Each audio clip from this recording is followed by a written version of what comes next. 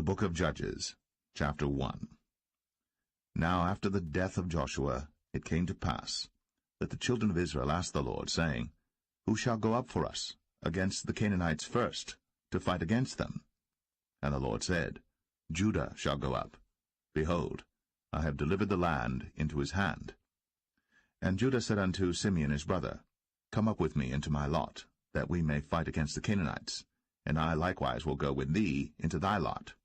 So Simeon went with him, and Judah went up, and the Lord delivered the Canaanites and the Perizzites into their hand, and they slew of them in Bezek 10,000 men. And they found Adoni-Bezek in Bezek, and they fought against him, and they slew the Canaanites and the Perizzites. But Adoni-Bezek fled, and they pursued after him, and caught him, and cut off his thumbs and his great toes. And Adoni-Bezek said, 70 kings, having their thumbs and their great toes cut off, gathered their meat under my table, as I have done, so God hath requited me. And they brought him to Jerusalem, and there he died. Now the children of Judah had fought against Jerusalem, and had taken it, and smitten it with the edge of the sword, and set the city on fire. And afterward the children of Judah went down to fight against the Canaanites, that dwelt in the mountain, and in the south, and in the valley. And Judah went against the Canaanites that dwelt in Hebron. Now the name of Hebron before was Kirjath-Arba. And they slew Sheshai, and Ahiman, and Talmai. And from thence he went against the inhabitants of Debir. And the name of Debir before was Kirjath-Sepher. And Caleb said, He that smiteth Kirjath-Sepher, and taketh it, to him will I give Achsah my daughter to wife. And Othniel the son of Kenaz, Caleb's younger brother, took it. And he gave him Achsah his daughter to wife. And it came to pass, when she came to him, that she moved him to ask of her father a field. And she lighted from off her ass. And Caleb said unto her, What wilt thou? And she said unto him, Give me a blessing, for thou hast given me a southland. Give me also springs of water. And Caleb gave her the upper springs and the nether springs. And the children of the Kenite, Moses' father-in-law, went up out of the city of palm trees, with the children of Judah into the wilderness of Judah, which lieth in the south of Arad. And they went and dwelt among the people. And Judah went with Simeon his brother, and they slew the Canaanites that inhabited Zephath, and utterly destroyed it. And the name of the city was called Hormah. Also Judah took Gaza with the coast thereof, and Askelon with the coast thereof, and Ekron with the coast thereof. And the Lord was with Judah, and he drave out the inhabitants of the mountain, but could not drive out the inhabitants of the valley, because they had chariots of iron. And they gave Hebron unto Caleb, as Moses said. And he expelled thence the 3 sons of Anak. And the children of Benjamin did not drive out the Jebusites that inhabited Jerusalem, but the Jebusites dwell with the children of Benjamin in Jerusalem unto this day. And the house of Joseph, they also went up against Bethel, and the Lord was with them. And the house of Joseph sent to descry Bethel. Now the name of the city before was Luz. And the spies saw a man come forth out of the city, and they said unto him, Show us, we pray thee, the entrance into the city, and we will show thee mercy. And when he showed them the entrance into the city, they smote the city with the edge of the sword, but they let go the man and all his family. And the man went into the land of the Hittites, and built a city, and called the name thereof Luz, which is the name thereof unto this day.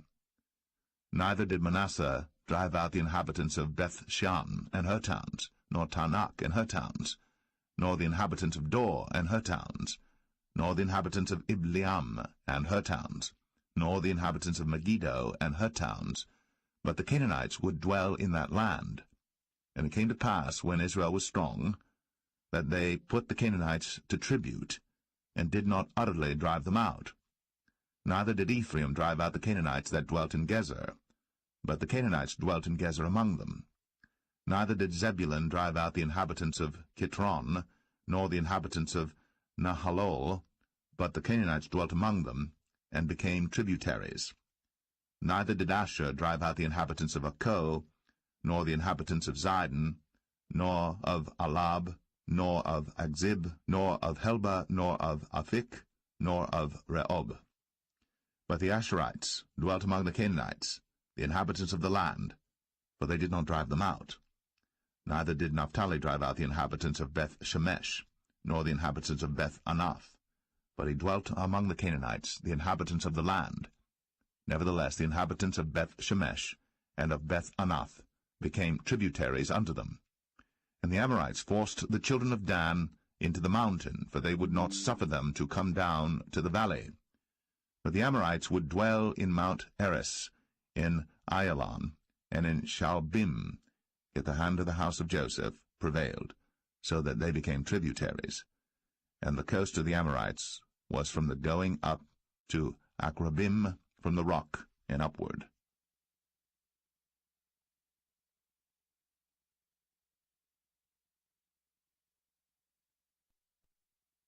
Judges 2.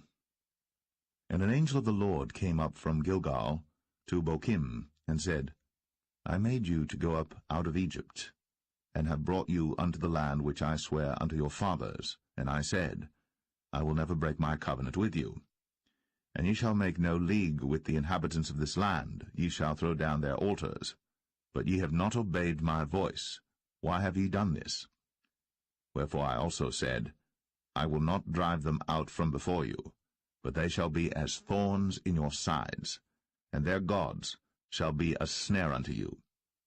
And it came to pass, when the angel of the Lord spake these words unto all the children of Israel, that the people lifted up their voice, and wept. And they called the name of that place Bochim, and they sacrificed there unto the Lord. And when Joshua had let the people go, the children of Israel went every man unto his inheritance to possess the land. And the people served the Lord all the days of Joshua, and all the days of the elders that outlived Joshua, who had seen all the great works of the Lord that he did for Israel. And Joshua the son of Nun, the servant of the Lord, died, being 110 years old. And they buried him in the border of his inheritance, in Timnath-Eres, in the mount of Ephraim, on the north side of the hill Gaash. And also all that generation were gathered unto their fathers. And there arose another generation after them, which knew not the Lord, nor yet the works which he had done for Israel. And the children of Israel did evil in the sight of the Lord, and served Baalim. And they forsook the Lord God of their fathers, which brought them out of the land of Egypt, and followed other gods of the people that were round about them, and bowed themselves unto them, and provoked the Lord to anger. And they forsook the Lord, and served Baal and Ashtoreth. And the anger of the Lord was hot against Israel, and he delivered them into the hands of spoilers that spoiled them, and he sold them into the hands of their enemies round about, so that they could not any longer stand before their enemies.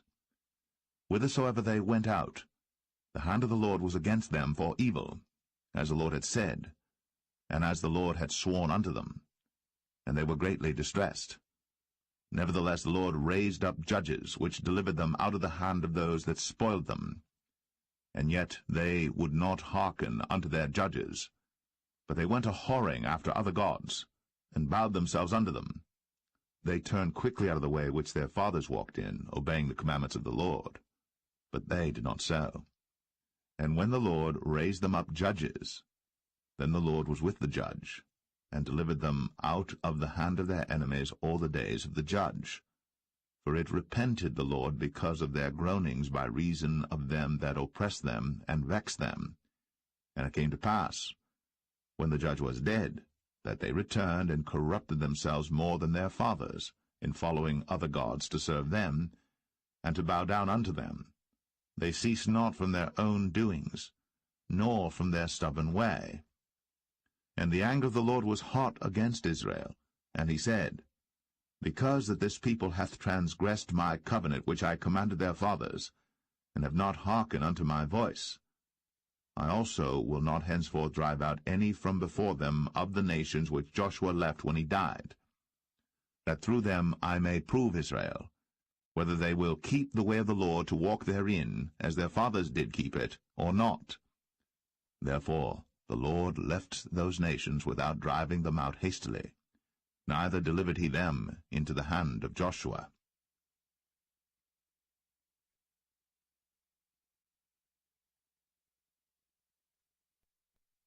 Judges 3. Now these are the nations which the Lord left, to prove Israel by them, even as many of Israel as had not known all the wars of Canaan, only that the generations of the children of Israel might know, to teach them war, at the least such as before knew nothing thereof. Namely, 5 lords of the Philistines, and all the Canaanites, and the Sidonians, and the Hivites, that dwelt in Mount Lebanon, from Mount Baal-Hermon unto the entering in of Hamath. And they were to prove Israel by them, to know whether they would hearken unto the commandments of the Lord, which he commanded their fathers by the hand of Moses. And the children of Israel dwelt among the Canaanites, Hittites, and Amorites, and Perizzites, and Hivites, and Jebusites. And they took their daughters to be their wives, and gave their daughters to their sons, and served their gods. And the children of Israel did evil in the sight of the Lord, and forgat the Lord their God, and served Baalim and the groves.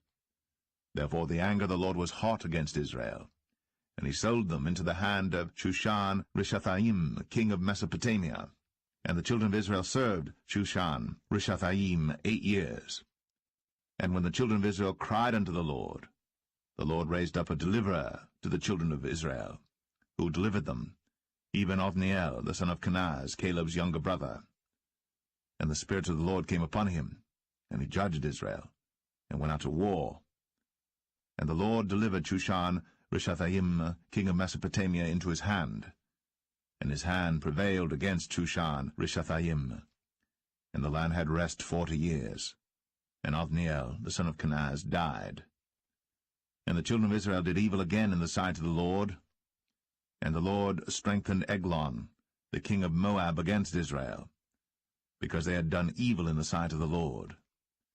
And he gathered unto him the children of Ammon and Amalek, and went and smote Israel, and possessed the city of palm trees. So the children of Israel served Eglon, the king of Moab, 18 years. But when the children of Israel cried unto the Lord raised them up a deliverer, Ehud the son of Gera, a Benjamite, a man left-handed. And by him the children of Israel sent a present unto Eglon, the king of Moab. But Ehud made him a dagger, which had 2 edges of a cubit length, and he did gird it under his raiment, upon his right thigh. And he brought the present unto Eglon, king of Moab. And Eglon was a very fat man. And when he had made an end to offer the present, he sent away the people that bare the present. But he himself turned again from the quarries that were by Gilgal, and said, I have a secret errand unto thee, O king. Who said, Keep silence. And all that stood by him went out from him. And Ehud came unto him, and he was sitting in a summer parlor, which he had for himself alone. And Ehud said, I have a message from God unto thee. And he rose out of his seat. And Ehud put forth his left hand, and took the dagger from his right thigh, and thrust it into his belly. And the haft also went in after the blade, and the fat closed upon the blade, so that he could not draw the dagger out of his belly. And the dirt came out. Then Ehud went forth through the porch, and shut the doors of the parlor upon him, and locked them. When he was gone out, his servants came, and when they saw that, behold, the doors of the parlor were locked, they said, Surely he covereth his feet in his summer chamber. And they tarried till they were ashamed, and behold, he opened not the doors of the parlor. Therefore they took a key, and opened them, and behold, their lord was fallen down dead on the earth. And Ehud escaped while they tarried, and passed beyond the quarries, and escaped unto Seirath. And it came to pass, when he was come, that he blew a trumpet in the mountain of Ephraim, and the children of Israel went down with him from the mount, and he before them. And he said unto them, Follow after me, for the Lord hath delivered your enemies the Moabites into your hand. And they went down after him, and took the fords of Jordan toward Moab, and suffered not a man to pass over. And they slew of Moab at that time about 10,000 men, all lusty, and all men of valor, and there escaped not a man. So Moab was subdued that day under the hand of Israel, and the land had rest 80 years. And after him was Shamgar the son of Anath, which slew the Philistines, 600 men with an ox goad, and he also delivered Israel.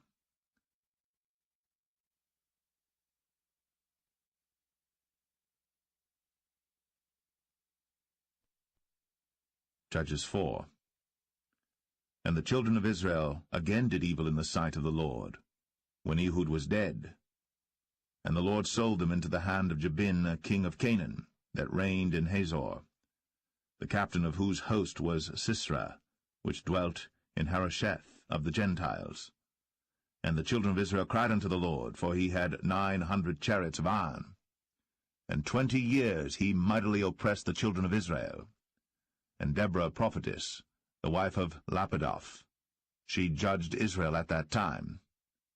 And she dwelt under the palm tree of Deborah between Ramah and Bethel in Mount Ephraim. And the children of Israel came up to her for judgment. And she sent and called Barak, the son of Abinoam, out of Kadesh Naphtali, and said unto him, Hath not the Lord God of Israel commanded, saying, Go and draw toward Mount Tabor, and take with thee 10,000 men of the children of Naphtali and of the children of Zebulun? And I will draw unto thee to the river Kishon Sisera, the captain of Jabin's army, with his chariots and his multitude, and I will deliver him into thine hand. And Barak said unto her, If thou wilt go with me, then I will go. But if thou wilt not go with me, then I will not go. And she said, I will surely go with thee. Notwithstanding the journey that thou takest shall not be for thine honour, for the Lord shall sell Sisera into the hand of a woman. And Deborah rose, and went with Barak to Kadesh. And Barak called Zebulun and Naphtali to Kadesh. And he went up with 10,000 men at his feet, and Deborah went up with him. Now Heber the Kenite, which was of the children of Hobab, the father-in-law of Moses, had severed himself from the Kenites, and pitched his tent unto the plain of Zanaim, which is by Kadesh. And they showed Sisera that Barak the son of Abinoam was gone up to Mount Tabor.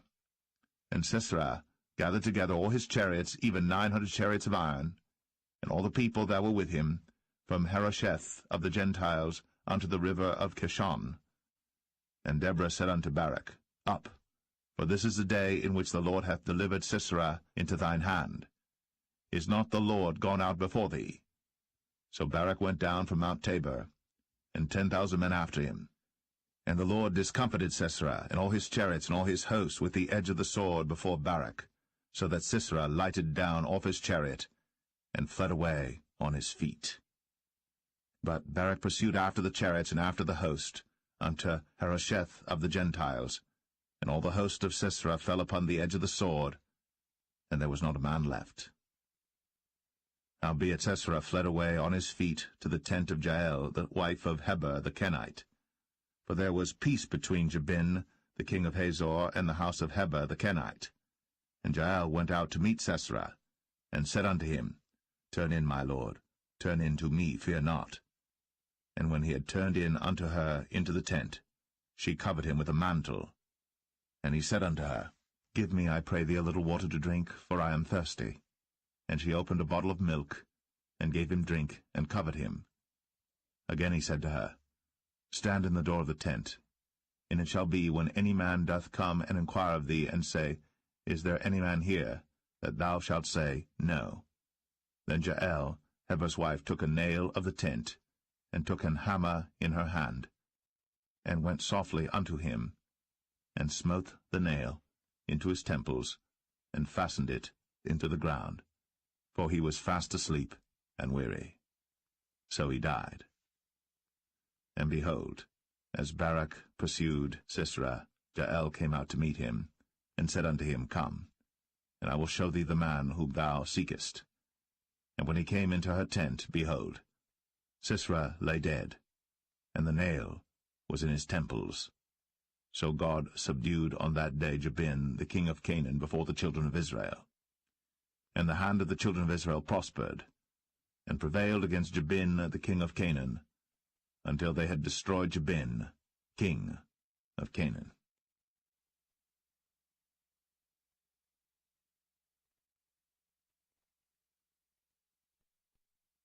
Judges 5. Then sang Deborah and Barak, the son of Abinoam, on that day, saying, Praise ye the Lord for the avenging of Israel, when the people willingly offered themselves. Hear, O ye kings, give ear, O ye princes. I, even I, will sing unto the Lord. I will sing praise to the Lord God of Israel. Lord, when thou wentest out of Seir, when thou marchedst out of the field of Edom, the earth trembled, and the heavens dropped. The clouds also dropped water.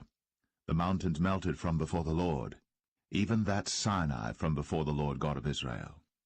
In the days of Shamgar the son of Anath, in the days of Jael, the highways were unoccupied, and the travelers walked through byways. The inhabitants of the villages ceased. They ceased in Israel until that I, Deborah, arose, that I arose a mother in Israel. They chose new gods.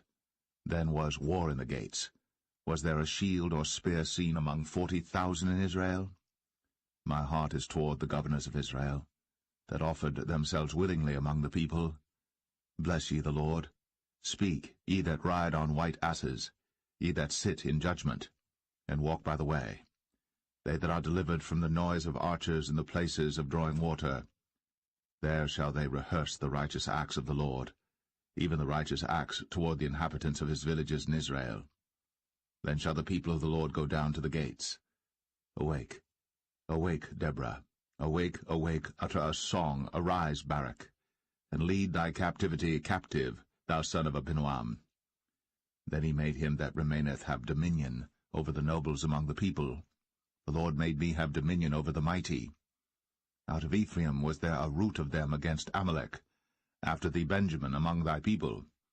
Out of Machir came down governors, and out of Zebulun they that handle the pen of the writer. And the princes of Issachar were with Deborah, even Issachar, and also Barak. He was sent on foot into the valley.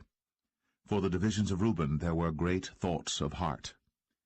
Why abodest thou among the sheepfolds, to hear the bleatings of the flocks? For the divisions of Reuben there were great searchings of heart. Gilead abode beyond Jordan.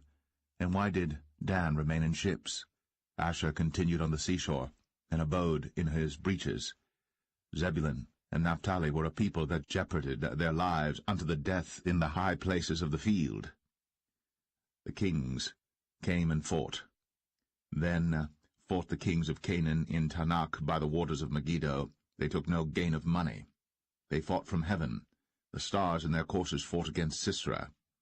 The river of Kishon swept them away, that ancient river, the river Kishon. O my soul, thou hast trodden down strength. Then were the horse hoofs broken by the means of the prancings of their mighty ones. Curse ye Maros, said the angel of the Lord. Curse ye bitterly the inhabitants thereof, because they came not to the help of the Lord, against the mighty.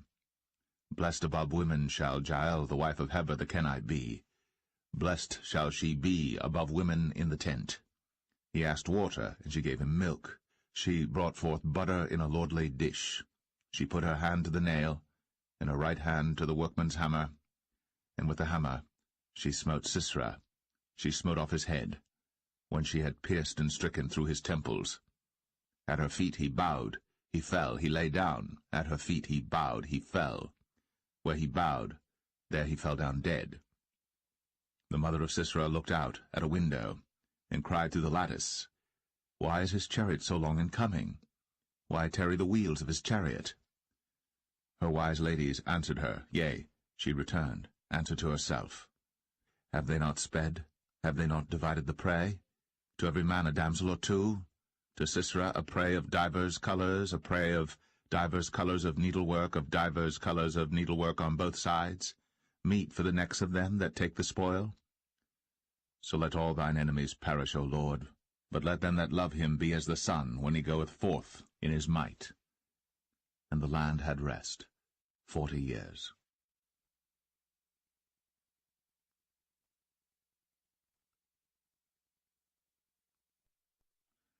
Judges 6. And the children of Israel did evil in the sight of the Lord, and the Lord delivered them into the hand of Midian 7 years. And the hand of Midian prevailed against Israel, and because of the Midianites, the children of Israel made them the dens which are in the mountains and caves and strongholds. And so it was, when Israel had sown, that the Midianites came up, and the Amalekites and the children of the east, even they came up against them, and they encamped against them, and destroyed the increase of the earth, till thou come unto Gaza, and left no sustenance for Israel, neither sheep, nor ox, nor ass. For they came up with their cattle and their tents, and they came as grasshoppers for multitude, for both they and their camels were without number. And they entered into the land to destroy it. And Israel was greatly impoverished because of the Midianites, and the children of Israel cried unto the Lord.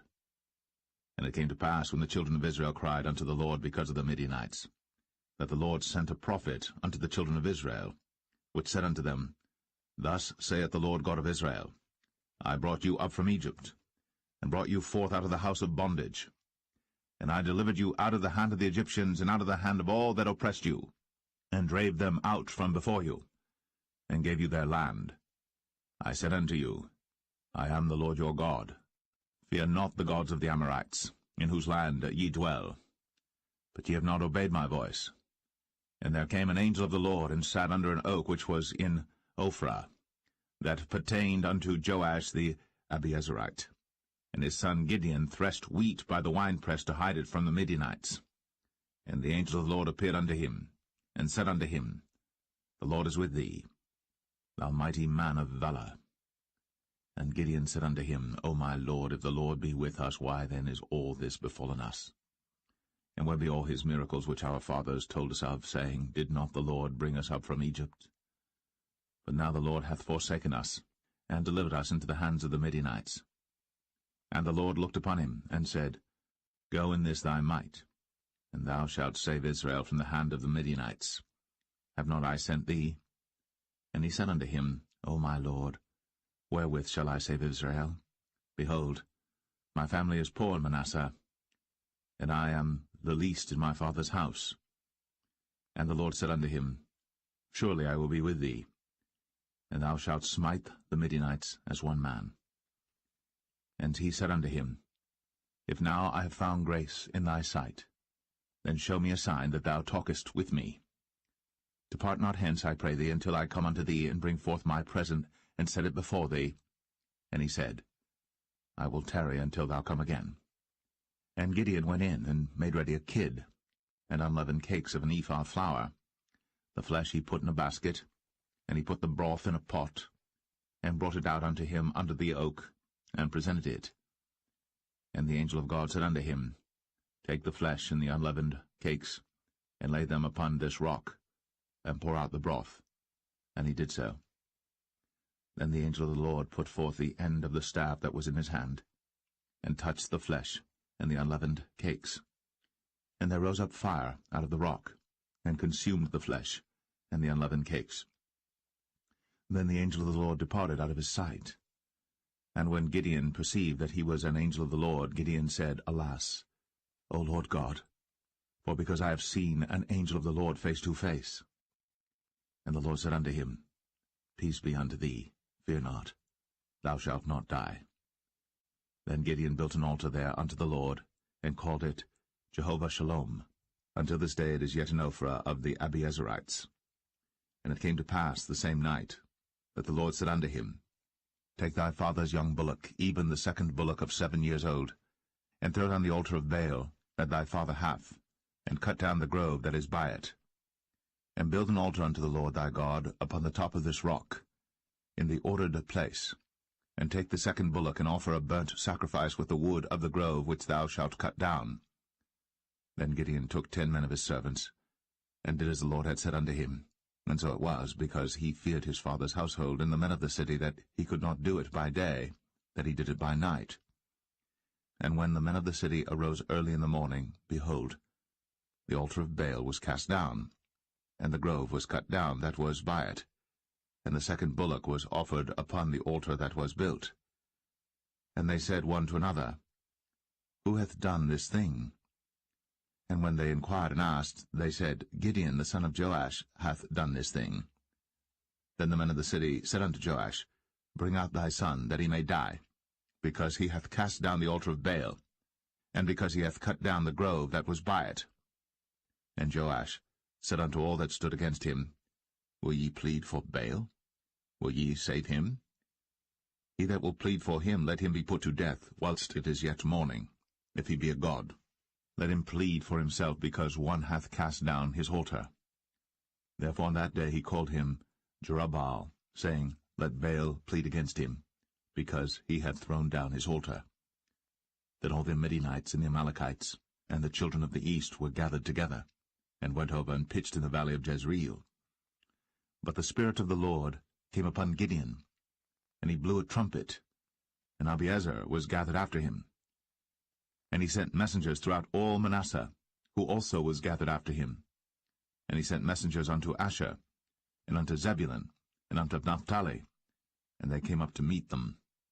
And Gideon said unto God, If thou wilt save Israel by mine hand, as thou hast said, behold, I will put a fleece of wool in the floor. And if the dew be on the fleece only, and it be dry upon all the earth beside, then shall I know that thou wilt save Israel by mine hand, as thou hast said. And it was so. For he rose up early on the morrow, and thrust the fleece together, and wring the dew out of the fleece, a bowl full of water. And Gideon said unto God, Let not thine anger be hot against me, and I will speak but this once. Let me prove, I pray thee, but this once with the fleece. Let it now be dry only upon the fleece, and upon all the ground let there be dew. And God did so that night, for it was dry upon the fleece only, and there was dew on all the ground.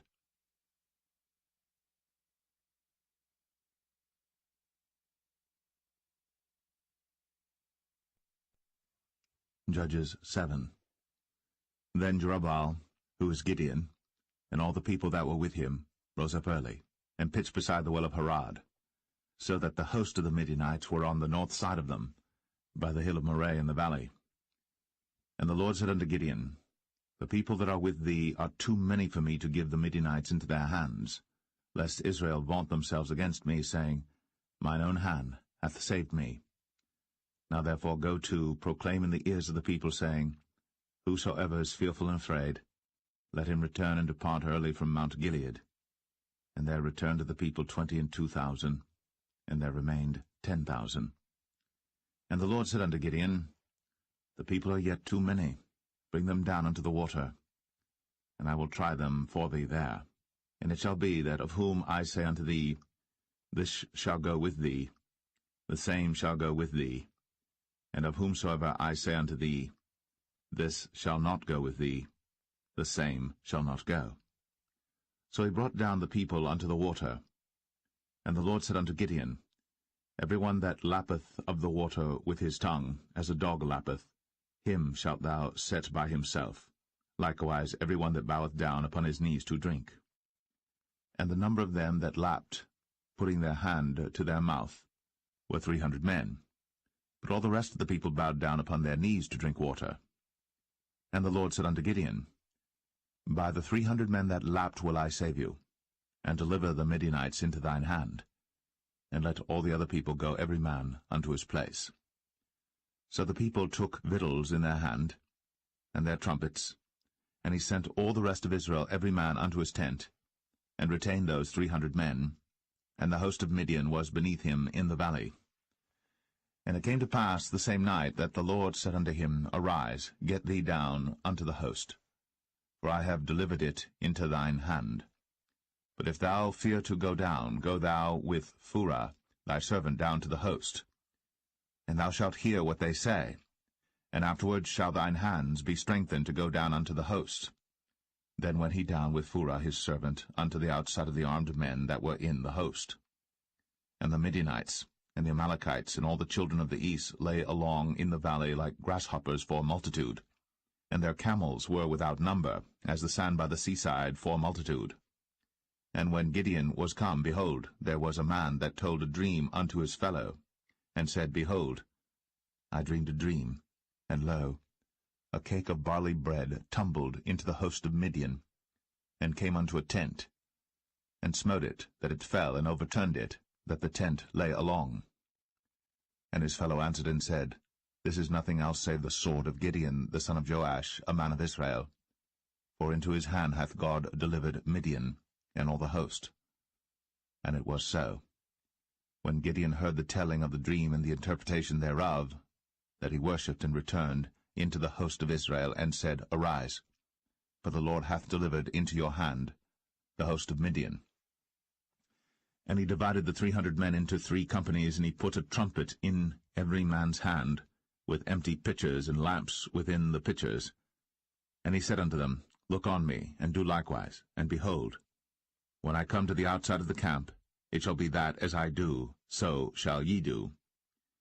When I blow with the trumpet, I and all that are with me, then blow ye the trumpets also on every side of all the camp, and say, The sword of the Lord and of Gideon. So Gideon and the 100 men that were with him came unto the outside of the camp in the beginning of the middle watch. And they had but newly set the watch, and they blew the trumpets, and brake the pitchers that were in their hands.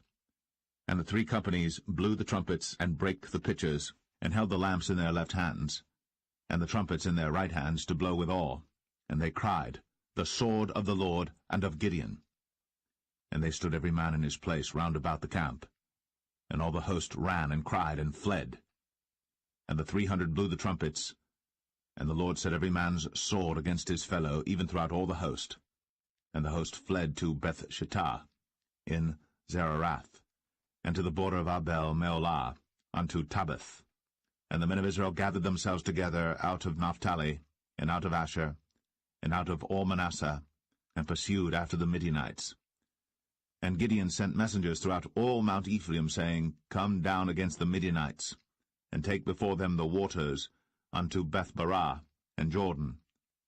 Then all the men of Ephraim gathered themselves together, and took the waters unto Beth-barah and Jordan. And they took 2 princes of the Midianites, Oreb and Zeb. And they slew Oreb upon the rock Oreb, and Zeb they slew at the winepress of Zeb, and pursued Midian, and brought the heads of Oreb and Zeb to Gideon on the other side Jordan.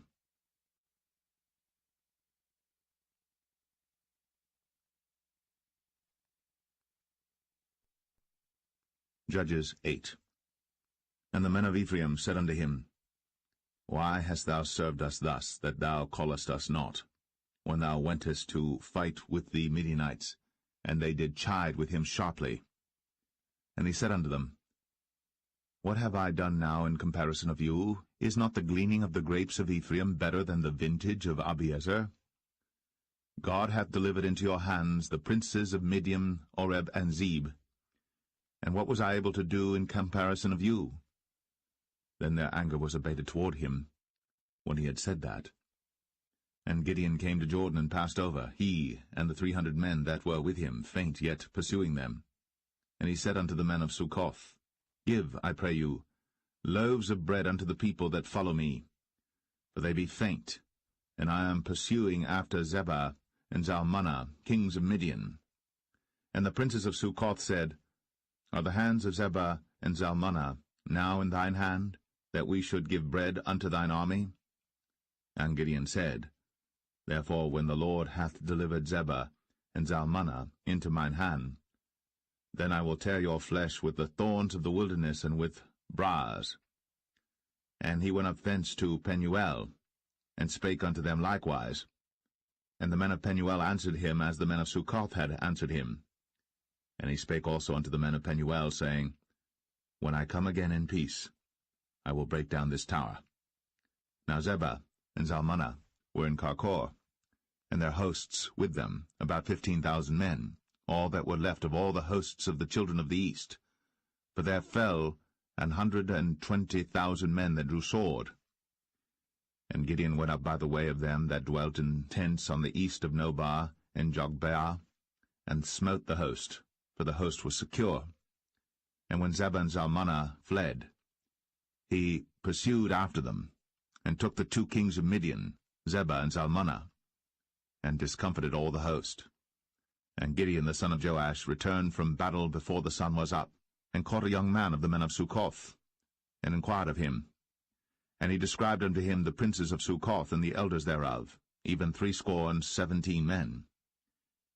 And he came unto the men of Succoth, and said, Behold, Zebah and Zalmunna, with whom ye did upbraid me, saying, Are the hands of Zebah and Zalmunna now in thine hand, that we should give bread unto thy men that are weary? And he took the elders of the city, and thorns of the wilderness, and briars, and with them he taught the men of Succoth. And he beat down the tower of Penuel, and slew the men of the city. Then said he unto Zebah and Zalmunna, What manner of men were they whom ye slew at Tabor? And they answered, As thou art, so were they. Each one resembled the children of a king. And he said, They were my brethren, even the sons of my mother. As the Lord liveth, if ye had saved them alive, I would not slay you. And he said unto Jether his firstborn, Up, and slay them. But the youth drew not his sword, for he feared, because he was yet a youth. Then Zebah and Zalmunna said, Rise thou, and fall upon us, for as the man is, so is his strength. And Gideon arose, and slew Zebah and Zalmunna, and took away the ornaments that were on their camels' necks. Then the men of Israel said unto Gideon, Rule thou over us, both thou and thy son, and thy son's son also, for thou hast delivered us from the hand of Midian. And Gideon said unto them, I will not rule over you, neither shall my son rule over you. The Lord shall rule over you. And Gideon said unto them, I would desire a request of you, that ye would give me every man the earrings of his prey. For they had golden earrings, because they were Ishmaelites. And they answered, We will willingly give them. And they spread a garment, and did cast therein every man the earrings of his prey. And the weight of the golden earrings that he requested was 1,700 shekels of gold, beside ornaments and collars and purple raiment that was on the king of Midian, and beside the chains that were about their camels' necks. And Gideon made an ephod thereof, and put it in his city, even in Ophrah. And all Israel went thither a-whoring after it, which thing became a snare unto Gideon and to his house. Thus was Midian subdued before the children of Israel, so that they lifted up their heads no more. And the country was in quietness 40 years in the days of Gideon. And Jerubbaal the son of Joash went and dwelt in his own house. And Gideon had 70 sons of his body begotten, for he had many wives. And his concubine that was in Shechem, she also bare him a son, whose name he called Abimelech. And Gideon the son of Joash died in a good old age, and was buried in the sepulchre of Joash his father, in Ophrah of the Abiezerites. And it came to pass, as soon as Gideon was dead, that the children of Israel turned again, and went a-whoring after Baalim, and made Baal-berith their god. And the children of Israel remembered not the Lord their God, who had delivered them out of the hands of all their enemies on every side. Neither showed they kindness to the house of Jerubbaal, namely Gideon, according to all the goodness which he had shown unto Israel.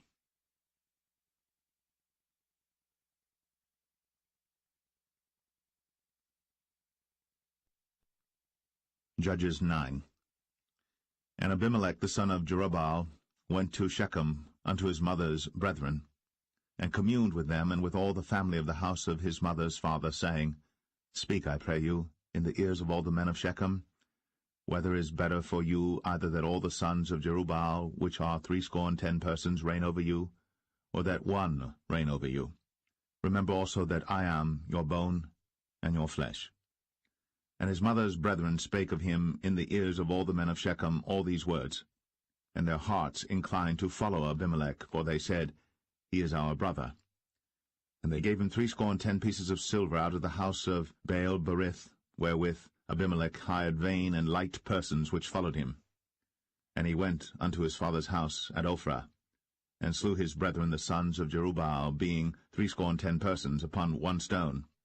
Notwithstanding yet Jotham, the youngest son of Jerubbaal, was left, for he hid himself. And all the men of Shechem gathered together, and all the house of Millo, and went, and made Abimelech king by the plain of the pillar that was in Shechem. And when they told it to Jotham, he went and stood in the top of Mount Gerizim, and lifted up his voice, and cried and said unto them, Hearken unto me, ye men of Shechem, that God may hearken unto you. The trees went forth on a time to anoint a king over them, and they said unto the olive tree, Reign thou over us. But the olive tree said unto them, Should I leave my fatness, wherewith by me they honour God and man, and go to be promoted over the trees? And the trees said to the fig tree, Come thou, and reign over us. But the fig tree said unto them, Should I forsake my sweetness and my good fruit, and go to be promoted over the trees? Then said the trees unto the vine, Come thou, and reign over us.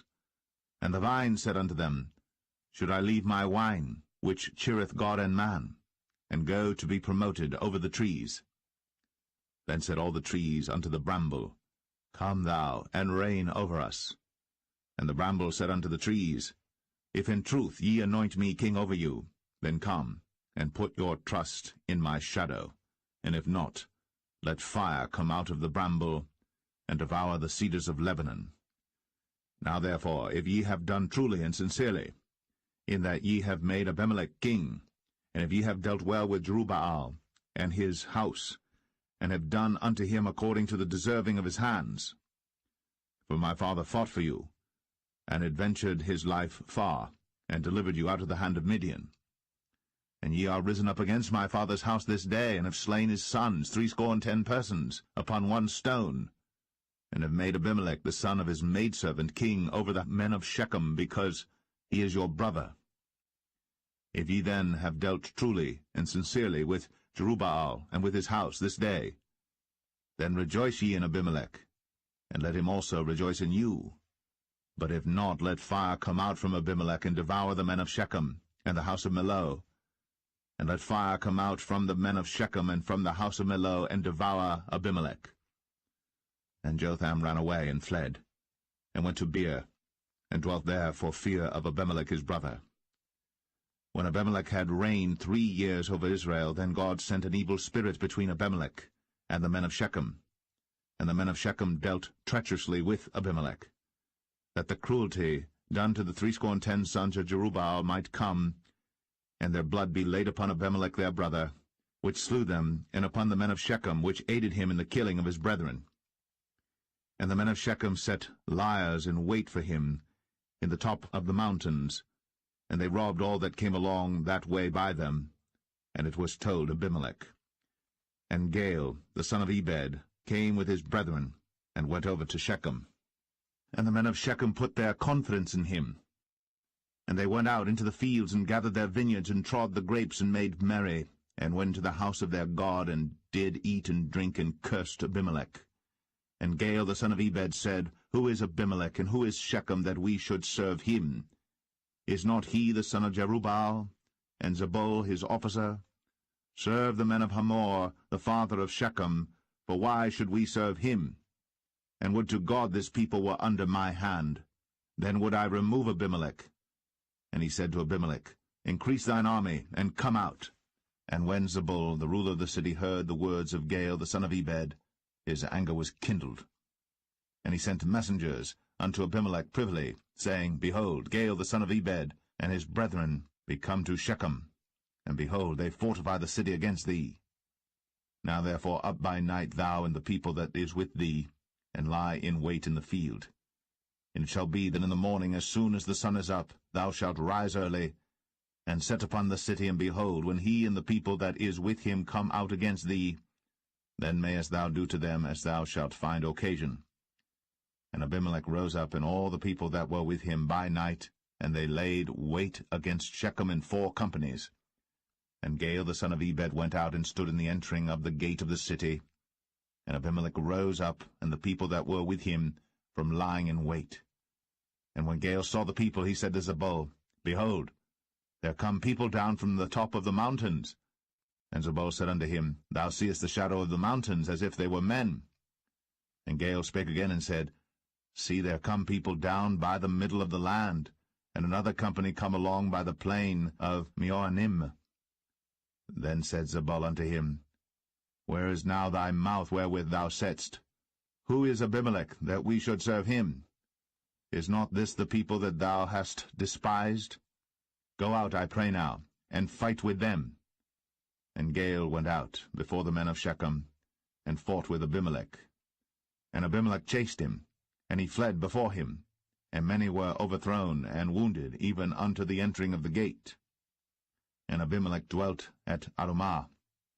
And Zebul thrust out Gaal and his brethren, that they should not dwell in Shechem. And it came to pass on the morrow that the people went out into the field. And they told Abimelech. And he took the people and divided them into 3 companies, and laid wait in the field, and looked. And behold, the people were come forth out of the city. And he rose up against them, and smote them. And Abimelech and the company that was with him rushed forward, and stood in the entering of the gate of the city. And the 2 other companies ran upon all the people that were in the fields, and slew them.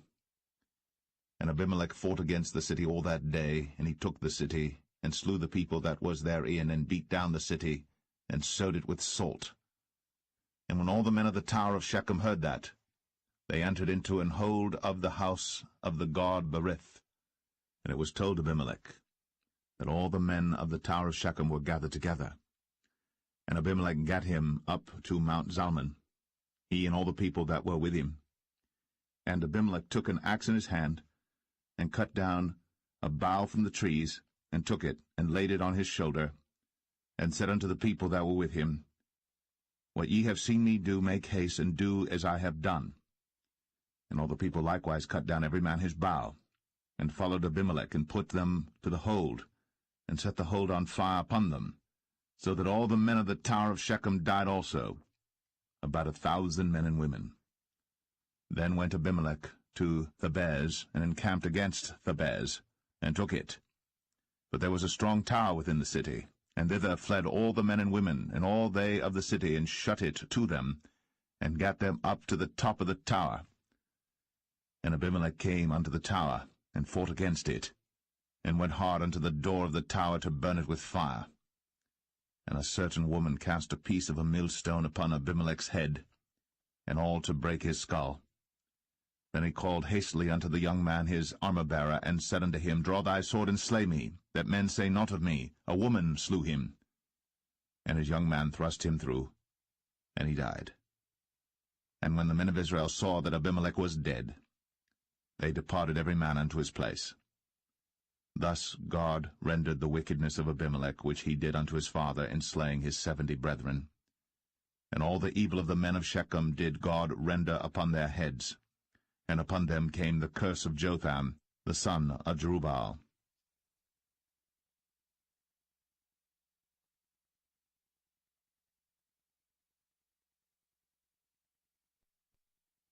Judges 10.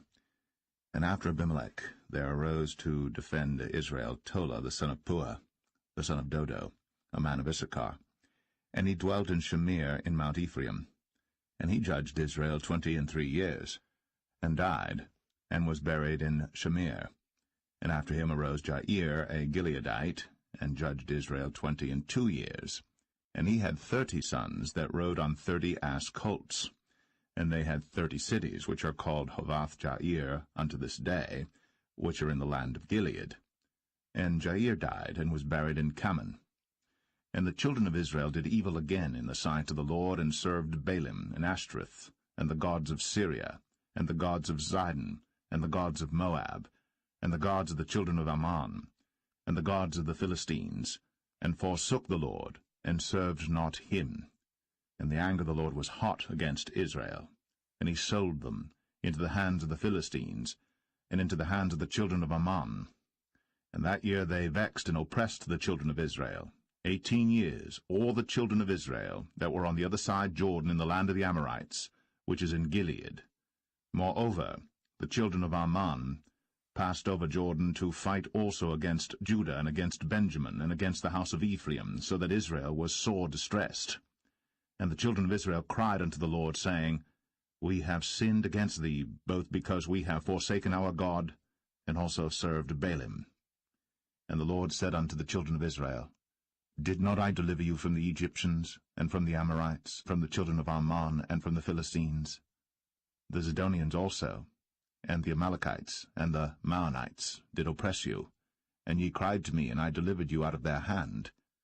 Yet ye have forsaken me, and served other gods, wherefore I will deliver you no more. Go, and cry unto the gods which ye have chosen, let them deliver you in the time of your tribulation. And the children of Israel said unto the Lord, We have sinned. Do thou unto us whatsoever seemeth good unto thee. Deliver us only, we pray thee, this day. And they put away the strange gods from among them, and served the Lord. And his soul was grieved for the misery of Israel. Then the children of Ammon were gathered together, and encamped in Gilead. And the children of Israel assembled themselves together, and encamped in Mizpeh. And the people and princes of Gilead said one to another, What man is he that will begin to fight against the children of Ammon? He shall be head over all the inhabitants of Gilead.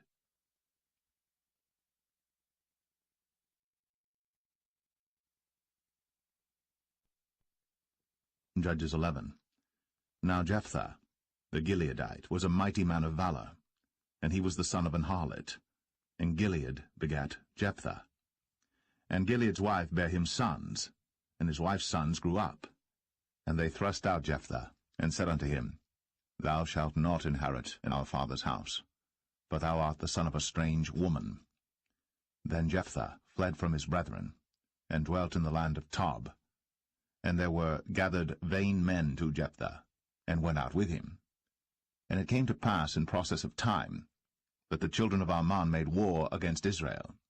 And it was so, that when the children of Ammon made war against Israel, the elders of Gilead went to fetch Jephthah out of the land of Tob. And they said unto Jephthah, Come, and be our captain, that we may fight with the children of Ammon. And Jephthah said unto the elders of Gilead, Did not ye hate me, and expel me out of my father's house? And why are ye come unto me now, when ye are in distress? And the elders of Gilead said unto Jephthah, Therefore we turn again to thee now, that thou mayest go with us, and fight against the children of Ammon, and be our head over all the inhabitants of Gilead. And Jephthah said unto the elders of Gilead, If ye bring me home again to fight against the children of Ammon, and the Lord deliver them before me, shall I be your head?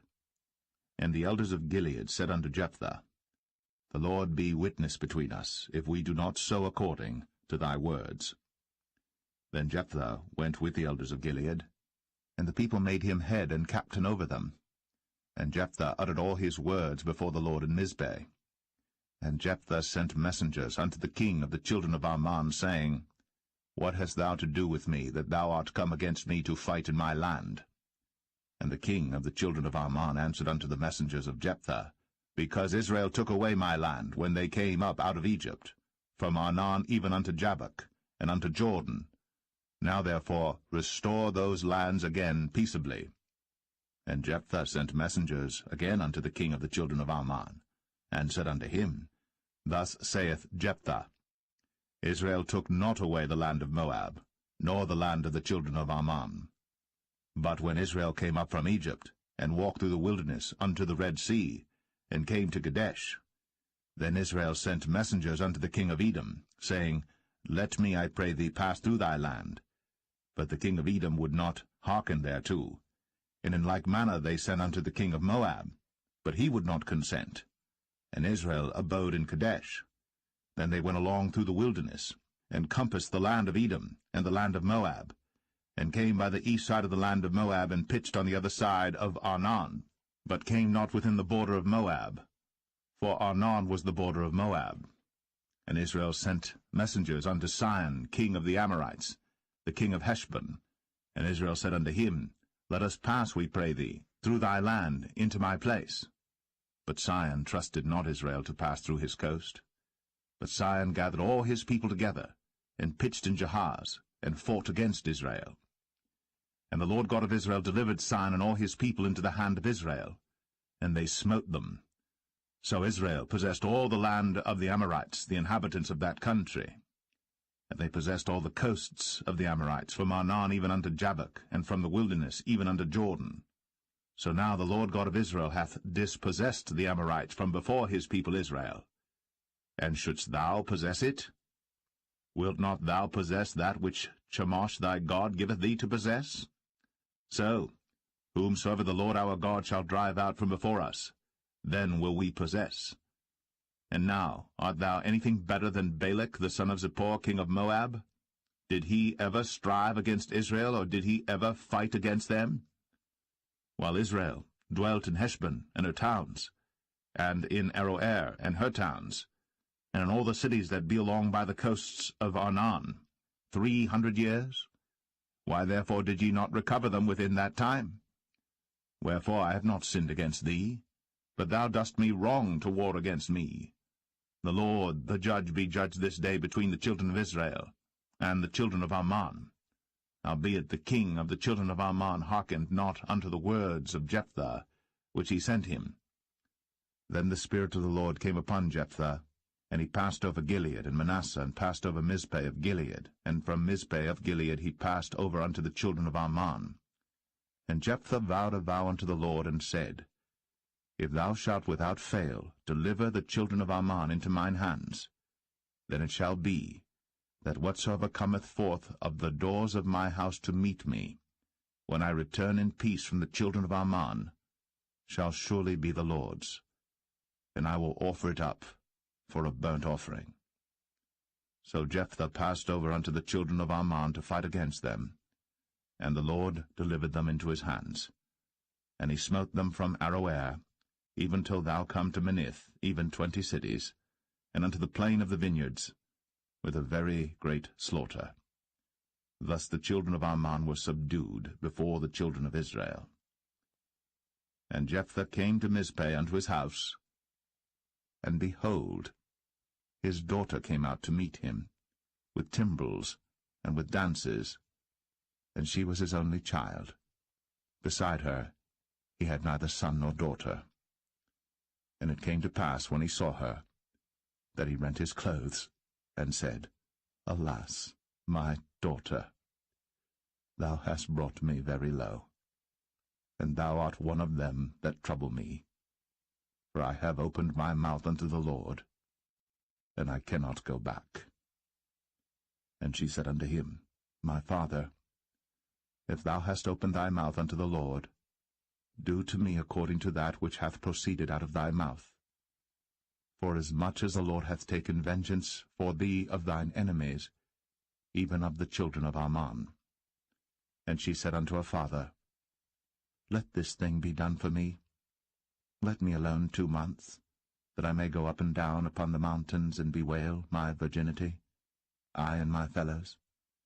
And he said, Go. And he sent her away for 2 months. And she went with her companions, and bewailed her virginity upon the mountains. And it came to pass at the end of 2 months, that she returned unto her father, who did with her according to his vow which he had vowed. And she knew no man. And it was a custom in Israel, that the daughters of Israel went yearly to lament the daughter of Jephthah the Gileadite, 4 days in a year.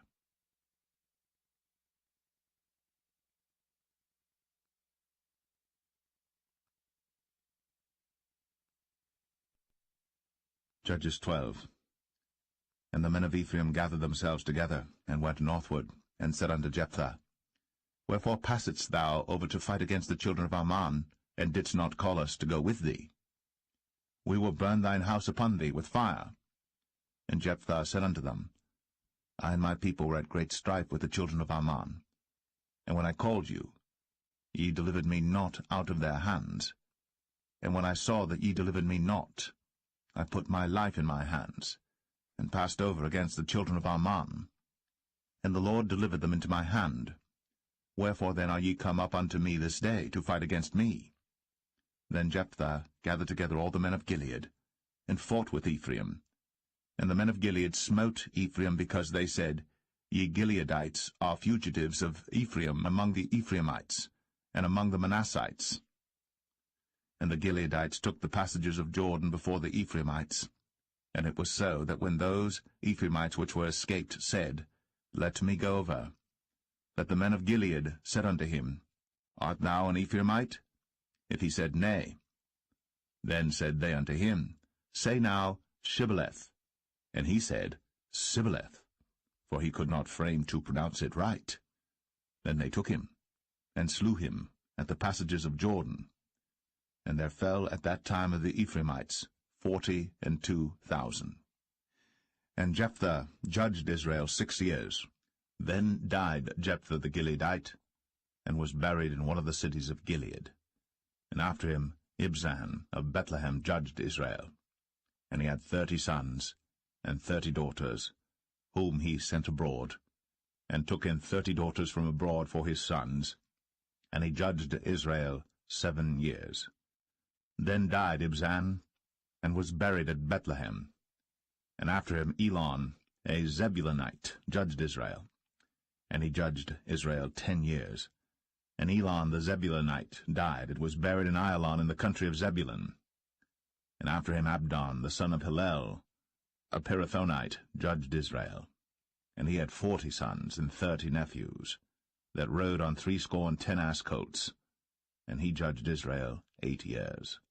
And Abdon, the son of Hillel, the Pirathonite, died, and was buried in Pirathon, in the land of Ephraim, in the mount of the Amalekites.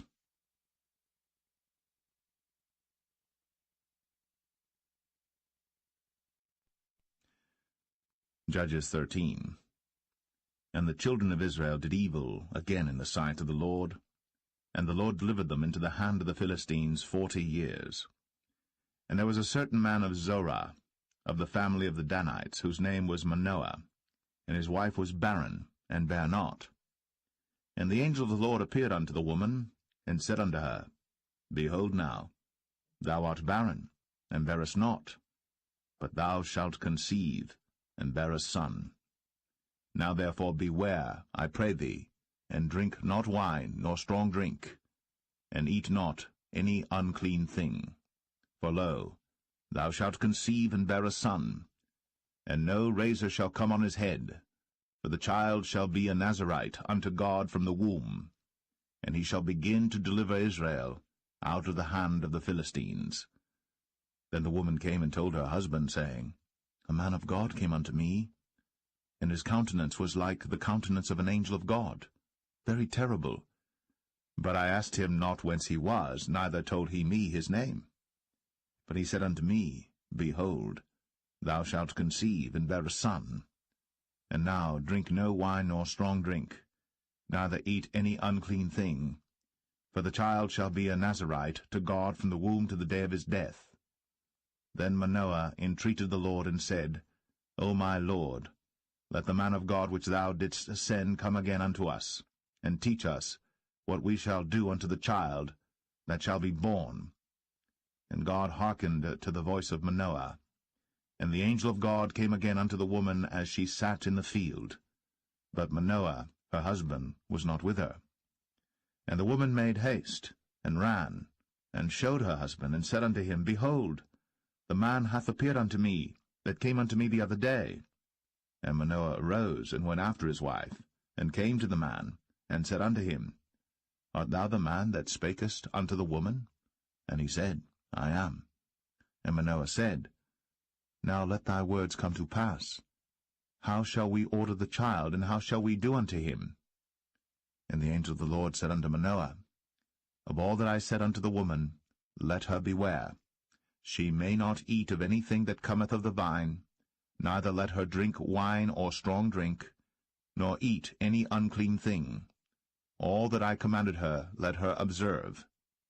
And Manoah said unto the angel of the Lord, I pray thee, let us detain thee, until we shall have made ready a kid for thee. And the angel of the Lord said unto Manoah, Though thou detain me, I will not eat of thy bread. And if thou wilt offer a burnt offering, thou must offer it unto the Lord. For Manoah knew not that he was an angel of the Lord. And Manoah said unto the angel of the Lord, What is thy name, that when thy sayings come to pass, we may do thee honor? And the angel of the Lord said unto him, Why askest thou thus after my name, seeing it is secret? So Manoah took a kid with a meat offering, and offered it upon a rock unto the Lord. And the angel did wondrously. And Manoah and his wife looked on. For it came to pass, when the flame went up toward heaven from off the altar, that the angel of the Lord ascended in the flame of the altar. And Manoah and his wife looked on it, and fell on their faces to the ground. But the angel of the Lord did no more appear to Manoah and to his wife. Then Manoah knew that he was an angel of the Lord. And Manoah said unto his wife, We shall surely die, because we have seen God. But his wife said unto him, If the Lord were pleased to kill us, he would not have received a burnt offering and a meat offering at our hands, neither would he have shown us all these things, nor would as at this time have told us such things as these. And the woman bare a son, and called his name Samson. And the child grew, and the Lord blessed him. And the Spirit of the Lord began to move him at times in the camp of Dan, between Zorah and Eshtaol.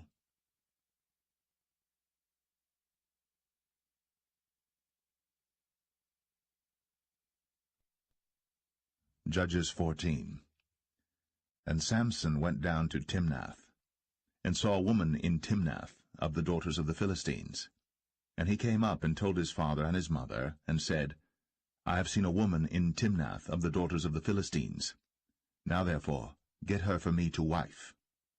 Then his father and his mother said unto him, Is there never a woman among the daughters of thy brethren, or among all my people, that thou goest to take a wife of the uncircumcised Philistines? And Samson said unto his father, Get her for me, for she pleaseth me well. But his father and his mother knew not that it was of the Lord that he sought an occasion against the Philistines, for at that time the Philistines had dominion over Israel.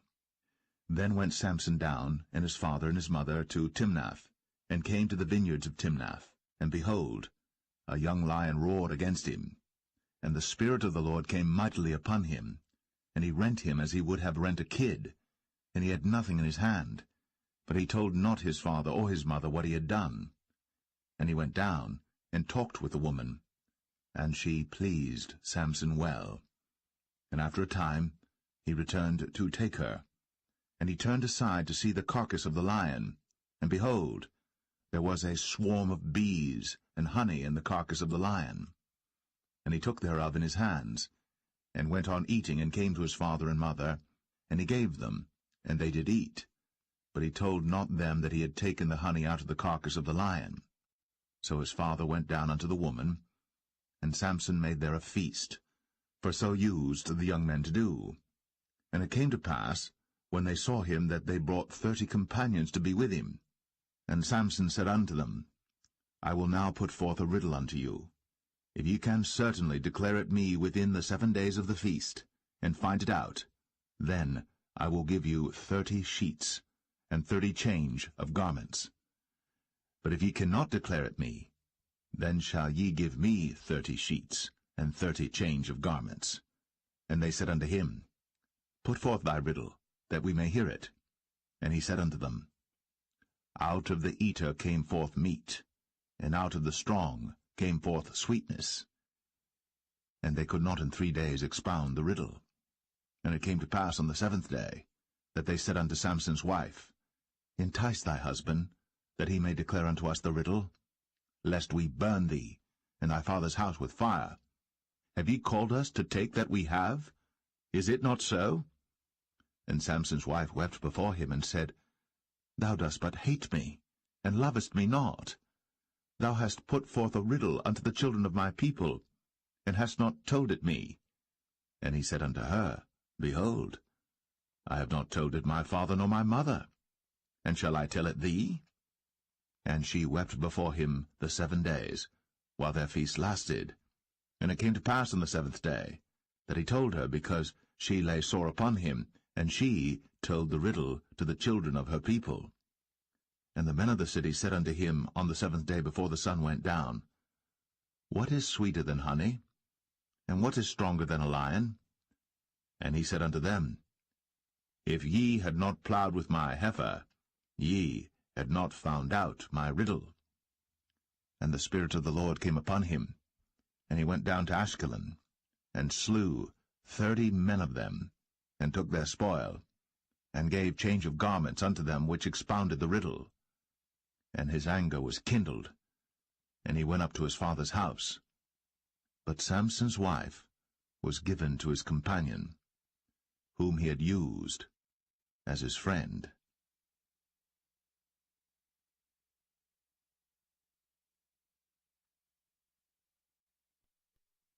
Judges 15. But it came to pass within a while after, in the time of wheat harvest, that Samson visited his wife with a kid, and he said, I will go in to my wife into the chamber. But her father would not suffer him to go in. And her father said, I verily thought that thou hadst utterly hated her. Therefore I gave her to thy companion. Is not her younger sister fairer than she? Take her, I pray thee, instead of her. And Samson said concerning them, Now shall I be more blameless than the Philistines, though I do them a displeasure. And Samson went, and caught 300 foxes, and took firebrands, and turned tail to tail, and put a firebrand in the midst between two tails. And when he had set the brands on fire, he let them go into the standing corn of the Philistines, and burnt up both the shocks, and also the standing corn with the vineyards and olives. Then the Philistines said, Who hath done this? And they answered, Samson, the son-in-law of the Timnite, because he had taken his wife, and given her to his companion. And the Philistines came up, and burnt her and her father with fire. And Samson said unto them, Though ye have done this, yet will I be avenged of you, and after that I will cease. And he smote them hip and thigh with a great slaughter, and he went down and dwelt in the top of the rock Etam. Then the Philistines went up, and pitched in Judah, and spread themselves in Lehi. And the men of Judah said, Why are ye come up against us? And they answered, To bind Samson are we come up, to do to him as he hath done to us. Then 3,000 men of Judah went to the top of the rock Etam, and said to Samson, Knowest thou not that the Philistines are rulers over us? What is this that thou hast done unto us? And he said unto them, As they did unto me, so have I done unto them. And they said unto him, We are come down to bind thee, that we may deliver thee into the hand of the Philistines. And Samson said unto them, Swear unto me, that ye will not fall upon me yourselves. And they spake unto him, saying, No, but we will bind thee fast, and deliver thee into their hand. But surely we will not kill thee. And they bound him with 2 new cords, and brought him up from the rock. And when he came unto Lehi, the Philistines shouted against him, and the Spirit of the Lord came mightily upon him, and the cords that were upon his arms became as flax that was burnt with fire, and his bands loosed from off his hands. And he found a new jawbone of an ass, and put forth his hand, and took it, and slew 1,000 men therewith. And Samson said, With the jawbone of an ass, heaps upon heaps, with the jaw of an ass have I slain 1,000 men. And it came to pass, when he had made an end of speaking, that he cast away the jawbone out of his hand, and called that place Ramath-Lehi. And he was sore athirst, and called on the Lord, and said, Thou hast given this great deliverance into the hand of thy servant, and now shall I die for thirst, and fall into the hand of the uncircumcised? But God clave an hollow place that was in the jaw, and there came water thereout. And when he had drunk, his spirit came again, and he revived. Wherefore he called the name thereof En-Hakkore, which is in Lehi unto this day. And he judged Israel in the days of the Philistines 20 years.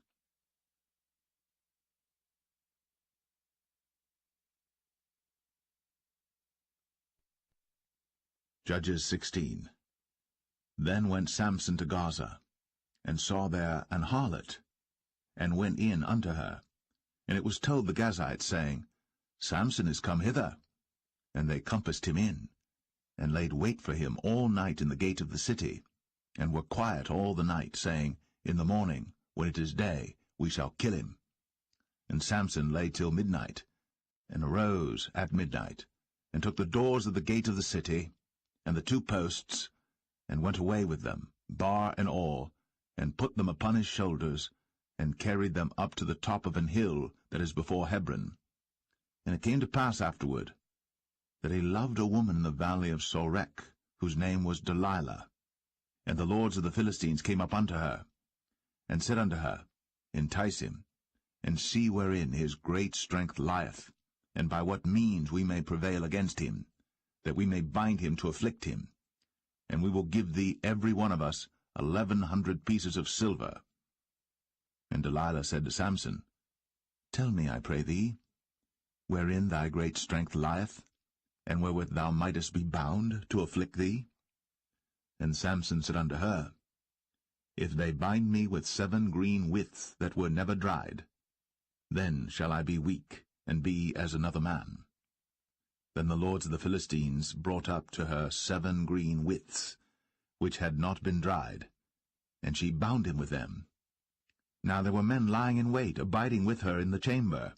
And she said unto him, The Philistines be upon thee, Samson. And he brake the withs, as a thread of tow is broken when it toucheth the fire. So his strength was not known. And Delilah said unto Samson, Behold, thou hast mocked me, and told me lies. Now tell me, I pray thee, wherewith thou mightest be bound. And he said unto her, If they bind me fast with new ropes, that never were occupied, then shall I be weak, and be as another man. Delilah therefore took new ropes, and bound him therewith, and said unto him, The Philistines be upon thee, Samson. And there were liers in wait, abiding in the chamber. And he brake them from off his arms like a thread. And Delilah said unto Samson, Hitherto thou hast mocked me, and told me lies. Tell me wherewith thou mightest be bound. And he said unto her, If thou weavest the 7 locks of my head with the web. And she fastened it with the pin, and said unto him, The Philistines be upon thee, Samson. And he awaked out of his sleep, and went away with the pin of the beam, and with the web. And she said unto him, How canst thou say, I love thee, when thine heart is not with me? Thou hast mocked me these 3 times, and hast not told me wherein thy great strength lieth. And it came to pass, when she pressed him daily with her words, and urged him, so that his soul was vexed unto death, that he told her all his heart, and said unto her, There hath not come a razor upon mine head, for I have been a Nazarite unto God from my mother's womb. If I be shaven, then my strength will go from me, and I shall become weak, and be like any other man. And when Delilah saw that he had told her all his heart, she sent and called for the lords of the Philistines, saying, Come up this once, for he hath shown me all his heart. Then the lords of the Philistines came up unto her, and brought money in their hand. And she made him sleep upon her knees, and she called for a man, and she caused him to shave off the 7 locks of his head, and she began to afflict him, and his strength went from him. And she said, The Philistines be upon thee, Samson. And he awoke out of his sleep, and said, I will go out as at other times before, and shake myself. And he wist not that the Lord was departed from him. But the Philistines took him, and put out his eyes, and brought him down to Gaza, and bound him with fetters of brass. And he did grind in the prison house. Howbeit, the hair of his head began to grow again after he was shaven.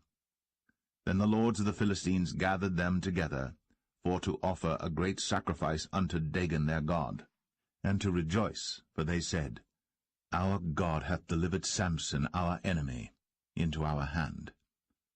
And when the people saw him, they praised their God, for they said, Our God hath delivered into our hands our enemy, and the destroyer of our country, which slew many of us.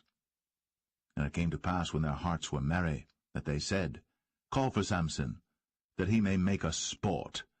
And they called for Samson out of the prison house, and he made them sport, and they set him between the pillars.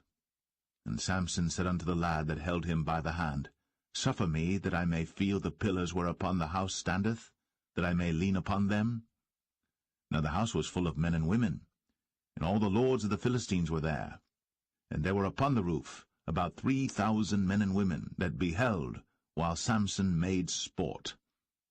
And Samson called unto the Lord, and said, O Lord God, remember me, I pray thee, and strengthen me, I pray thee, only this once, O God, that I may be at once avenged of the Philistines for my 2 eyes.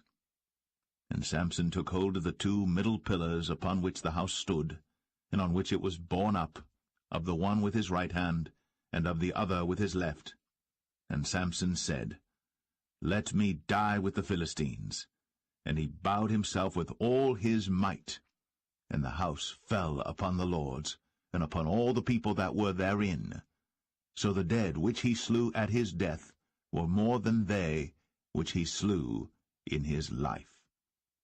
Then his brethren and all the house of his father came down, and took him, and brought him up, and buried him between Zorah and Eshtaol, in the burying place of Manoah his father. And he judged Israel 20 years.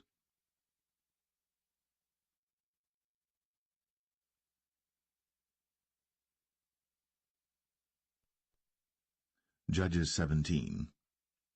And there was a man of Mount Ephraim, whose name was Micah.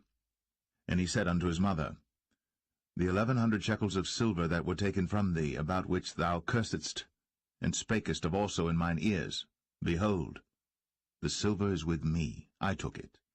And his mother said, Blessed be thou of the Lord, my son. And when he had restored the 1,100 shekels of silver to his mother said, I had wholly dedicated the silver unto the Lord from my hand for my son, to make a graven image and a molten image. Now therefore I will restore it unto thee. Yet he restored the money unto his mother, and his mother took 200 shekels of silver, and gave them to the founder, who made thereof a graven image and a molten image, and they were in the house of Micah. And the man Micah had an house of gods, and made an ephod, and teraphim, and consecrated one of his sons, who became his priest. In those days there was no king in Israel, but every man did that which was right in his own eyes. And there was a young man out of Bethlehem, Judah, of the family of Judah, who was a Levite, and he sojourned there. And the man departed out of the city from Bethlehem, Judah, to sojourn where he could find a place. And he came to Mount Ephraim, to the house of Micah, as he journeyed. And Micah said unto him, Whence comest thou? And he said unto him, I am a Levite of Bethlehem, Judah, and I go to sojourn where I may find a place. And Micah said unto him, Dwell with me, and be unto me a father and a priest, and I will give thee 10 shekels of silver by the year, and a suit of apparel, and thy victuals. So the Levite went in, and the Levite was content to dwell with the man, and the young man was unto him as one of his sons. And Micah consecrated the Levite, and the young man became his priest, and was in the house of Micah. Then said Micah, Now know I that the Lord will do me good, seeing I have a Levite to my priest.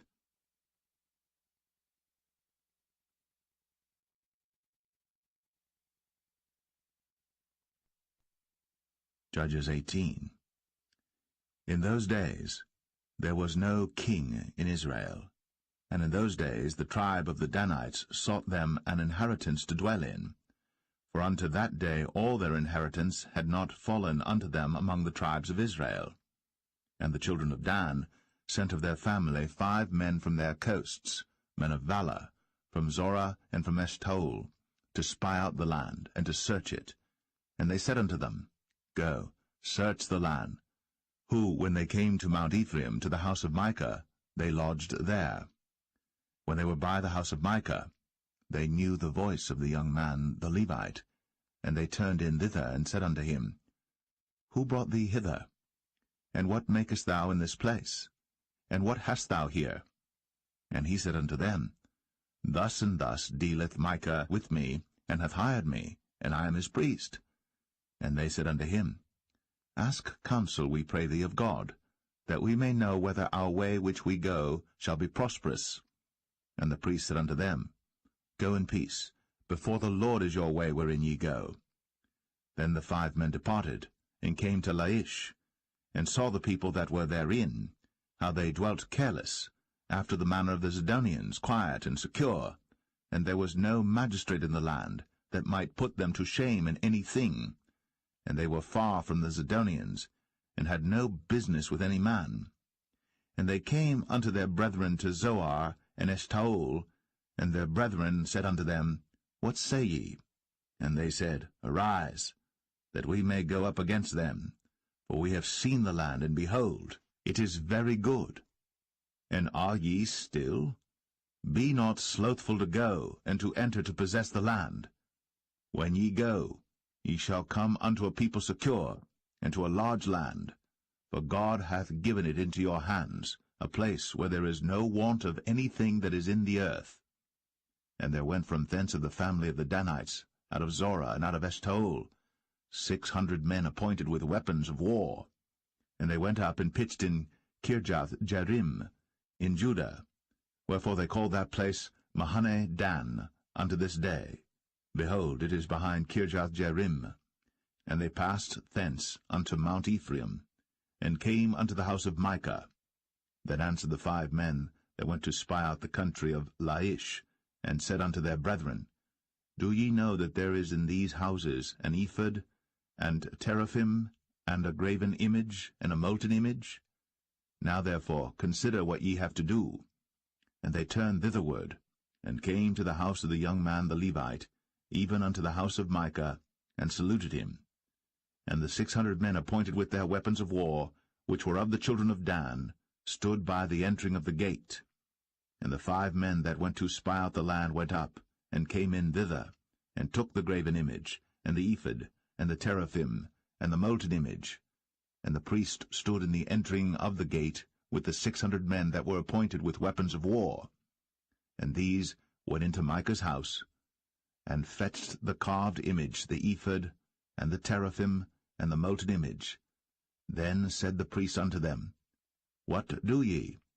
And they said unto him, Hold thy peace, lay thine hand upon thy mouth, and go with us, and be to us a father and a priest.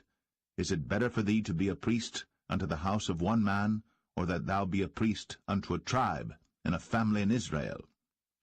And the priest's heart was glad, and he took the ephod, and the teraphim, and the graven image, and went in the midst of the people. So they turned, and departed, and put the little ones and the cattle in the carriage before them. And when they were a good way from the house of Micah, the men that were in the houses near to Micah's house were gathered together, and overtook the children of Dan. And they cried unto the children of Dan, and they turned their faces, and said unto Micah, What aileth thee, that thou comest with such a company? And he said, Ye have taken away my gods which I made, and the priest and ye are gone away. And what have I more? And what is this that ye say unto me? What aileth thee?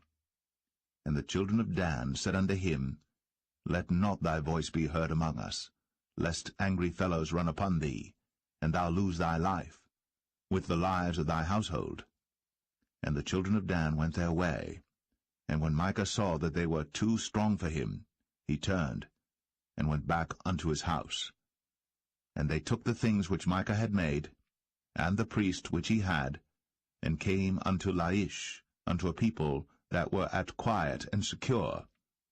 And they smote them with the edge of the sword, and burnt the city with fire. And there was no deliverer, because it was far from Zidon, and they had no business with any man.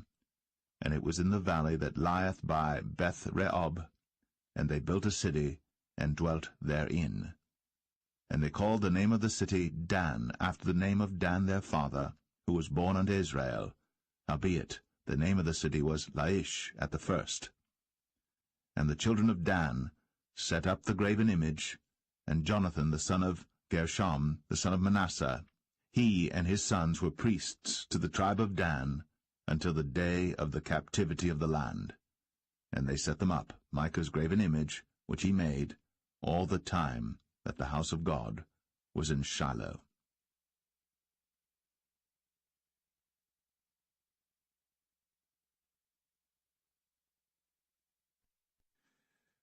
Judges 19.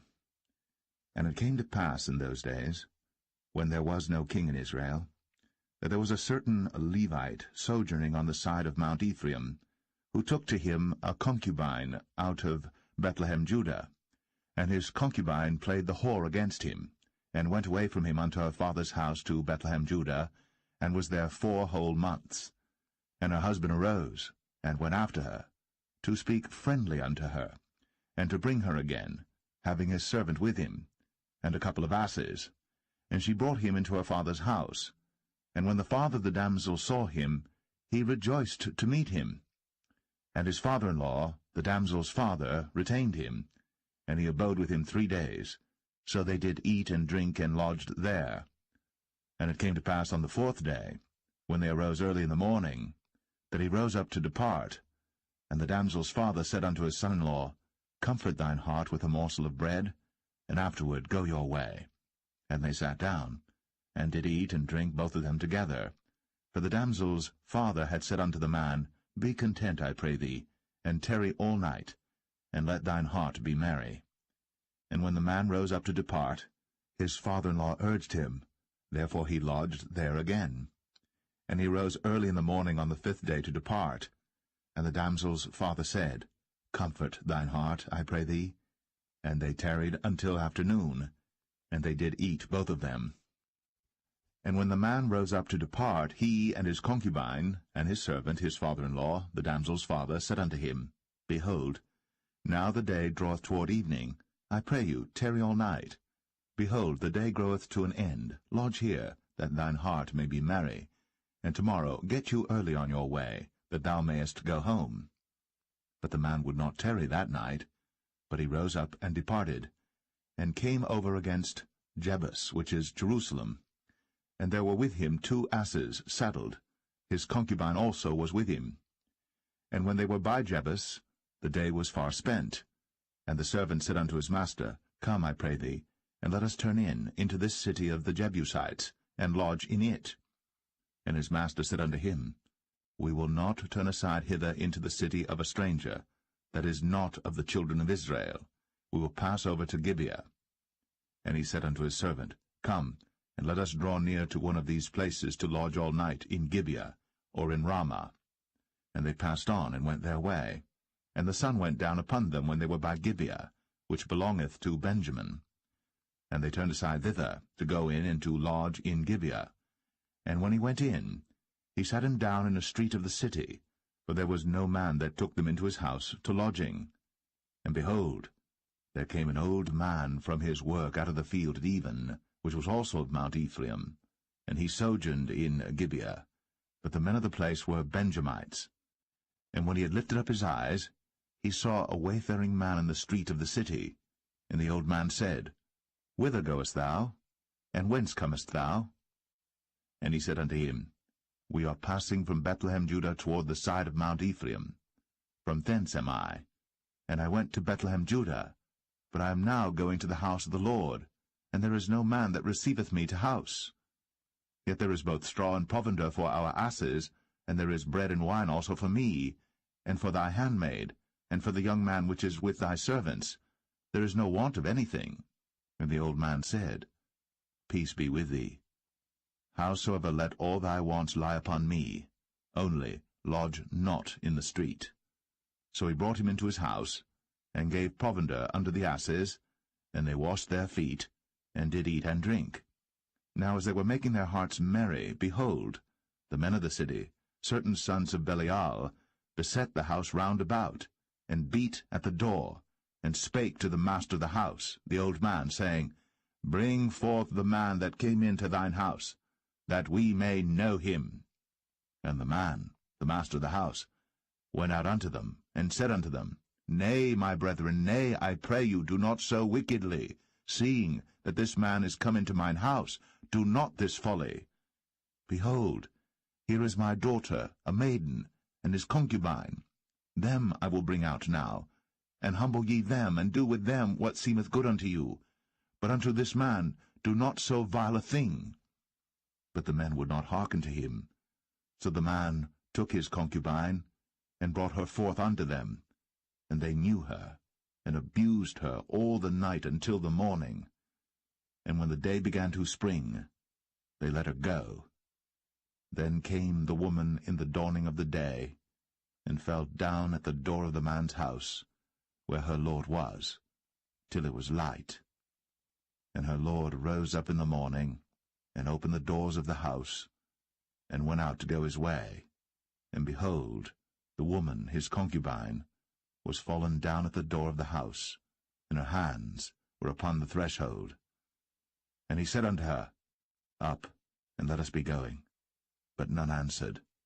Then the man took her up upon an ass. And the man rose up, and gat him unto his place.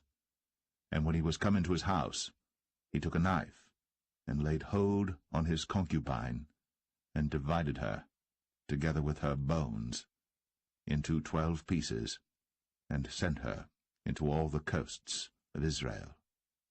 And it was so, that all that saw it said, There was no such deed done, nor seen from the day that the children of Israel came up out of the land of Egypt, unto this day. Consider of it, take advice, and speak your minds.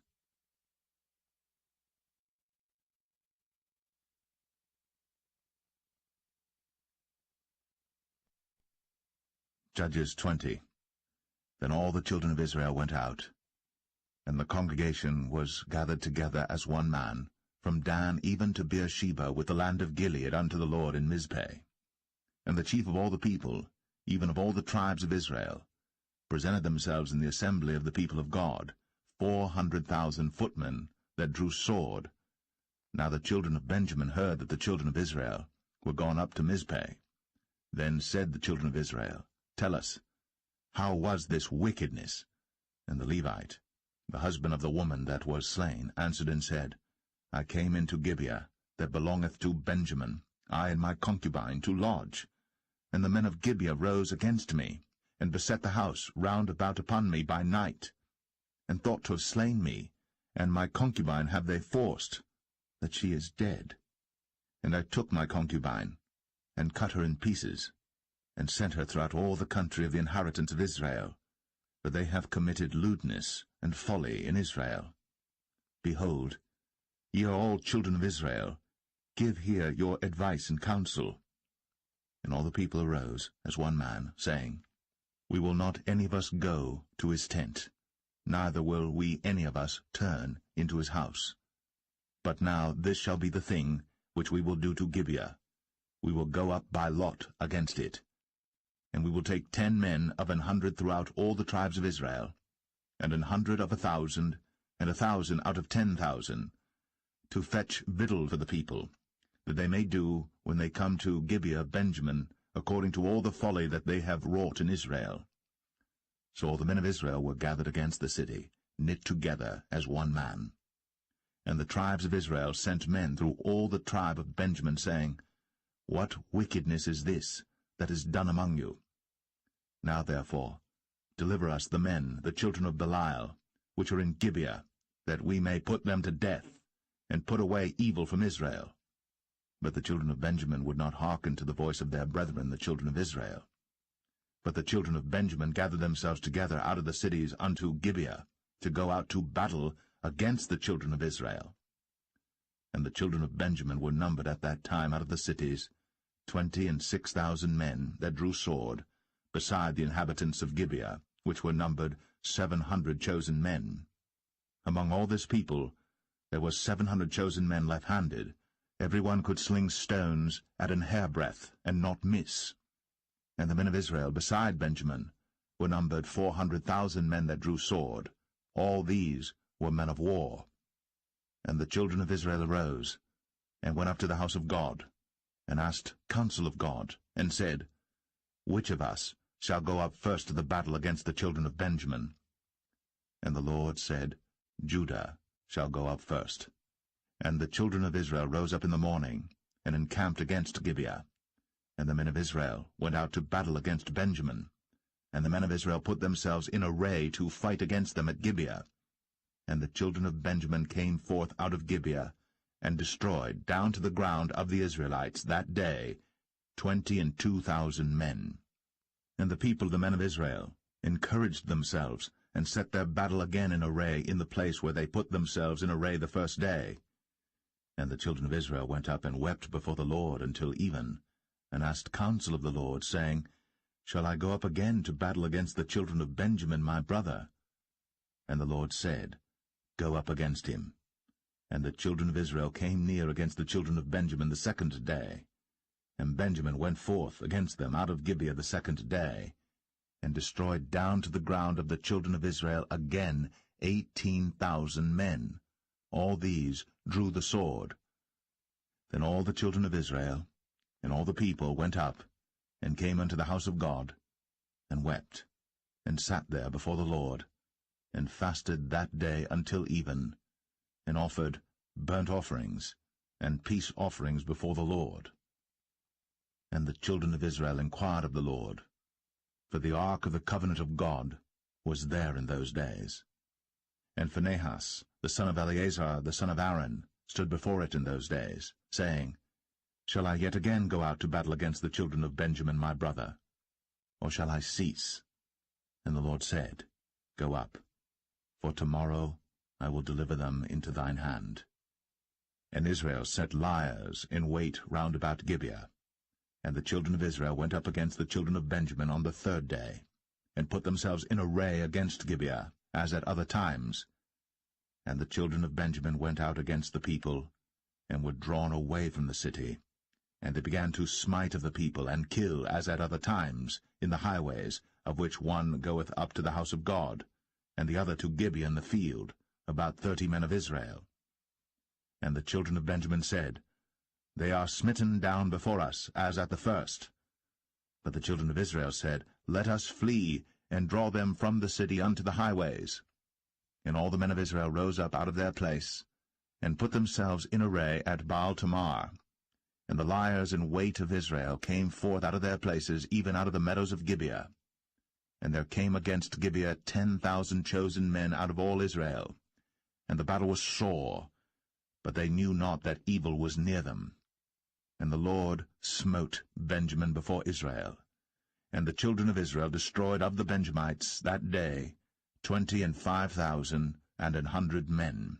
All these drew the sword. So the children of Benjamin saw that they were smitten. For the men of Israel gave place to the Benjamites, because they trusted unto the liers in wait, which they had set beside Gibeah. And the liers in wait hasted, and rushed upon Gibeah. And the liers in wait drew themselves along, and smote all the city with the edge of the sword. Now there was an appointed sign between the men of Israel and the liers in wait, that they should make a great flame with smoke rise up out of the city. And when the men of Israel retired in the battle, Benjamin began to smite and kill of the men of Israel about 30 persons. For they said, Surely they are smitten down before us, as in the first battle. But when the flame began to arise up out of the city with a pillar of smoke, the Benjamites looked behind them, and behold, the flame of the city ascended up to heaven. And when the men of Israel turned again, the men of Benjamin were amazed, for they saw that evil was come upon them. Therefore they turned their backs before the men of Israel unto the way of the wilderness. But the battle overtook them, and them which came out of the cities they destroyed in the midst of them. Thus they enclosed the Benjamites round about, and chased them, and trod them down with ease over against Gibeah toward the sunrising. And there fell of Benjamin 18,000 men. All these were men of valor. And they turned and fled toward the wilderness, unto the rock of Rimmon. And they gleaned of them in the highways 5,000 men, and pursued hard after them unto Kidom, and slew 2,000 men of them. So that all which fell that day of Benjamin were 25,000 men that drew the sword. All these were men of valor. But 600 men turned and fled to the wilderness unto the rock Rimmon, and abode in the rock Rimmon 4 months. And the men of Israel turned again upon the children of Benjamin, and smote them with the edge of the sword, as well the men of every city as the beast, and all that came to hand. Also they set on fire all the cities that they came to.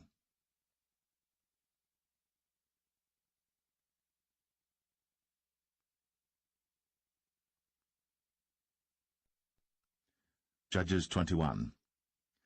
Now the men of Israel had sworn in Mizpeh, saying, There shall not any of us give his daughter unto Benjamin to wife.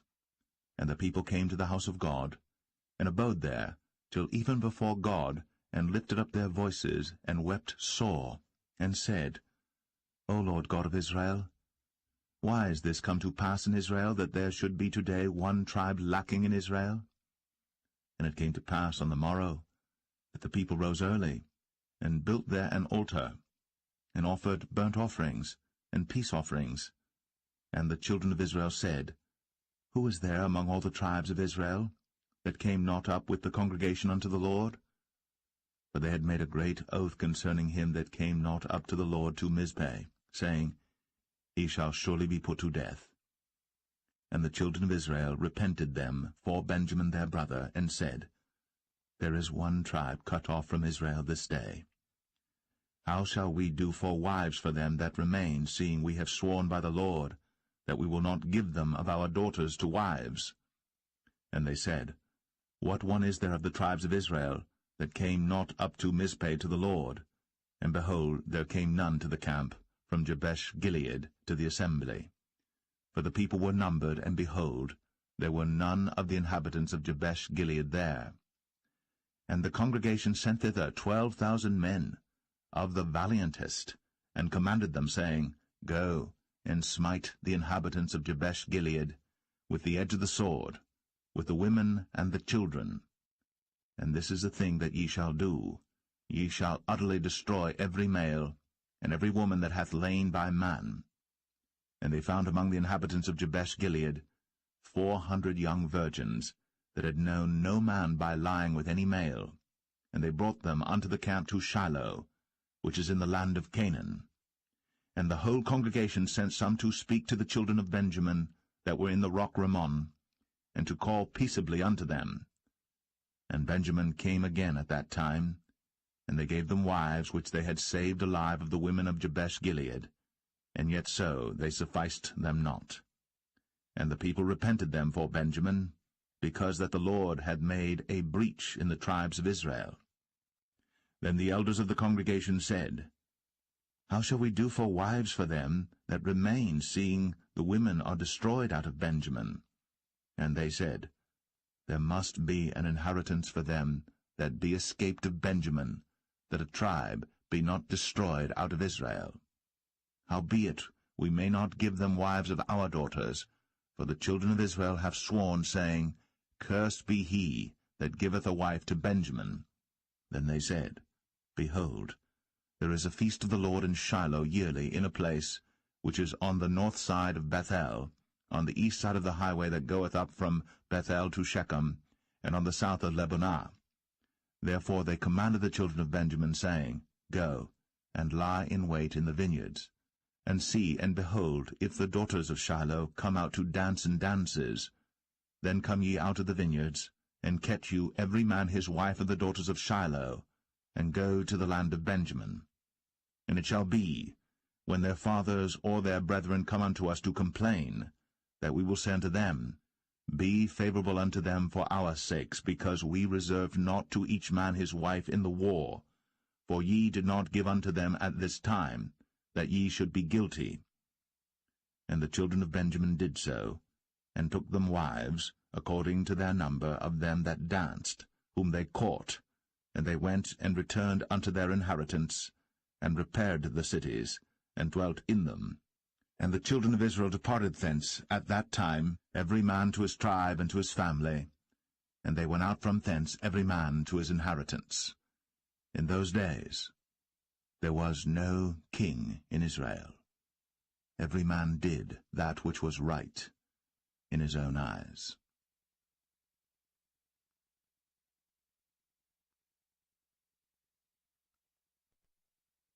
The Book of Ruth, Chapter 1.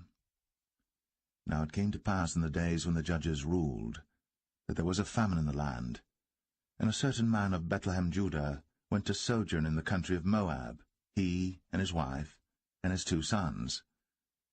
And the name of the man was Elimelech, and the name of his wife Naomi, and the name of his 2 sons Mahlon and Chilion, Ephrathites of Bethlehem, Judah. And they came into the country of Moab, and continued there. And Elimelech, Naomi's husband, died, and she was left, and her 2 sons. And they took them wives of the women of Moab. The name of the one was Orpah, and the name of the other Ruth, and they dwelled there about 10 years. And Mahlon and Chilion died also, both of them. And the woman was left of her 2 sons and her husband. Then she arose with her daughters-in-law, that she might return from the country of Moab. For she had heard in the country of Moab how that the Lord had visited his people in giving them bread. Wherefore she went forth out of the place where she was, and her 2 daughters-in-law with her. And they went on the way to return unto the land of Judah. And Naomi said unto her 2 daughters-in-law, Go, return each to her mother's house. The Lord deal kindly with you, as ye have dealt with the dead, and with me. The Lord grant you that ye may find rest, each of you, in the house of her husband. Then she kissed them, and they lifted up their voice, and wept. And they said unto her, Surely we will return with thee unto thy people. And Naomi said, Turn again, my daughters, why will ye go with me? Are there yet any more sons in my womb, that they may be your husbands? Turn again, my daughters, go your way. For I am too old to have an husband. If I should say I have hope, if I should have an husband also tonight, and should also bear sons, would ye tarry for them till they were grown? Would ye stay for them from having husbands? Nay, my daughters, for it grieveth me much for your sakes that the hand of the Lord is gone out against me. And they lifted up their voice, and wept again. And Orpah kissed her mother-in-law. But Ruth clave unto her, and she said, Behold, thy sister-in-law is gone back unto her people, and unto her gods. Return thou after thy sister-in-law. And Ruth said, Entreat me not to leave thee, or to return from following after thee, for whither thou goest, I will go, and where thou lodgest, I will lodge. Thy people shall be my people, and thy God my God. Where thou diest will I die, and there will I be buried. The Lord do so to me, and more also, if aught but death part thee and me. When she saw that she was steadfastly minded to go with her, then she left speaking unto her. So they 2 went until they came to Bethlehem. And it came to pass, when they were come to Bethlehem, that all the city was moved about them, and they said, Is this Naomi? And she said unto them, Call me not Naomi, call me Mara, for the Almighty hath dealt very bitterly with me. I went out full, and the Lord hath brought me home again empty. Why then call ye me Naomi, seeing the Lord hath testified against me, and the Almighty hath afflicted me? So Naomi returned, and Ruth the Moabitess her daughter-in-law with her, which returned out of the country of Moab, and they came to Bethlehem in the beginning of barley harvest.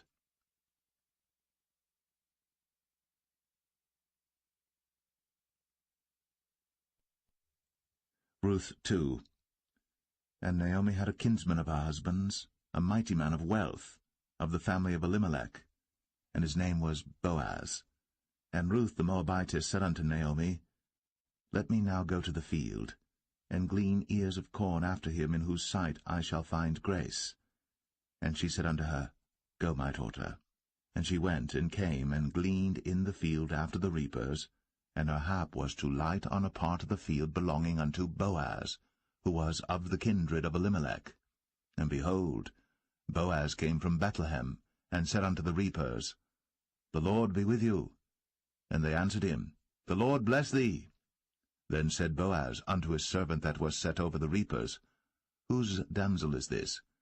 And the servant that was set over the reapers answered and said, It is the Moabitish damsel that came back with Naomi out of the country of Moab. And she said, I pray you, let me glean and gather after the reapers among the sheaves. So she came, and hath continued even from the morning until now, that she tarried a little in the house. Then said Boaz unto Ruth, Hearest thou not, my daughter? Go not to glean in another field, neither go from hence, but abide here fast by my maidens. Let thine eyes be on the field that they do reap, and go thou after them. Have I not charged the young men that they shall not touch thee? And when thou art athirst, go unto the vessels, and drink of that which the young men have drawn. Then she fell on her face, and bowed herself to the ground, and said unto him, Why have I found grace in thine eyes, that thou shouldst take knowledge of me, seeing I am a stranger? And Boaz answered and said unto her, It hath fully been shown me all that thou hast done unto thy mother-in-law since the death of thine husband, and how thou hast left thy father and thy mother, and the land of thy nativity, and art come unto a people which thou knewest not heretofore. The Lord recompense thy work, and a full reward be given thee of the Lord God of Israel, under whose wings thou art come to trust. Then she said, Let me find favor in thy sight, my Lord, for that thou hast comforted me, and for that thou hast spoken friendly unto thine handmaid, though I be not like unto one of thine handmaidens. And Boaz said unto her, At mealtime come thou hither, and eat of the bread, and dip thy morsel in the vinegar. And she sat beside the reapers, and he reached her parched corn, and she did eat, and was sufficed, and left. And when she was risen up to glean, Boaz commanded his young men, saying, Let her glean even among the sheaves, and reproach her not. And let fall also some of the handfuls of purpose for her, and leave them, that she may glean them, and rebuke her not. So she gleaned in the field until even, and beat out that she had gleaned, and it was about an ephah of barley. And she took it up, and went into the city, and her mother-in-law saw what she had gleaned, and she brought forth, and gave to her that she had reserved after she was sufficed. And her mother-in-law said unto her, Where hast thou gleaned today? And where wroughtest thou? Blessed be he that did take knowledge of thee. And she showed her mother-in-law with whom she had wrought, and said, The man's name with whom I wrought today is Boaz. And Naomi said unto her daughter-in-law, Blessed be he of the Lord, who hath not left off his kindness to the living and to the dead. And Naomi said unto her, The man is near of kin unto us, one of our next kinsmen. And Ruth, the Moabitess, said, He said unto me also, Thou shalt keep fast by my young men, until they have ended all my harvest. And Naomi said unto Ruth her daughter-in-law, It is good, my daughter, that thou go out with his maidens, that they meet thee not in any other field. So she kept fast by the maidens of Boaz to glean unto the end of barley harvest and of wheat harvest, and dwelt with her mother-in-law.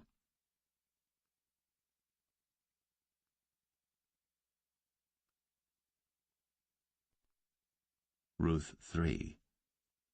Then Naomi her mother-in-law said unto her, My daughter, shall I not seek rest for thee, that it may be well with thee?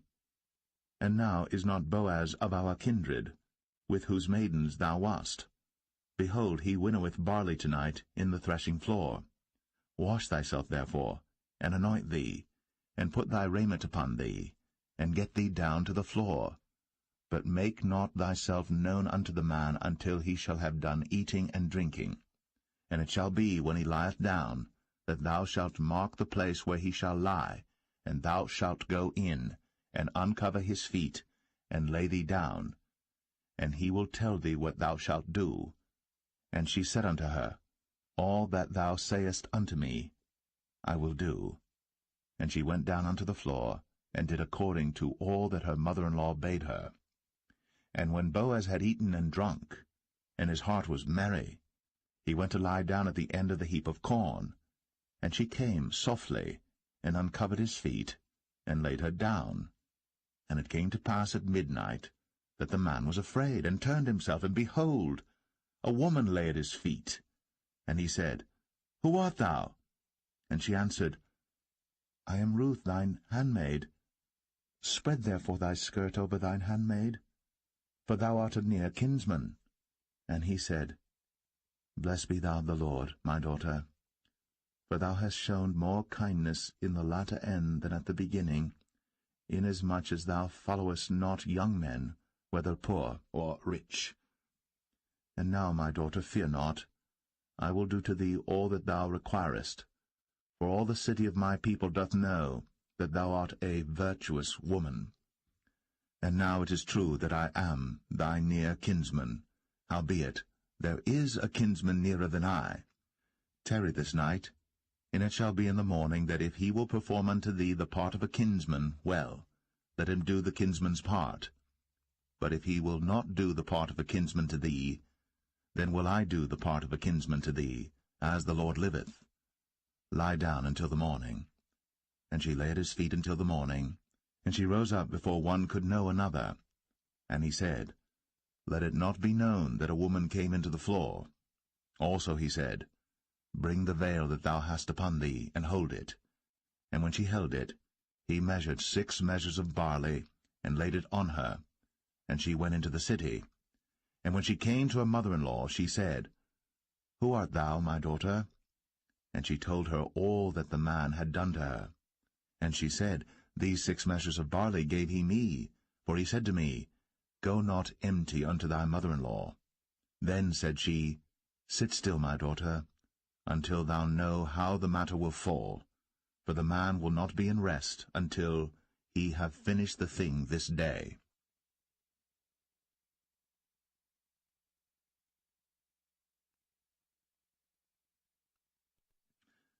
Ruth 4.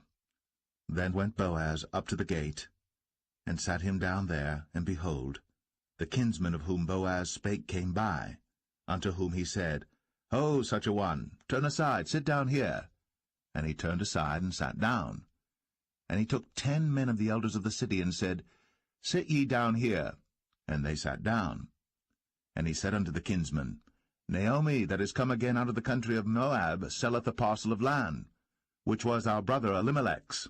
And I thought to advertise thee, saying, Buy it before the inhabitants, and before the elders of my people. If thou wilt redeem it, redeem it. But if thou wilt not redeem it, then tell me, that I may know. For there is none to redeem it beside thee, and I am after thee. And he said, I will redeem it. Then said Boaz, What day thou buyest the field of the hand of Naomi, thou must buy it also of Ruth the Moabitess, the wife of the dead, to raise up the name of the dead upon his inheritance. And the kinsman said, I cannot redeem it for myself, lest I mar mine own inheritance. Redeem thou my right to thyself, for I cannot redeem it. Now this was the manner in former time in Israel concerning redeeming and concerning changing, for to confirm all things, a man plucked off his shoe, and gave it to his neighbor, and this was a testimony in Israel. Therefore the kinsman said unto Boaz, Buy it for thee. So he drew off his shoe. And Boaz said unto the elders, and unto all the people, Ye are witnesses this day, that I have bought all that was Elimelech's, and all that was Chilion's and Mahlon's of the hand of Naomi. Moreover, Ruth the Moabitess, the wife of Mahlon, have I purchased to be my wife, to raise up the name of the dead upon his inheritance, that the name of the dead be not cut off from among his brethren, and from the gate of his place. Ye are witnesses this day. And all the people that were in the gate, and the elders said, We are witnesses. The Lord make the woman that is come into thine house like Rachel and like Leah, which two did build the house of Israel, and do thou worthily in Ephratah, and be famous in Bethlehem. And let thy house be like the house of Pharez, whom Tamar bare unto Judah, of the seed which the Lord shall give thee of this young woman. So Boaz took Ruth, and she was his wife. And when he went in unto her, the Lord gave her conception, and she bare a son.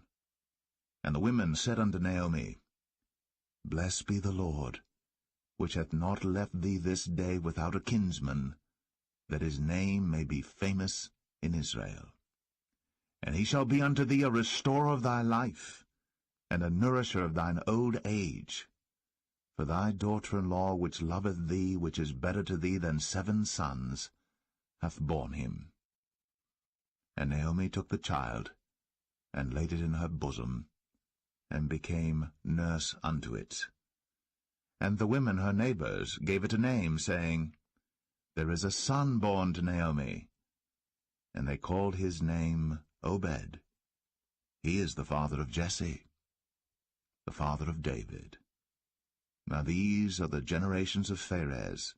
Pharez begat Hezron, and Hezron begat Ram, and Ram begat Amminadab, and Amminadab begat Nahshon, and Nahshon begat Salmon, and Salmon begat Boaz, and Boaz begat Obed, and Obed begat Jesse, and Jesse begat David.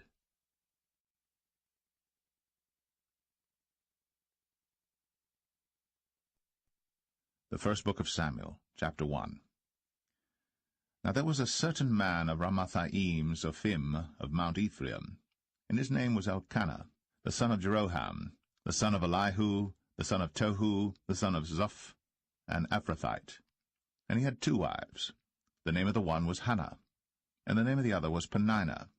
And Peninnah had children, but Hannah had no children. And this man went up out of his city yearly to worship and to sacrifice unto the Lord of hosts in Shiloh.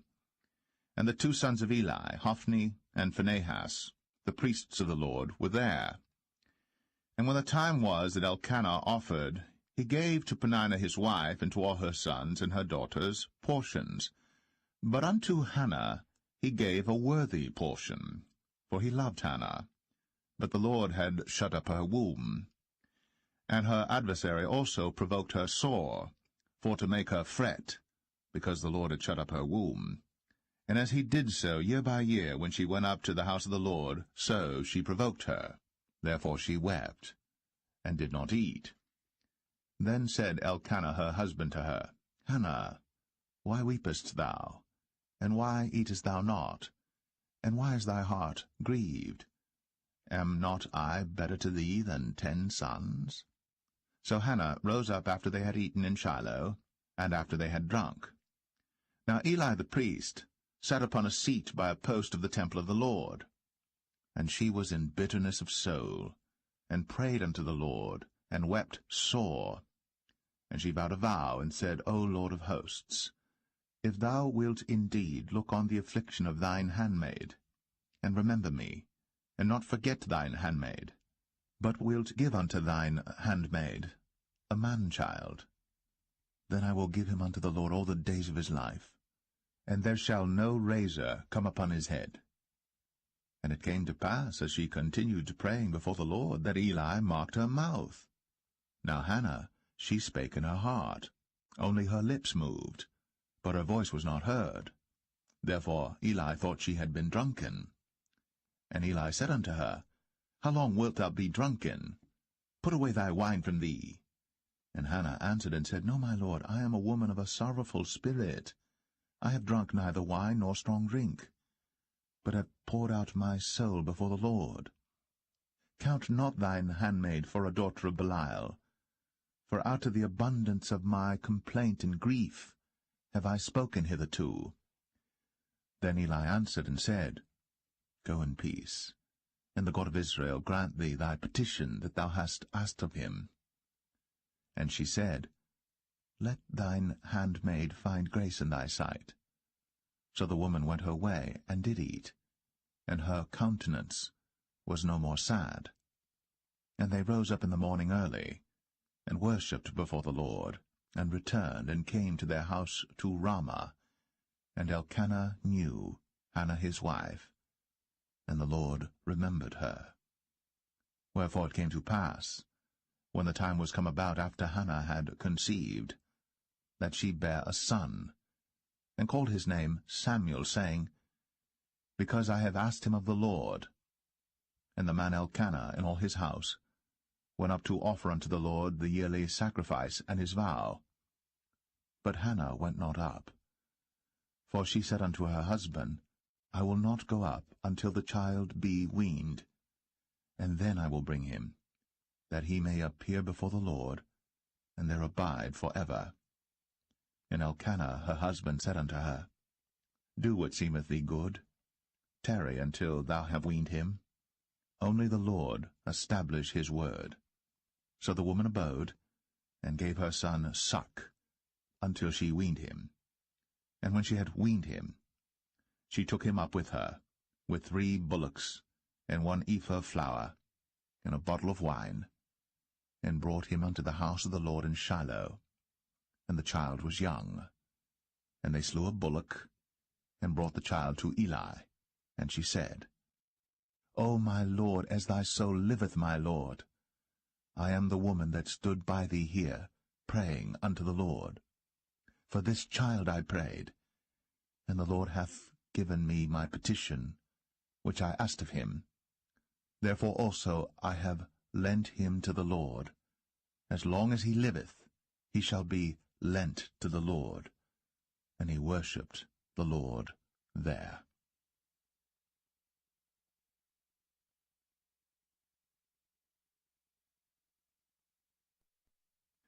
1 Samuel chapter 2. And Hannah prayed and said, My heart rejoiceth in the Lord.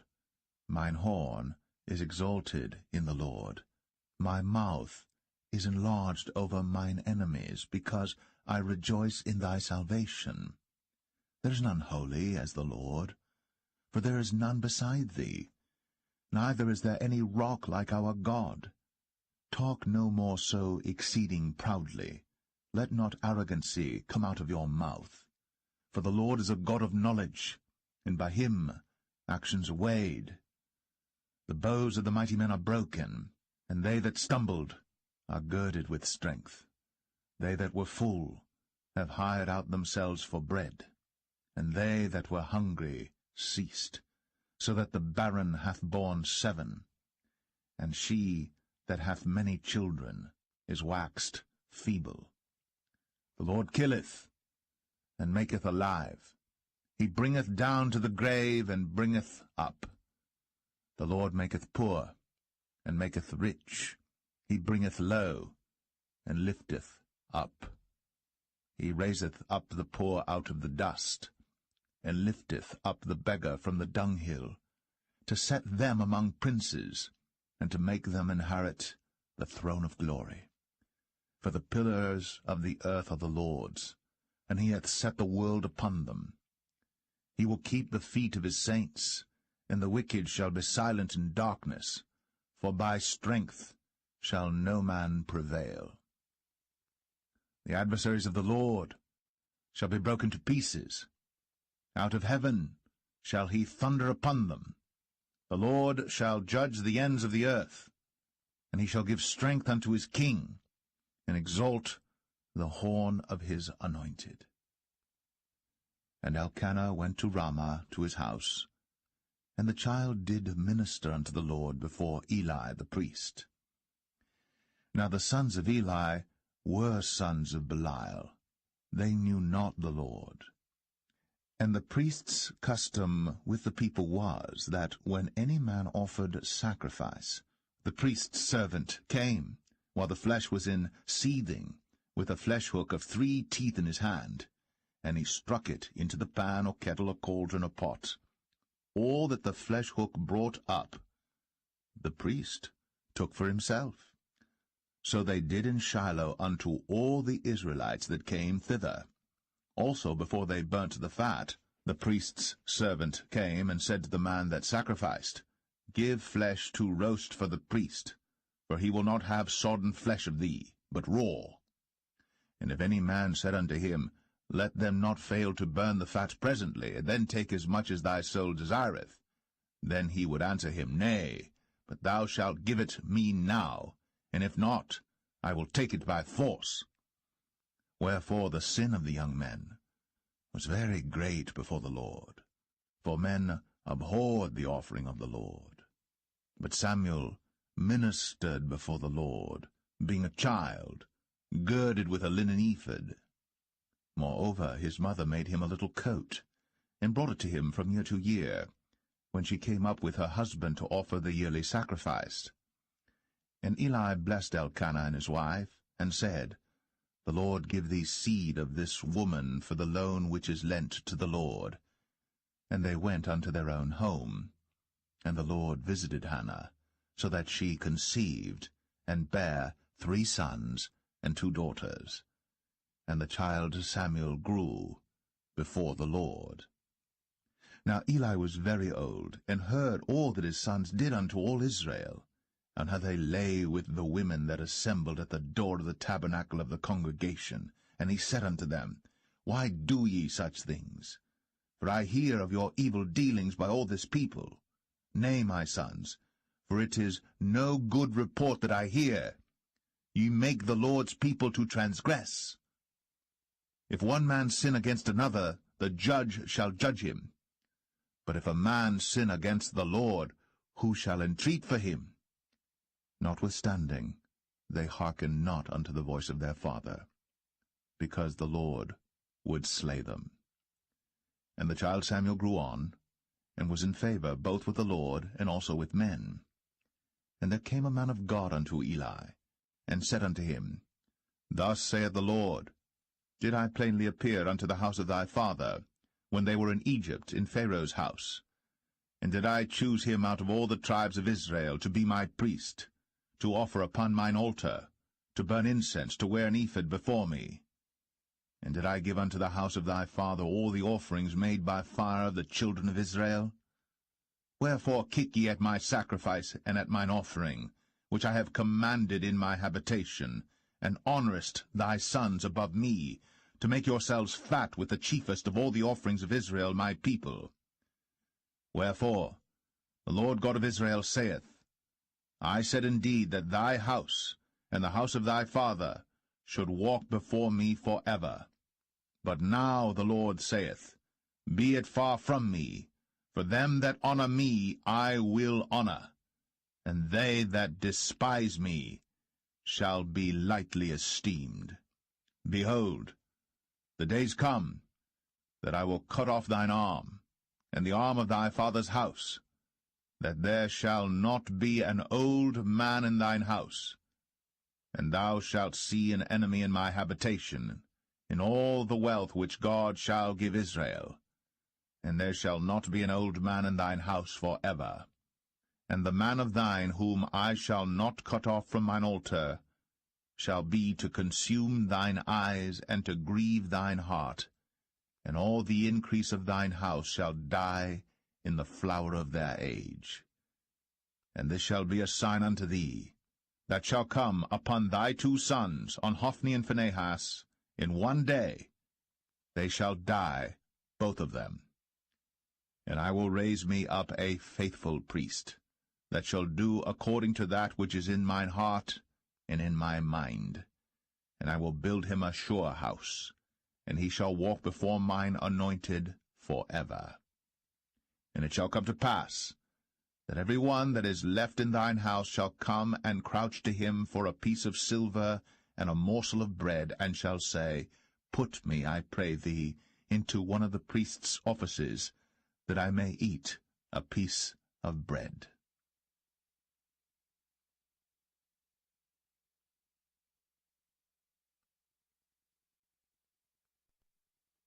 1 Samuel 3. And the child Samuel ministered unto the Lord before Eli. And the word of the Lord was precious in those days. There was no open vision. And it came to pass at that time, when Eli was laid down in his place, and his eyes began to wax dim, that he could not see, and ere the lamp of God went out in the temple of the Lord, where the ark of God was, and Samuel was laid down to sleep, that the Lord called Samuel, and he answered, Here am I. And he ran unto Eli, and said, Here am I, for thou calledst me. And he said, I called not, lie down again. And he went and lay down. And the Lord called yet again, Samuel. And Samuel arose and went to Eli, and said, Here am I, for thou didst call me. And he answered, I called not, my son, lie down again. Now Samuel did not yet know the Lord, neither was the word of the Lord yet revealed unto him. And the Lord called Samuel again the third time, and he arose, and went to Eli, and said, Here am I, for thou didst call me. And Eli perceived that the Lord had called the child. Therefore Eli said unto Samuel, Go, lie down, and it shall be, if he call thee, that thou shalt say, Speak, Lord, for thy servant heareth. So Samuel went, and lay down in his place. And the Lord came, and stood, and called, as at other times, Samuel, Samuel. Then Samuel answered, Speak, for thy servant heareth.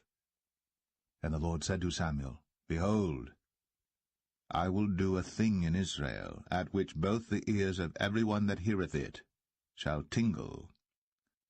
In that day I will perform against Eli all things which I have spoken concerning his house. When I begin, I will also make an end. For I have told him that I will judge his house for ever for the iniquity which he knoweth, because his sons made themselves vile, and he restrained them not. And therefore I have sworn unto the house of Eli, that the iniquity of Eli's house shall not be purged with sacrifice nor offering for ever. And Samuel lay until the morning, and opened the doors of the house of the Lord. And Samuel feared to show Eli the vision. Then Eli called Samuel, and said, Samuel, my son. And he answered, Here am I. And he said, What is the thing that the Lord hath said unto thee? I pray thee, hide it not from me.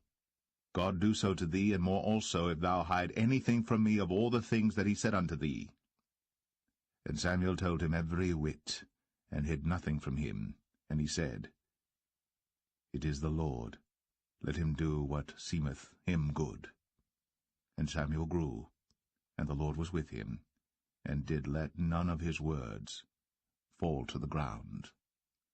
And all Israel from Dan even to Beersheba knew that Samuel was established to be a prophet of the Lord. And the Lord appeared again in Shiloh. For the Lord revealed himself to Samuel in Shiloh by the word of the Lord.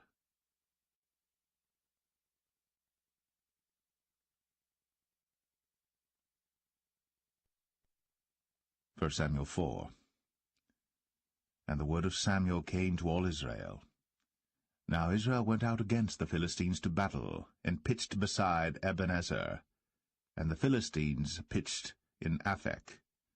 And the Philistines put themselves in array against Israel.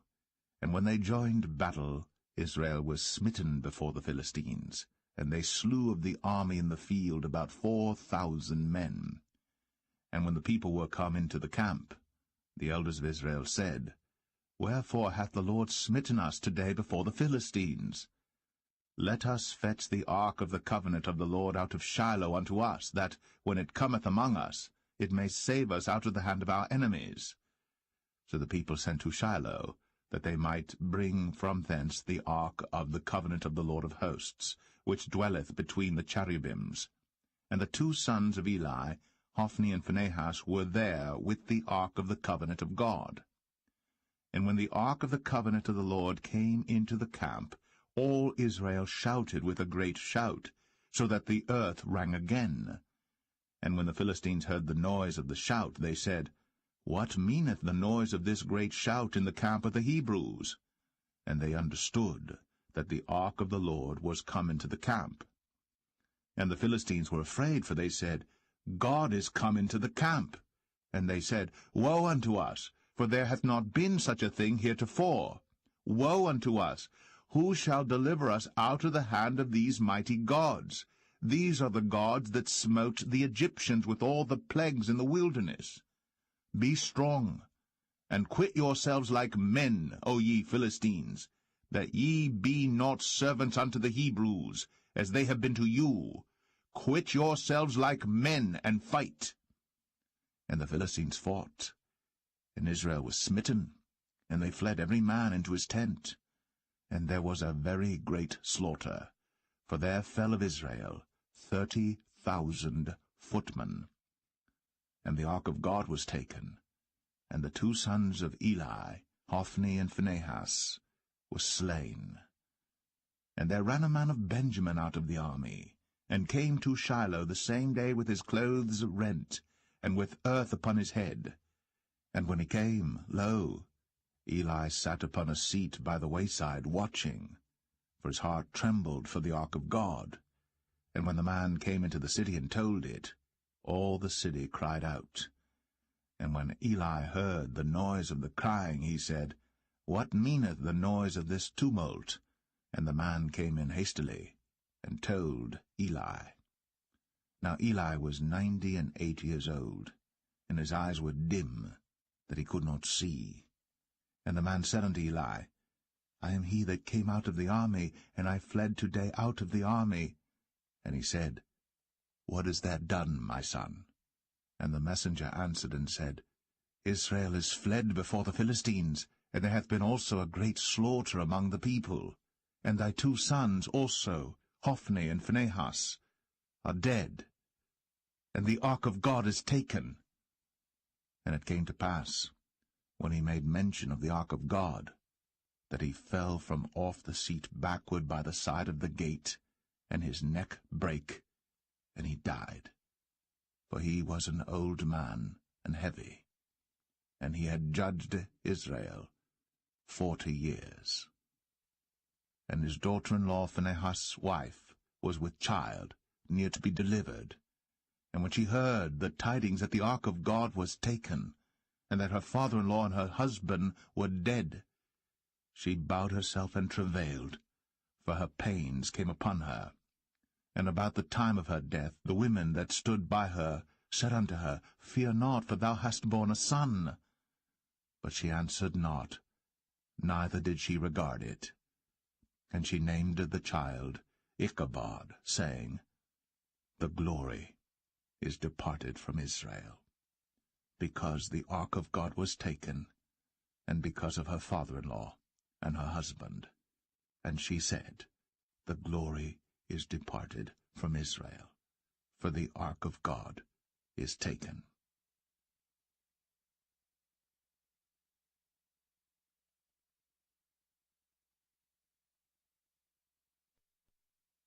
1 Samuel 5. And the Philistines took the ark of God, and brought it from Ebenezer unto Ashdod. When the Philistines took the ark of God, they brought it into the house of Dagon, and set it by Dagon. And when they of Ashdod arose early on the morrow, behold, Dagon was fallen upon his face to the earth before the ark of the Lord. And they took Dagon, and set him in his place again. And when they arose early on the morrow morning, behold, Dagon was fallen upon his face to the ground before the ark of the Lord, and the head of Dagon and both the palms of his hands were cut off upon the threshold. Only the stump of Dagon was left to him. Therefore neither the priests of Dagon, nor any that come into Dagon's house, tread on the threshold of Dagon in Ashdod unto this day. But the hand of the Lord was heavy upon them of Ashdod, and he destroyed them, and smote them with emerods, even Ashdod, and the coasts thereof. And when the men of Ashdod saw that it was so, they said, The ark of the God of Israel shall not abide with us, for his hand is sore upon us, and upon Dagon our God. They sent therefore, and gathered all the lords of the Philistines unto them, and said, What shall we do with the ark of the God of Israel? And they answered, Let the ark of the God of Israel be carried about unto Gath. And they carried the ark of the God of Israel about thither. And it was so, that after they had carried it about, the hand of the Lord was against the city with a very great destruction, and he smote the men of the city, both small and great, and they had emerods in their secret parts. Therefore they sent the ark of God to Ekron, And it came to pass, as the ark of God came to Ekron, that the Ekronites cried out, saying, They have brought about the ark of the God of Israel to us, to slay us and our people. So they sent and gathered together all the lords of the Philistines, and said, Send away the ark of the God of Israel, and let it go again to his own place, that it slay us not and our people. For there was a deadly destruction throughout all the city. The hand of God was very heavy there. And the men that died not were smitten with the emerods, and the cry of the city went up to heaven.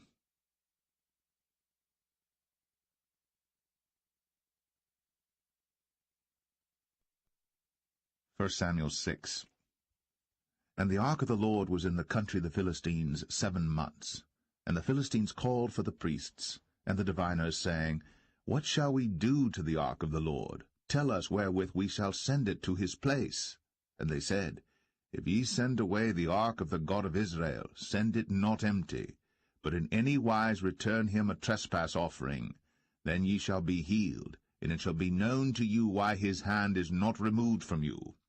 Then said they, What shall be the trespass offering which we shall return to him? They answered, 5 golden emerods, and 5 golden mice, according to the number of the lords of the Philistines. For 1 plague was on you all, and on your lords. Wherefore ye shall make images of your emerods, and images of your mice that mar the land, and ye shall give glory unto the God of Israel. Peradventure he will lighten his hand from off you, and from off your gods, and from off your land. Wherefore then do ye harden your hearts, as the Egyptians and Pharaoh hardened their hearts, when he had wrought wonderfully among them? Did they not let the people go, and they departed? Now therefore make a new cart, and take 2 milch kine, on which there hath come no yoke, and tie the kine to the cart, and bring their calves home from them. And take the ark of the Lord, and lay it upon the cart, and put the jewels of gold, which ye return him for a trespass offering, in a coffer by the side thereof, and send it away, that it may go. And see, if it goeth up by the way of his own coast, to Bethshemesh, then he hath done us this great evil. But if not, then we shall know that it is not his hand that smote us. It was a chance that happened to us. And the men did so, and took 2 milch kine, and tied them to the cart, and shut up their calves at home. And they laid the ark of the Lord upon the cart, and the coffer with the mice of gold, and the images of their emerods. And the kine took the straight way to the way of Bethshemesh, and went along the highway, lowing as they went, and turned not aside to the right hand or to the left. And the lords of the Philistines went after them unto the border of Bethshemesh. And they of Bethshemesh were reaping their wheat harvest in the valley. And they lifted up their eyes, and saw the ark, and rejoiced to see it. And the cart came into the field of Joshua, a Bethshemite, and stood there, where there was a great stone. And they clave the wood of the cart, and offered the kine a burnt offering unto the Lord. And the Levites took down the ark of the Lord, and the coffer that was with it, wherein the jewels of gold were, and put them on the great stone. And the men of Bethshemesh offered burnt offerings, and sacrificed sacrifices the same day unto the Lord. And when the 5 lords of the Philistines had seen it, they returned to Ekron the same day. And these are the golden emerods, which the Philistines returned for a trespass offering unto the Lord: for Ashdod 1, for Gaza 1, for Ashkelon 1, for Gath 1, for Ekron 1. And the golden mice, according to the number of all the cities of the Philistines, belonging to the 5 lords, both of fenced cities and of country villages, even unto the great stone of Abel, whereon they set down the ark of the Lord, which stone remaineth unto this day in the field of Joshua the Bethshemite. And he smote the men of Bethshemesh, because they had looked into the ark of the Lord. Even he smote of the people 50,000 and 60 men. And the people lamented, because the Lord had smitten many of the people with a great slaughter. And the men of Bethshemesh said, Who is able to stand before this holy Lord God? and to whom shall he go up from us? And they sent messengers to the inhabitants of Kirjath-jearim, saying, The Philistines have brought again the ark of the Lord. Come ye down, and fetch it up to you.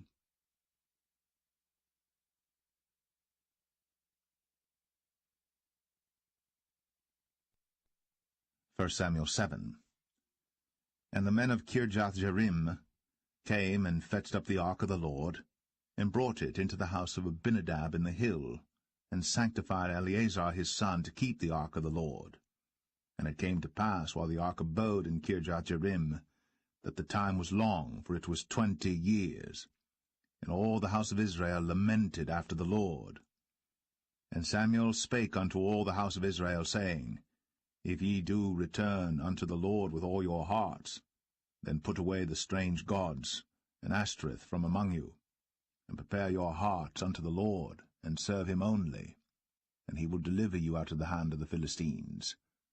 Then the children of Israel did put away Baalim and Ashtoreth, and served the Lord only. And Samuel said, Gather all Israel to Mizpeh, and I will pray for you unto the Lord. And they gathered together to Mizpeh, and drew water, and poured it out before the Lord, and fasted on that day, and said there, We have sinned against the Lord. And Samuel judged the children of Israel in Mizpeh. And when the Philistines heard that the children of Israel were gathered together to Mizpeh, the lords of the Philistines went up against Israel. And when the children of Israel heard it, they were afraid of the Philistines. And the children of Israel said to Samuel, Cease not to cry unto the Lord our God for us, that he will save us out of the hand of the Philistines. And Samuel took a sucking lamb, and offered it for a burnt offering holy unto the Lord. And Samuel cried unto the Lord for Israel. And the Lord heard him. And as Samuel was offering up the burnt offering, the Philistines drew near to battle against Israel. But the Lord thundered with a great thunder on that day upon the Philistines, and discomfited them, and they were smitten before Israel. And the men of Israel went out of Mizpeh, and pursued the Philistines, and smote them until they came under Bethkar. Then Samuel took a stone, and set it between Mizpeh and Shen, and called the name of it Ebenezer, saying, Hitherto hath the Lord helped us. So the Philistines were subdued, and they came no more into the coast of Israel. And the hand of the Lord was against the Philistines all the days of Samuel. And the cities which the Philistines had taken from Israel were restored to Israel, from Ekron even unto Gath. And the coasts thereof did Israel deliver out of the hands of the Philistines. And there was peace between Israel and the Amorites. And Samuel judged Israel all the days of his life. And he went from year to year in circuit to Bethel, and Gilgal, and Mizpeh, and judged Israel in all those places. And his return was to Ramah, for there was his house, and there he judged Israel, and there he built an altar unto the Lord.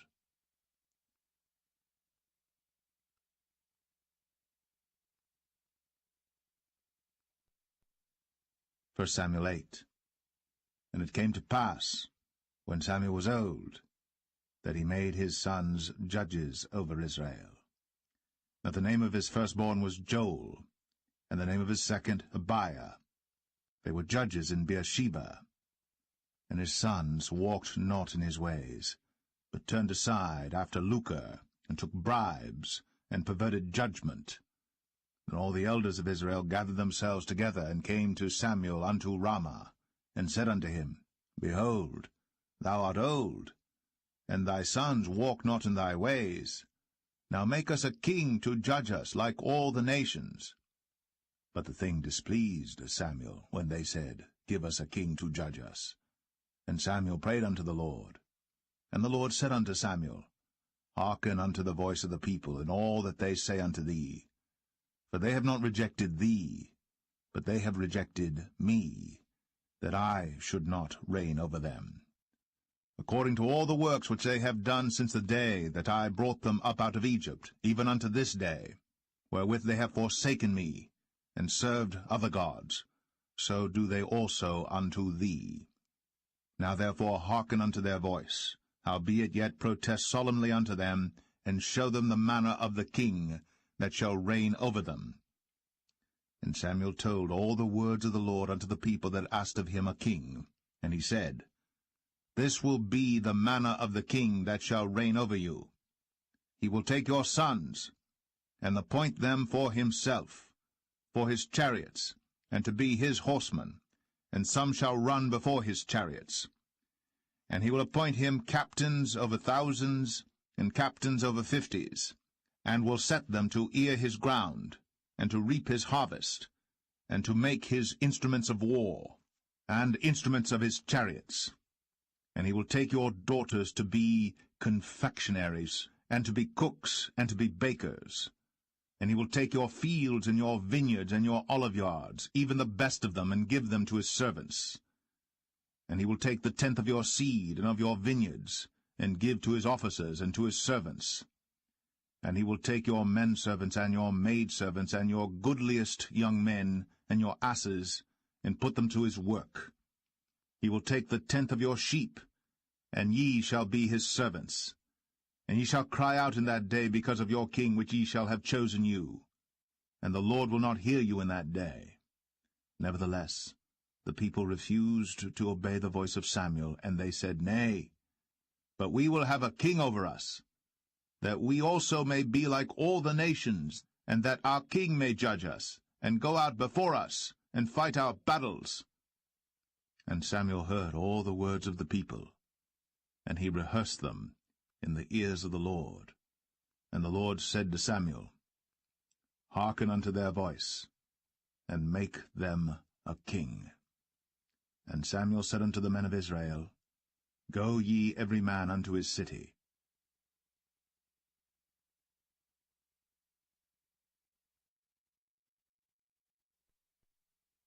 1 Samuel 9.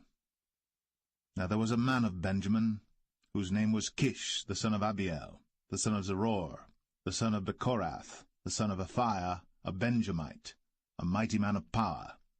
And he had a son whose name was Saul, a choice young man, and a goodly. And there was not among the children of Israel a goodlier person than he. From his shoulders and upward he was higher than any of the people. And the asses of Kish, Saul's father, were lost. And Kish said to Saul his son, Take now one of the servants with thee, and arise, go seek the asses. And he passed through Mount Ephraim, and passed through the land of Shalisha. But they found them not. Then they passed through the land of Shalim, and there they were not. And he passed through the land of the Benjamites, but they found them not. And when they were come to the land of Zuph, Saul said to his servant that was with him, Come, and let us return, lest my father leave caring for the asses, and take thought for us. And he said unto him, Behold now, there is in this city a man of God, and he is an honorable man. All that he saith cometh surely to pass. Now let us go thither. Peradventure he can show us our way that we should go.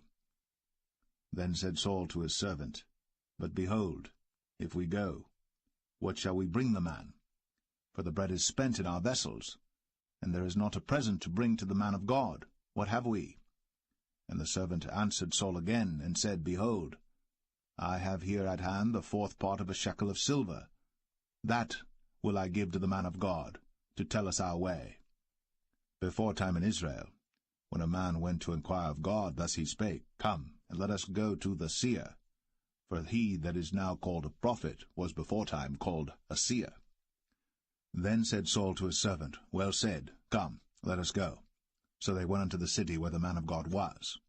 And as they went up the hill to the city, they found young maidens going out to draw water, and said unto them, Is the seer here?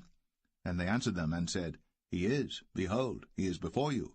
Make haste now, for he came today to the city, for there is a sacrifice of the people today in the high place. As soon as ye be come into the city, ye shall straightway find him, before he go up to the high place to eat. For the people will not eat until he come, because he doth bless the sacrifice, and afterwards they eat that be bidden. Now therefore get you up, for about this time ye shall find him. And they went up into the city. And when they were come into the city, behold, Samuel came out against them, for to go up to the high place. Now the Lord had told Samuel in his ear a day before Saul came, saying, Tomorrow, about this time, I will send thee a man out of the land of Benjamin, and thou shalt anoint him to be captain over my people Israel, that he may save my people out of the hand of the Philistines. For I have looked upon my people, because their cry is come unto me. And when Samuel saw Saul, the Lord said unto him, Behold the man whom I spake to thee of. This same shall reign over my people. Then Saul drew near to Samuel in the gate, and said, Tell me, I pray thee, where the seer's house is. And Samuel answered Saul, and said, I am the seer. Go up before me unto the high place. For ye shall eat with me today, and tomorrow I will let thee go, and will tell thee all that is in thine heart. And as for thine asses that were lost 3 days ago, set not thy mind on them, for they are found. And on whom is all the desire of Israel? Is it not on thee, and on all thy father's house? And Saul answered and said, Am not I a Benjamite, of the smallest of the tribes of Israel, and my family the least of all the families of the tribe of Benjamin? Wherefore then speakest thou so to me? And Samuel took Saul and his servant, and brought them into the parlour, and made them sit in the chiefest place among them that were bidden, which were about 30 persons. And Samuel said unto the cook, Bring the portion which I gave thee, of which I said unto thee, Set it by thee. And the cook took up the shoulder, and that which was upon it, and set it before Saul. And Samuel said, Behold that which is left, set it before thee, and eat. For unto this time hath it been kept for thee, since I said, I have invited the people. So Saul did eat with Samuel that day. And when they were come down from the high place into the city, Samuel communed with Saul upon the top of the house. And they arose early. And it came to pass about the spring of the day that Samuel called Saul to the top of the house, saying, Up, that I may send thee away. And Saul arose. And they went out, both of them, he and Samuel, abroad. And as they were going down to the end of the city, Samuel said to Saul, Bid the servant pass on before us. And he passed on. But stand thou still a while, that I may show thee the word of God.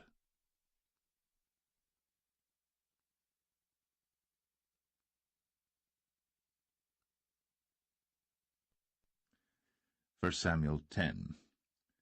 Then Samuel took a vial of oil, and poured it upon his head, and kissed him, and said, Is it not because the Lord hath anointed thee to be captain over his inheritance?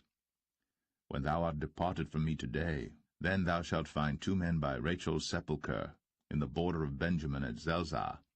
And they will say unto thee, The asses which thou wentest to seek are found, and lo, thy father hath left the care of the asses, and sorroweth for you, saying, What shall I do for my son? Then shalt thou go on forward from thence, and thou shalt come to the plain of Tabor. And there shall meet thee 3 men going up to God to Bethel, one carrying 3 kids, and another carrying 3 loaves of bread, and another carrying a bottle of wine. And they will salute thee, and give thee 2 loaves of bread, which thou shalt receive of their hands. After that thou shalt come to the hill of God, where is the garrison of the Philistines. And it shall come to pass, when thou art come thither to the city, that thou shalt meet a company of prophets coming down from the high place, with a psaltery, and a tabret, and a pipe, and a harp before them, and they shall prophesy. And the Spirit of the Lord will come upon thee, and thou shalt prophesy with them, and shalt be turned into another man. And let it be, when these signs are come unto thee, that thou do as occasion serve thee, for God is with thee. And thou shalt go down before me to Gilgal, and behold, I will come down unto thee to offer burnt offerings, and to sacrifice sacrifices of peace offerings. 7 days shalt thou tarry, till I come to thee, and show thee what thou shalt do. And it was so that when he had turned his back to go from Samuel, God gave him another heart. And all those signs came to pass that day. And when they came thither to the hill, behold, a company of prophets met him, and the Spirit of God came upon him, and he prophesied among them. And it came to pass, when all that knew him beforetime saw that, behold, he prophesied among the prophets, then the people said one to another, What is this that is come unto the son of Kish? Is Saul also among the prophets? And one of the same place answered and said, But who is their father? Therefore it became a proverb, Is Saul also among the prophets? And when he had made an end of prophesying, he came to the high place. And Saul's uncle said unto him and to his servant, Whither went ye? And he said, To seek the asses. And when we saw that they were nowhere, we came to Samuel. And Saul's uncle said, Tell me, I pray thee, what Samuel said unto you. And Saul said unto his uncle, He told us plainly that the asses were found. But of the matter of the kingdom whereof Samuel spake, he told him not. And Samuel called the people together unto the Lord to Mizpeh, and said unto the children of Israel, Thus saith the Lord God of Israel, I brought up Israel out of Egypt, and delivered you out of the hand of the Egyptians, and out of the hand of all kingdoms, and of them that oppressed you. And ye have this day rejected your God, who himself saved you out of all your adversities and your tribulations.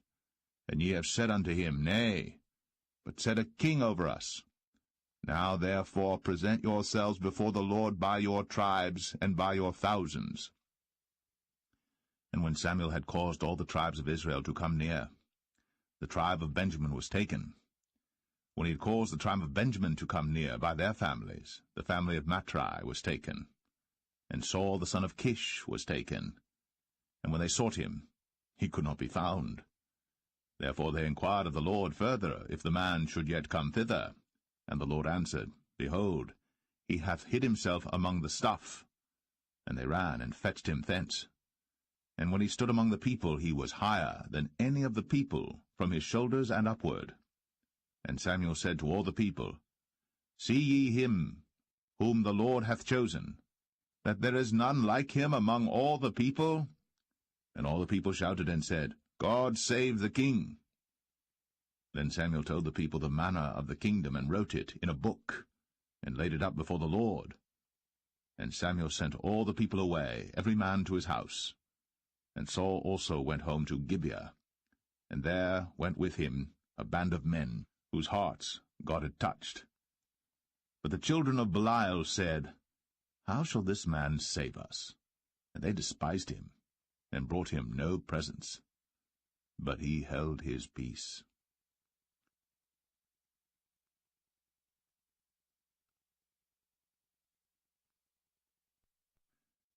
1 Samuel 11. Then Nahash the Ammonite came up, and encamped against Jabesh-Gilead. And all the men of Jabesh said unto Nahash, Make a covenant with us, and we will serve thee. And Nahash the Ammonite answered them, On this condition will I make a covenant with you, that I may thrust out all your right eyes, and lay it for a reproach upon all Israel.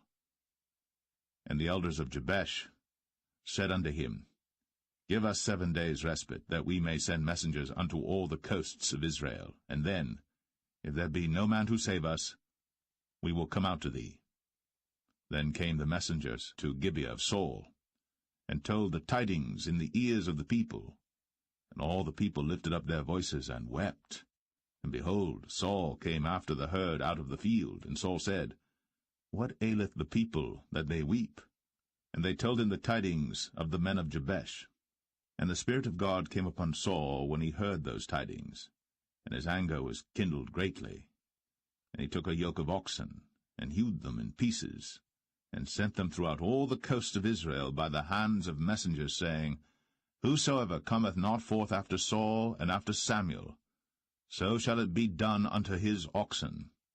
And the fear of the Lord fell on the people, and they came out with one consent. And when he numbered them in Bezek, the children of Israel were 300,000, and the men of Judah 30,000. And they said unto the messengers that came, Thus shall ye say unto the men of Jabesh Gilead, Tomorrow by that time the sun be hot, ye shall have help. And the messengers came and showed it to the men of Jabesh, and they were glad. Therefore the men of Jabesh said, Tomorrow we will come out unto you, and ye shall do with us all that seemeth good unto you. And it was so in the morrow, that Saul put the people in 3 companies, and they came into the midst of the host in the morning watch, and slew the Ammonites until the heat of the day. And it came to pass, that they which remained were scattered, so that 2 of them were not left together.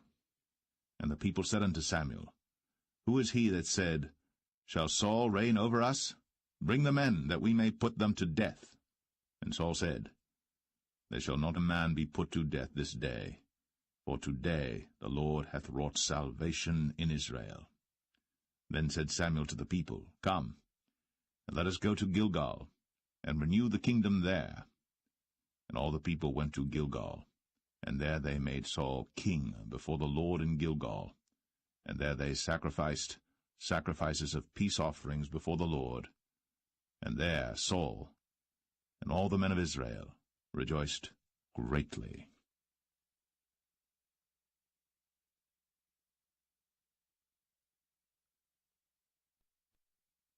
1 Samuel 12. And Samuel said unto all Israel, Behold, I have hearkened unto your voice in all that ye said unto me, and have made a king over you. And now, behold, the king walketh before you, and I am old and grey-headed, and behold, my sons are with you. And I have walked before you from my childhood unto this day. Behold, here I am. Witness against me before the Lord and before his anointed, whose ox have I taken? Or whose ass have I taken? Or whom have I defrauded? Whom have I oppressed? Or of whose hand have I received any bribe to blind mine eyes therewith? And I will restore it you. And they said, Thou hast not defrauded us, nor oppressed us, neither hast thou taken aught of any man's hand. And he said unto them, The Lord is witness against you, and his anointed is witness this day, that ye have not found aught in my hand. And they answered, He is witness. And Samuel said unto the people, It is the Lord that advanced Moses and Aaron, and that brought your fathers up out of the land of Egypt. Now therefore stand still, that I may reason with you before the Lord of all the righteous acts of the Lord, which he did to you and to your fathers. When Jacob was come into Egypt, and your fathers cried unto the Lord, then the Lord sent Moses and Aaron, which brought forth your fathers out of Egypt, and made them dwell in this place. And when they forgat the Lord their God, he sold them into the hand of Sisera, captain of the host of Hazor, and into the hand of the Philistines, and into the hand of the king of Moab. And they fought against them. And they cried unto the Lord, and said, We have sinned, because we have forsaken the Lord, and have served Balaam and Ashtoreth. But now deliver us out of the hand of our enemies, and we will serve thee. And the Lord sent Jerubbaal, and Bedan, and Jephthah, and Samuel, and delivered you out of the hand of your enemies on every side, and ye dwelled safe.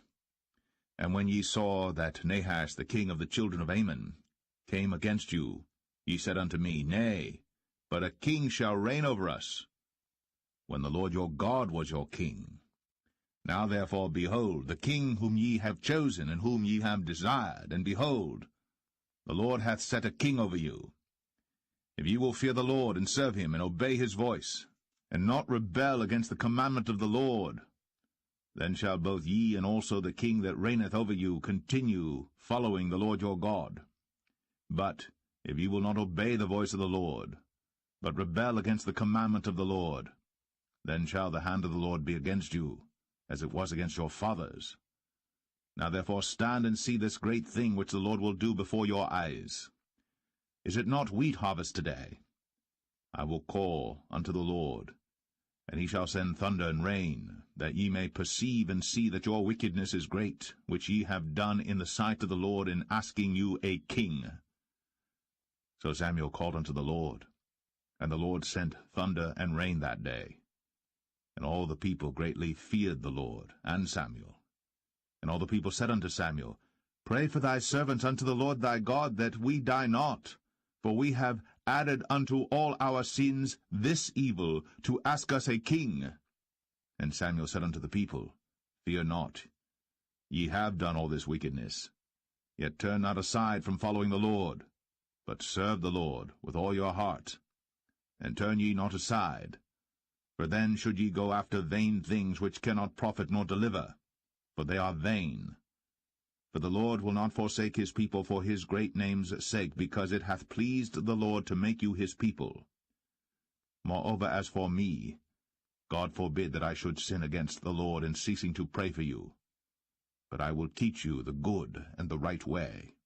Only fear the Lord, and serve him in truth with all your heart. For consider how great things he hath done for you. But if ye shall still do wickedly, ye shall be consumed, both ye and your king.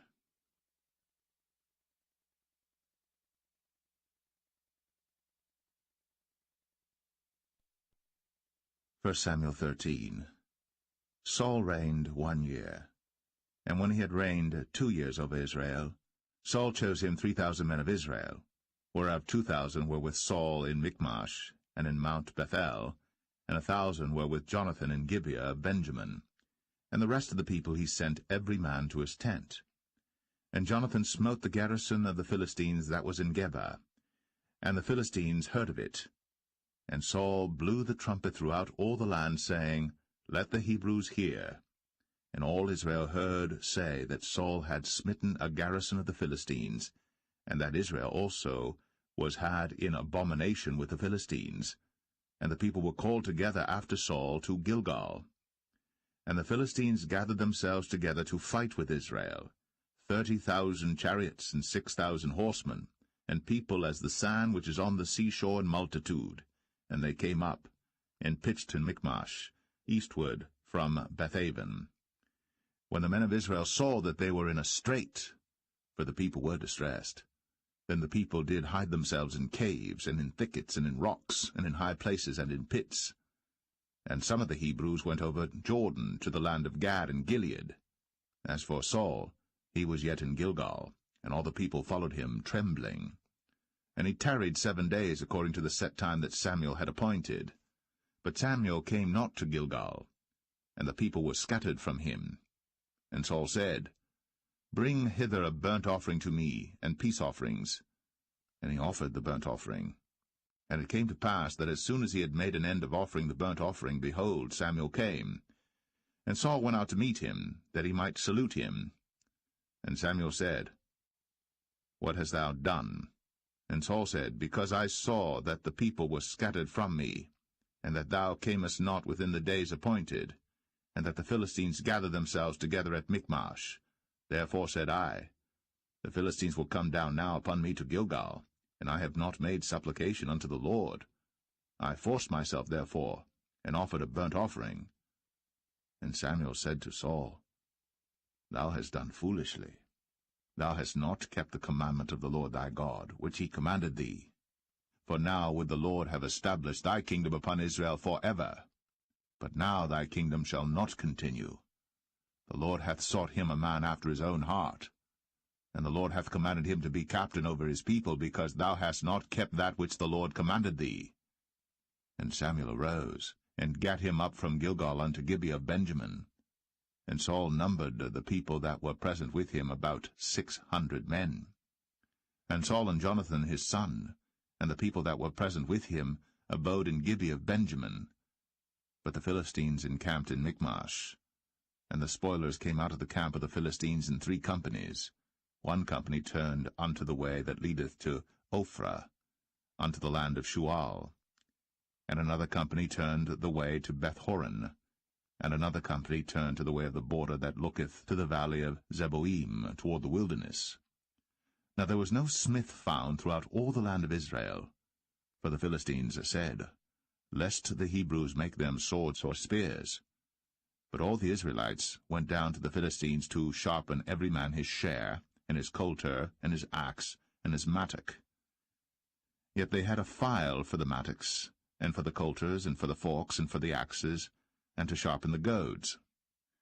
So it came to pass in the day of battle that there was neither sword nor spear found in the hand of any of the people that were with Saul and Jonathan. But with Saul and with Jonathan his son was there found. And the garrison of the Philistines went out to the passage of Michmash.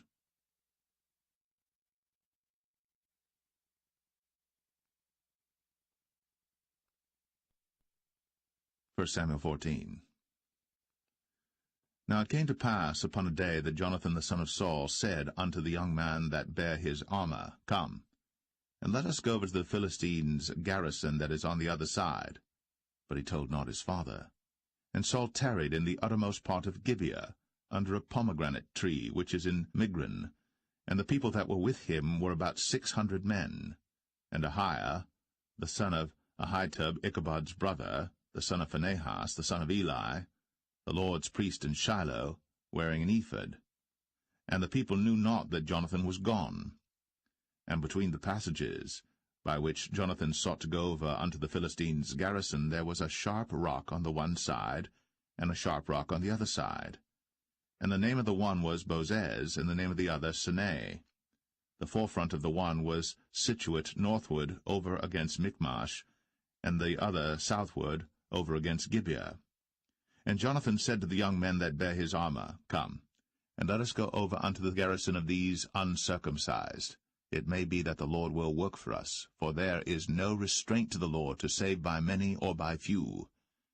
And his armor-bearer said unto him, Do all that is in thine heart, turn thee, behold, I am with thee according to thy heart. Then said Jonathan, Behold, we will pass over unto these men, and we will discover ourselves unto them. If they say thus unto us, Tarry until we come to you, then we will stand still in our place, and will not go up unto them. But if they say thus, Come up unto us, then we will go up, for the Lord hath delivered them into our hand, and this shall be a sign unto us. And both of them discovered themselves unto the garrison of the Philistines. And the Philistines said, Behold, the Hebrews come forth out of the holes where they had hid themselves. And the men of the garrison answered Jonathan and his armor-bearer, and said, Come up to us, and we will show you a thing. And Jonathan said unto his armor-bearer, Come up after me, for the Lord hath delivered them into the hand of Israel. And Jonathan climbed up upon his hands and upon his feet, and his armor-bearer after him, and they fell before Jonathan, and his armor-bearer slew after him. And that first slaughter which Jonathan and his armor-bearer made was about 20 men, within as it were an half acre of land, which a yoke of oxen might plough. And there was trembling in the host, in the field, and among all the people. The garrison and the spoilers, they also trembled, and the earth quaked. So it was a very great trembling. And the watchmen of Saul and Gibeah of Benjamin looked, and behold, the multitude melted away, and they went on beating down one another. Then said Saul unto the people that were with him, Number now, and see who is gone from us. And when they had numbered, behold, Jonathan and his armor-bearer were not there. And Saul said unto Ahiah, Bring hither the ark of God. For the ark of God was at that time with the children of Israel. And it came to pass, while Saul talked unto the priest, that the noise that was in the host of the Philistines went on and increased. And Saul said unto the priest, Withdraw thine hand. And Saul and all the people that were with him assembled themselves. And they came to the battle. And behold, every man's sword was against his fellow, and there was a very great discomfiture. Moreover, the Hebrews that were with the Philistines before that time, which went up with them into the camp from the country round about, even they also turned to be with the Israelites that were with Saul and Jonathan. Likewise all the men of Israel, which had hid themselves in Mount Ephraim, when they heard that the Philistines fled, even they also followed hard after them in the battle. So the Lord saved Israel that day. And the battle passed over unto Bethaven. And the men of Israel were distressed that day. For Saul had adjured the people, saying, Cursed be the man that eateth any food until evening, that I may be avenged on mine enemies. So none of the people tasted any food. And all they of the land came to a wood, and there was honey upon the ground. And when the people were come into the wood, behold, the honey dropped. but no man put his hand to his mouth, for the people feared the oath. But Jonathan heard not, when his father charged the people with the oath, wherefore he put forth the end of the rod that was in his hand, and dipped it in an honeycomb, and put his hand to his mouth, and his eyes were enlightened. Then answered one of the people, and said, Thy father straitly charged the people with an oath, saying, Cursed be the man that eateth any food this day. And the people were faint. Then said Jonathan, My father hath troubled the land. See, I pray you, how mine eyes have been enlightened, because I tasted a little of this honey. How much more, if haply the people had eaten freely today of the spoil of their enemies which they found? For had there not been now a much greater slaughter among the Philistines? And they smote the Philistines that day, from Michmash to Ajalon. And the people were very faint. And the people flew upon the spoil, and took sheep and oxen and calves, and slew them on the ground. And the people did eat them with the blood. Then they told Saul, saying, Behold, the people sin against the Lord, in that they eat with the blood. And he said, Ye have transgressed. Roll a great stone unto me this day. And Saul said, Disperse yourselves among the people, and say unto them, Bring me hither every man his ox, and every man his sheep, and slay them here, and eat, and sin not against the Lord in eating with the blood. And all the people brought every man his ox with him that night, and slew them there. And Saul built an altar unto the Lord. The same was the first altar that he built unto the Lord. And Saul said, Let us go down after the Philistines by night, and spoil them until the morning light, and let us not leave a man of them. And they said, Do whatsoever seemeth good unto thee. Then said the priest, Let us draw near hither unto God. And Saul asked counsel of God, Shall I go down after the Philistines? Wilt thou deliver them into the hand of Israel? But he answered him not that day. And Saul said, Draw ye near hither, all the chief of the people, and know and see wherein this sin hath been this day. For as the Lord liveth, which saveth Israel, though it be in Jonathan my son, he shall surely die. But there was not a man among all the people that answered him. Then said he unto all Israel, Be ye on one side, and I and Jonathan my son will be on the other side. And the people said unto Saul, Do what seemeth good unto thee. Therefore Saul said unto the Lord God of Israel, Give a perfect lot. And Saul and Jonathan were taken, but the people escaped. And Saul said, Cast lots between me and Jonathan my son. And Jonathan was taken. Then Saul said to Jonathan, Tell me what thou hast done. And Jonathan told him, and said, I did but taste a little honey with the end of the rod that was in mine hand, and lo, I must die. And Saul answered, God do so and more also, for thou shalt surely die, Jonathan. And the people said unto Saul, Shall Jonathan die, who hath wrought this great salvation in Israel? God forbid, as the Lord liveth. There shall not one hair of his head fall to the ground, for he hath wrought with God this day.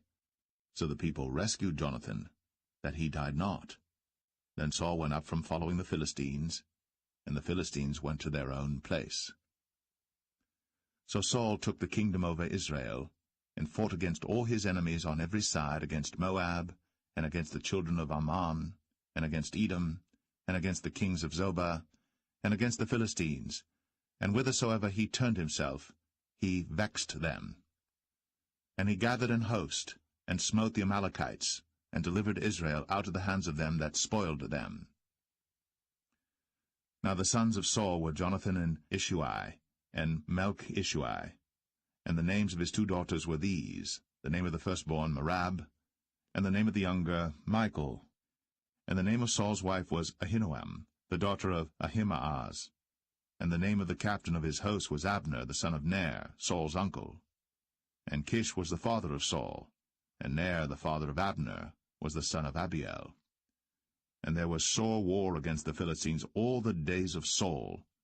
And when Saul saw any strong man or any valiant man, he took him unto him.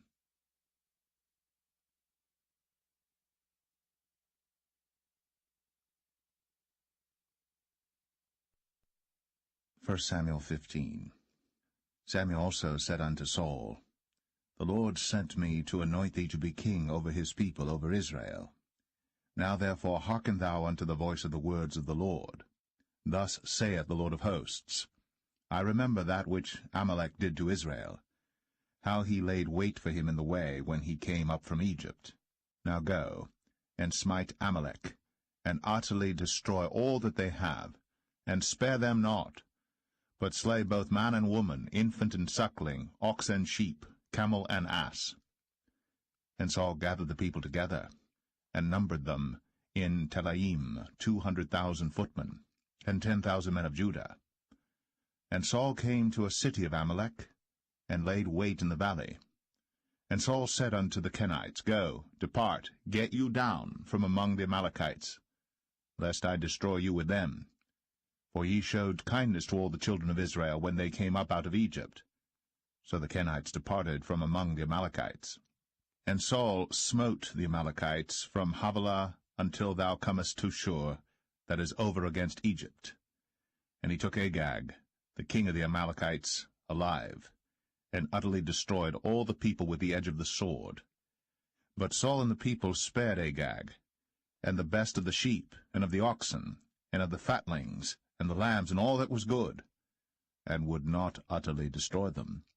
But everything that was vile and refuse, that they destroyed utterly. Then came the word of the Lord unto Samuel, saying, It repenteth me that I have set up Saul to be king, for he is turned back from following me, and hath not performed my commandments. And it grieved Samuel, and he cried unto the Lord all night.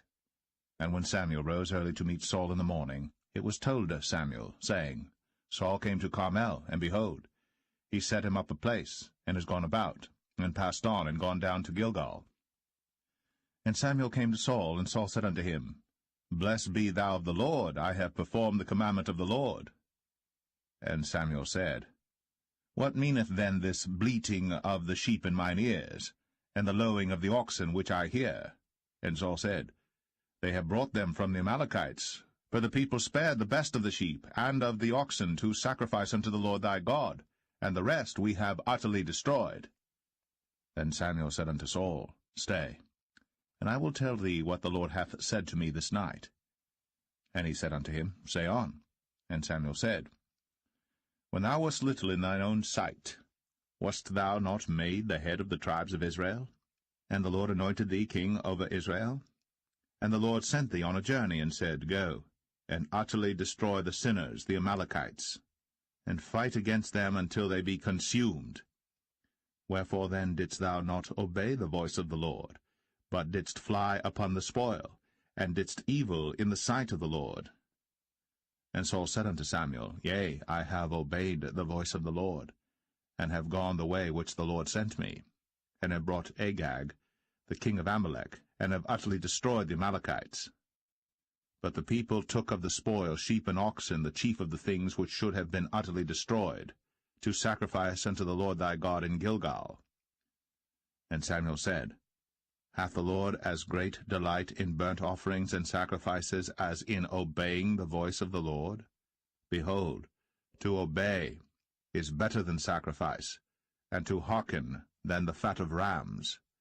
For rebellion is as the sin of witchcraft, and stubbornness is as iniquity and idolatry. Because thou hast rejected the word of the Lord, he hath also rejected thee from being king. And Saul said unto Samuel, I have sinned, for I have transgressed the commandment of the Lord, and thy words, because I feared the people, and obeyed their voice. Now therefore, I pray thee, pardon my sin, and turn again with me, that I may worship the Lord. And Samuel said unto Saul, I will not return with thee, for thou hast rejected the word of the Lord, and the Lord hath rejected thee from being king over Israel. And as Samuel turned about to go away, he laid hold upon the skirt of his mantle, and it rent.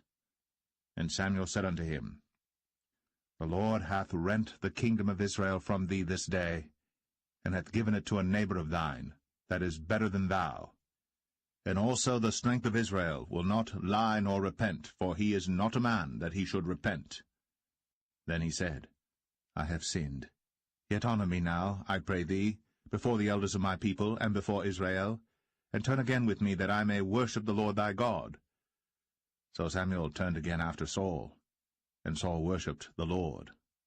Then said Samuel, Bring ye hither to me Agag the king of the Amalekites. And Agag came unto him delicately, and Agag said, Surely the bitterness of death is past. And Samuel said, As thy sword hath made women childless, so shall thy mother be childless among women. And Samuel hewed Agag in pieces before the Lord in Gilgal. Then Samuel went to Ramah, and Saul went up to his house to Gibeah of Saul. And Samuel came no more to see Saul until the day of his death.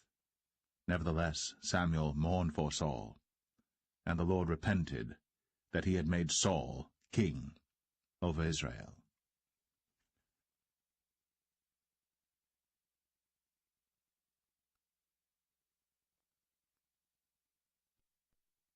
1 Samuel 16. And the Lord said unto Samuel, How long wilt thou mourn for Saul, seeing I have rejected him from reigning over Israel? Fill thine horn with oil, and go. I will send thee to Jesse the Bethlehemite, for I have provided me a king among his sons. And Samuel said, How can I go? If Saul hear it, he will kill me. And the Lord said, Take an heifer with thee, and say, I am come to sacrifice to the Lord. And call Jesse to the sacrifice. And I will show thee what thou shalt do, and thou shalt anoint unto me him whom I name unto thee. And Samuel did that which the Lord spake, and came to Bethlehem. And the elders of the town trembled at his coming, and said, Comest thou peaceably? And he said, Peaceably. I am come to sacrifice unto the Lord. Sanctify yourselves, and come with me to the sacrifice. And he sanctified Jesse and his sons, and called them to the sacrifice. And it came to pass, when they were come, that he looked on Eliab, and said, Surely the Lord's anointed is before him. But the Lord said unto Samuel, Look not on his countenance, or on the height of his stature, because I have refused him. For the Lord seeth not as man seeth. For man looketh on the outward appearance, but the Lord looketh on the heart. Then Jesse called Abinadab, and made him pass before Samuel, and he said, Neither hath the Lord chosen this. Then Jesse made Shammah to pass by, and he said, Neither hath the Lord chosen this. Again Jesse made 7 of his sons to pass before Samuel. And Samuel said unto Jesse, The Lord hath not chosen these. And Samuel said unto Jesse, Are here all thy children? And he said, There remaineth yet the youngest, and behold, he keepeth the sheep. And Samuel said unto Jesse, Send and fetch him, for we will not sit down till he come hither. And he sent and brought him in. Now he was ruddy, and withal of a beautiful countenance, and goodly to look to. And the Lord said, Arise, anoint him, for this is he. Then Samuel took the horn of oil, and anointed him in the midst of his brethren. And the Spirit of the Lord came upon David from that day forward. So Samuel rose up, and went to Ramah. But the Spirit of the Lord departed from Saul, and an evil spirit from the Lord troubled him. And Saul's servant said unto him, Behold now, an evil spirit from God troubleth thee. Let our Lord now command thy servants, which are before thee, to seek out a man who is a cunning player on an harp. And it shall come to pass, when the evil spirit from God is upon thee, that he shall play with his hand, and thou shalt be well. And Saul said unto his servants, Provide me now a man that can play well, and bring him to me. Then answered one of the servants, and said, Behold, I have seen a son of Jesse the Bethlehemite, that is cunning in playing, and a mighty valiant man, and a man of war, and prudent in matters, and a comely person. And the Lord is with him. Wherefore Saul sent messengers unto Jesse, and said, Send me David thy son, which is with the sheep. And Jesse took an ass laden with bread, and a bottle of wine, and a kid, and sent them by David his son unto Saul. And David came to Saul, and stood before him. And he loved him greatly, and he became his armor-bearer.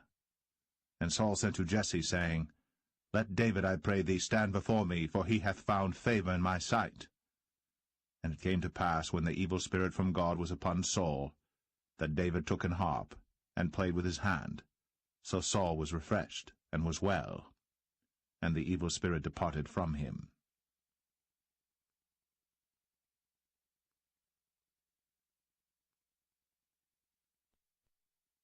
1 Samuel 17. Now the Philistines gathered together their armies to battle, and were gathered together at Shochoh, which belongeth to Judah, and pitched between Shochoh and Azekah in Ephes-dammim. And Saul and the men of Israel were gathered together and pitched by the valley of Elah, and set the battle in array against the Philistines. And the Philistines stood on a mountain on the one side, and Israel stood on a mountain on the other side, and there was a valley between them. And there went out a champion out of the camp of the Philistines, named Goliath of Gath, whose height was 6 cubits and a span. And he had an helmet of brass upon his head, and he was armed with a coat of mail, and the weight of the coat was 5,000 shekels of brass. And he had greaves of brass upon his legs, and a target of brass between his shoulders. And the staff of his spear was like a weaver's beam, and his spear's head weighed 600 shekels of iron, and one bearing a shield went before him. And he stood and cried unto the armies of Israel, and said unto them, Why are ye come out to set your battle in array? Am not I a Philistine, and ye servants to Saul? Choose you a man for you, and let him come down to me. If he be able to fight with me and to kill me, then will we be your servants. But if I prevail against him, and kill him, then shall ye be our servants, and serve us. And the Philistine said, I defy the armies of Israel this day. Give me a man, that we may fight together. When Saul and all Israel heard those words of the Philistine, they were dismayed, and greatly afraid. Now David was the son of that Ephrathite of Bethlehem, Judah, whose name was Jesse, and he had 8 sons. And the man went among men, for an old man, in the days of Saul. And the 3 eldest sons of Jesse went and followed Saul to the battle.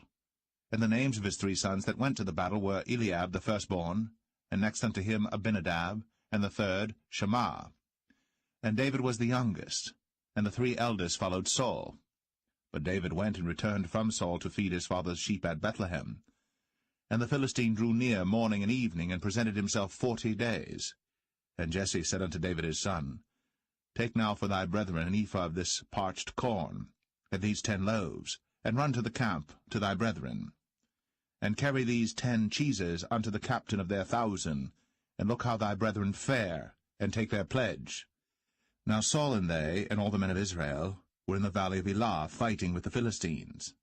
And David rose up early in the morning, and left the sheep with a keeper, and took and went, as Jesse had commanded him.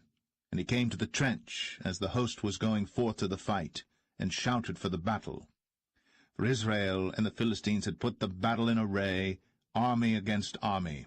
And David left his carriage in the hand of the keeper of the carriage, and ran into the army, and came and saluted his brethren. And as he talked with them, behold, there came up the champion, the Philistine of Gath, Goliath by name, out of the armies of the Philistines, and spake according to the same words, and David heard them. And all the men of Israel, when they saw the man, fled from him, and were sore afraid. And the men of Israel said, Have ye seen this man that is come up? Surely to defy Israel is he come up. And it shall be that the man who killeth him, the king will enrich him with great riches, and will give him his daughter, and make his father's house free in Israel. And David spake to the men that stood by him, saying, What shall be done to the man that killeth this Philistine, and taketh away the reproach from Israel? For who is this uncircumcised Philistine, that he should defy the armies of the living God? And the people answered him after this manner, saying, So shall it be done to the man that killeth him. And Eliab, his eldest brother, heard when he spake unto the men. And Eliab's anger was kindled against David, and he said, Why camest thou down hither? And with whom hast thou left those few sheep in the wilderness? I know thy pride, and the naughtiness of thine heart, for thou art come down that thou mightest see the battle. And David said, What have I now done? Is there not a cause? And he turned from him toward another, and spake after the same manner. And the people answered him again after the former manner. And when the words were heard which David spake, they rehearsed them before Saul. And he sent for him. And David said to Saul, let no man's heart fail because of him. Thy servant will go and fight with this Philistine. And Saul said to David, Thou art not able to go against this Philistine to fight with him, for thou art but a youth, and he a man of war from his youth. And David said unto Saul, Thy servant kept his father's sheep, and there came a lion and a bear, and took a lamb out of the flock. And I went out after him, and smote him, and delivered it out of his mouth. And when he arose against me, I caught him by his beard, and smote him, and slew him. Thy servant slew both the lion and the bear, and this uncircumcised Philistine shall be as one of them, seeing he hath defied the armies of the living God. David said, moreover, The Lord that delivered me out of the paw of the lion, and out of the paw of the bear, he will deliver me out of the hand of this Philistine. And Saul said unto David, Go, and the Lord be with thee. And Saul armed David with his armor, and he put an helmet of brass upon his head.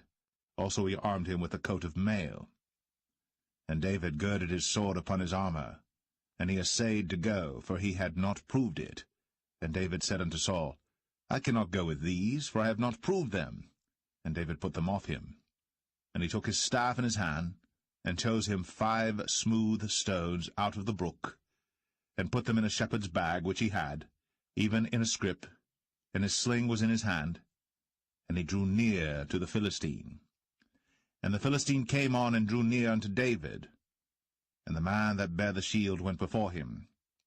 And when the Philistine looked about and saw David, he disdained him, for he was but a youth, and ruddy, and of a fair countenance. And the Philistine said unto David, Am I a dog that thou comest to me with staves? And the Philistine cursed David by his gods. And the Philistine said to David, Come to me, and I will give thy flesh unto the fowls of the air, and to the beasts of the field. Then said David to the Philistine, Thou comest to me with a sword, and with a spear, and with a shield. But I come to thee in the name of the Lord of hosts, the God of the armies of Israel, whom thou hast defied. This day will the Lord deliver thee into mine hand, and I will smite thee, and take thine head from thee. And I will give the carcasses of the host of the Philistines this day unto the fowls of the air, and to the wild beasts of the earth, that all the earth may know that there is a God in Israel.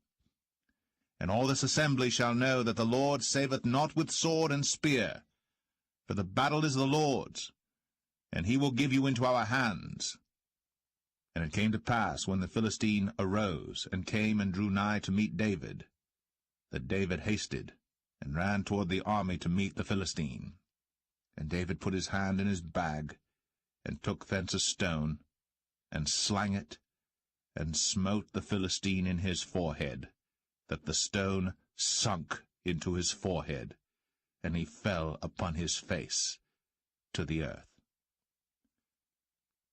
So David prevailed over the Philistine with a sling and with a stone, and smote the Philistine, and slew him.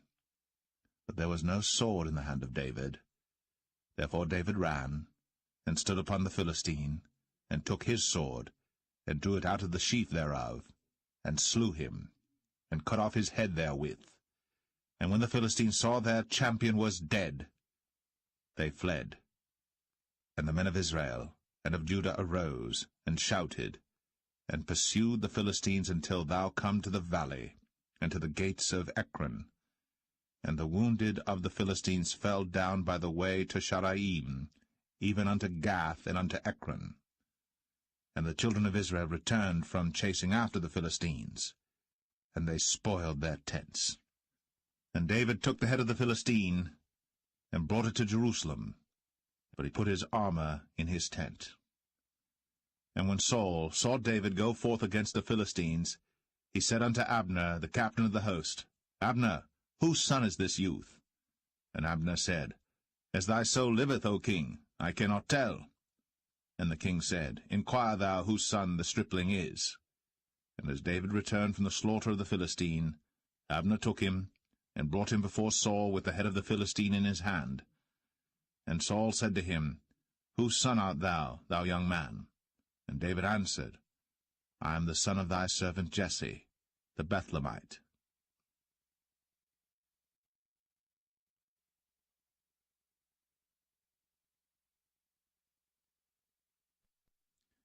1 Samuel 18. And it came to pass, when he had made an end of speaking unto Saul, that the soul of Jonathan was knit with the soul of David, and Jonathan loved him as his own soul. And Saul took him that day, and would let him go no more home to his father's house. Then Jonathan and David made a covenant, because he loved him as his own soul. And Jonathan stripped himself of the robe that was upon him, and gave it to David, and his garments, even to his sword, and to his bow, and to his girdle.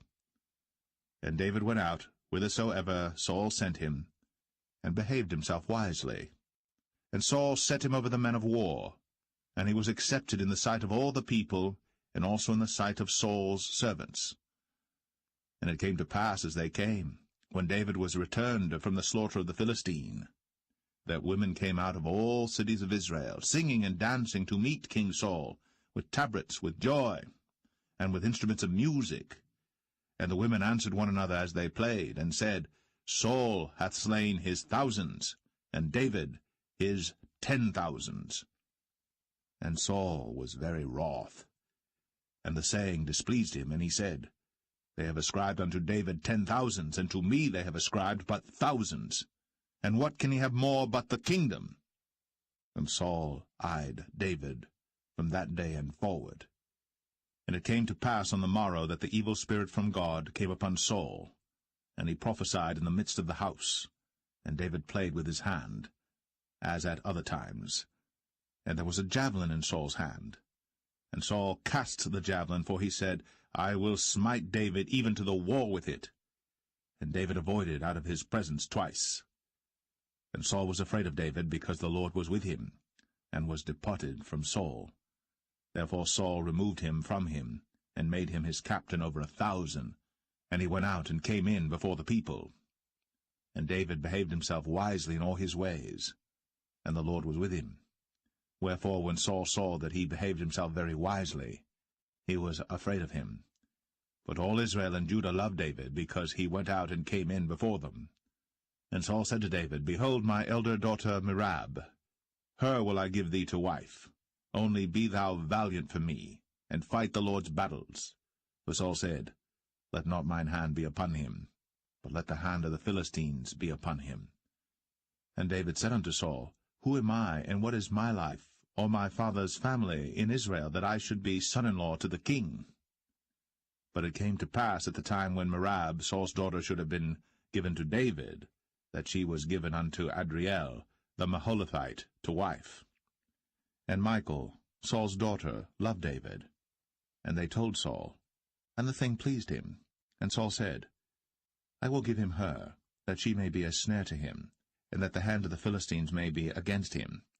Wherefore Saul said to David, Thou shalt this day be my son-in-law in the one of the twain. And Saul commanded his servants, saying, Commune with David secretly, and say, Behold, the king hath delight in thee, and all his servants love thee. Now therefore be the king's son-in-law. And Saul's servants spake those words in the ears of David. And David said, Seemeth it to you a light thing to be a king's son-in-law, seeing that I am a poor man, and lightly esteemed? And the servants of Saul told him, saying, On this manner spake David. And Saul said, Thus shall ye say to David, The king desireth not any dowry, but 100 foreskins of the Philistines, to be avenged of the king's enemies. But Saul thought to make David fall by the hand of the Philistines. And when his servants told David these words, it pleased David well to be the king's son-in-law, and the days were not expired. Wherefore David arose, and went, he and his men, and slew of the Philistines 200 men. And David brought their foreskins, and they gave them in full tale to the king, that he might be the king's son-in-law. And Saul gave him Michal his daughter to wife. And Saul saw and knew that the Lord was with David, and that Michal, Saul's daughter, loved him. And Saul was yet the more afraid of David, and Saul became David's enemy continually.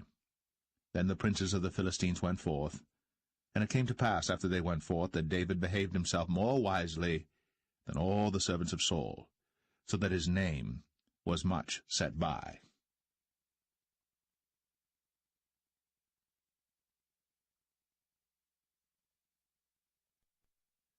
1 Samuel 19. And Saul spake to Jonathan his son, and to all his servants, that they should kill David. But Jonathan Saul's son delighted much in David. And Jonathan told David, saying, Saul my father seeketh to kill thee. Now therefore I pray thee, take heed to thyself until the morning, and abide in a secret place, and hide thyself. And I will go out and stand beside my father in the field where thou art. And I will commune with my father of thee, and what I see, that I will tell thee. And Jonathan spake good of David unto Saul his father, and said unto him, Let not the king sin against his servant, against David, because he hath not sinned against thee, and because his works have been to thee ward very good. For he did put his life in his hand, and slew the Philistine. And the Lord wrought a great salvation for all Israel. Thou sawest it, and didst rejoice. Wherefore then wilt thou sin against innocent blood, to slay David without a cause? And Saul hearkened unto the voice of Jonathan. And Saul sware, As the Lord liveth, he shall not be slain. And Jonathan called David. And Jonathan showed him all those things.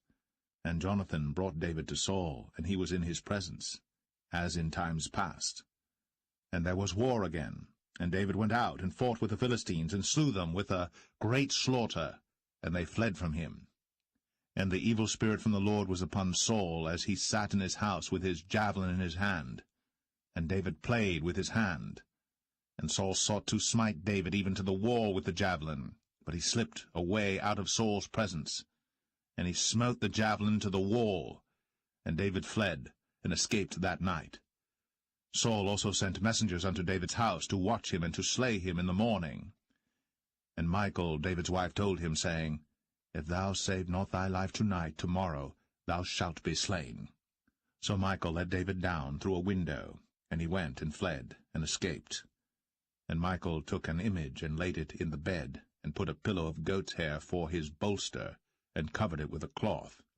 And when Saul sent messengers to take David, she said, He is sick. And Saul sent the messengers again to see David, saying, Bring him up to me in the bed, that I may slay him. And when the messengers were come in, behold, there was an image in the bed, with a pillow of goat's hair for his bolster. And Saul said unto Michal, Why hast thou deceived me so, and sent away mine enemy, that he is escaped? And Michal answered Saul, He said unto me, Let me go, why should I kill thee? So David fled, and escaped, and came to Samuel to Ramah, and told him all that Saul had done to him. And he and Samuel went, and dwelt in Naueth. And it was told Saul, saying, Behold, David is at Naueth in Ramah. And Saul sent messengers to take David. And when they saw the company of the prophets prophesying, and Samuel standing as appointed over them, the Spirit of God was upon the messengers of Saul, and they also prophesied. And when it was told Saul, he sent other messengers, and they prophesied likewise. And Saul sent messengers again the third time, and they prophesied also. Then went he also to Ramah, and came to a great well that is in Sechu. And he asked and said, Where are Samuel and David? And one said, Behold, they be at Naueth in Ramah. And he went thither to Naueth and Ramah. And the Spirit of God was upon him also. And he went on, and prophesied, until he came to Naueth and Ramah. And he stripped off his clothes also, and prophesied before Samuel in like manner, and lay down naked all that day, and all that night. Wherefore they say, Is Saul also among the prophets?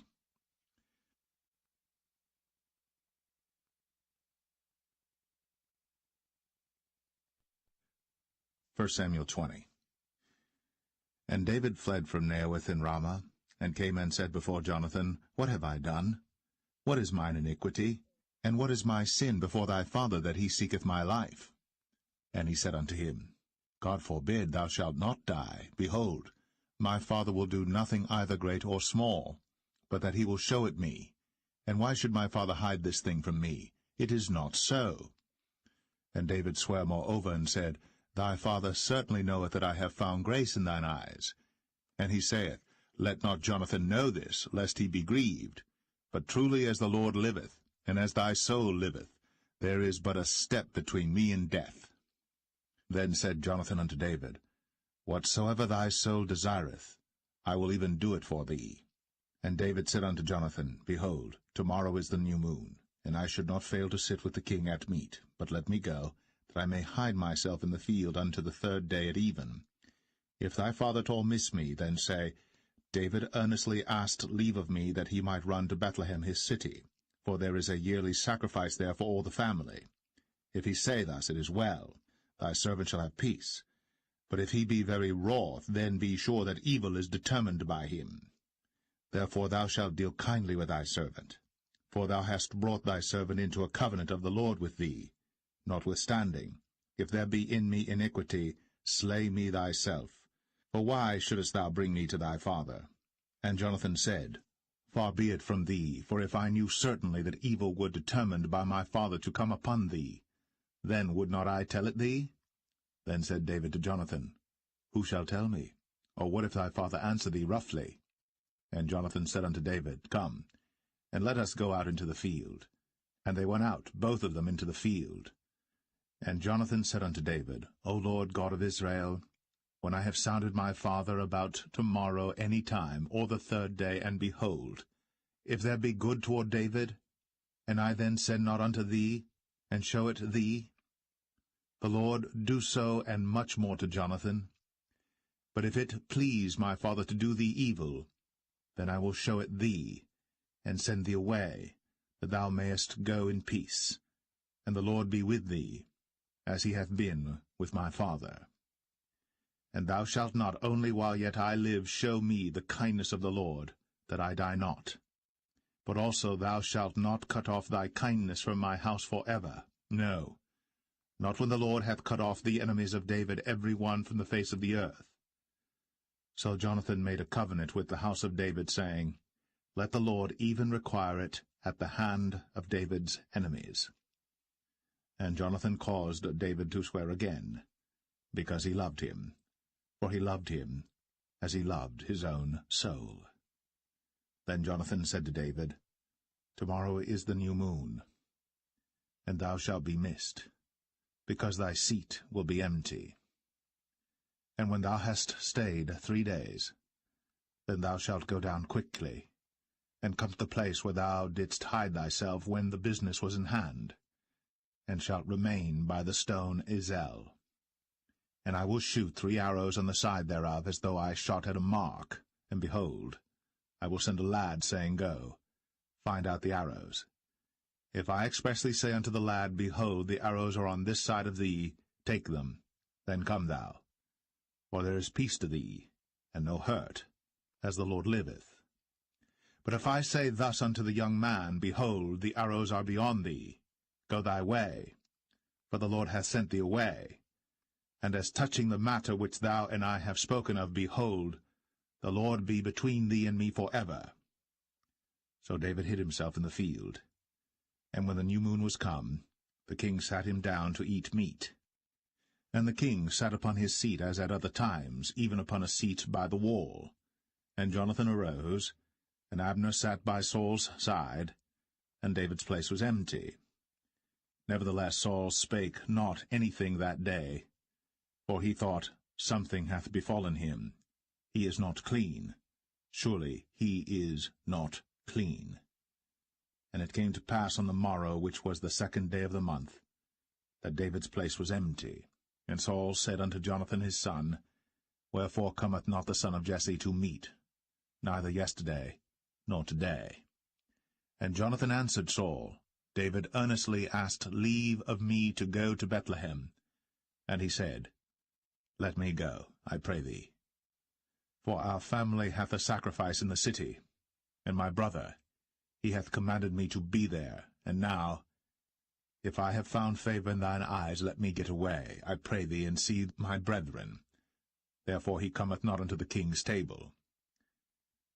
Then Saul's anger was kindled against Jonathan. And he said unto him, Thou son of the perverse, rebellious woman, Do not I know that thou hast chosen the son of Jesse to thine own confusion, and unto the confusion of thy mother's nakedness? For as long as the son of Jesse liveth upon the ground, thou shalt not be established, nor thy kingdom. Wherefore, now send and fetch him unto me, for he shall surely die. And Jonathan answered Saul his father, and said unto him, Wherefore shall he be slain? What hath he done? And Saul cast a javelin at him to smite him, whereby Jonathan knew that it was determined of his father to slay David. So Jonathan arose from the table in fierce anger, and did eat no meat the 2nd day of the month, for he was grieved for David, because his father had done him shame. And it came to pass in the morning that Jonathan went out into the field at the time appointed with David, and a little lad with him. And he said unto his lad, Run, find out now the arrows which I shoot. And as the lad ran, he shot an arrow beyond him. And when the lad was come to the place of the arrow which Jonathan had shot, Jonathan cried after the lad, and said, Is not the arrow beyond thee? And Jonathan cried after the lad, Make speed, haste, stay not. And Jonathan's lad gathered up the arrows, and came to his master. But the lad knew not anything, only Jonathan and David knew the matter. And Jonathan gave his artillery unto his lad, and said unto him, Go, carry them to the city. And as soon as the lad was gone, David arose out of a place toward the south, and fell on his face to the ground, and bowed himself 3 times. And they kissed one another, and wept one with another, until David exceeded. And Jonathan said to David, Go in peace, for as much as we have sworn both of us in the name of the Lord, saying, The Lord be between me and thee, and between my seed and thy seed forever. And he arose, and departed. And Jonathan went into the city.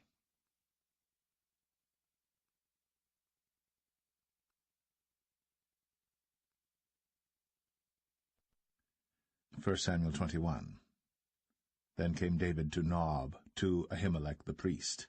And Ahimelech was afraid at the meeting of David, and said unto him, Why art thou alone, and no man with thee?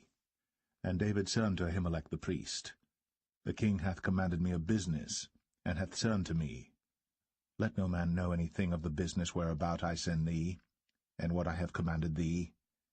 And I have appointed my servants to such and such a place. Now therefore, what is under thine hand? Give me 5 loaves of bread in mine hand, or what there is present. And the priest answered David, and said, There is no common bread under mine hand, but there is hallowed bread, if the young men have kept themselves at least from women.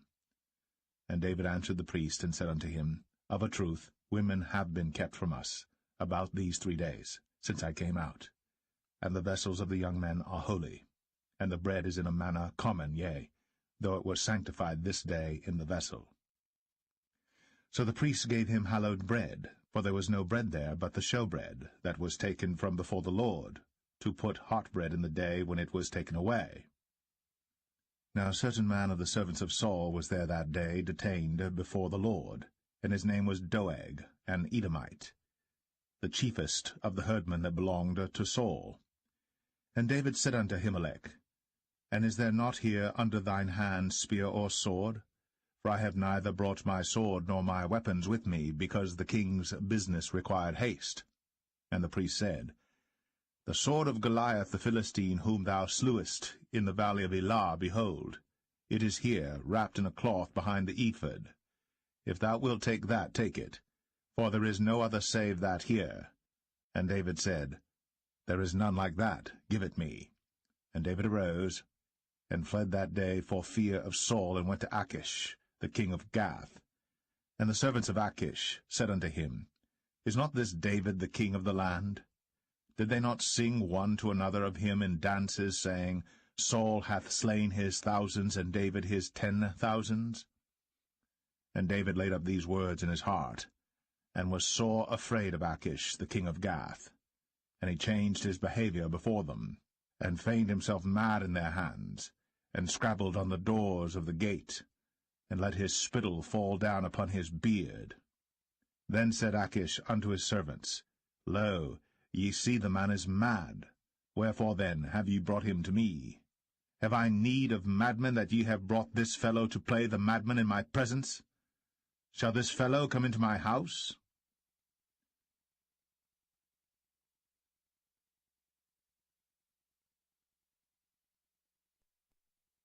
1 Samuel 22. David therefore departed thence, and escaped to the cave Adullam. And when his brethren and all his father's house heard it, they went down thither to him. And every one that was in distress, and every one that was in debt, and every one that was discontented gathered themselves unto him. And he became a captain over them. And there were with him about 400 men.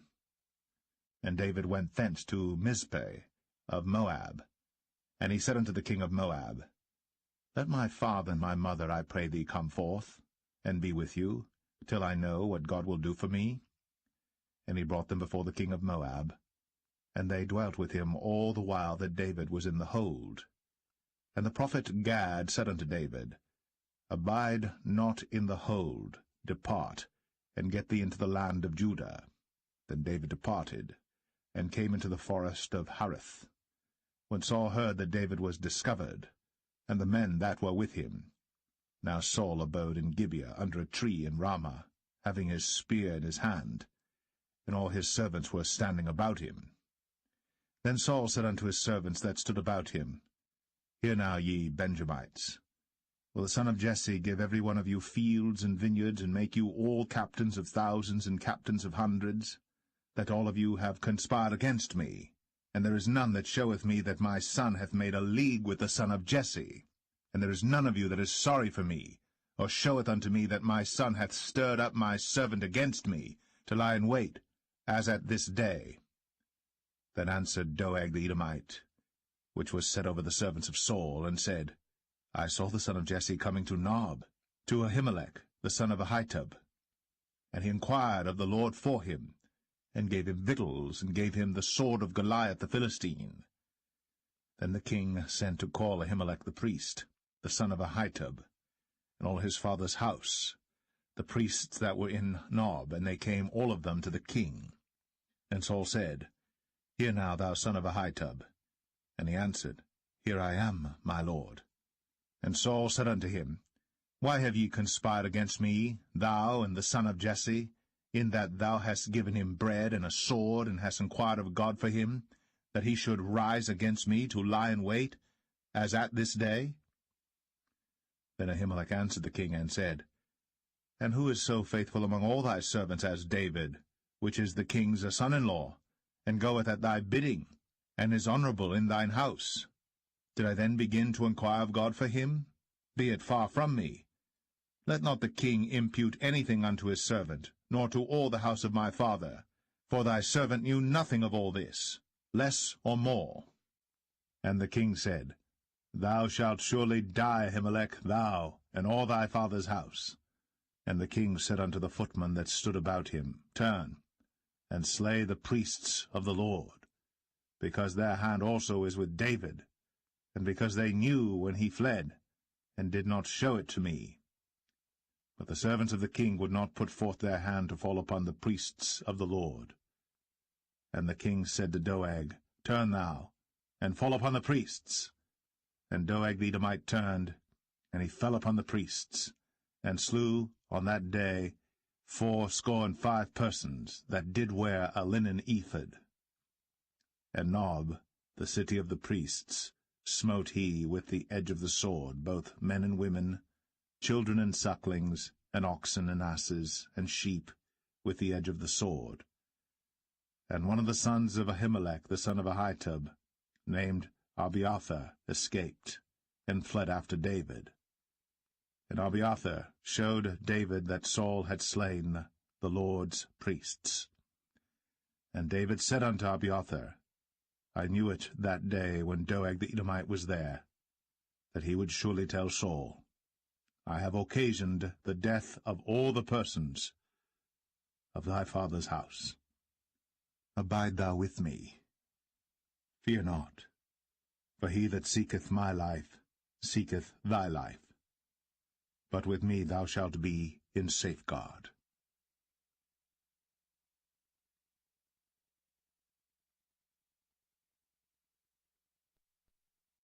1 Samuel 23. Then they told David, saying, Behold, the Philistines fight against Keilah, and they rob the threshing floors. Therefore David inquired of the Lord, saying, Shall I go and smite these Philistines? And the Lord said unto David, Go, and smite the Philistines, and save Keilah. And David's men said unto him, Behold, we be afraid here in Judah.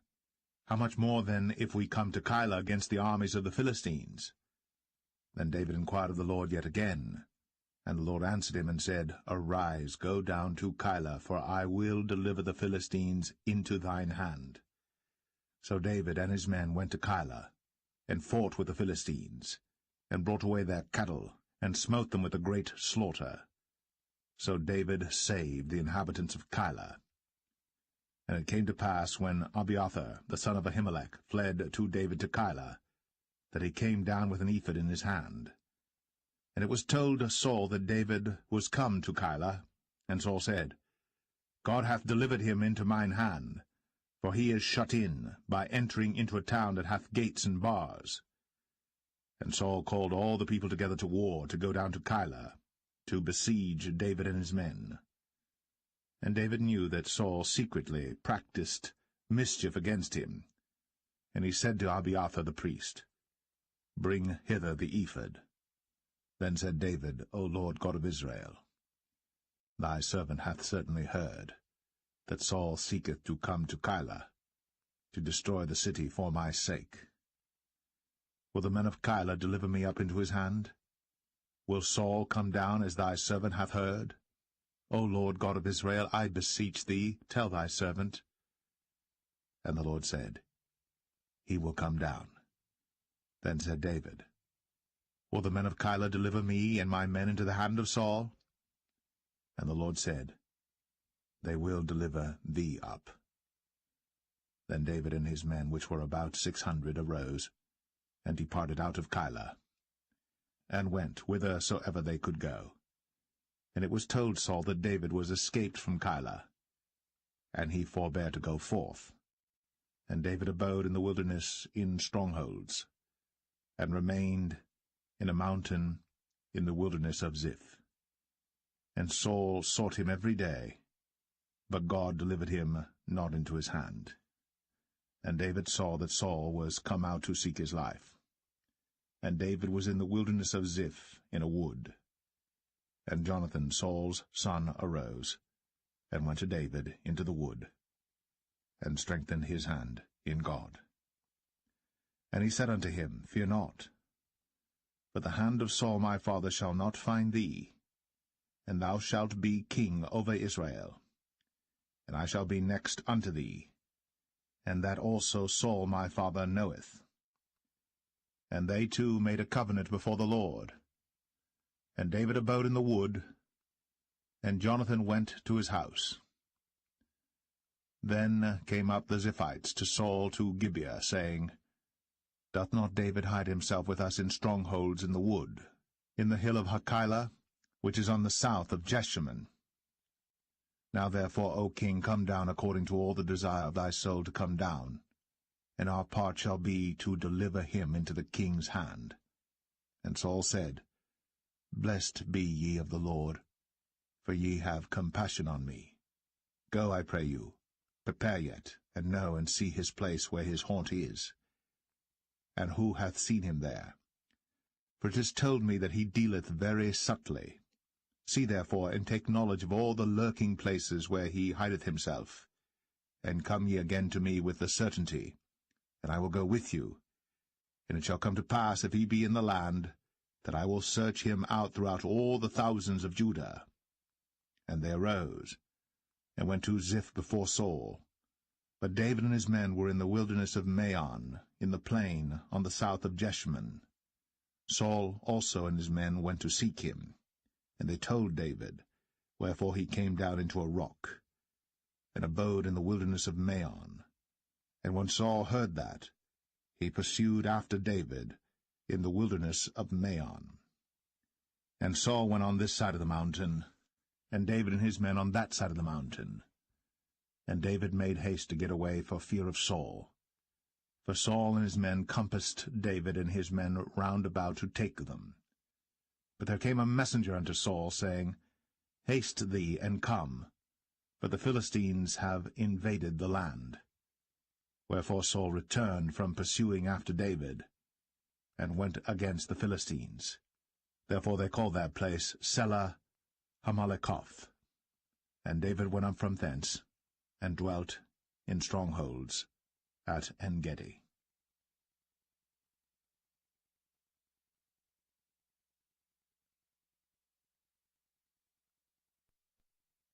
1 Samuel 24. And it came to pass, when Saul was returned from following the Philistines, that it was told him, saying, Behold, David is in the wilderness of En-gedi. Then Saul took 3,000 chosen men out of all Israel, and went to seek David and his men upon the rocks of the wild goats. And he came to the sheepcotes by the way, where was a cave. And Saul went in to cover his feet, and David and his men remained in the sides of the cave. And the men of David said unto him, Behold the day of which the Lord said unto thee, Behold, I will deliver thine enemy into thine hand, that thou mayest do to him as it shall seem good unto thee. Then David arose, and cut off the skirt of Saul's robe privily. And it came to pass afterward that David's heart smote him, because he had cut off Saul's skirt. And he said unto his men, The Lord forbid that I should do this thing unto my master, the Lord's anointed, to stretch forth mine hand against him, seeing he is the anointed of the Lord. So David stayed his servants with these words, and suffered them not to rise against Saul. But Saul rose up out of the cave, and went on his way. David also rose afterward, and went out of the cave, and cried after Saul, saying, My lord the king. And when Saul looked behind him, David stooped with his face to the earth, and bowed himself.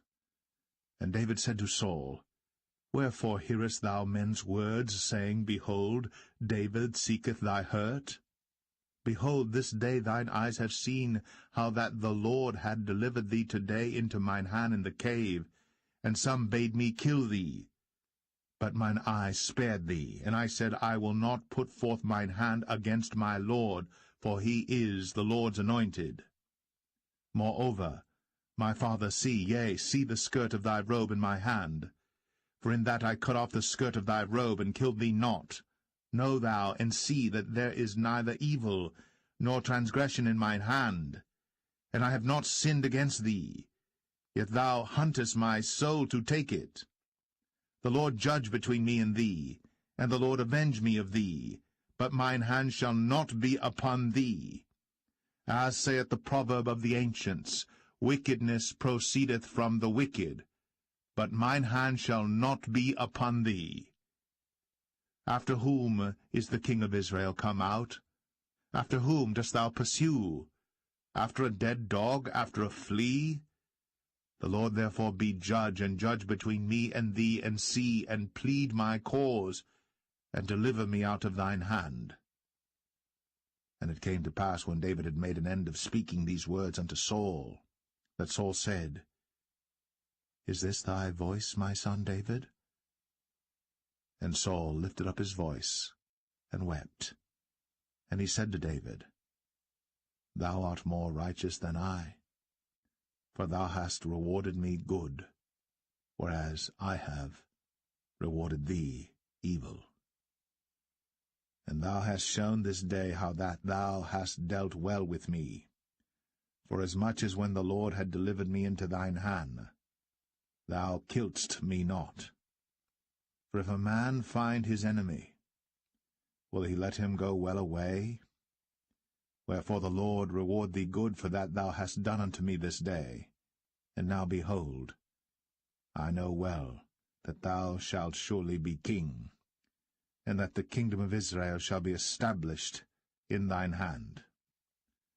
Swear now therefore unto me by the Lord, that thou wilt not cut off my seed after me, and that thou wilt not destroy my name out of my father's house. And David sware unto Saul. And Saul went home, but David and his men gat them up unto the hold.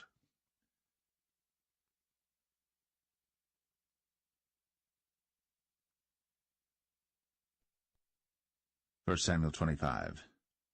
And Samuel died, and all the Israelites were gathered together, and lamented him, and buried him in his house at Ramah. And David arose, and went down to the wilderness of Paran. And there was a man in Maon, whose possessions were in Carmel. And the man was very great, and he had 3,000 sheep and 1,000 goats, and he was shearing his sheep in Carmel. Now the name of the man was Nabal, and the name of his wife Abigail. And she was a woman of good understanding, and of a beautiful countenance. But the man was churlish, and evil in his doings, and he was of the house of Caleb.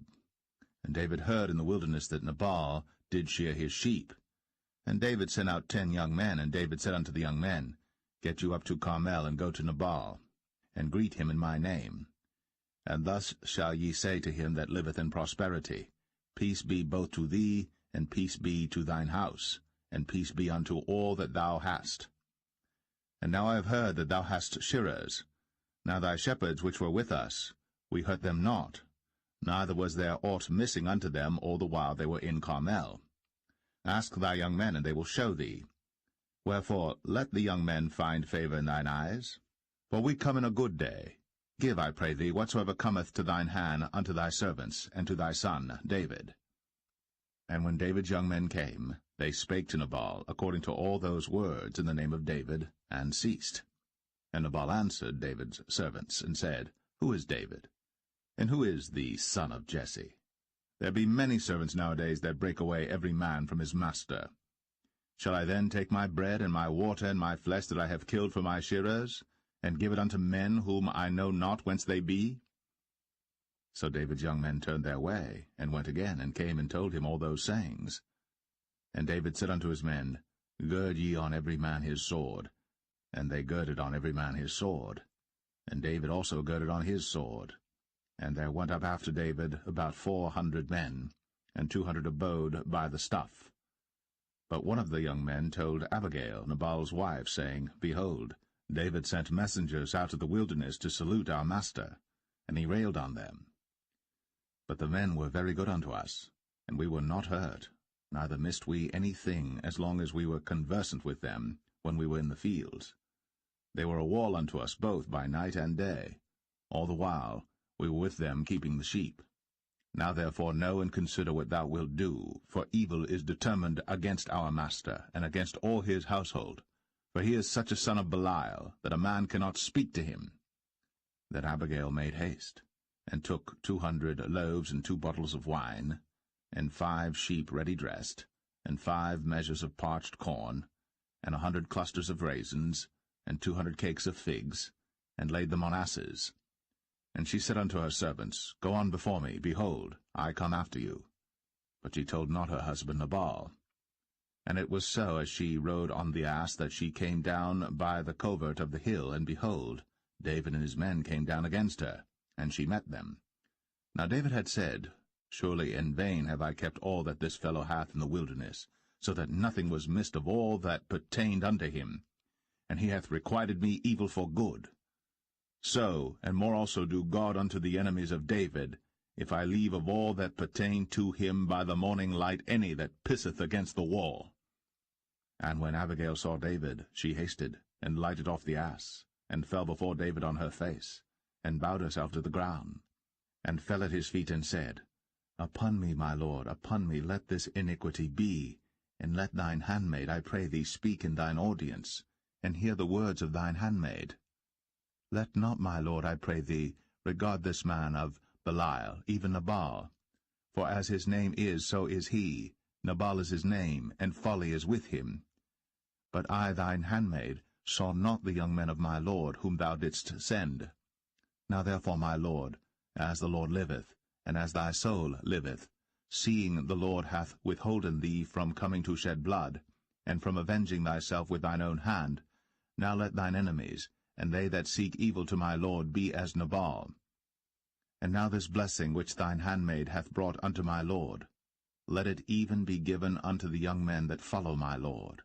I pray thee, forgive the trespass of thine handmaid, for the Lord will certainly make my lord a sure house, because my lord fighteth the battles of the Lord, and evil hath not been found in thee all thy days. Yet a man is risen to pursue thee, and to seek thy soul. But the soul of my lord shall be bound in the bundle of life with the Lord thy God, and the souls of thine enemies, them shall he sling out, as out of the middle of a sling. And it shall come to pass, when the Lord shall have done to my lord according to all the good that he hath spoken concerning thee, and shall have appointed thee ruler over Israel, that this shall be no grief unto thee, nor offense of heart unto my lord, either that thou hast shed blood causeless, or that my lord hath avenged himself. But when the Lord shall have dealt well with my lord, then remember thine handmaid. And David said to Abigail, Blessed be the Lord God of Israel, which sent thee this day to meet me. And blessed be thy advice, and blessed be thou, which hast kept me this day from coming to shed blood, and from avenging myself with mine own hand. For in very deed, as the Lord God of Israel liveth, which hath kept me back from hurting thee, except thou hadst hasted and come to meet me, surely there had not been left unto Nabal by the morning light any that pisseth against the wall. So David received of her hand that which she had brought him, and said unto her, Go up in peace to thine house. See, I have hearkened to thy voice, and have accepted thy person. And Abigail came to Nabal, and behold, he held a feast in his house, like the feast of a king. And Nabal's heart was merry within him, for he was very drunken. Wherefore she told him nothing, less or more, until the morning light. But it came to pass in the morning, when the wine was gone out of Nabal, and his wife had told him these things, that his heart died within him, and he became as a stone. And it came to pass about 10 days after, that the Lord smote Nabal, that he died. And when David heard that Nabal was dead, he said, Blessed be the Lord, that hath pleaded the cause of my reproach from the hand of Nabal, and hath kept his servant from evil. For the Lord hath returned the wickedness of Nabal upon his own head. And David sent and communed with Abigail, to take her to him to wife. And when the servants of David were come to Abigail to Carmel, they spake unto her, saying, David sent us unto thee, to take thee to him to wife.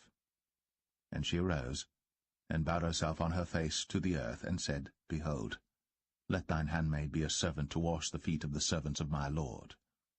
And Abigail hasted, and arose, and rode upon an ass, with 5 damsels of hers that went after her. And she went after the messengers of David, and became his wife. David also took Ahinoam of Jezreel, and they were also both of them his wives. But Saul had given Michal his daughter, David's wife, to Phalti, the son of Laish, which was of Galim.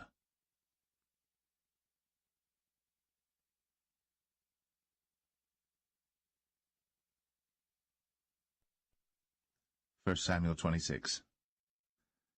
And the Ziphites came unto Saul to Gibeah, saying, Doth not David hide himself in the hill of Hachilah, which is before Jeshimon? Then Saul arose, and went down to the wilderness of Ziph, having 3,000 chosen men of Israel with him to seek David in the wilderness of Ziph. And Saul pitched in the hill of Hachilah, which is before Jeshimon, by the way. But David abode in the wilderness, and he saw that Saul came after him into the wilderness. David therefore sent out spies, and understood that Saul was come in very deed. And David arose, and came to the place where Saul had pitched. And David beheld the place where Saul lay, and Abner the son of Ner, the captain of his host. And Saul lay in the trench, and the people pitched round about him. Then answered David, and said to Ahimelech the Hittite, and to Abishai, the son of Zeruiah, brother to Joab, saying, Who will go down with me to Saul to the camp? And Abishai said, I will go down with thee.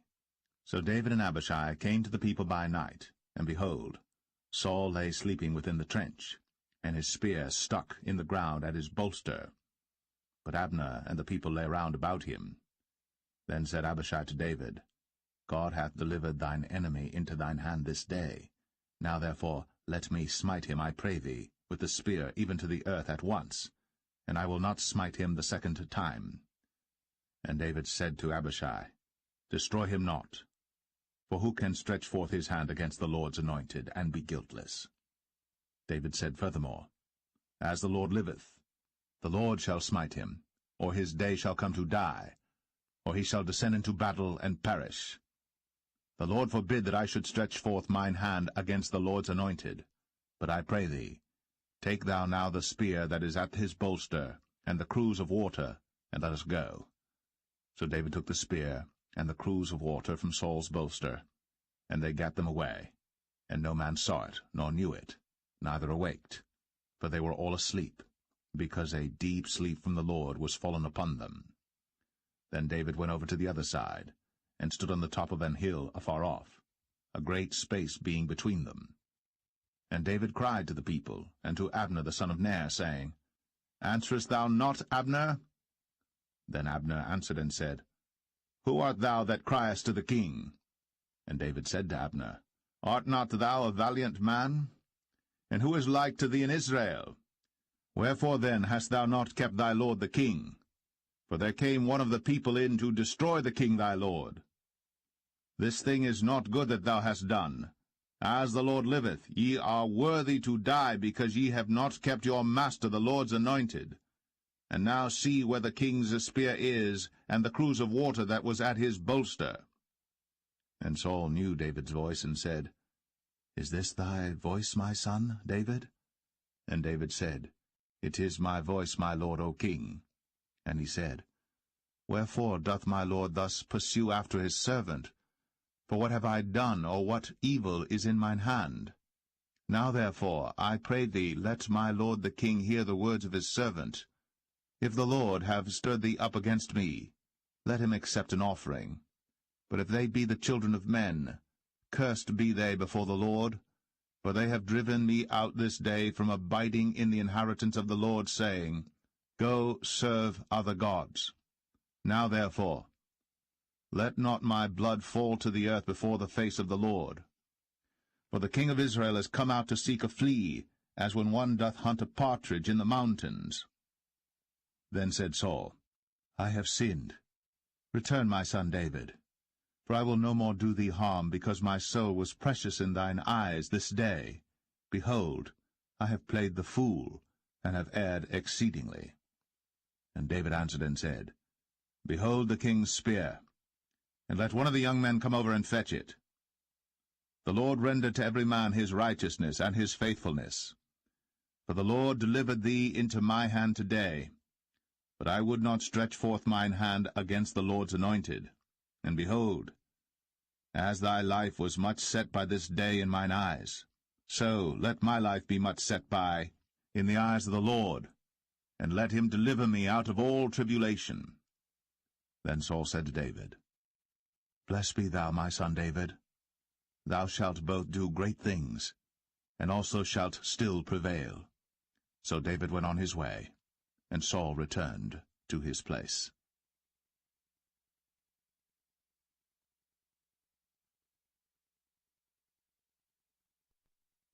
1 Samuel 27. And David said in his heart, I shall now perish one day by the hand of Saul. There is nothing better for me than that I should speedily escape into the land of the Philistines, and Saul shall despair of me, to seek me any more in any coast of Israel. So shall I escape out of his hand. And David arose, and he passed over with the 600 men that were with him unto Achish, the son of Maoch, king of Gath. And David dwelt with Achish at Gath, he and his men, every man with his household, even David with his 2 wives, Ahinoam the Jezreelitess, and Abigail the Carmelitess, Nabal's wife. And it was told Saul that David was fled to Gath, and he sought no more again for him. And David said unto Achish, If I have now found grace in thine eyes, let them give me a place in some town in the country, that I may dwell there. For why should thy servant dwell in the royal city with thee? Then Achish gave him Ziklag that day. Wherefore Ziklag pertaineth unto the kings of Judah unto this day. And the time that David dwelt in the country of the Philistines was a full year and 4 months. And David and his men went up, and invaded the Geshurites, and the Gezrites, and the Amalekites. For those nations were of old the inhabitants of the land, as thou goest to Shur, even unto the land of Egypt. And David smote the land, and left neither man nor woman alive, and took away the sheep and the oxen, and the asses, and the camels, and the apparel, and returned and came to Achish. And Achish said, Whither have ye made a road today? And David said, Against the south of Judah, and against the south of the Jerahmeelites, and against the south of the Kenites. And David saved neither man nor woman alive, to bring tidings to Gath, saying, Lest they should tell on us, saying, So did David, and so will be his manner all the while he dwelleth in the country of the Philistines. And Achish believed David, saying, He hath made his people Israel utterly to abhor him. Therefore he shall be my servant for ever.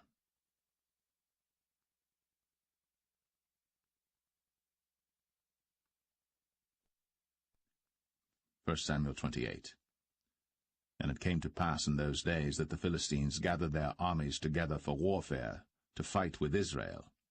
And Achish said unto David, Know thou assuredly that thou shalt go out with me to battle, thou and thy men.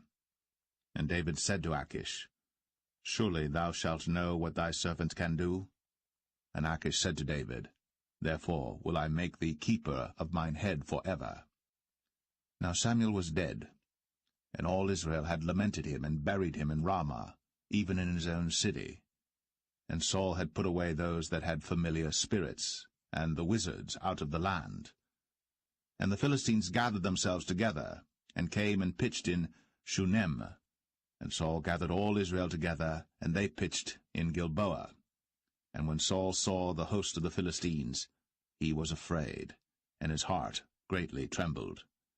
And when Saul inquired of the Lord answered him not, neither by dreams, nor by Urim, nor by prophets.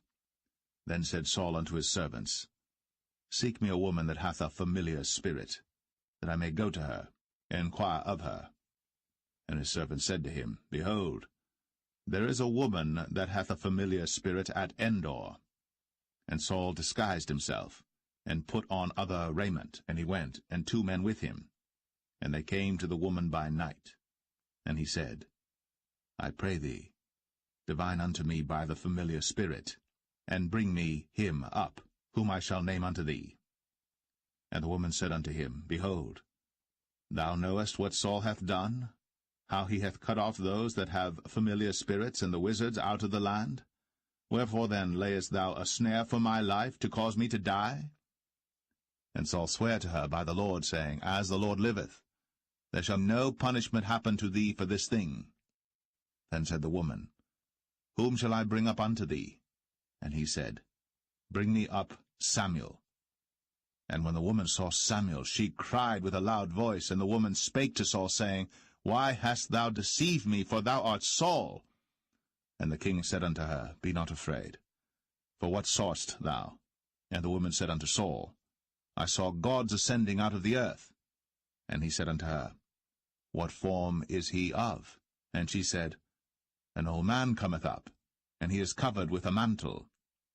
And Saul perceived that it was Samuel, and he stooped with his face to the ground, and bowed himself. And Samuel said to Saul, Why hast thou disquieted me to bring me up? And Saul answered, I am sore distressed, for the Philistines make war against me, and God is departed from me, and answereth me no more, neither by prophets nor by dreams. Therefore I have called thee, that thou mayest make known unto me what I shall do. Then said Samuel, Wherefore then dost thou ask of me, seeing the Lord is departed from thee, and is become thine enemy? And the Lord hath done to him as he spake by me. For the Lord hath rent the kingdom out of thine hand, and given it to thy neighbor, even to David, because thou obeyest not the voice of the Lord, nor executest his fierce wrath upon Amalek. Therefore hath the Lord done this thing unto thee this day. Moreover the Lord will also deliver Israel with thee into the hand of the Philistines, and tomorrow shalt thou and thy sons be with me. The Lord also shall deliver the host of Israel into the hand of the Philistines. Then Saul fell straightway all along on the earth, and was sore afraid because of the words of Samuel. And there was no strength in him, for he had eaten no bread all the day, nor all the night. And the woman came unto Saul, and saw that he was sore troubled, and said unto him, Behold, thine handmaid hath obeyed thy voice, and I have put my life in my hand, and have hearkened unto thy words which thou spakest unto me. Now therefore, I pray thee, hearken thou also unto the voice of thine handmaid, and let me set a morsel of bread before thee, and eat, that thou mayest have strength, when thou goest on thy way. But he refused, and said, I will not eat.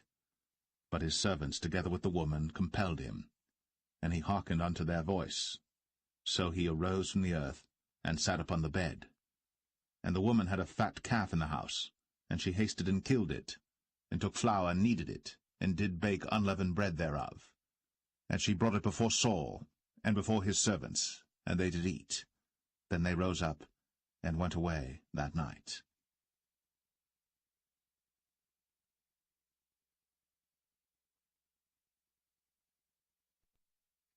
1 Samuel 29.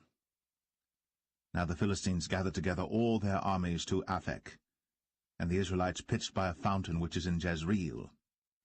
And the lords of the Philistines passed on by hundreds and by thousands, but David and his men passed on in the rearward with Achish. Then said the princes of the Philistines, What do these Hebrews here? And Achish said unto the princes of the Philistines, Is not this David the servant of Saul the king of Israel, which hath been with me these days, or these years? And I have found no fault in him since he fell unto me unto this day. And the princes of the Philistines were wroth with him. And the princes of the Philistines said unto him, Make this fellow return, that he may go again to his place which thou hast appointed him. And let him not go down with us to battle, lest in the battle he be an adversary to us. For wherewith should he reconcile himself unto his master? Should it not be with the heads of these men? Is not this David, of whom they sang one to another in dances, saying, Saul slew his thousands, and David his 10,000s? Then Achish called David and said unto him, Surely as the Lord liveth, thou hast been upright, and thy going out and thy coming in with me in the host is good in my sight. For I have not found evil in thee since the day of thy coming unto me unto this day. Nevertheless the Lord's favour thee not. Wherefore now return and go in peace, that thou displease not the lords of the Philistines. And David said unto Achish, But what have I done? And what hast thou found in thy servant so long as I have been with thee unto this day, that I may not go fight against the enemies of my lord the king? And Achish answered and said to David, I know that thou art good in my sight, as an angel of God.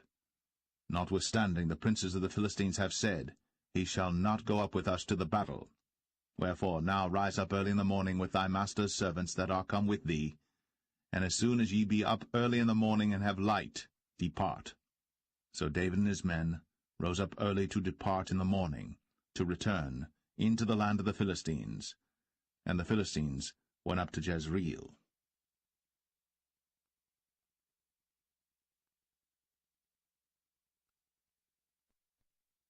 1 Samuel 30. And it came to pass, when David and his men were come to Ziklag on the 3rd day, that the Amalekites had invaded the south and Ziklag, and smitten Ziklag, and burned it with fire, and had taken the women captives that were therein. They slew not any, either great or small, but carried them away, and went on their way. So David and his men came to the city, and behold, it was burned with fire, and their wives and their sons and their daughters were taken captives. Then David and the people that were with him lifted up their voice and wept until they had no more power to weep. And David's 2 wives were taken captives, Ahinoam the Jezreelitess, and Abigail the wife of Nabal the Carmelite. And David was greatly distressed. For the people spake of stoning him, because the soul of all the people was grieved, every man for his sons and for his daughters. But David encouraged himself in the Lord his God. And David said to Abiathar the priest, Ahimelech's son, I pray thee, bring me hither the ephod. And Abiathar brought thither the ephod to David. And David inquired at the Lord, saying, Shall I pursue after this troop? Shall I overtake them? And he answered him, Pursue, for thou shalt surely overtake them, and without fail recover all.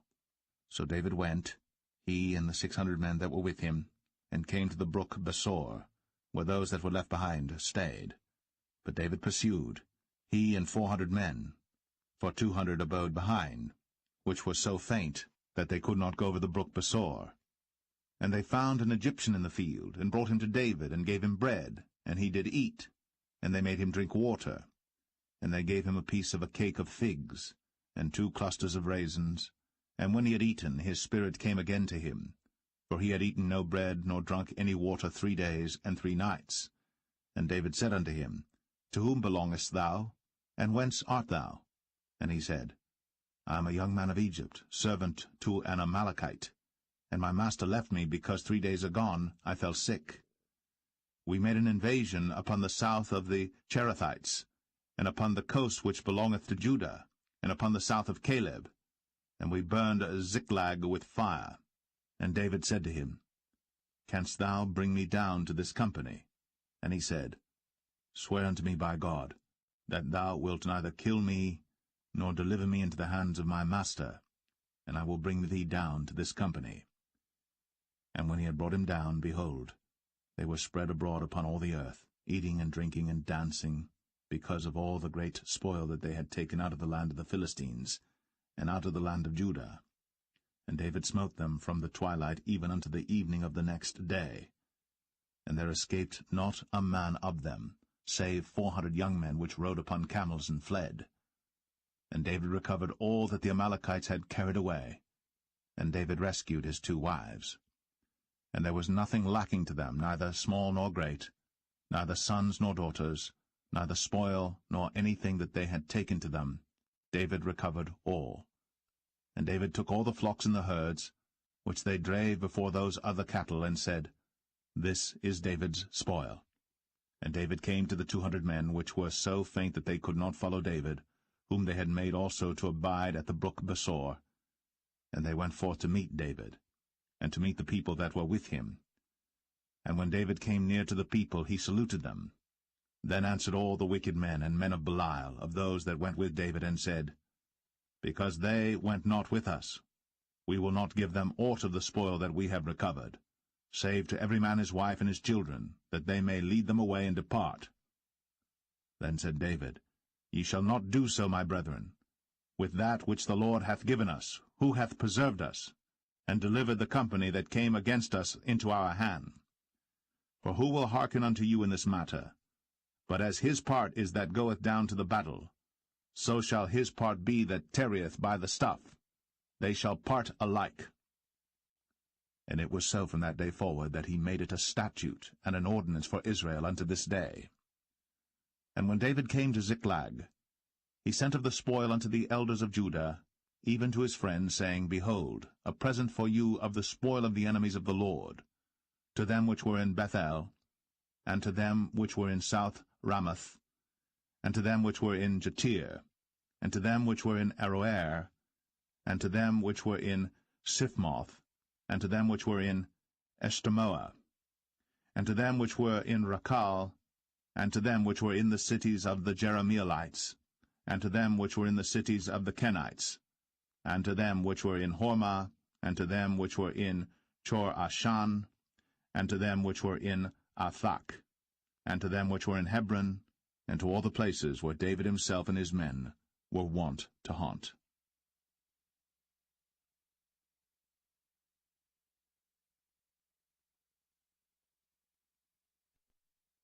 1 Samuel 31. Now the Philistines fought against Israel, and the men of Israel fled from before the Philistines, and fell down slain in Mount Gilboa. And the Philistines followed hard upon Saul and upon his sons. And the Philistines slew Jonathan, and Abinadab, and Malchishua, Saul's sons. And the battle went sore against Saul, and the archers hit him, and he was sore wounded of the archers. Then said Saul unto his armor-bearer, Draw thy sword. and thrust me through therewith, lest these uncircumcised come and thrust me through and abuse me. But his armor-bearer would not, for he was sore afraid.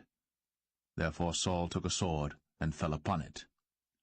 And when his armor-bearer saw that Saul was dead, he fell likewise upon his sword, and died with him.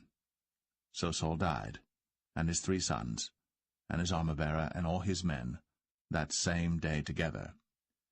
And when the men of Israel that were on the other side of the valley, and they that were on the other side Jordan, saw that the men of Israel fled, and that Saul and his sons were dead, they forsook the cities and fled. And the Philistines came and dwelt in them. And it came to pass on the morrow, when the Philistines came to strip the slain, that they found Saul and his 3 sons fallen in Mount Gilboa. And they cut off his head, and stripped off his armor, and sent into the land of the Philistines round about to publish it in the house of their idols, and among the people. And they put his armor in the house of Ashtoreth, and they fastened his body to the wall of Bethshan. And when the inhabitants of Jabesh-Gilead heard of that which the Philistines had done to Saul, all the valiant men arose, and went all night, and took the body of Saul, and the bodies of his sons from the wall of Bethshan, and came to Jabesh, and burnt them there. And they took their bones, and buried them under a tree at Jabesh, and fasted 7 days.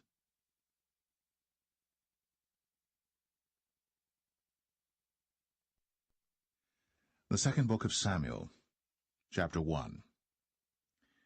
Now it came to pass after the death of Saul, when David was returned from the slaughter of the Amalekites, and David had abode 2 days in Ziklag, it came even to pass on the 3rd day that, behold, a man came out of the camp from Saul with his clothes rent, and earth upon his head. And so it was when he came to David, that he fell to the earth, and did obeisance. And David said unto him, From whence comest thou? And he said unto him, Out of the camp of Israel am I escaped. And David said unto him, How went the matter? I pray thee, tell me.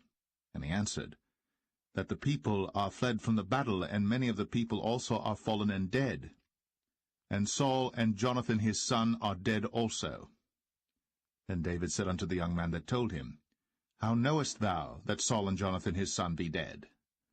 And the young man that told him said, As I happened by chance upon Mount Gilboa, behold, Saul leaned upon his spear, and lo, the chariots and horsemen followed hard after him. And when he looked behind him, he saw me, and called unto me, and I answered, Here am I. And he said unto me, Who art thou? And I answered him, I am an Amalekite. He said unto me again, Stand, I pray thee, upon me, and slay me. For anguish is come upon me, because my life is yet whole in me. So I stood upon him, and slew him, because I was sure that he could not live after that he was fallen. And I took the crown that was upon his head, and the bracelet that was on his arm, and have brought them hither unto my lord. Then David took hold on his clothes, and rent them, and likewise all the men that were with him.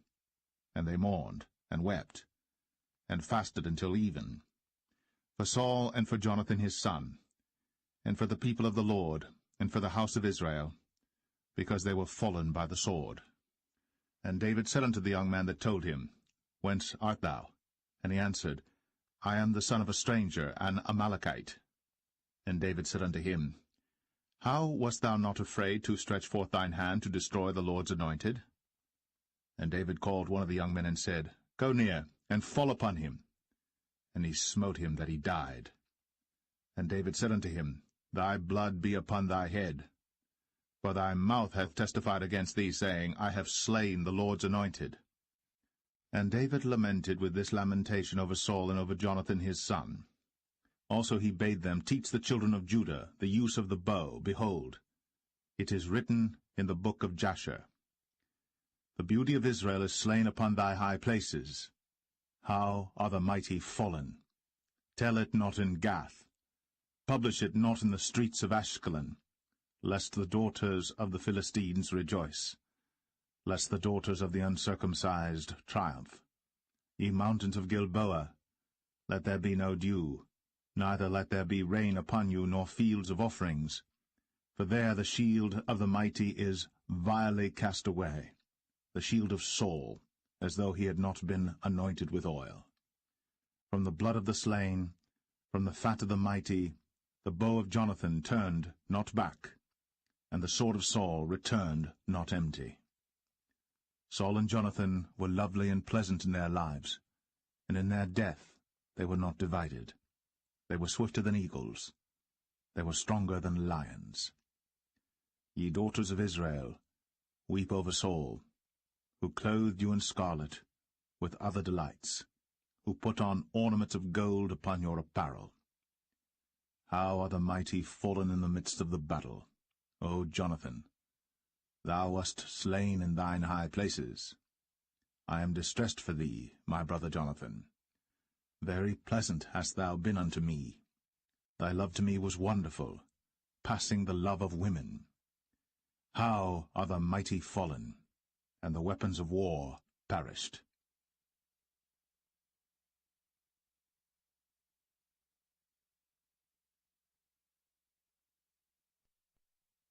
2 Samuel 2. And it came to pass after this that David inquired of the Lord, saying, Shall I go up into any of the cities of Judah? And the Lord said unto him, Go up. And David said, Whither shall I go up? And he said, Unto Hebron. So David went up thither, and his 2 wives also, Ahinoam the Jezreelitess, and Abigail Nabal's wife, the Carmelite. And his men that were with him did David bring up, every man with his household, and they dwelt in the cities of Hebron. And the men of Judah came, and there they anointed David king over the house of Judah.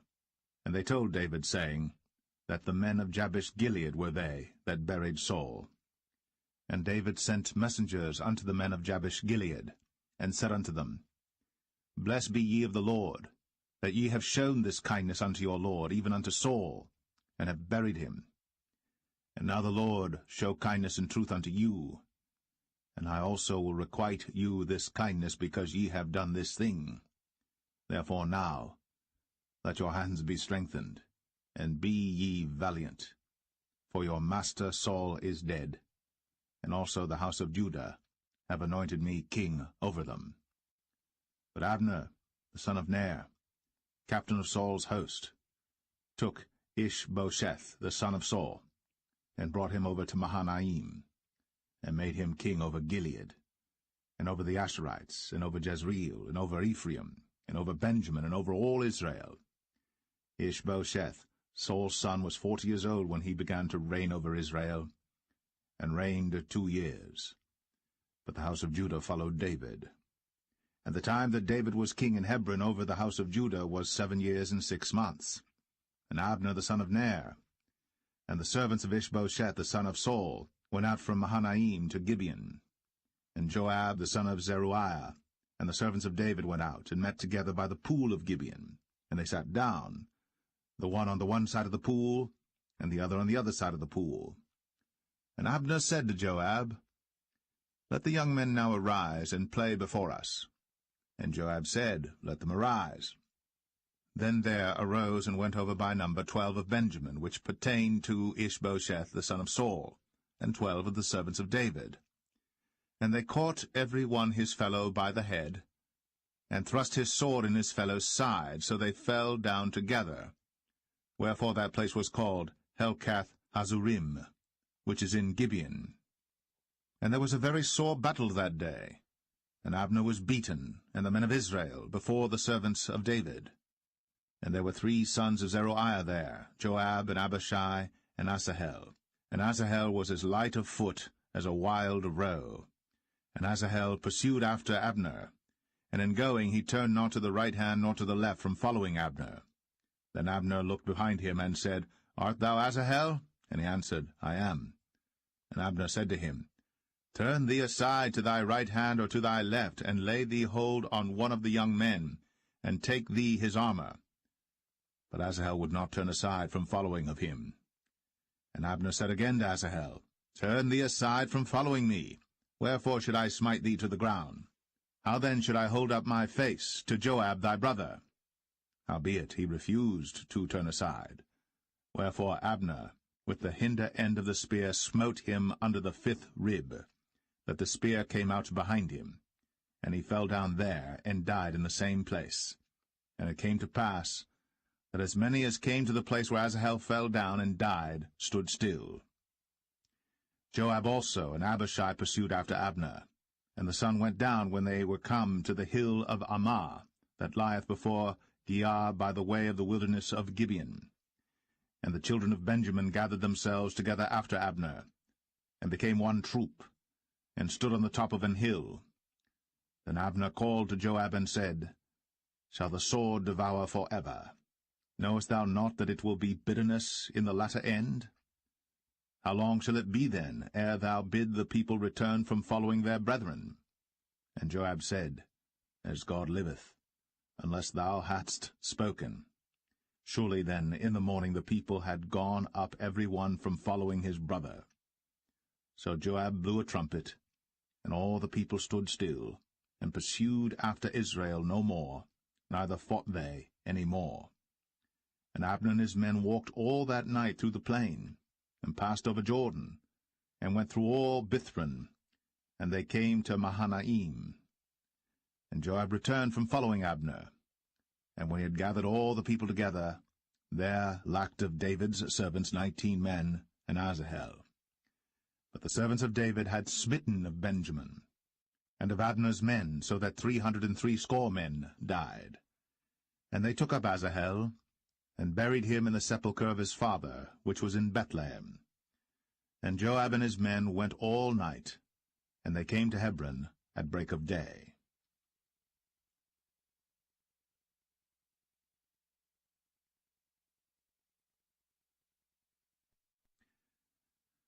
2 Samuel 3. Now there was long war between the house of Saul and the house of David. But David waxed stronger and stronger, and the house of Saul waxed weaker and weaker.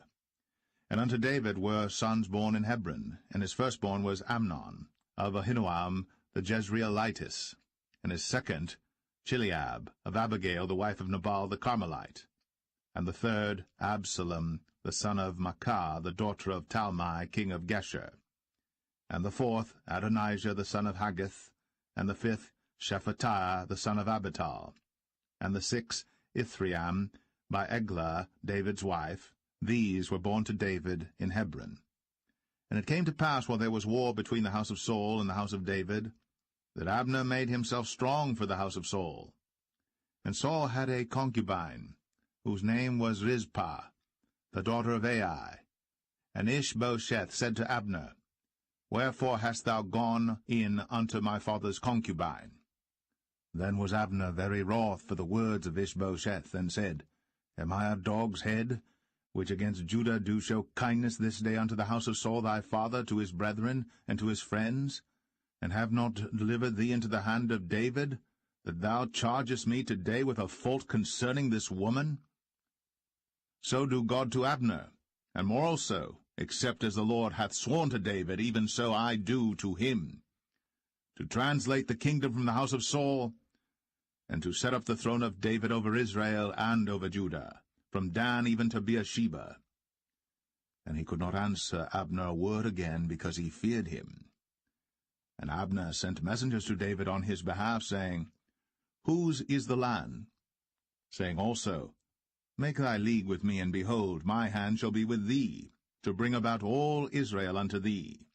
And he said, Well, I will make a league with thee. But one thing I require of thee, that is, thou shalt not see my face, except thou first bring Michal, Saul's daughter, when thou comest to see my face. And David sent messengers to Ishbosheth, Saul's son, saying, Deliver me my wife Michal, which I espoused to me, for 100 foreskins of the Philistines. And Ishbosheth sent and took her from her husband, even from Phaltiel, the son of Laish. And her husband went with her, along weeping, behind her to Bahurim. Then said Abner unto him, Go, return. And he returned. And Abner had communication with the elders of Israel, saying, Ye sought for David in times past to be king over you. Now then do it. For the Lord hath spoken of David, saying, By the hand of my servant David I will save my people Israel out of the hand of the Philistines, and out of the hand of all their enemies. And Abner also spake in the ears of Benjamin, and Abner went also to speak in the ears of David in Hebron all that seemed good to Israel, and that seemed good to the whole house of Benjamin. So Abner came to David to Hebron, and 20 men with him. And David made Abner and the men that were with him a feast. And Abner said unto David, I will arise and go, and will gather all Israel unto my lord the king, that they may make a league with thee, and that thou mayest reign over all that thine heart desireth. And David sent Abner away, and he went in peace. And behold, the servants of David and Joab came from pursuing a troop, and brought in a great spoil with them. But Abner was not with David in Hebron, for he had sent him away, and he was gone in peace. When Joab and all the host that was with him were come, they told Joab, saying, Abner the son of Ner came to the king, and he hath sent him away, and he is gone in peace. Then Joab came to the king and said, What hast thou done? Behold, Abner came unto thee. Why is it that thou hast sent him away, and he is quite gone? Thou knowest Abner the son of Ner, that he came to deceive thee, and to know thy going out and thy coming in, and to know all that thou doest. And when Joab was come out from David, he sent messengers after Abner, which brought him again from the well of Sirah. But David knew it not. And when Abner was returned to Hebron, Joab took him aside in the gate to speak with him quietly, and smote him there, under the 5th rib, that he died, for the blood of Asahel his brother. And afterward, when David heard it, he said, I and my kingdom are guiltless before the Lord, for ever, from the blood of Abner the son of Ner. Let it rest on the head of Joab, and on all his father's house. And let there not fail from the house of Joab one that hath an issue, or that is a leper, or that leaneth on a staff, or that falleth on the sword, or that lacketh bread. So Joab and Abishai his brother slew Abner, because he had slain their brother Asahel at Gibeon in the battle. And David said to Joab and to all the people that were with him, Rend your clothes, and gird you with sackcloth, and mourn before Abner. And King David himself followed the bier. And they buried Abner in Hebron. And the king lifted up his voice, and wept at the grave of Abner. And all the people wept. And the king lamented over Abner, and said, Died Abner as a fool dieth. Thy hands were not bound, nor thy feet put into fetters. As a man falleth before wicked men, so fellest thou. And all the people wept again over him. And when all the people came to cause David to eat meat while it was yet day, David sware, saying, So do God to me, and more also, if I taste bread or aught else, till the sun be down.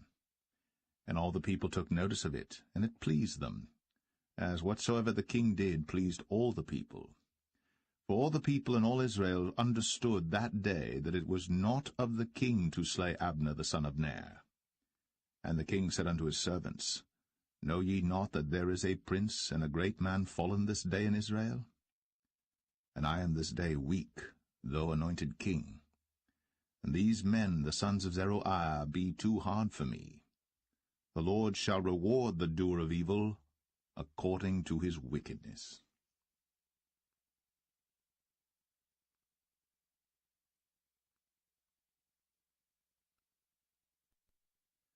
2 Samuel 4. And when Saul's son heard that Abner was dead in Hebron, his hands were feeble, and all the Israelites were troubled. And Saul's son had 2 men that were captains of bands. The name of the one was Baanah, and the name of the other Rechab, the sons of Rimmon, a Beerothite, of the children of Benjamin. For Beeroth also was reckoned to Benjamin. And the Beerothites fled to Gittaim, and were sojourners there until this day. And Jonathan Saul's son had a son that was lame of his feet. He was 5 years old when the tidings came of Saul and Jonathan out of Jezreel, and his nurse took him up and fled. And it came to pass, as she made haste to flee, that he fell and became lame. And his name was Mephibosheth. And the sons of Rimmon the Beerothite, Rechab and Baanah, went, and came about the heat of the day to the house of Ishbosheth, who lay on a bed, at noon. And they came thither into the midst of the house, as though they would have fetched wheat, and they smote him under the 5th rib. And Rechab and Baanah his brother escaped. For when they came into the house, he lay on his bed in his bedchamber, and they smote him, and slew him, and beheaded him, and took his head, and gat them away through the plain all night. And they brought the head of Ishbosheth unto David to Hebron, and said to the king, Behold, the head of Ishbosheth, the son of Saul, thine enemy, which sought thy life. And the Lord hath avenged my lord the king this day of Saul, and of his seed. And David answered Rechab and Baanah his brother, the sons of Rimmon the Beerothite, and said unto them, As the Lord liveth, who hath redeemed my soul out of all adversity?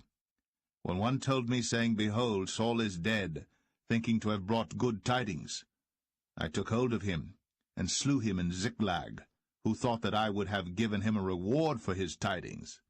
How much more, when wicked men have slain a righteous person in his own house upon his bed? Shall I not therefore now require his blood of your hand, and take you away from the earth? And David commanded his young men, and they slew them, and cut off their hands and their feet, and hanged them up over the pool in Hebron. But they took the head of Ishbosheth, and buried it in the sepulchre of Abner in Hebron.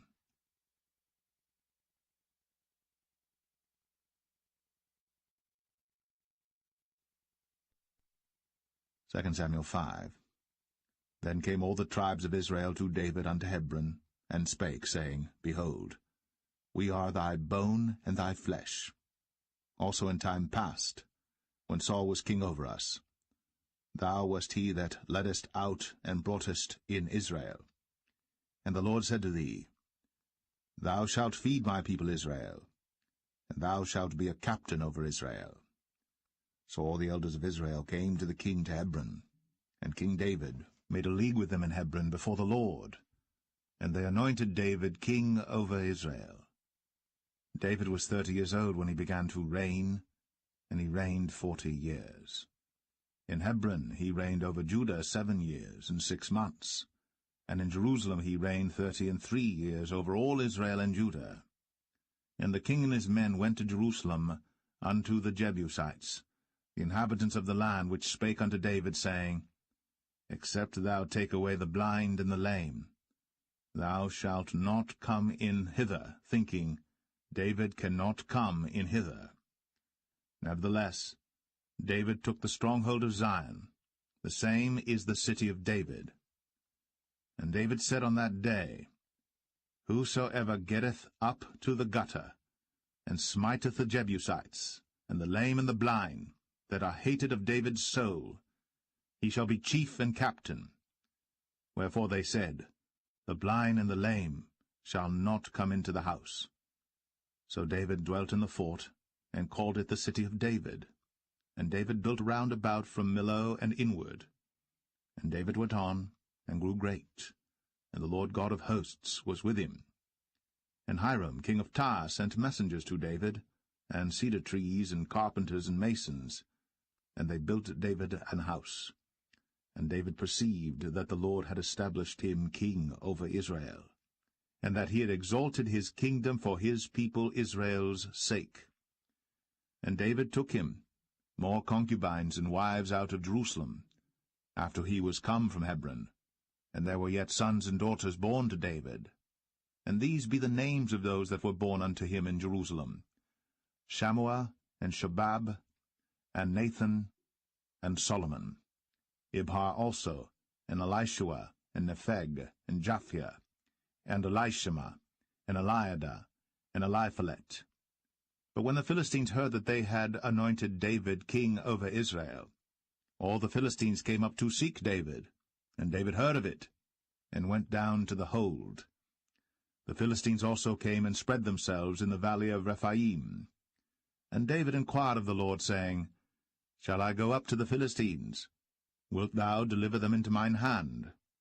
And the Lord said unto David, Go up, for I will doubtless deliver the Philistines into thine hand.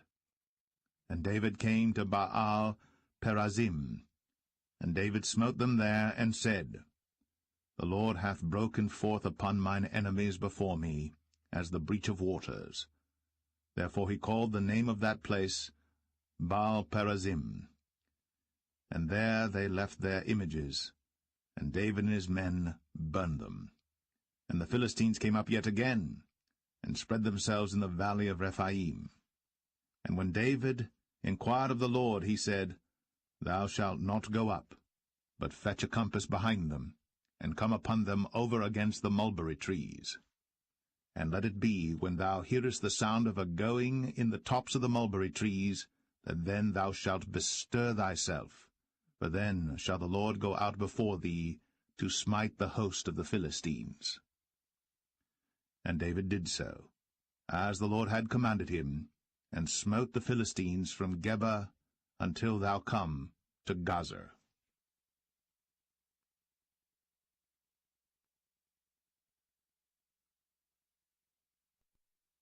2 Samuel 6. Again David gathered together all the chosen men of Israel, 30,000. And David arose and went with all the people that were with him from Baale of Judah, to bring up from thence the ark of God, whose name is called by the name of the Lord of hosts, that dwelleth between the cherubims. And they set the ark of God upon a new cart, and brought it out of the house of Abinadab that was in Gibeah. And Uzzah and Ahio, the sons of Abinadab, drave the new cart. And they brought it out of the house of Abinadab, which was at Gibeah, accompanying the ark of God, and Ahio went before the ark.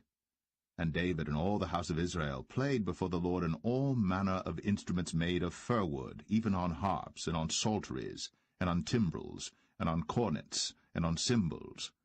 And when they came to Nachon's threshing floor, Uzzah put forth his hand to the ark of God, and took hold of it, for the oxen shook it. And the anger of the Lord was kindled against Uzzah, and God smote him there for his error. And there he died by the ark of God. And David was displeased, because the Lord had made a breach upon Uzzah. And he called the name of the place Perez Uzzah to this day. And David was afraid of the Lord that day, and said, How shall the ark of the Lord come to me?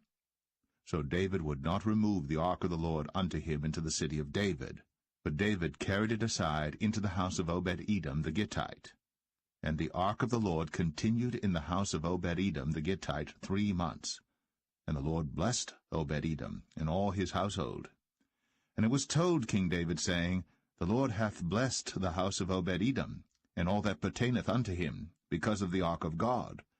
So David went and brought up the ark of God from the house of Obed-Edom into the city of David with gladness. And it was so, that when they that bare the ark of the Lord had gone 6 paces, he sacrificed oxen and fatlings. And David danced before the Lord with all his might. And David was girded with a linen ephod. So David and all the house of Israel brought up the ark of the Lord with shouting, and with the sound of the trumpet. And as the ark of the Lord came into the city of David, Michal, Saul's daughter, looked through a window, and saw King David leaping and dancing before the Lord. And she despised him in her heart. And they brought in the ark of the Lord, and set it in his place in the midst of the tabernacle that David had pitched for it. And David offered burnt offerings and peace offerings before the Lord.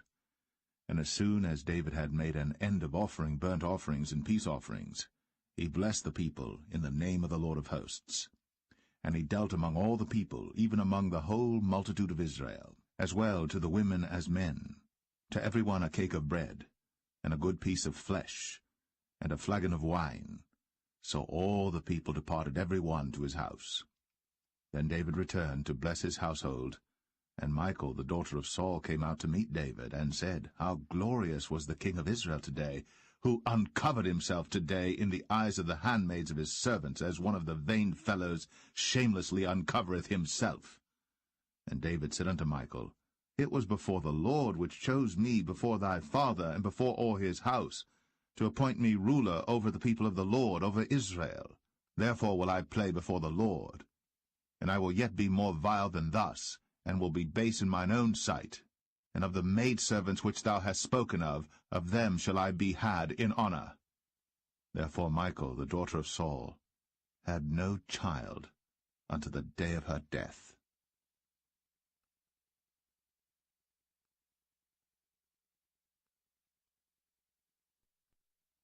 2 Samuel 7.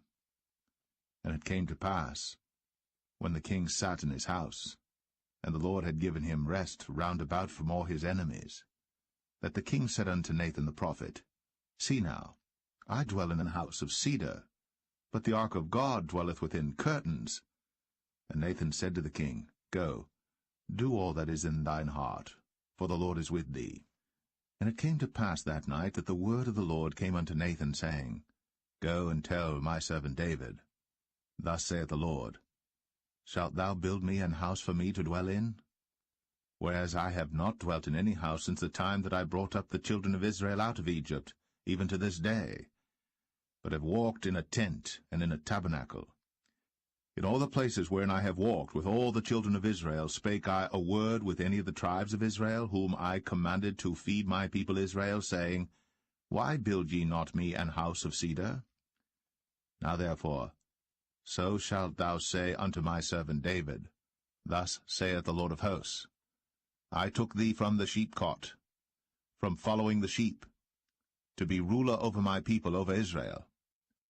And I was with thee whithersoever thou wentest, and have cut off all thine enemies out of thy sight, and have made thee a great name, like unto the name of the great men that are in the earth. Moreover, I will appoint a place for my people Israel, and will plant them, that they may dwell in a place of their own, and move no more, neither shall the children of wickedness afflict them any more as beforetime. And as since the time that I commanded judges to be over my people Israel, and have caused thee to rest from all thine enemies, also the Lord telleth thee, that he will make thee an house. And when thy days be fulfilled, and thou shalt sleep with thy fathers, I will set up thy seed after thee, which shall proceed out of thy bowels, and I will establish his kingdom. He shall build an house for my name, and I will establish the throne of his kingdom for ever. I will be his father, and he shall be my son. If he commit iniquity, I will chasten him with the rod of men, and with the stripes of the children of men. But my mercy shall not depart away from him, as I took it from Saul, whom I put away before thee.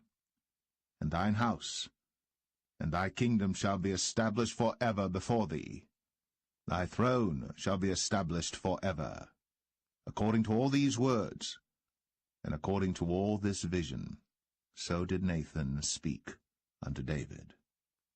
Then went King David in, and sat before the Lord, and he said, Who am I, O Lord God? And what is my house that thou hast brought me hitherto? And this was yet a small thing in thy sight, O Lord God. But thou hast spoken also of thy servant's house for a great while to come. And is this the manner of man, O Lord God? And what can David say more unto thee? For thou, Lord God, knowest thy servant. For thy word's sake, and according to thine own heart, hast thou done all these great things, to make thy servant know them. Wherefore thou art great, O Lord God, for there is none like thee, neither is there any God beside thee, according to all that we have heard with our ears.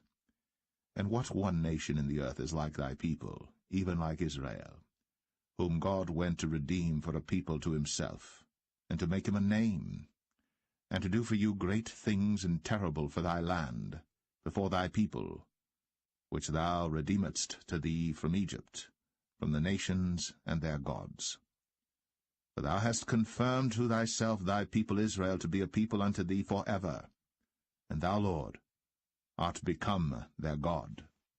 And now, O Lord God, the word that thou hast spoken concerning thy servant, and concerning his house, establish it for ever, and do as thou hast said. And let thy name be magnified for ever, saying, The Lord of hosts is the God of Israel, and let the house of thy servant David be established before thee. For thou, O Lord of hosts, God of Israel, hast revealed to thy servant, saying, I will build thee an house. Therefore hath thy servant found in his heart to pray this prayer unto thee. And now, O Lord God, thou art that God, and thy words be true, and thou hast promised this goodness unto thy servant. Therefore now, let it please thee to bless the house of thy servant, that it may continue for ever before thee. For thou, O Lord God, hast spoken it, and with thy blessing let the house of thy servant be blessed for ever.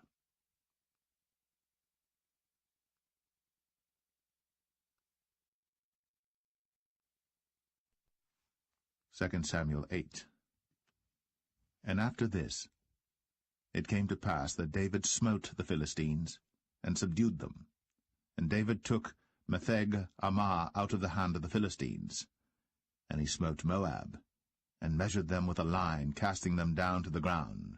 Even with 2 lines measured he, to put to death, and with 1 full line to keep alive. And so the Moabites became David's servants, and brought gifts.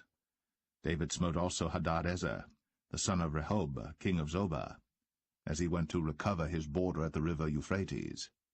And David took from him 1,000 chariots, and 700 horsemen, and 20,000 footmen. And David houghed all the chariot horses, but reserved of them 400 chariots. And when the Syrians of Damascus came to succor Hadadezer, king of Zobah, David slew of the Syrians 22,000 men. Then David put garrisons in Syria of Damascus, and the Syrians became servants to David, and brought gifts. And the Lord preserved David whithersoever he went. And David took the shields of gold that were on the servants of Hadadezer, and brought them to Jerusalem. And from Betah and from Berothai, cities of Hadadezer, King David took exceeding much brass. When Toi, king of Hamath, heard that David had smitten all the host of Hadadezer, then Toi sent Joram his son unto King David, to salute him and to bless him, because he had fought against Hadadezer, and smitten him. For Hadadezer had wars with Toi. And Joram brought with him vessels of silver, and vessels of gold, and vessels of brass, which also King David did dedicate unto the Lord, with the silver and gold that he had dedicated of all nations which he subdued, of Syria, and of Moab, and of the children of Ammon, and of the Philistines, and of Amalek, and of the spoil of Hadadezer, son of Rehob, king of Zobah. And David gat him a name when he returned from smiting of the Syrians in the valley of Salt, being 18,000 men. And he put garrisons in Edom. Throughout all Edom put he garrisons, and all they of Edom became David's servants. And the Lord preserved David whithersoever he went. And David reigned over all Israel. And David executed judgment and justice unto all his people. And Joab the son of Zeruiah was over the host, and Jehoshaphat the son of Ahilud was recorder, and Zadok the son of Ahitub, and Ahimelech the son of Abiathar were the priests, and Seraiah was the scribe, and Benaniah the son of Jehoiada was over both the Cherethites and the Pelethites, and David's sons were chief rulers.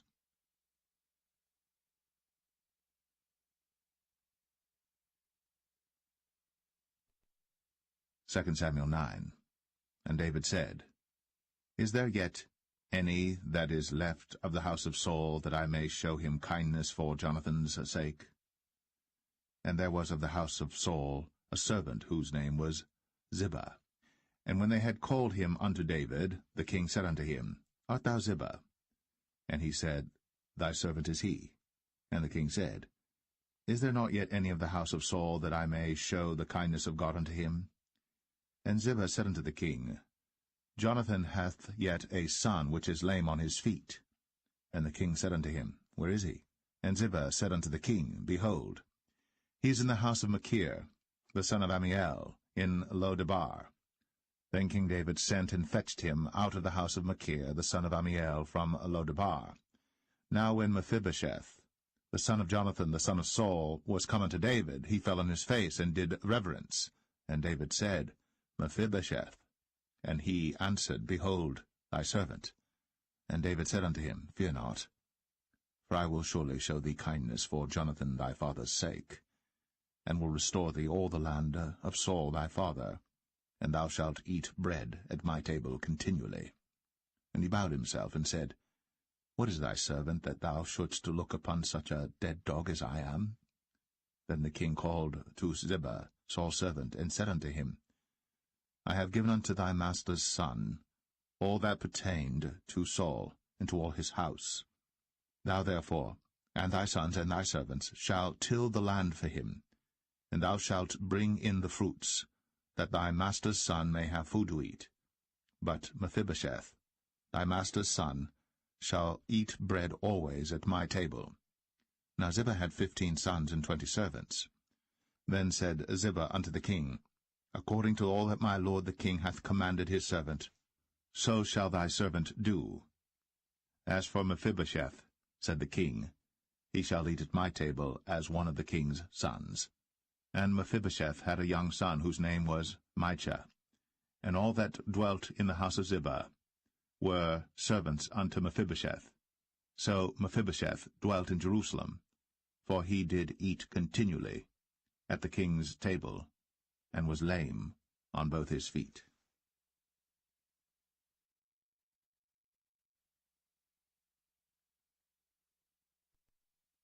2 Samuel 10. And it came to pass after this, that the king of the children of Ammon died, and Hanan his son reigned in his stead. Then said David, I will show kindness unto Hanan the son of Nahash, as his father showed kindness unto me. And David sent to comfort him by the hand of his servants for his father. And David's servants came into the land of the children of Ammon. And the princes of the children of Ammon said unto Hanan their lord, Thinkest thou that David doth honour thy father, that he hath sent comforters unto thee? Hath not David rather sent his servants unto thee to search the city, and to spy it out, and to overthrow it?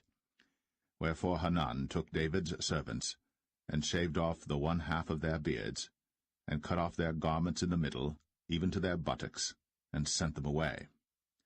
When they told it unto David, he sent to meet them, because the men were greatly ashamed. And the king said, Tarry at Jericho until your beards be grown, and then return. And when the children of Ammon saw that they stank before David, the children of Ammon sent and hired the Syrians of Beth-rehob, and the Syrians of Zobah, 20,000 footmen, and of King Maacah 1,000 men, and of Ishtab 12,000 men. And when David heard of it, he sent Joab and all the host of the mighty men. And the children of Ammon came out and put the battle in array at the entering in of the gate.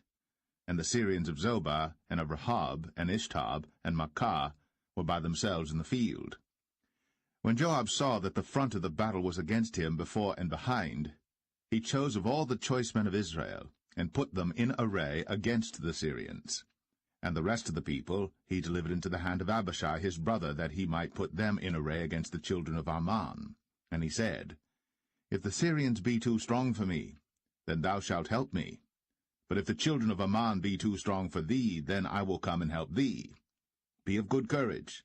Let us play the men for our people, and for the cities of our God. And the Lord do that which seemeth him good. And Joab drew nigh, and the people that were with him, unto the battle against the Syrians. And they fled before him. And when the children of Ammon saw that the Syrians were fled, then fled they also before Abishai, and entered into the city. So Joab returned from the children of Ammon, and came to Jerusalem. And when the Syrians saw that they were smitten before Israel, they gathered themselves together. And Hadarezer sent, and brought out the Syrians that were beyond the river. And they came to Helam, and Shobach, the captain of the host of Hadarezer, went before them.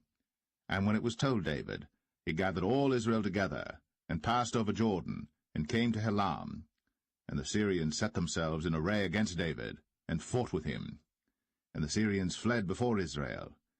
And David slew the men of 700 chariots of the Syrians, and 40,000 horsemen, and smote Shobach, the captain of their host, who died there. And when all the kings that were servants to Hadarezer saw that they were smitten before Israel, they made peace with Israel, and served them. So the Syrians feared to help the children of Ammon any more.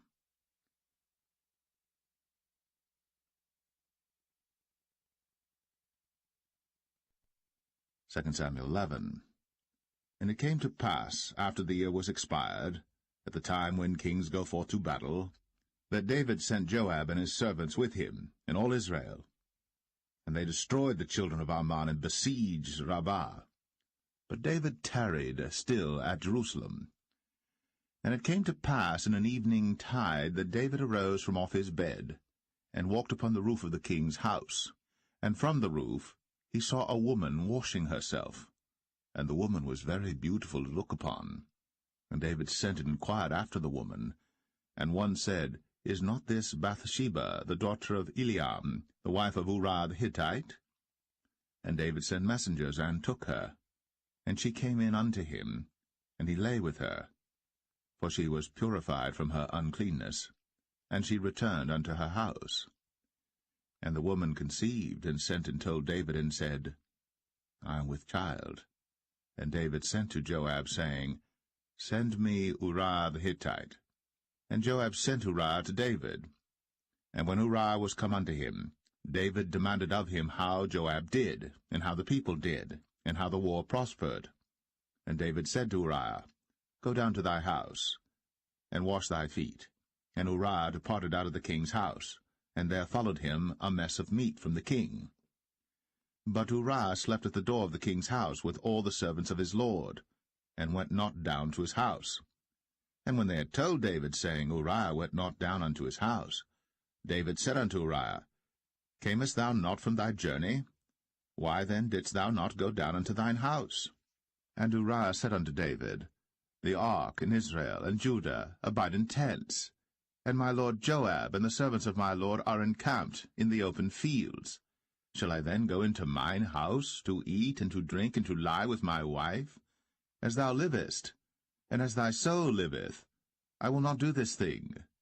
And David said to Uriah, Tarry here today also, and tomorrow I will let thee depart. So Uriah abode in Jerusalem that day and the morrow. And when David had called him, he did eat and drink before him, and he made him drunk. And at even he went out to lie on his bed with the servants of his lord, but went not down to his house. And it came to pass in the morning that David wrote a letter to Joab, and sent it by the hand of Uriah. And he wrote in the letter, saying, Set ye Uriah in the forefront of the hottest battle, and retire ye from him, that he may be smitten and die. And it came to pass, when Joab observed the city, that he assigned Uriah unto a place where he knew that valiant men were. And the men of the city went out, and fought with Joab. And there fell some of the people of the servants of David, and Uriah the Hittite died also. Then Joab sent and told David all the things concerning the war, and charged the messenger, saying, When thou hast made an end of telling the matters of the war unto the king, and if so be that the king's wrath arise, and he say unto thee, Wherefore approached ye so nigh unto the city when ye did fight? Knew ye not that they would shoot from the wall? Who smote Abimelech, the son of Jerubbesheth? Did not a woman cast a piece of a millstone upon him from the wall, that he died in Thebez? Why went ye nigh the wall? Then say thou, Thy servant Uriah the Hittite is dead also. So the messenger went, and came and showed David all that Joab had sent him for. And the messenger said unto David, Surely the men prevailed against us, and came out unto us into the field, and we were upon them even unto the entering of the gate. And the shooters shot from off the wall upon thy servants, and some of the king's servants be dead, and thy servant Uriah the Hittite is dead also.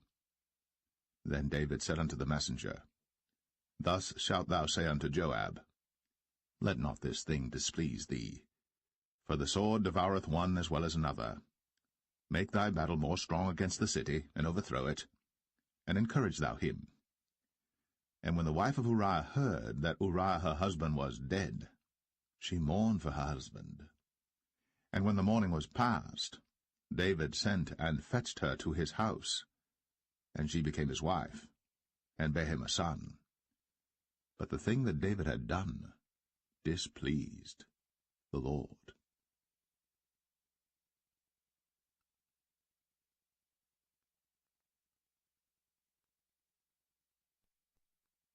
2 Samuel 12. And the Lord sent Nathan unto David. And he came unto him, and said unto him, There were 2 men in one city, the one rich and the other poor. The rich man had exceeding many flocks and herds, but the poor man had nothing save one little ewe lamb, which he had bought and nursed up. And it grew up together with him, and with his children. It did eat of his own meat, and drank of his own cup, and lay in his bosom, and was unto him as a daughter. And there came a traveller unto the rich man, and he spared to take of his own flock and of his own herd to dress for the wayfaring man that was come unto him, but took the poor man's lamb, and dressed it for the man that was come to him. And David's anger was greatly kindled against the man, and he said to Nathan, As the Lord liveth, the man that hath done this thing shall surely die, and he shall restore the lamb 4-fold, because he did this thing, and because he had no pity. And Nathan said to David, Thou art the man. Thus saith the Lord God of Israel, I anointed thee king over Israel, and I delivered thee out of the hand of Saul. And I gave thee thy master's house, and thy master's wives into thy bosom, and gave thee the house of Israel and of Judah. And if that had been too little, I would moreover have given unto thee such and such things. Wherefore hast thou despised the commandment of the Lord to do evil in his sight?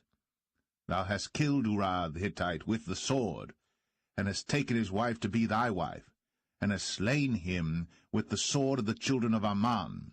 Now, therefore, the sword shall never depart from thine house, because thou hast despised me, and hast taken the wife of Uriah the Hittite to be thy wife. Thus saith the Lord, Behold, I will raise up evil against thee out of thine own house, and I will take thy wives before thine eyes, and give them unto thy neighbor, and he shall lie with thy wives in the sight of this sun. For thou didst it secretly, but I will do this thing before all Israel, and before the sun.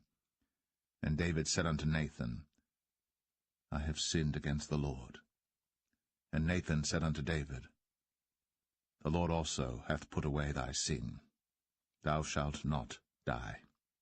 Howbeit, because by this deed thou hast given great occasion to the enemies of the Lord to blaspheme, the child also that is born unto thee shall surely die. And Nathan departed unto his house. And the Lord struck the child that Uriah's wife bare unto David, and it was very sick. David therefore besought God for the child. And David fasted, and went in, and lay all night upon the earth. And the elders of his house arose, and went to him, to raise him up from the earth. But he would not, neither did he eat bread with them.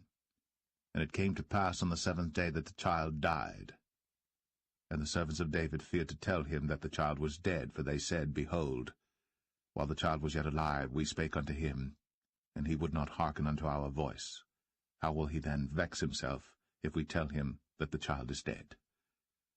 But when David saw that his servants whispered, David perceived that the child was dead. Therefore David said unto his servants, Is the child dead? And they said, He is dead. Then David arose from the earth, and washed, and anointed himself, and changed his apparel, and came into the house of the Lord, and worshipped. Then he came to his own house, and when he required, they set bread before him, and he did eat. Then said his servants unto him, What thing is this that thou hast done? Thou didst fast and weep for the child while it was alive, but when the child was dead thou didst rise and eat bread. And he said, While the child was yet alive, I fasted and wept, for I said, Who can tell whether God will be gracious to me, that the child may live? But now he is dead. Wherefore should I fast? Can I bring him back again? I shall go to him, but he shall not return to me. And David comforted Bathsheba his wife, and went in unto her, and lay with her. And she bare a son, and he called his name Solomon. And the Lord loved him. And he sent by the hand of Nathan the prophet, and he called his name Jedediah, because of the Lord. And Joab fought against Rabbah of the children of Ammon, and took the royal city. And Joab sent messengers to David, and said, I have fought against Rabbah, and have taken the city of waters. Now therefore, gather the rest of the people together, and encamp against the city, and take it, lest I take the city, and it be called after my name. And David gathered all the people together, and went to Rabbah, and fought against it, and took it. And he took their king's crown from off his head, the weight whereof was a talent of gold, with the precious stones, and it was set on David's head. And he brought forth the spoil of the city in great abundance. And he brought forth the people that were therein, and put them under saws, and under harrows of iron, and under axes of iron, and made them pass through the brick kiln. And thus did he unto all the cities of the children of Ammon. So David and all the people returned unto Jerusalem.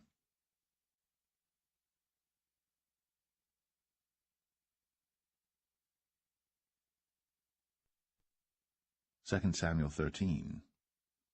And it came to pass after this, that Absalom the son of David had a fair sister whose name was Tamar, and Amnon the son of David loved her.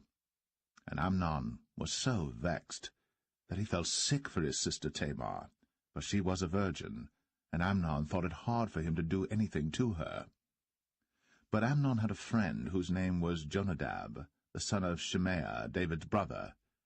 And Jonadab was a very subtle man. And he said unto him, Why art thou, being the king's son, lean from day to day? Wilt thou not tell me? And Amnon said unto him, I love Tamar, my brother Absalom's sister. And Jonadab said unto him, Lay thee down on thy bed, and make thyself sick. And when thy father cometh to see thee, say unto him, I pray thee, let my sister Tamar come and give me meat, and dress the meat in my sight, that I may see it, and eat it at her hand. So Amnon lay down, and made himself sick. And when the king was come to see him, Amnon said unto the king, I pray thee, let Tamar my sister come, and make me a couple of cakes in my sight, that I may eat at her hand. Then David sent home to Tamar, saying, Go now to thy brother Amnon's house, and dress him meat. So Tamar went to her brother Amnon's house, and he was laid down. And she took flour, and kneaded it, and made cakes in his sight, and did bake the cakes. And she took a pan, and poured them out before him. But he refused to eat. And Amnon said, Have out all men from me. And they went out every man from him. And Amnon said unto Tamar, Bring the meat into the chamber, that I may eat of thine hand. And Tamar took the cakes which she had made, and brought them into the chamber to Amnon her brother. And when she had brought them unto him to eat, he took hold of her, and said unto her, Come, lie with me, my sister. And she answered him, Nay, my brother, do not force me. For no such thing ought to be done in Israel. Do not thou this folly. And I, whither shall I cause my shame to go? And as for thee, thou shalt be as one of the fools in Israel. Now therefore I pray thee, speak unto the king, for he will not withhold me from thee. Howbeit, he would not hearken unto her voice, but being stronger than she, forced her, and lay with her. Then Amnon hated her exceedingly, so that the hatred wherewith he hated her was greater than the love wherewith he had loved her. And Amnon said unto her, Arise, be gone. And she said unto him, There is no cause. This evil in sending me away is greater than the other that thou didst unto me. But he would not hearken unto her. Then he called his servant that ministered unto him, and said, Put now this woman out from me, and bolt the door after her.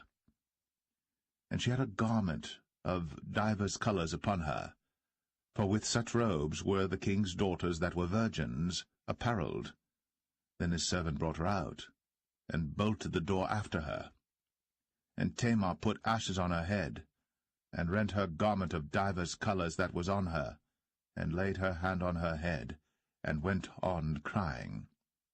And Absalom, her brother, said unto her, Hath Amnon thy brother been with thee? But hold now thy peace, my sister. He is thy brother. Regard not this thing. So Tamar remained desolate in her brother Absalom's house. But when King David heard of all these things, he was very wroth. And Absalom spake unto his brother Amnon, neither good nor bad, for Absalom hated Amnon, because he had forced his sister Tamar. And it came to pass after 2 full years, that Absalom had sheep-shearers in Baal-Hazor, which is beside Ephraim. And Absalom invited all the king's sons.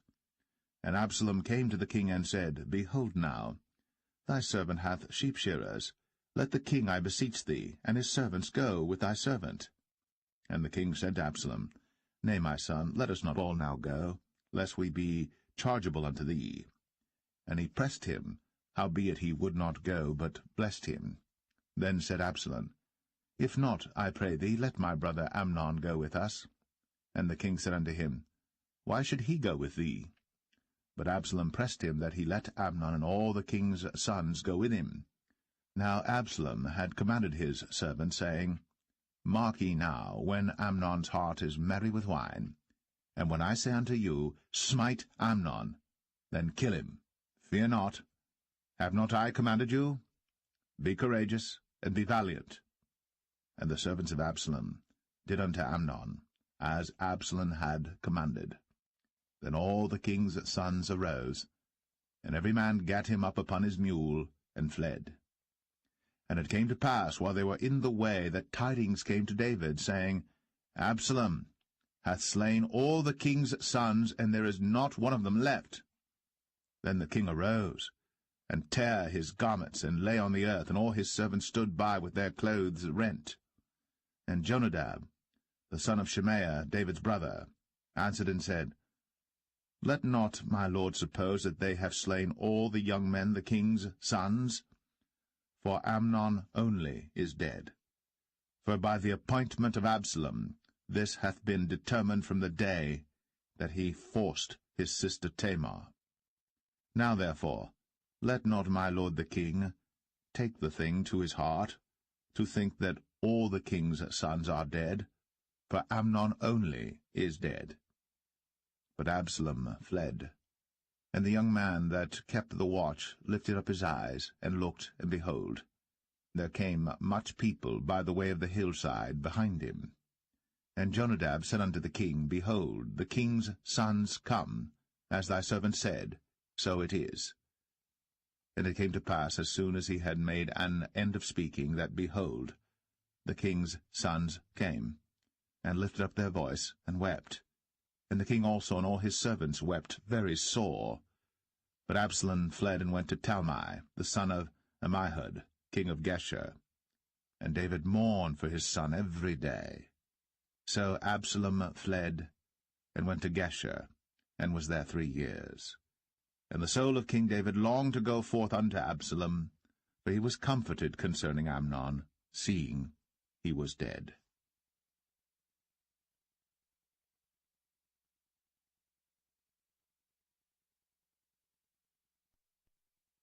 2 Samuel 14. Now Joab the son of Zeruiah perceived that the king's heart was toward Absalom. And Joab sent to Tekoa, and fetched thence a wise woman, and said unto her, I pray thee, feign thyself to be a mourner, and put on now mourning apparel, and anoint not thyself with oil, but be as a woman that had a long time mourned for the dead. And come to the king, and speak on this manner unto him. So Joab put the words in her mouth. And when the woman of Tekoa spake to the king, she fell on her face to the ground, and did obeisance, and said, Help, O king. And the king said unto her, What aileth thee?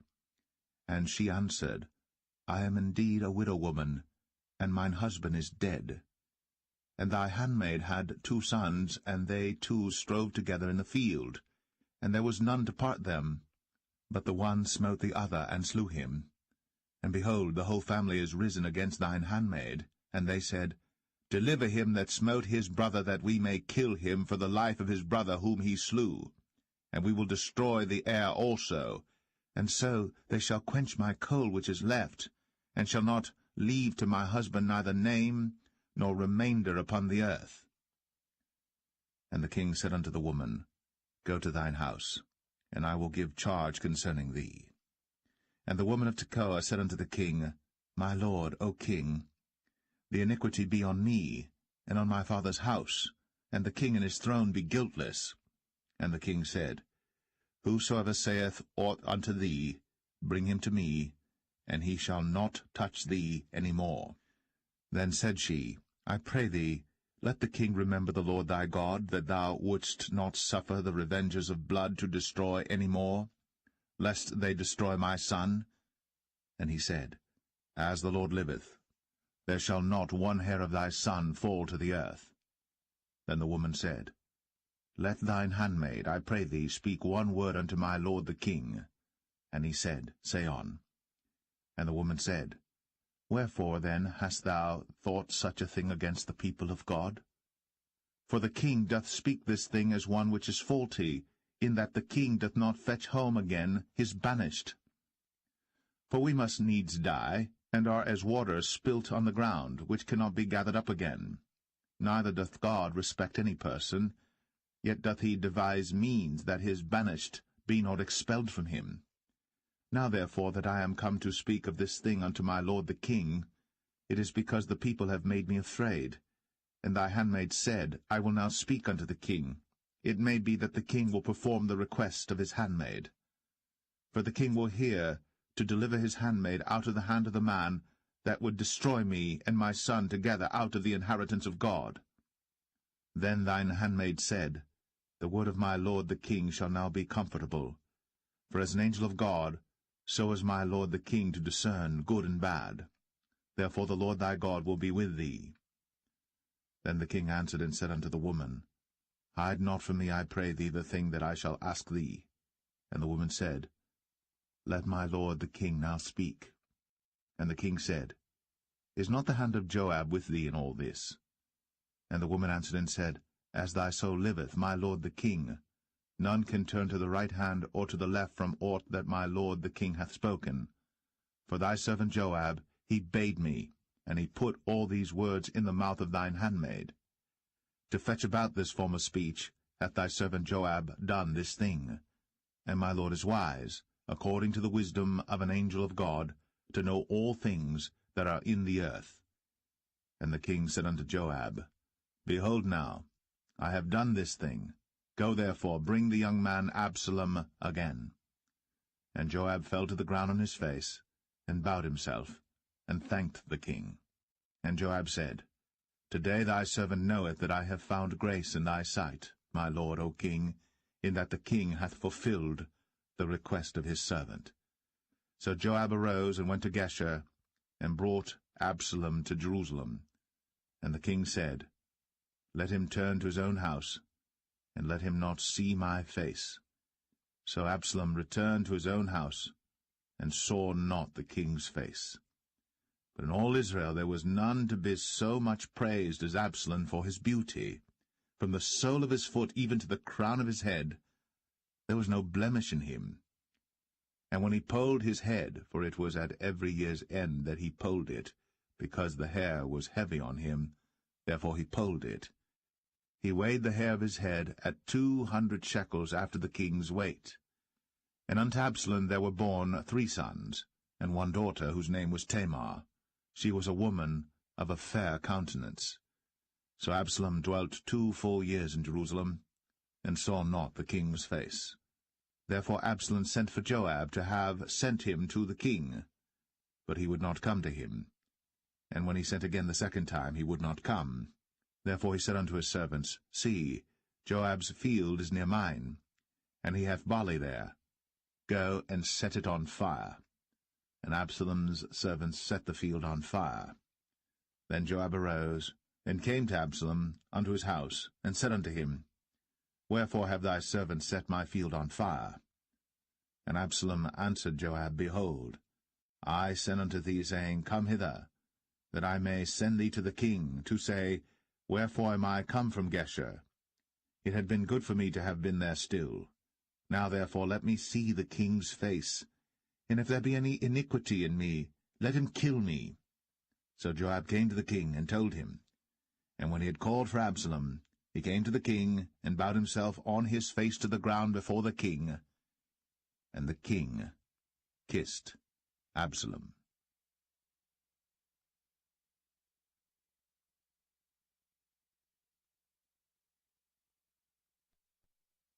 2 Samuel 15. And it came to pass after this, that Absalom prepared him chariots and horses, and 50 men to run before him.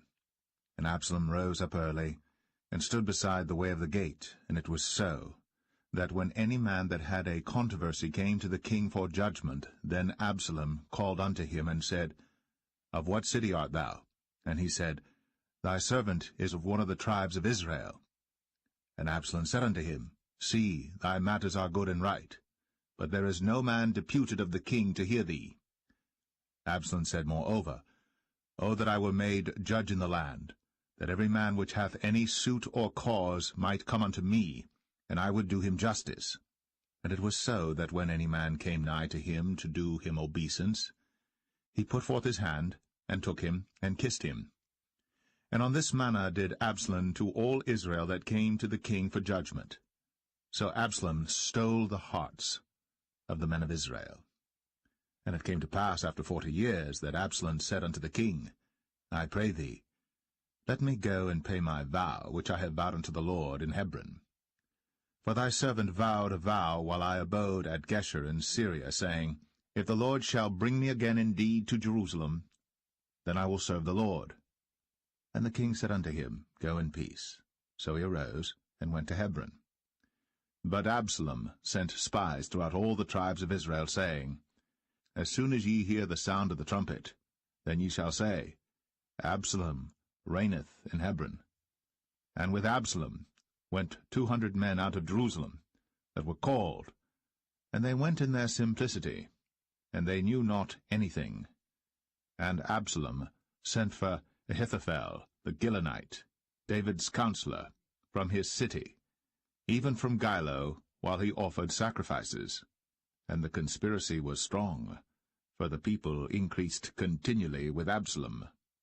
And there came a messenger to David, saying, The hearts of the men of Israel are after Absalom.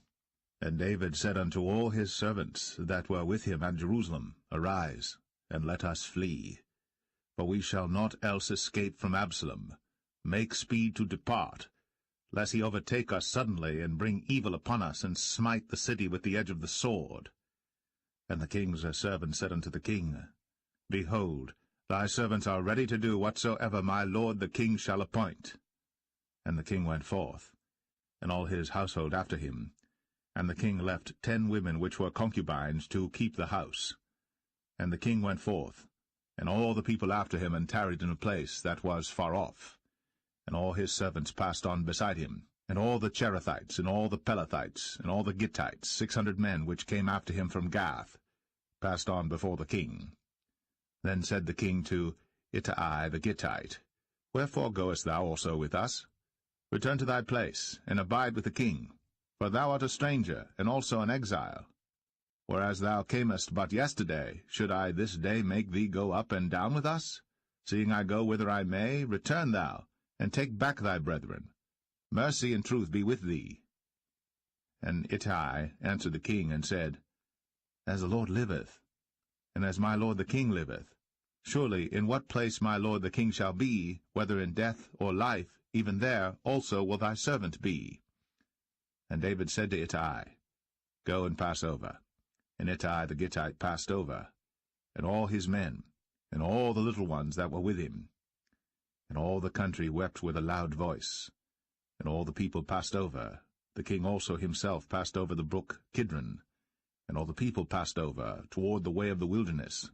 And lo, Zadok also, and all the Levites were with him, bearing the ark of the covenant of God. And they set down the ark of God, and Abiathar went up, until all the people had done passing out of the city. And the king said unto Zadok, Carry back the ark of God into the city. If I shall find favor in the eyes of the Lord, he will bring me again, and show me both it and his habitation. But if he thus say, I have no delight in thee, behold, here am I. Let him do to me as seemeth good unto him. The king said also unto Zadok the priest, Art not thou a seer? Return into the city in peace, and your 2 sons with you, Ahimaaz thy son, and Jonathan the son of Abiathar. See, I will tarry in the plain of the wilderness until there come word from you to certify me. Zadok therefore and Abiathar carried the ark of God again to Jerusalem, and they tarried there. And David went up by the ascent of Mount Olivet, and wept as he went up, and had his head covered, and he went barefoot, and all the people that was with him covered every man his head, and they went up, weeping as they went up. And one told David, saying, Ahithophel is among the conspirators with Absalom. And David said, O Lord, I pray thee, turn the counsel of Ahithophel into foolishness. And it came to pass that when David was come to the top of the mount, where he worshipped God, behold, Hushai the Archite came to meet him with his coat rent, and earth upon his head. Unto whom David said, If thou passest on with me, then thou shalt be a burden unto me.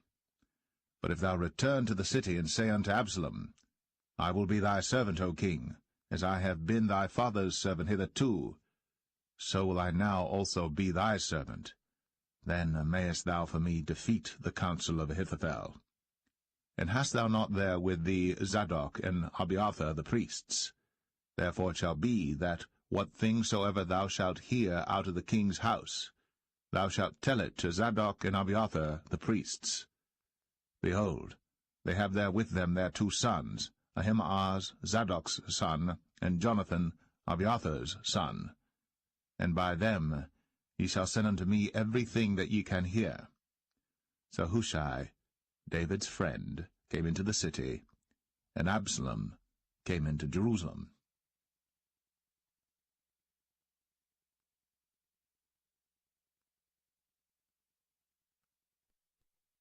2 Samuel 16. And when David was a little past the top of the hill, behold, Ziba, the servant of Mephibosheth, met him with a couple of asses saddled, and upon them 200 loaves of bread, and 100 bunches of raisins, and 100 of summer fruits, and a bottle of wine. And the king said unto Ziba, What meanest thou by these? And Ziba said, The asses be for the king's household to ride on, and the bread and summer fruit for the young men to eat, and the wine, that such as be faint in the wilderness may drink. And the king said, And where is thy master's son? And Ziba said unto the king, Behold, he abideth at Jerusalem, for he said, Today shall the house of Israel restore me the kingdom of my father. Then said the king to Ziba, Behold, thine are all that pertained unto Mephibosheth. And Ziba said, I humbly beseech thee that I may find grace in thy sight, my lord, O king. And when King David came to Bahurim, behold, thence came out a man of the family of the house of Saul, whose name was Shimei, the son of Gera. He came forth, and cursed still as he came. And he cast stones at David, and at all the servants of King David. And all the people and all the mighty men were on his right hand and on his left. And thus said Shimei, when he cursed, Come out, thou bloody man, and thou man of Belial. The Lord hath returned upon thee all the blood of the house of Saul, in whose stead thou hast reigned. And the Lord hath delivered the kingdom into the hand of Absalom thy son, and behold, thou art taken in thy mischief, because thou art a bloody man. Then said Abishai the son of Zeruiah unto the king, Why should this dead dog curse my lord the king? Let me go over, I pray thee, and take off his head. And the king said, What have I to do with you, ye sons of Zeruiah? So let him curse, because the Lord hath said unto him, Curse David. Who shall then say, Wherefore hast thou done so? And David said to Abishai and to all his servants, Behold, my son, which came forth of my bowels, seeketh my life. How much more now may this Benjamite do it? Let him alone, and let him curse, for the Lord hath bidden him.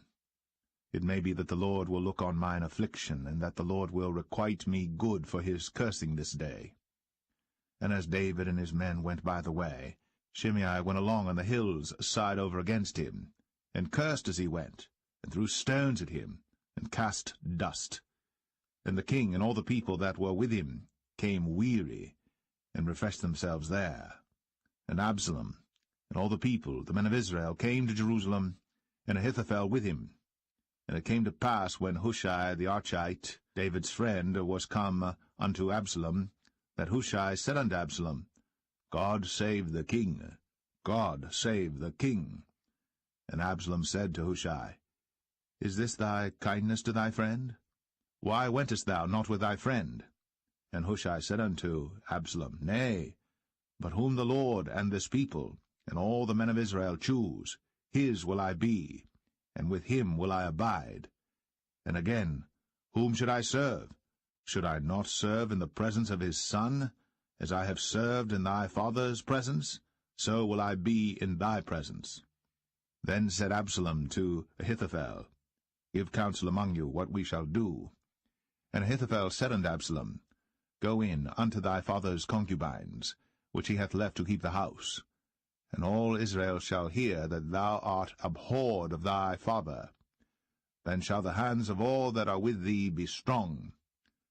So they spread Absalom a tent upon the top of the house. And Absalom went in unto his father's concubines in the sight of all Israel.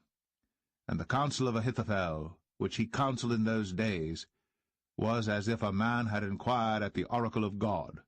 So was all the counsel of Ahithophel, both with David and with Absalom.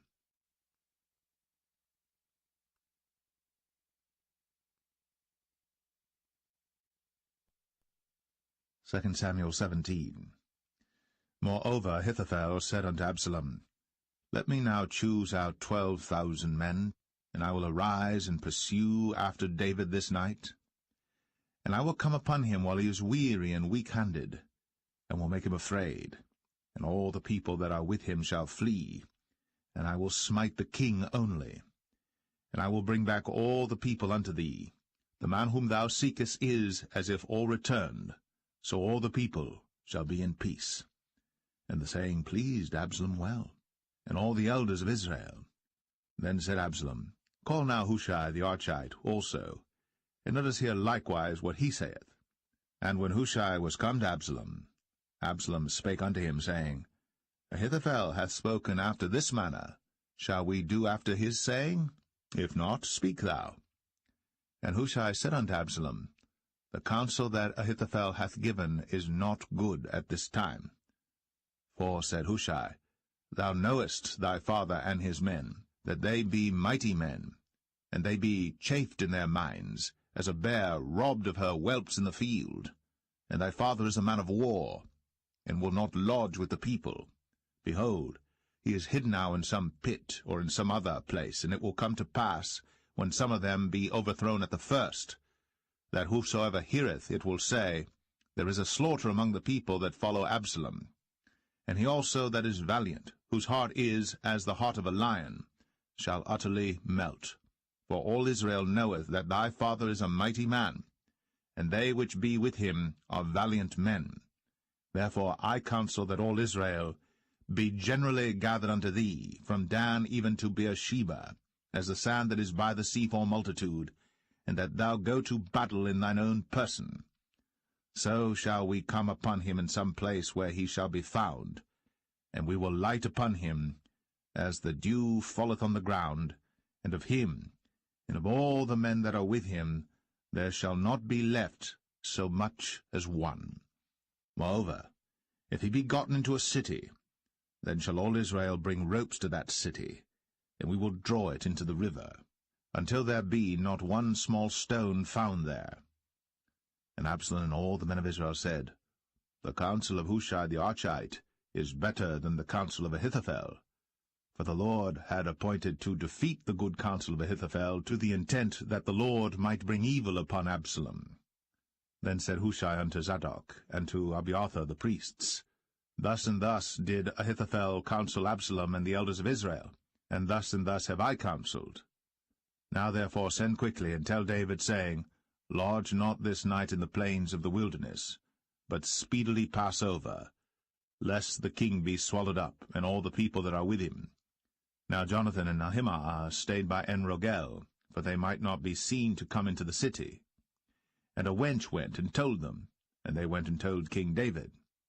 Nevertheless a lad saw them and told Absalom. But they went both of them away quickly, and came to a man's house in Bahurim, which had a well in his court, whither they went down. And the woman took and spread a covering over the well's mouth, and spread ground corn thereon, and the thing was not known. And when Absalom's servants came to the woman to the house, they said, Where is Ahimaaz and Jonathan?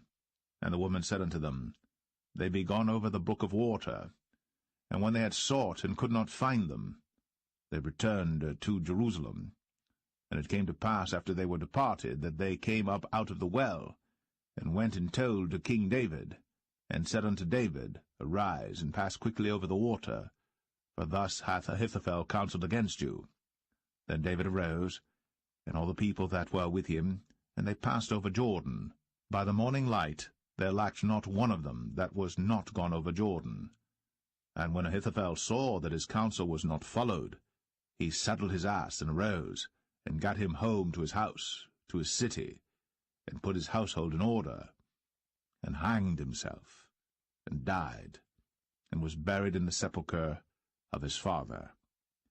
Then David came to Mahanaim, and Absalom passed over Jordan, he and all the men of Israel with him. And Absalom made Amasa captain of the hosts instead of Joab, which Amasa was a man's son, whose name was Ithra, an Israelite, that went in to Abigail, the daughter of Nahash, sister to Zeruiah, Joab's mother. So Israel and Absalom pitched in the land of Gilead.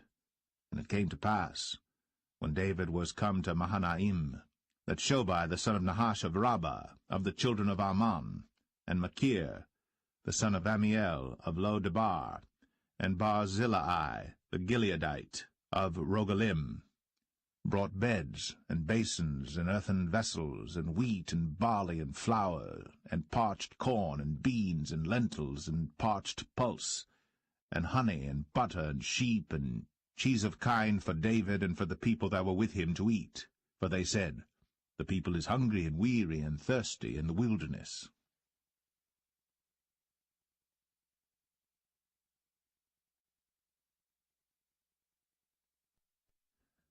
2 Samuel 18. And David numbered the people that were with him, and set captains of thousands and captains of hundreds over them. And David sent forth a third part of the people under the hand of Joab, and a third part under the hand of Abishai the son of Zeruiah, Joab's brother, and a third part under the hand of Ittai the Gittite. And the king said unto the people, I will surely go forth with you myself also. But the people answered, Thou shalt not go forth, for if we flee away, they will not care for us, neither, if half of us die, will they care for us. But now thou art worth 10,000 of us. Therefore now it is better that thou succour us out of the city. And the king said unto them, What seemeth you best, I will do. And the king stood by the gate side, and all the people came out by hundreds and by thousands. And the king commanded Joab and Abishai and Ittai, saying, Deal gently for my sake with the young man, even with Absalom. And all the people heard when the king gave all the captains charge concerning Absalom. So the people went out into the field against Israel, and the battle was in the wood of Ephraim, where the people of Israel were slain before the servants of David, and there was there a great slaughter that day of 20,000 men. For the battle was there scattered over the face of all the country, and the wood devoured more people that day than the sword devoured. And Absalom met the servants of David, and Absalom rode upon a mule, and the mule went under the thick boughs of a great oak, and his head caught hold of the oak, and he was taken up between the heaven and the earth, and the mule that was under him went away. And a certain man saw it, and told Joab, and said, Behold, I saw Absalom hanged in an oak. And Joab said unto the man that told him, And behold, thou sawest him, And why didst thou not smite him there to the ground? And I would have given thee 10 shekels of silver and a girdle. And the man said unto Joab, Though I should receive 1,000 shekels of silver in mine hand, yet would I not put forth mine hand against the king's son. For in our hearing the king charged thee and Abishai and Ittai, saying, Beware that none touch the young man Absalom. Otherwise I should have wrought falsehood against mine own life. For there is no matter hid from the king, and thou thyself wouldest have set thyself against me. Then said Joab, I may not tarry thus with thee. And he took 3 darts in his hand, and thrust them through the heart of Absalom, while he was yet alive, in the midst of the oak. And 10 young men that bare Joab's armor compassed about, and smote Absalom, and slew him. And Joab blew the trumpet, and the people returned from pursuing after Israel. For Joab held back the people. And they took Absalom, and cast him into a great pit in the wood, and laid a very great heap of stones upon him. And all Israel fled, every one to his tent. Now Absalom, in his lifetime, had taken and reared up for himself a pillar which is in the king's dale, for he said, I have no son to keep my name in remembrance. And he called the pillar after his own name, and it is called unto this day Absalom's place. Then said Ahimaaz, the son of Zadok, Let me now run, and bear the king tidings, how that the Lord hath avenged him of his enemies. And Joab said unto him, Thou shalt not bear tidings this day, but thou shalt bear tidings another day. But this day thou shalt bear no tidings, because the king's son is dead. Then said Joab to Cushai, Go tell the king what thou hast seen. And Cushai bowed himself unto Joab, and ran. Then said Ahimaaz, the son of Zadok, yet again to Joab, But howsoever let me, I pray thee, also run after Cushai. And Joab said, Wherefore wilt thou run, my son, seeing that thou hast no tidings ready? But howsoever said he, Let me run. And he said unto him, Run. Then Ahimaaz ran by the way of the plain, and overran Cushai. And David sat between the 2 gates, and the watchman went up to the roof over the gate unto the wall, and lifted up his eyes, and looked, and behold, a man running alone. And the watchman cried, and told the king. And the king said, If he be alone, there is tidings in his mouth. And he came apace, and drew near. And the watchman saw another man running. And the watchman called unto the porter, and said, Behold, another man running alone. And the king said, He also bringeth tidings.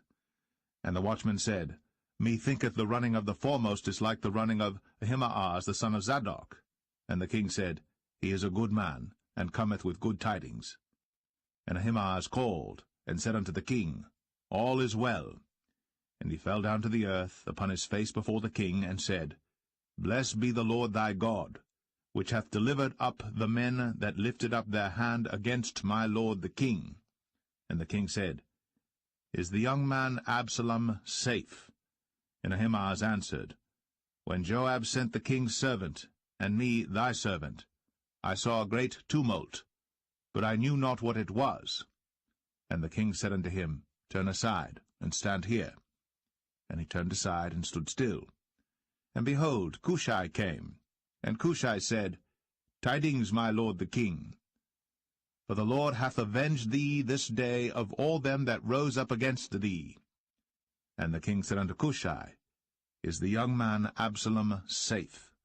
And Cushai answered, The enemies of my lord the king, and all that rise against thee to do thee hurt, be as that young man is. And the king was much moved, and went up to the chamber over the gate, and wept. And as he went, thus he said, O my son Absalom, my son Absalom, would God I had died for thee, O Absalom, my son, my son.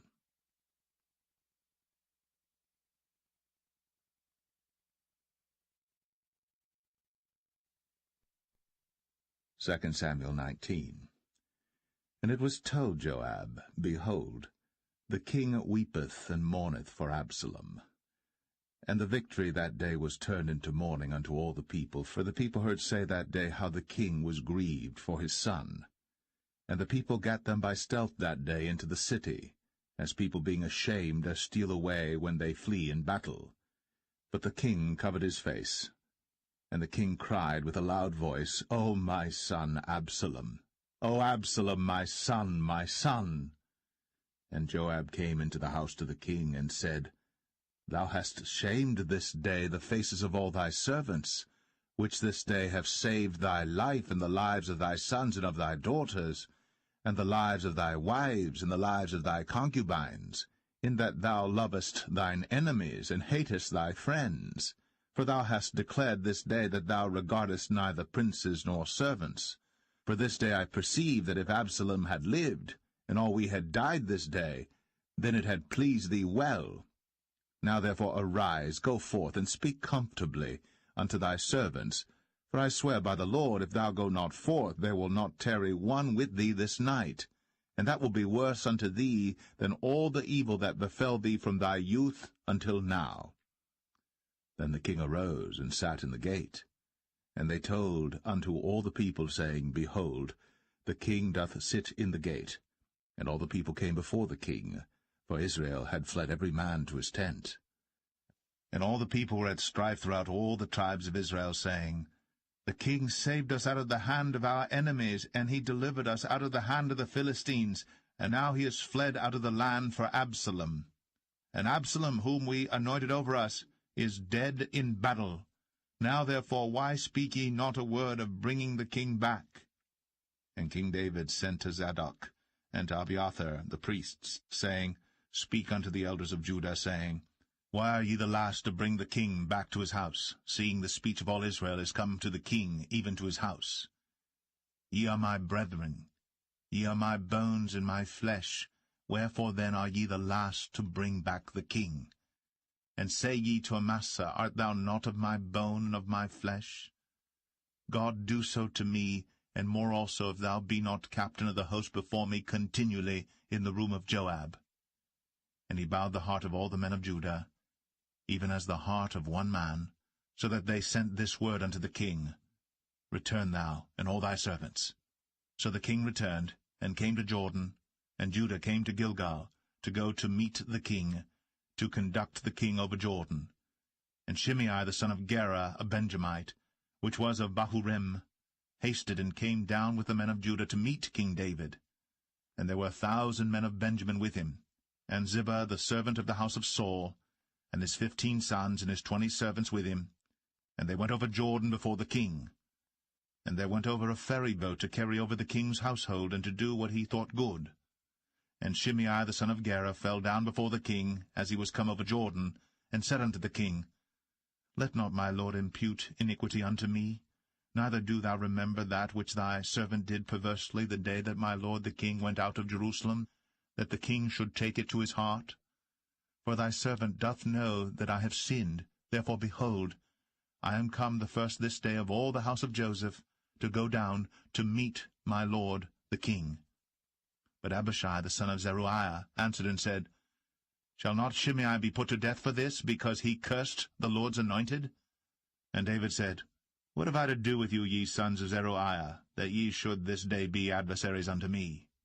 Shall there any man be put to death this day in Israel? For do not I know that I am this day king over Israel? Therefore the king said unto Shimei, Thou shalt not die. And the king swear unto him. And Mephibosheth, the son of Saul, came down to meet the king, and had neither dressed his feet, nor trimmed his beard, nor washed his clothes, from the day the king departed until the day he came again in peace. And it came to pass, when he was come to Jerusalem to meet the king, that the king said unto him, Wherefore wentest not thou with me, Mephibosheth? And he answered, My lord, O king, my servant deceived me. For thy servant said, I will saddle me an ass, that I may ride thereon, and go to the king, because thy servant is lame. And he hath slandered thy servant unto my lord the king. But my lord the king is as an angel of God. Do therefore what is good in thine eyes. For all of my father's house were but dead men before my lord the king. Yet didst thou set thy servant among them that did eat at thine own table?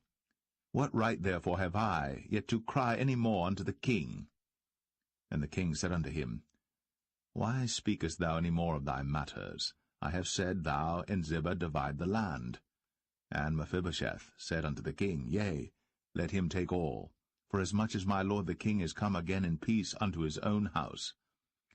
And Barzillai the Gileadite came down from Rogelim, and went over Jordan with the king to conduct him over Jordan. Now Barzillai was a very aged man, even 80 years old, and he had provided the king of sustenance while he lay at Mahanaim, for he was a very great man. And the king said unto Barzillai, Come thou over with me, and I will feed thee with me in Jerusalem. And Barzillai said unto the king, How long have I to live, that I should go up with the king unto Jerusalem? I am this day 80 years old, and can I discern between good and evil? Can thy servant taste what I eat or what I drink? Can I hear any more the voice of singing men and singing women? Wherefore then should thy servant be yet a burden unto my lord the king? Thy servant will go a little way over Jordan with the king, and why should the king recompense it me with such a reward? Let thy servant, I pray thee, turn back again, that I may die in mine own city, and be buried by the grave of my father and of my mother. But behold thy servant, Chimham, let him go over with my lord the king, and do to him what shall seem good unto thee. And the king answered, Chimham shall go over with me, and I will do to him that which shall seem good unto thee. And whatsoever thou shalt require of me, that will I do for thee. And all the people went over Jordan. And when the king was come over, the king kissed Barzillai, and blessed him, and he returned unto his own place. Then the king went on to Gilgal, and Chimham went on with him. And all the people of Judah conducted the king, and also half the people of Israel. And behold, all the men of Israel came to the king, and said unto the king, Why have our brethren the men of Judah stolen thee away, and have brought the king and his household and all David's men with him over Jordan? And all the men of Judah answered the men of Israel, Because the king is near of kin to us. Wherefore then be ye angry for this matter? Have we eaten at all of the king's cost, or hath he given us any gift? And the men of Israel answered the men of Judah, and said, We have 10 parts in the king, and we have also more right in David than ye. Why then did ye despise us, that our advice should not be first had in bringing back our king? And the words of the men of Judah were fiercer than the words of the men of Israel.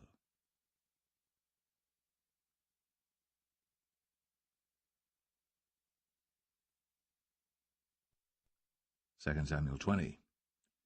And there happened to be there a man of Belial, whose name was Sheba, the son of Bichri, a Benjamite. And he blew a trumpet, and said, We have no part in David, neither have we inheritance in the son of Jesse. Every man to his tents, O Israel.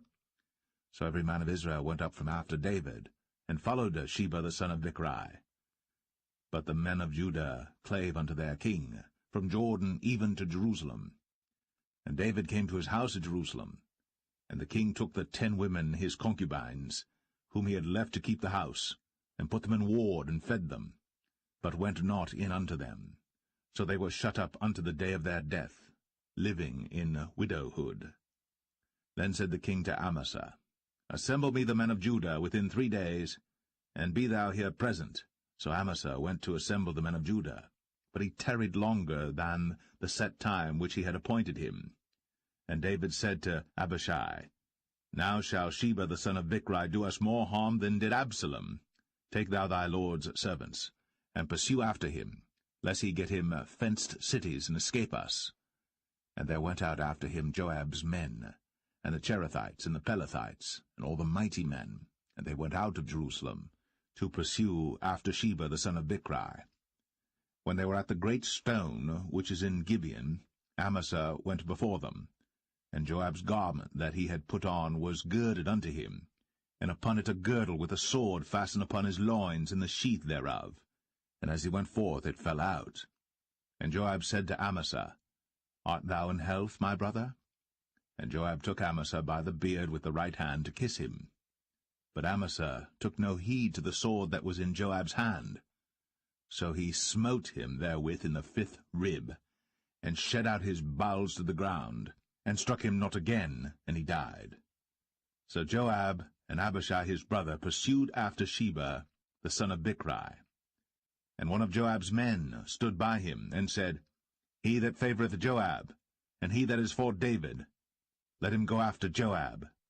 And Amasa wallowed in blood in the midst of the highway.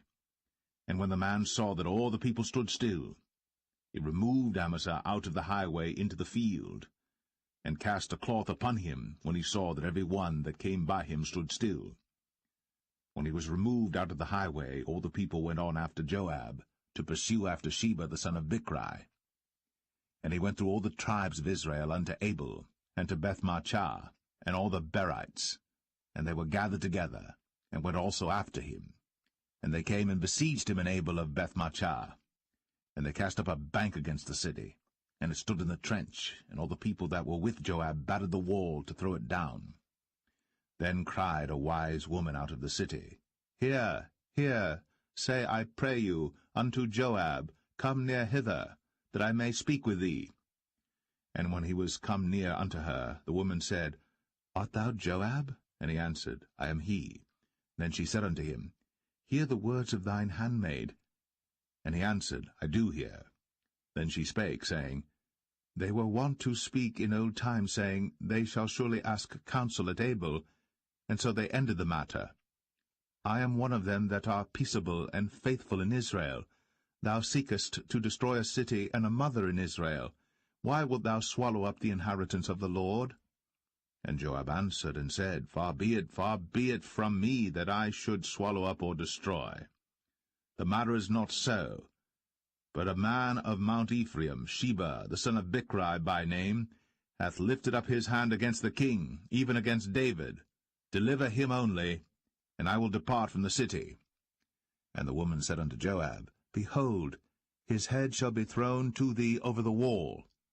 Then the woman went unto all the people in her wisdom, and they cut off the head of Sheba the son of Bichri, and cast it out to Joab. And he blew a trumpet, and they retired from the city, every man to his tent. And Joab returned to Jerusalem unto the king. Now Joab was over all the host of Israel, and Benaiah the son of Jehoiada was over the Cherethites and over the Pelethites, and Adoram was over the tribute, and Jehoshaphat the son of Ahilud was recorder, and Sheva was scribe, and Zadok and Abiathar were priests, and Ira also the Jerite was a chief ruler about David.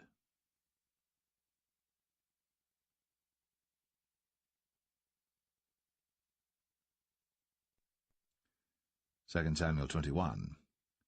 Then there was a famine in the days of David 3 years, year after year, and David inquired of the Lord. And the Lord answered, It is for Saul and for his bloody house, because he slew the Gibeonites. And the king called the Gibeonites, and said unto them, Now the Gibeonites were not of the children of Israel, but of the remnant of the Amorites, and the children of Israel had sworn unto them. And Saul sought to slay them in his zeal to the children of Israel and Judah. Wherefore David said unto the Gibeonites, What shall I do for you? And wherewith shall I make the atonement, that ye may bless the inheritance of the Lord? And the Gibeonites said unto him, We will have no silver nor gold of Saul, nor of his house, neither for us shalt thou kill any man in Israel. And he said, What ye shall say, that will I do for you. And they answered the king, The man that consumed us, and that devised against us, that we should be destroyed from remaining in any of the coasts of Israel. Let 7 men of his sons be delivered unto us, and we will hang them up unto the Lord in Gibeah of Saul, whom the Lord did choose. And the king said, I will give them. But the king spared Mephibosheth, the son of Jonathan the son of Saul, because of the Lord's oath that was between them, between David and Jonathan the son of Saul. But the king took the 2 sons of Rizpah, the daughter of Aiah, whom she bare unto Saul, Armoni and Mephibosheth, and the 5 sons of Michal the daughter of Saul, whom she brought up for Adriel the son of Barzillai the Maholathite. And he delivered them into the hands of the Gibeonites, and they hanged them in the hill before the Lord. And they fell all 7 together, and were put to death in the days of harvest, in the first days, in the beginning of barley harvest. And Rizpah the daughter of Aiah took sackcloth, and spread it for her upon the rock, from the beginning of harvest until water dropped upon them out of heaven, and suffered neither the birds of the air to rest on them by day, nor the beast of the field by night. And it was told David what Rizpah the daughter of Aiah, the concubine of Saul, had done. And David went and took the bones of Saul, and the bones of Jonathan his son, from the men of Jabesh-Gilead, which had stolen them from the street of Bethshan, where the Philistines had hanged them, when the Philistines had slain Saul in Gilboa. And he brought up from thence the bones of Saul, and the bones of Jonathan his son, and they gathered the bones of them that were hanged. And the bones of Saul and Jonathan his son buried they in the country of Benjamin in Zelle, in the sepulchre of Kish his father, and they performed all that the king commanded, and after that God was entreated for the land. Moreover, the Philistines had yet war again with Israel, and David went down, and his servants with him, and fought against the Philistines, and David waxed faint. And Ishbi-Benob, which was of the sons of the giant, the weight of whose spear weighed 300 shekels of brass in weight, he being girded with a new sword, thought to have slain David. But Abishai the son of Zeruiah succored him, and smote the Philistine, and killed him. Then the men of David sware unto him, saying, Thou shalt go no more out with us to battle, that thou quench not the light of Israel. And it came to pass after this, that there was again a battle with the Philistines at Gob. Then Sibbechai the Hushathite slew Saph, which was of the sons of the giant. And there was again a battle in Gob with the Philistines, where Elhanan the son of Jaare-Oregim, a Bethlehemite, slew the brother of Goliath the Gittite, the staff of whose spear was like a weaver's beam. And there was yet a battle in Gath, where was a man of great stature, that had on every hand 6 fingers, and on every foot 6 toes, 24 in number. And he also was born to the giant. And when he defied Israel, Jonathan the son of Shimea, the brother of David, slew him. These 4 were born to the giant in Gath, and fell by the hand of David, and by the hand of his servants.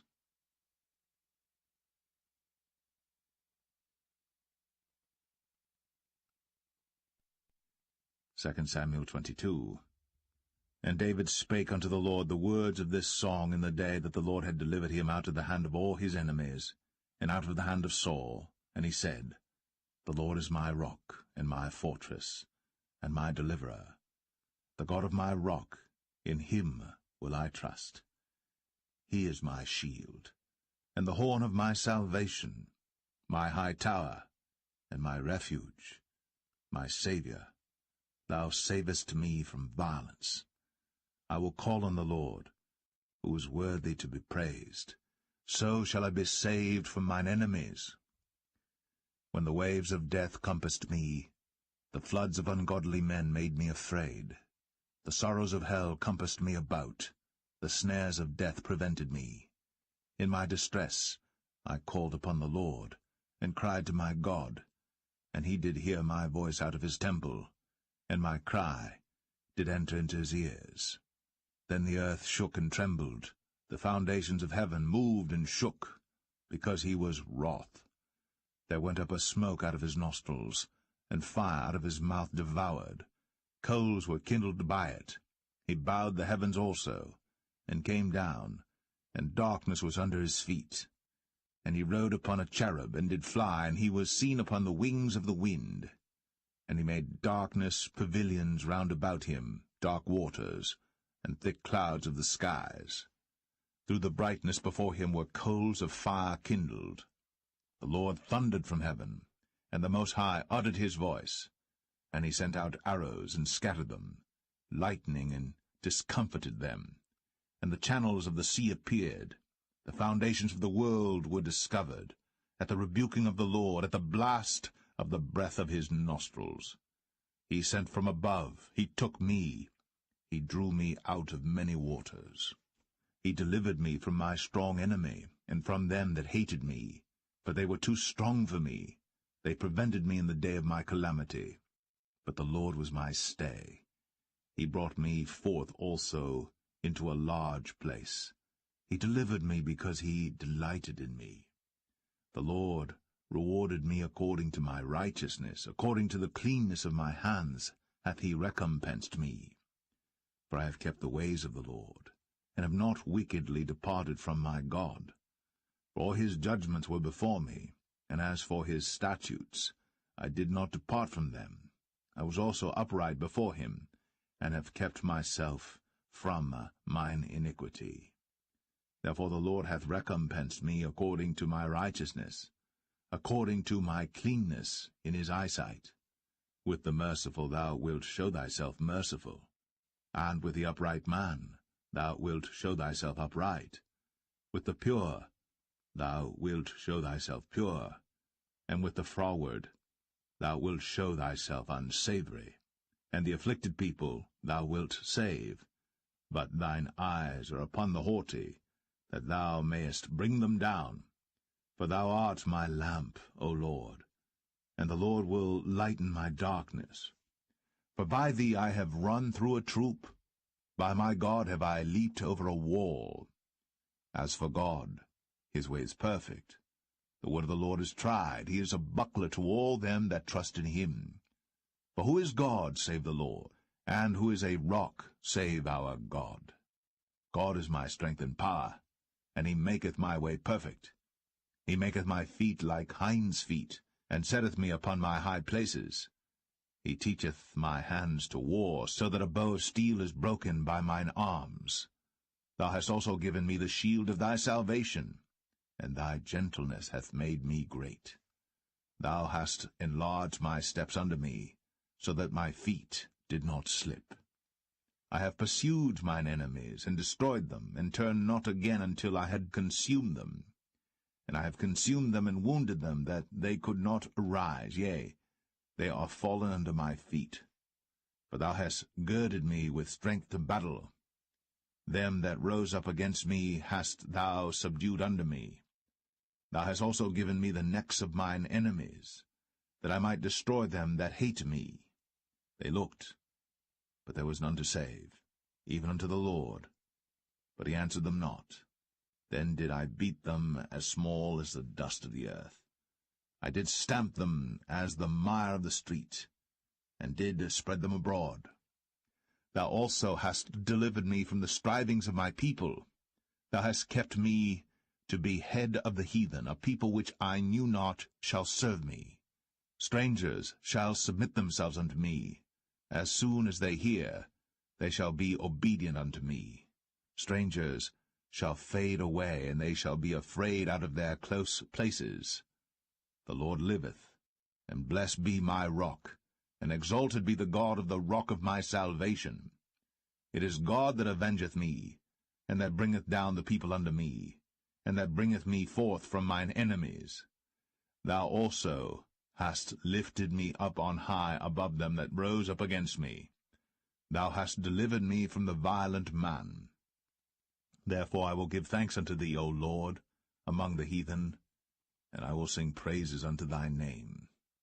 He is the tower of salvation for his king, and showeth mercy to his anointed, unto David, and to his seed for evermore.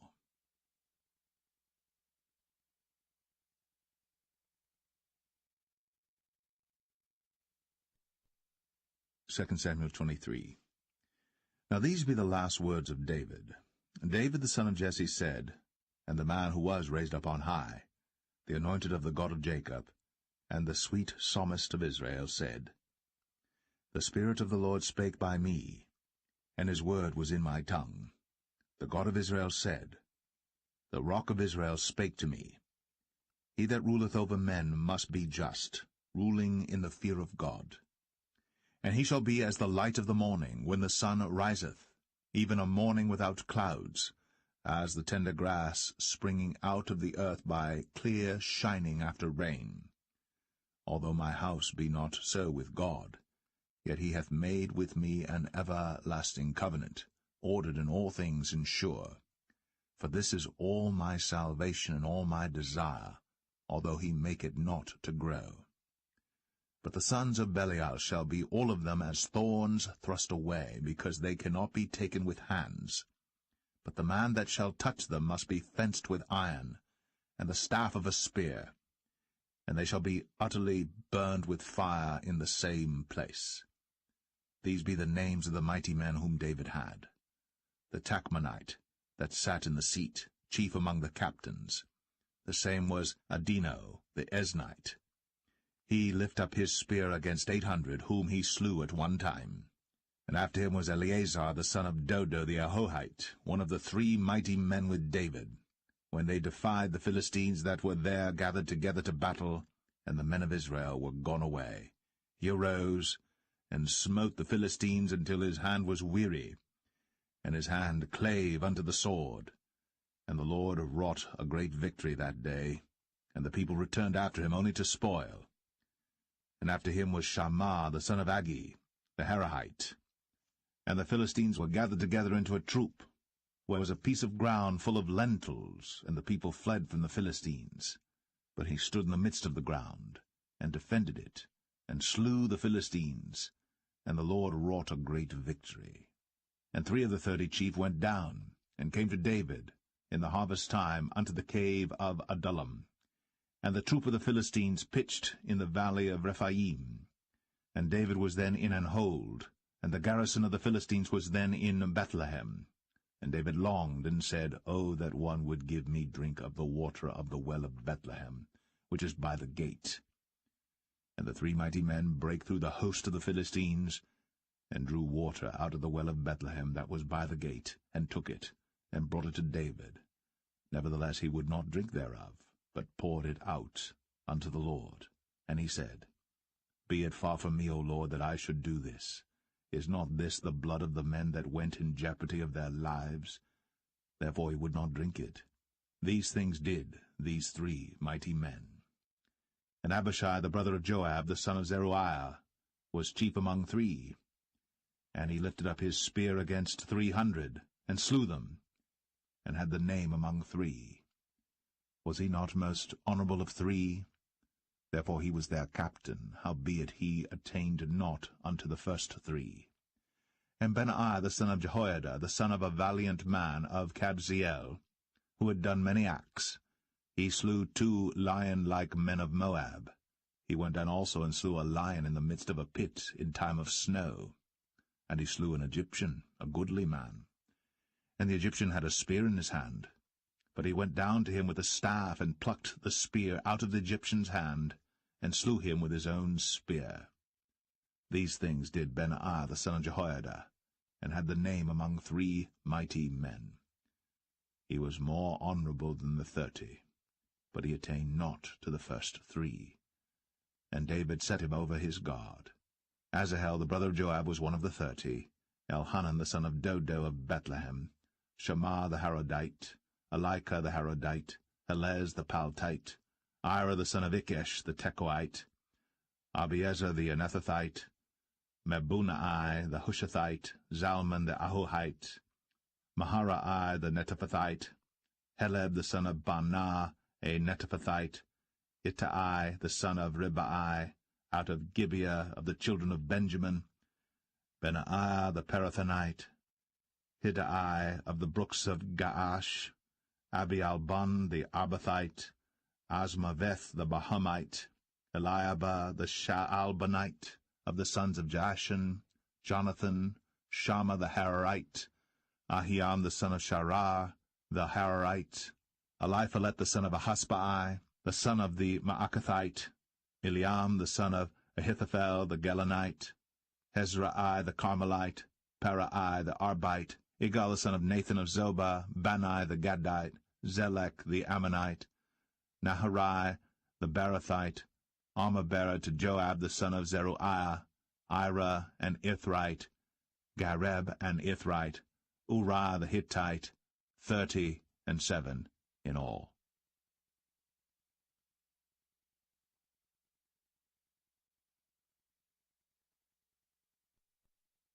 2 Samuel 24. And again the anger of the Lord was kindled against Israel. And he moved David against them to say, Go, number Israel and Judah. For the king said to Joab, the captain of the host, which was with him, Go now through all the tribes of Israel, from Dan even to Beersheba, and number ye the people, that I may know the number of the people. And Joab said unto the king, Now the Lord thy God add unto the people, how many soever they be, an hundredfold, and that the eyes of my lord the king may see it. But why doth my lord the king delight in this thing? Notwithstanding the king's word prevailed against Joab and against the captains of the host. And Joab and the captains of the host went out from the presence of the king, to number the people of Israel. And they passed over Jordan, and pitched in Aroer, on the right side of the city that lieth in the midst of the river of Gad, and toward Jazer. Then they came to Gilead, and to the land of Tatim Hoshai, and they came to Dan Jaan, and about to Zidon, and came to the stronghold of Tyre, and to all the cities of the Hivites and of the Canaanites, and they went out to the south of Judah, even to Beersheba. So when they had gone through all the land, they came to Jerusalem at the end of 9 months and 20 days.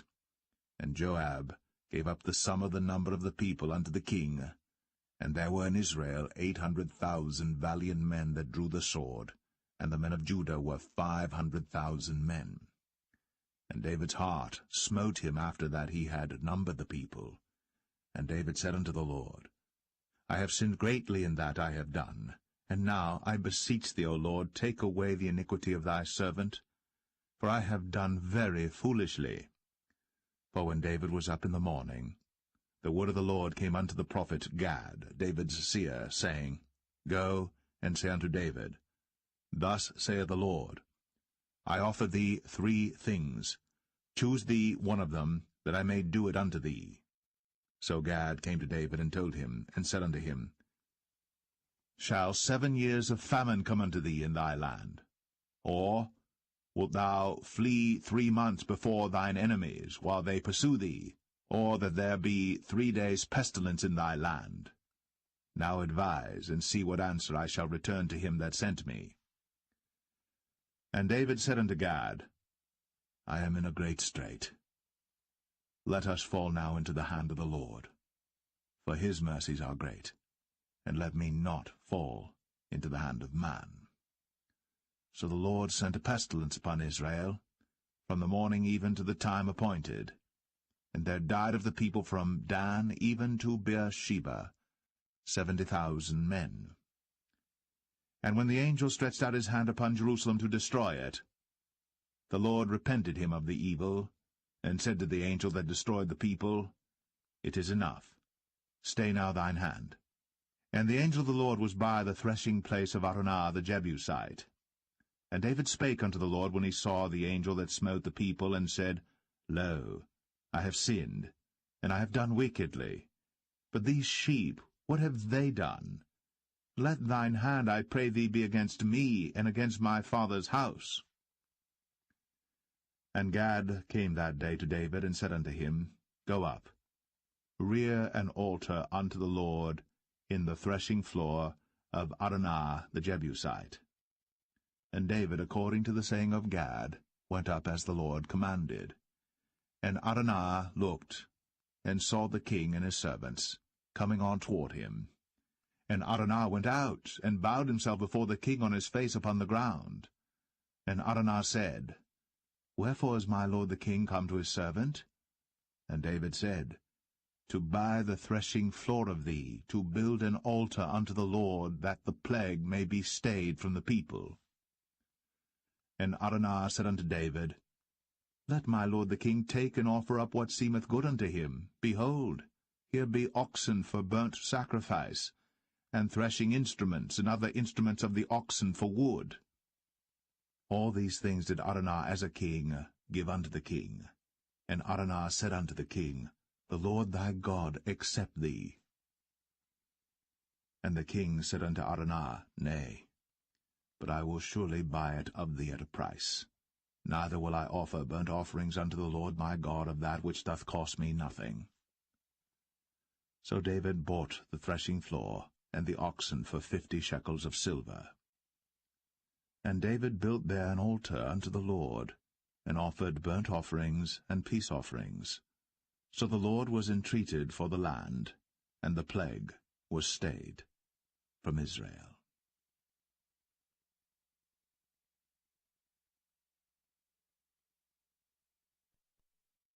The First Book of Kings, chapter 1.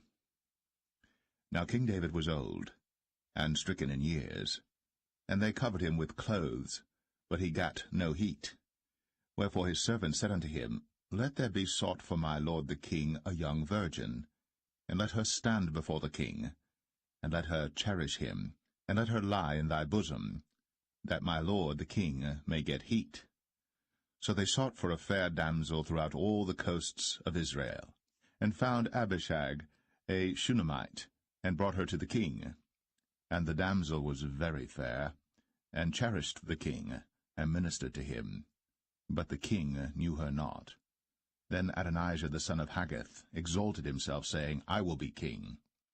And he prepared him chariots and horsemen, and 50 men to run before him. And his father had not displeased him at any time in saying, Why hast thou done so? And he also was a very goodly man. And his mother bare him after Absalom. And he conferred with Joab the son of Zeruiah, and with Abiathar the priest, and they, following Adonijah, helped him. But Zadok the priest, and Benaiah the son of Jehoiada, and Nathan the prophet, and Shimei, and Rei, and the mighty men which belonged to David, were not with Adonijah. And Adonijah slew sheep and oxen and fat cattle by the stone of Zoheleth, which is by En-Rogel, and called all his brethren the king's sons, and all the men of Judah the king's servants. But Nathan the prophet, and Benaiah, and the mighty men, and Solomon his brother, he called not. Wherefore Nathan spake unto Bathsheba, the mother of Solomon, saying, Hast thou not heard that Adonijah the son of Haggith doth reign, and David our Lord knoweth it not? Now therefore come, let me, I pray thee, give thee counsel, that thou mayest save thine own life, and the life of thy son Solomon. Go and get thee in unto King David, and say unto him, Didst not thou, my lord, O king, swear unto thine handmaid, saying, Assuredly Solomon thy son shall reign after me, and he shall sit upon my throne. Why then doth Adonijah reign? Behold, while thou yet talkest there with the king, I also will come in after thee, and confirm thy words. And Bathsheba went in unto the king into the chamber, and the king was very old, and Abishag the Shunammite ministered unto the king. And Bathsheba bowed, and did obeisance unto the king. And the king said, What wouldst thou? And she said unto him, My lord, thou swearest by the Lord thy God unto thine handmaid, saying, Assuredly Solomon thy son shall reign after me, and he shall sit upon my throne. And now, behold, Adonijah reigneth. And now, my lord the king, thou knowest it not. And he hath slain oxen and fat cattle, and sheep in abundance, and hath called all the sons of the king, and Abiathar the priest, and Joab the captain of the host. But Solomon thy servant hath he not called. And thou, my lord, O king, the eyes of all Israel are upon thee, that thou shouldst tell them who shall sit on the throne of my lord the king after him. Otherwise it shall come to pass, when my lord the king shall sleep with his fathers, that I and my son Solomon shall be counted offenders. And lo, while she yet talked with the king, Nathan the prophet also came in. And they told the king, saying, Behold, Nathan the prophet. And when he was come in before the king, he bowed himself before the king with his face to the ground. And Nathan said, My lord, O king, hast thou said, Adonijah shall reign after me, and he shall sit upon my throne? For he is gone down this day, and hath slain oxen and fat cattle and sheep in abundance, and hath called all the king's sons, and the captains of the host, and Abiathar the priest, and behold, they eat and drink before him, and say, God save King Adonijah. But me, even me thy servant, and Zadok the priest, and Benaiah the son of Jehoiada, and thy servant Solomon hath he not called. Is this thing done by my lord the king? And thou hast not showed it unto thy servant, who should sit on the throne of my lord the king after him? Then King David answered and said, Call me Bathsheba. And she came into the king's presence, and stood before the king. And the king sware, and said, As the Lord liveth, that hath redeemed my soul out of all distress, even as I swear unto thee by the Lord God of Israel, saying, Assuredly Solomon thy son shall reign after me, and he shall sit upon my throne in my stead, even so will I certainly do this day. Then Bathsheba bowed with her face to the earth, and did reverence to the king, and said, Let my lord King David live for ever.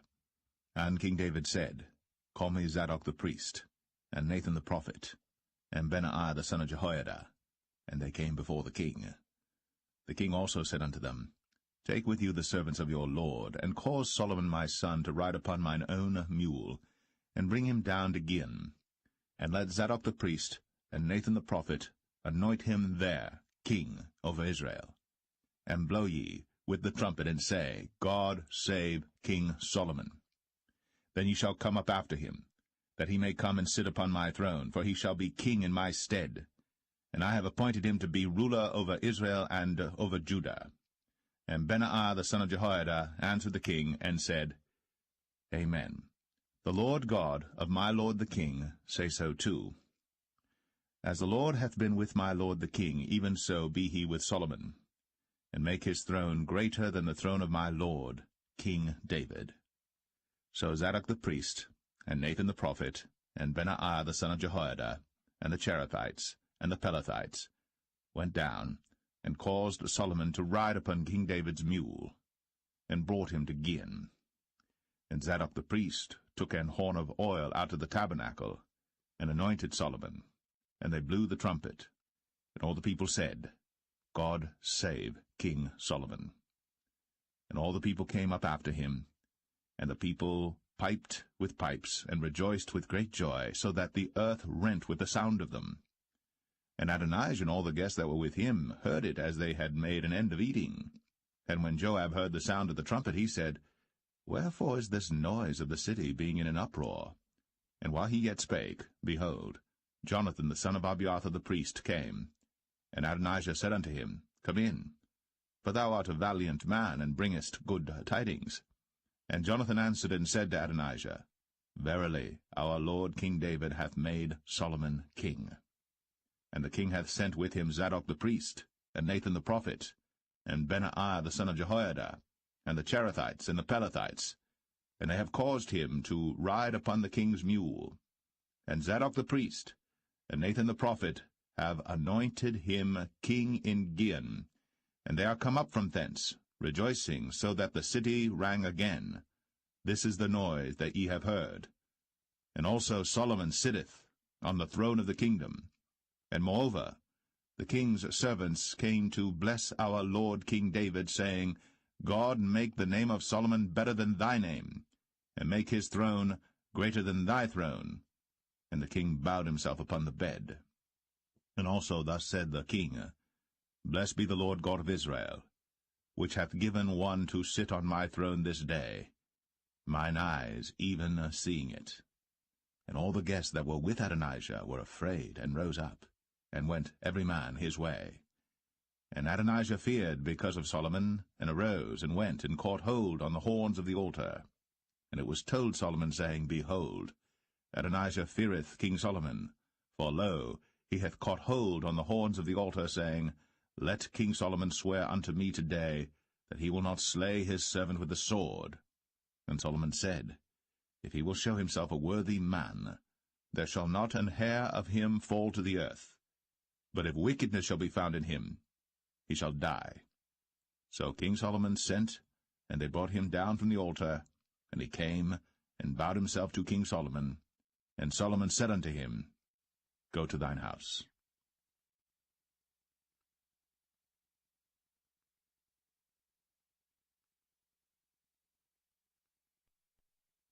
1 Kings 2. Now the days of David drew nigh, that he should die. And he charged Solomon his son, saying, I go the way of all the earth. Be thou strong therefore, and show thyself a man, and keep the charge of the Lord thy God, to walk in his ways, to keep his statutes, and his commandments, and his judgments, and his testimonies, as it is written in the law of Moses, that thou mayest prosper in all that thou doest, and whithersoever thou turnest thyself, that the Lord may continue his word which he spake concerning me, saying, If thy children take heed to their way, to walk before me in truth with all their heart and with all their soul, there shall not fail thee, said he, a man on the throne of Israel. Moreover, thou knowest also what Joab the son of Zeruiah did to me, and what he did to the two captains of the host of Israel, unto Abner the son of Ner, and unto Amasa the son of Jether, whom he slew, and shed the blood of war in peace, and put the blood of war upon his girdle that was about his loins, and in his shoes that were on his feet. Do therefore according to thy wisdom, and let not his hoar head go down to the grave in peace. But show kindness unto the sons of Barzillai the Gileadite, and let them be of those that eat at thy table. For so they came to me when I fled because of Absalom thy brother. And behold, thou hast with thee Shimei the son of Gera, a Benjamite of Bahurim, which cursed me with a grievous curse, in the day when I went to Mahanaim. But he came down to meet me at Jordan, and I sware to him by the Lord, saying, I will not put thee to death with the sword. Now therefore hold him not guiltless, for thou art a wise man, and knowest what thou oughtest to do unto him.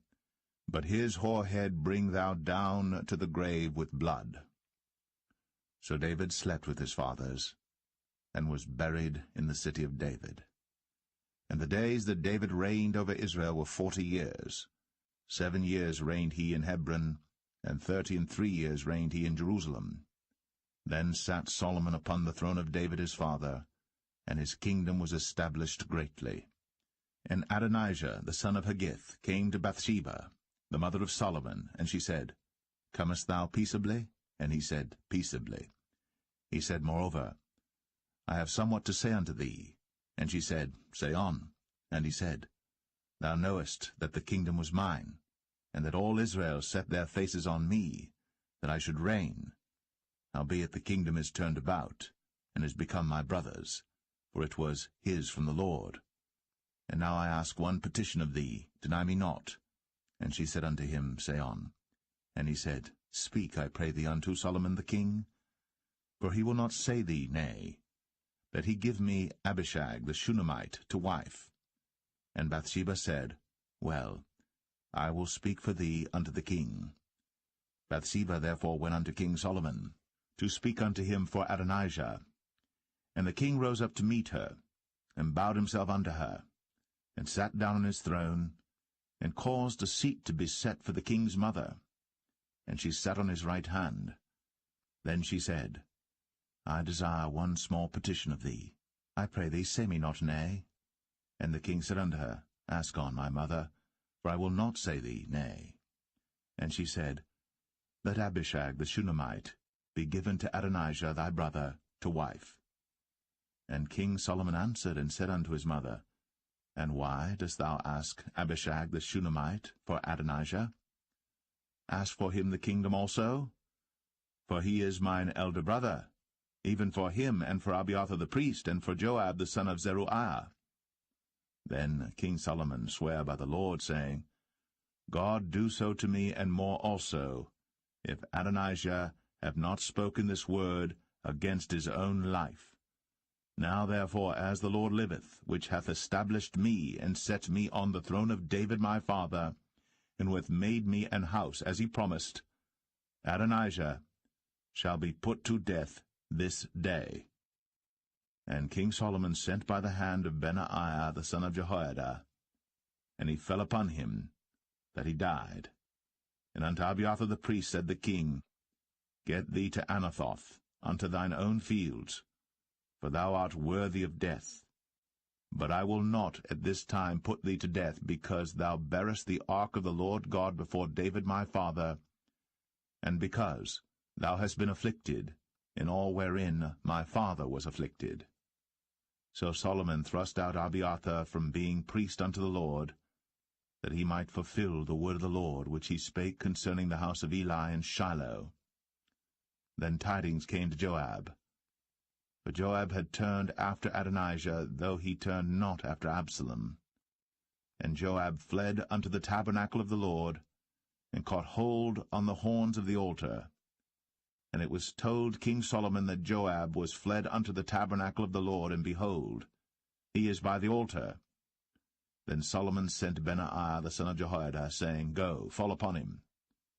And Benaiah came to the tabernacle of the Lord, and said unto him, Thus saith the king, Come forth. And he said, Nay, but I will die here. And Benaiah brought the king word again, saying, Thus said Joab. And thus he answered me. And the king said unto him, Do as he hath said, and fall upon him, and bury him, that thou mayest take away the innocent blood, which Joab shed from me, and from the house of my father. And the Lord shall return his blood upon his own head, who fell upon 2 men more righteous and better than he, and slew them with the sword. My father David, not knowing thereof, to wit, Abner the son of Ner, captain of the host of Israel, and Amasa the son of Jether, captain of the host of Judah. Their blood shall therefore return upon the head of Joab, and upon the head of his seed for ever.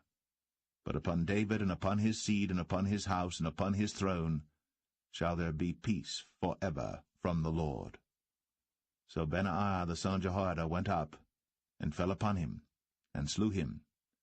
And he was buried in his own house, in the wilderness. And the king put Benaiah the son of Jehoiada in his room over the host, and Zadok the priest did the king put in the room of Abiathar. And the king sent and called for Shimei, and said unto him, Build thee an house in Jerusalem, and dwell there, and go not forth thence any whither. For it shall be, that on the day thou goest out, and passest over the brook Kidron, thou shalt know for certain that thou shalt surely die. Thy blood shall be upon thine own head. And Shimei said unto the king, The saying is good. As my lord the king hath said, so will thy servant do. And Shimei dwelt in Jerusalem many days. And it came to pass at the end of 3 years, that 2 of the servants of Shimei ran away unto Achish, son of Maachah, king of Gath. And they told Shimei, saying, Behold, thy servants be in Gath. And Shimei arose, and saddled his ass, and went to Gath to Achish to seek his servants. And Shimei went, and brought his servants from Gath. And it was told Solomon that Shimei had gone from Jerusalem to Gath, and was come again. And the king sent and called for Shimei, and said unto him, Did I not make thee to swear by the Lord, and protested unto thee, saying, Know for a certain, on the day thou goest out, and walkest abroad any whither, that thou shalt surely die? And thou saidst unto me, The word that I have heard is good. Why then hast thou not kept the oath of the Lord, and the commandment that I have charged thee with? The king said moreover to Shimei, Thou knowest all the wickedness which thine heart is privy to, that thou didst to David my father. Therefore the Lord shall return thy wickedness upon thine own head. And King Solomon shall be blessed, and the throne of David shall be established before the Lord for ever. So the king commanded Benaiah the son of Jehoiada, which went out, and fell upon him that he died. And the kingdom was established in the hand of Solomon.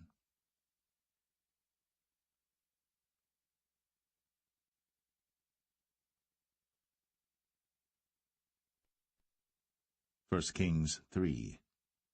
And Solomon made affinity with Pharaoh king of Egypt, and took Pharaoh's daughter, and brought her into the city of David, until he had made an end of building his own house, and the house of the Lord, and the wall of Jerusalem round about. Only the people sacrificed in high places, because there was no house built unto the name of the Lord, until those days. And Solomon loved the Lord, walking in the statutes of David his father. Only he sacrificed and burnt incense in high places. And the king went to Gibeon to sacrifice there, for that was the great high place. 1,000 burnt offerings did Solomon offer upon that altar. In Gibeon the Lord appeared to Solomon in a dream by night, and God said, Ask what I shall give thee. And Solomon said, Thou hast shown unto thy servant David my father great mercy, according as he walked before thee in truth, and in righteousness, and in uprightness of heart with thee.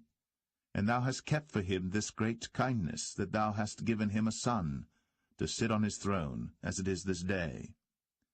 And now, O Lord my God, thou hast made thy servant king, instead of David my father.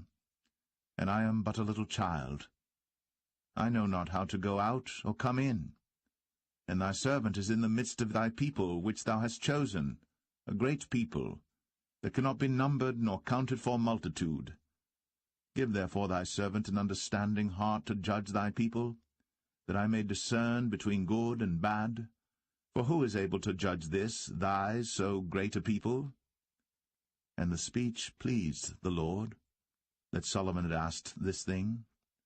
And God said unto him, Because thou hast asked this thing, and hast not asked for thyself long life, neither hast asked riches for thyself, nor hast asked the life of thine enemies, but hast asked for thyself understanding, to discern judgment.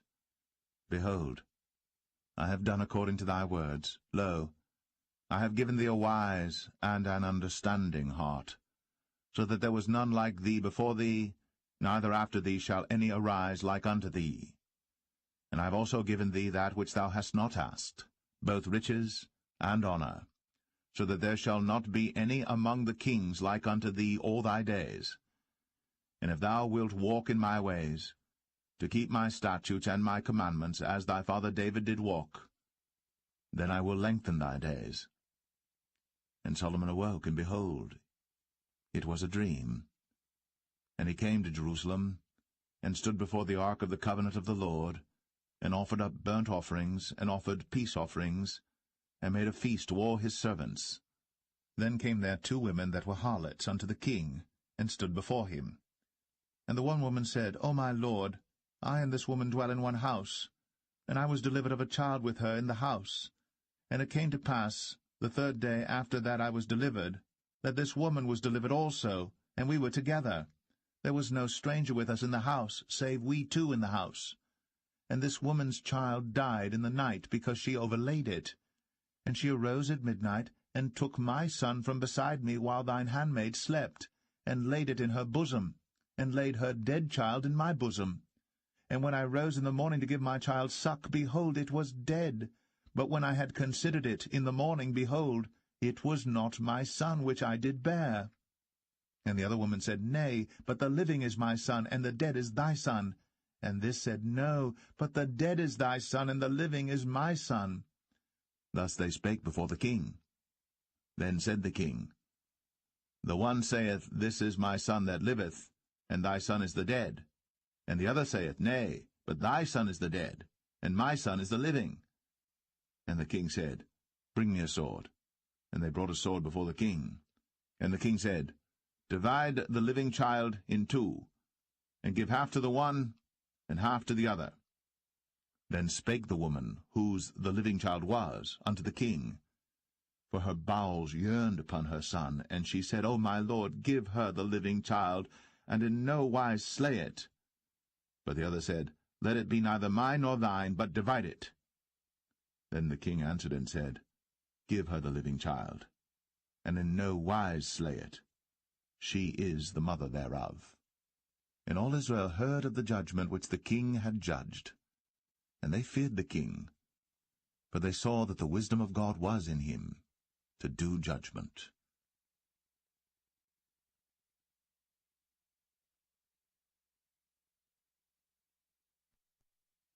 1 Kings 4. So King Solomon was king over all Israel. And these were the princes which he had: Azariah the son of Zadok the priest, Elihoreph and Ahiah the sons of Shishah, scribes, Jehoshaphat the son of Ahilud, the recorder, and Benaiah the son of Jehoiada was over the host, and Zadok and Abiathar were the priests. And Azariah the son of Nathan was over the officers, and Zabud the son of Nathan was principal officer, and the king's friend. And Ahishah was over the household, and Adoniram the son of Abda was over the tribute. And Solomon had 12 officers over all Israel, which provided victuals for the king and his household. Each man his month in a year made provision. And these are their names: the son of Hur, in Mount Ephraim, the son of Dekar, in Makaz, and in Shaalbim, and in Beth-Shemesh, in Elon Bethanan, the son of Hesed, in Arabath. To him pertained Socho, in all the land of Hepher, the son of Abinadab, in all the region of Dor, which had Taphath, the daughter of Solomon, to wife. Baanah, the son of Ahilud, to him pertained Tanakh and Megiddo, in all Bethshan, which is by Zartanah beneath Jezreel, from Bethshan to Abel-Meholah, even unto the place that is beyond Jokneam. The son of Geber, in Ramoth-Gilead, to him pertain the towns of Jair, the son of Manasseh, which are in Gilead. To him also pertain the region of Argob, which is in Bashan, 80 great cities with walls and brazen bars. Ahinadab, the son of Edo, had Mahanaim. Ahimaaz was in Naphtali. He also took Basmath, the daughter of Solomon, to wife. Baanah, the son of Hushai, was in Asher and in Aloth. Jehoshaphat, the son of Paruah, in Issachar. Shimei, the son of Elah, in Benjamin. Geber, the son of Uri, was in the country of Gilead, in the country of Sihon, the king of the Amorites, and of Og, the king of Bashan, and he was the only officer which was in the land. Judah and Israel were many, as the sand which is by the sea in multitude, eating and drinking and making merry. And Solomon reigned over all kingdoms, from the river unto the land of the Philistines, and unto the border of Egypt. They brought presents, and served Solomon all the days of his life. And Solomon's provisions for one day was 30 measures of fine flour, and 80 measures of meal, 10 fat oxen, and 20 oxen out of the pastures, and 100 sheep beside harts and roebucks, and fallow deer and fatted fowl, for he had dominion over all the region on this side the river, from Tiphsah even to Azar, over all the kings on this side the river, and he had peace on all sides round about him. And Judah and Israel dwelt safely, every man under his vine and under his fig tree, from Dan even to Beersheba, all the days of Solomon. And Solomon had 40,000 stalls of horses for his chariots, and 12,000 horsemen. And those officers provided victual for King Solomon, and for all that came unto King Solomon's table every man in his month, they lacked nothing. Barley also, and straw for the horses, and dromedaries brought they unto the place where the officers were, every man according to his charge. And God gave Solomon wisdom and understanding exceeding much, and largeness of heart, even as the sand that is on the seashore. And Solomon's wisdom excelled the wisdom of all the children of the east country, and all the wisdom of Egypt. For he was wiser than all men, than Ethan the Ezrahite, and Heman, and Chalcol, and Darda, the sons of Mahol, and his fame was in all nations round about. And he spake 3,000 proverbs, and his songs were 1,005. And he spake of trees, from the cedar tree that is in Lebanon even unto the hyssop that springeth out of the wall. He spake also of beasts, and of fowl, and of creeping things, and of fishes. And there came of all people to hear the wisdom of Solomon, from all kings of the earth, which had heard of his wisdom.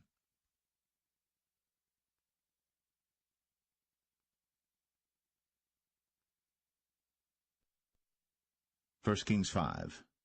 And Hiram king of Tyre sent his servants unto Solomon, for he had heard that they had anointed him king in the room of his father, for Hiram was ever a lover of David.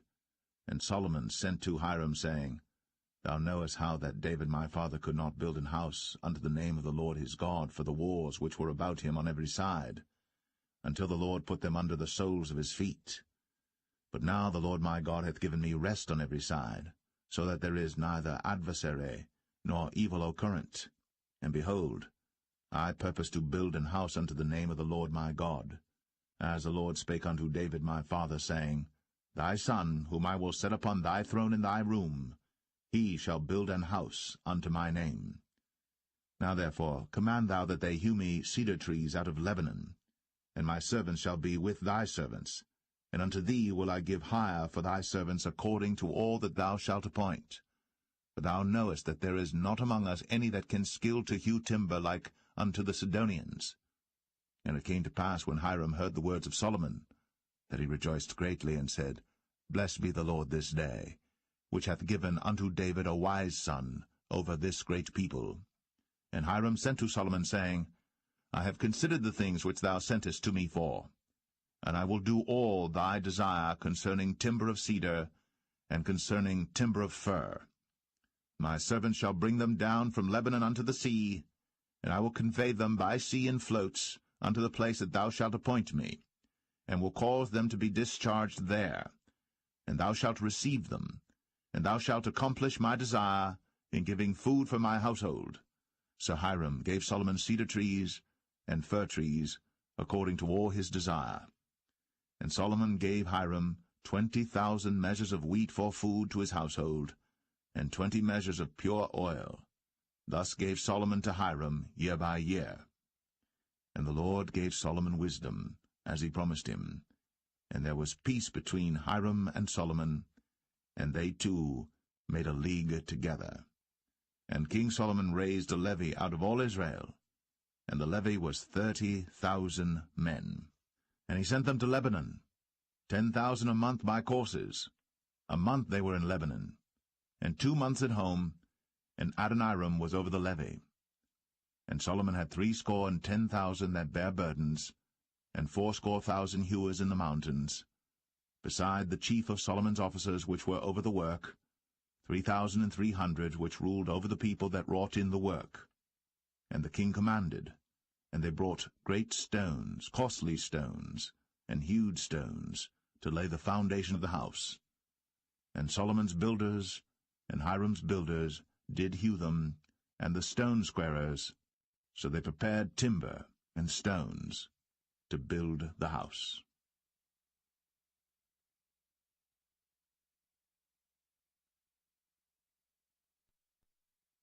1 Kings 6. And it came to pass in the 480th year, after the children of Israel were come out of the land of Egypt, in the 4th year of Solomon's reign over Israel, in the month Ziph, which is the 2nd month, that he began to build the house of the Lord. And the house which King Solomon built for the Lord, the length thereof was 80 cubits, and the breadth thereof 20 cubits, and the height thereof 30 cubits. And the porch before the temple of the house 20 cubits was the length thereof, according to the breadth of the house, and 10 cubits was the breadth thereof before the house. And for the house he made windows of narrow lights. And against the wall of the house he built chambers round about, against the walls of the house round about, both of the temple and of the oracle, and he made chambers round about. The nethermost chamber was 5 cubits broad, and the middle was 6 cubits broad, and the third was 7 cubits broad. For without, in the wall of the house, he made narrowed rests round about, that the beams should not be fastened in the walls of the house. And the house, when it was in building, was built of stone made ready before it was brought thither, so that there was neither hammer nor axe nor any tool of iron heard in the house, while it was in building. The door for the middle chamber was in the right side of the house, and they went up with winding stairs into the middle chamber, and out of the middle into the third. So he built the house, and finished it, and covered the house with beams and boards of cedar. And then he built chambers against all the house, 5 cubits high, and they rested on the house with timber of cedar. And the word of the Lord came to Solomon, saying, Concerning this house, which thou art in building, if thou wilt walk in my statutes, and execute my judgments, and keep all my commandments to walk in them, then will I perform my word with thee, which I spake unto David thy father, and I will dwell among the children of Israel, and will not forsake my people Israel. So Solomon built the house, and finished it.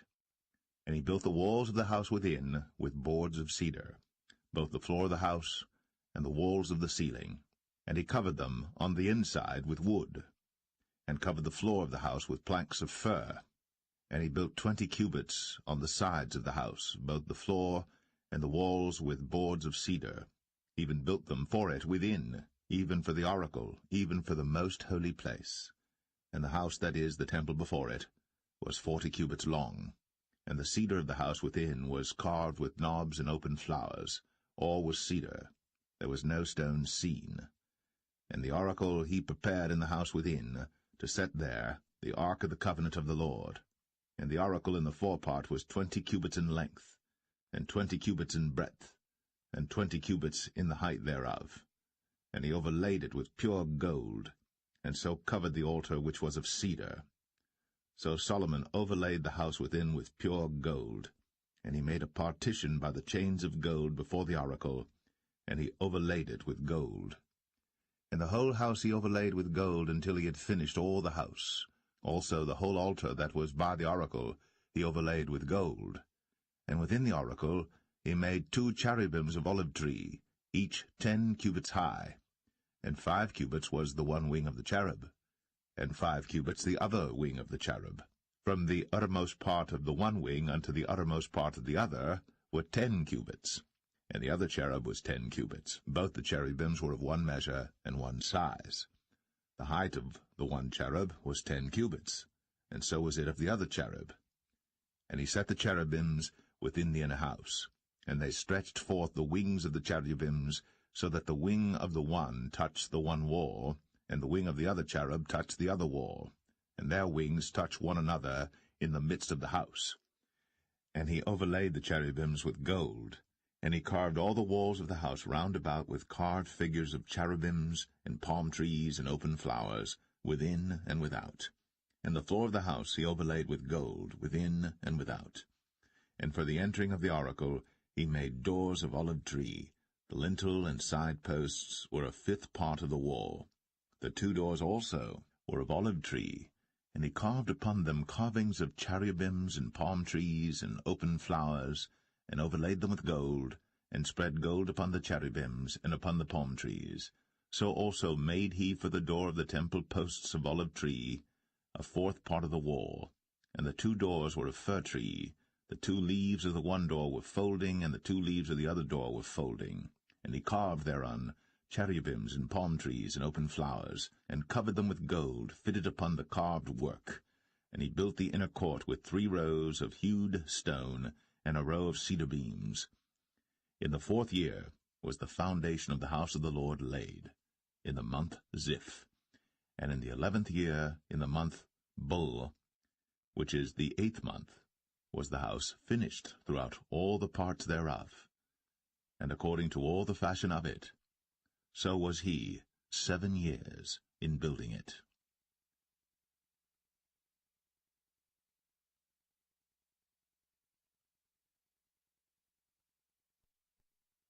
1 Kings 7. But Solomon was building his own house 13 years, and he finished all his house. He built also the house of the forest of Lebanon. The length thereof was 100 cubits, and the breadth thereof 50 cubits, and the height thereof 30 cubits, upon 4 rows of cedar pillars, with cedar beams upon the pillars. And it was covered with cedar above, upon the beams, that lay on 45 pillars, 15 in a row. And there were windows in 3 rows, and light was against light in 3 ranks.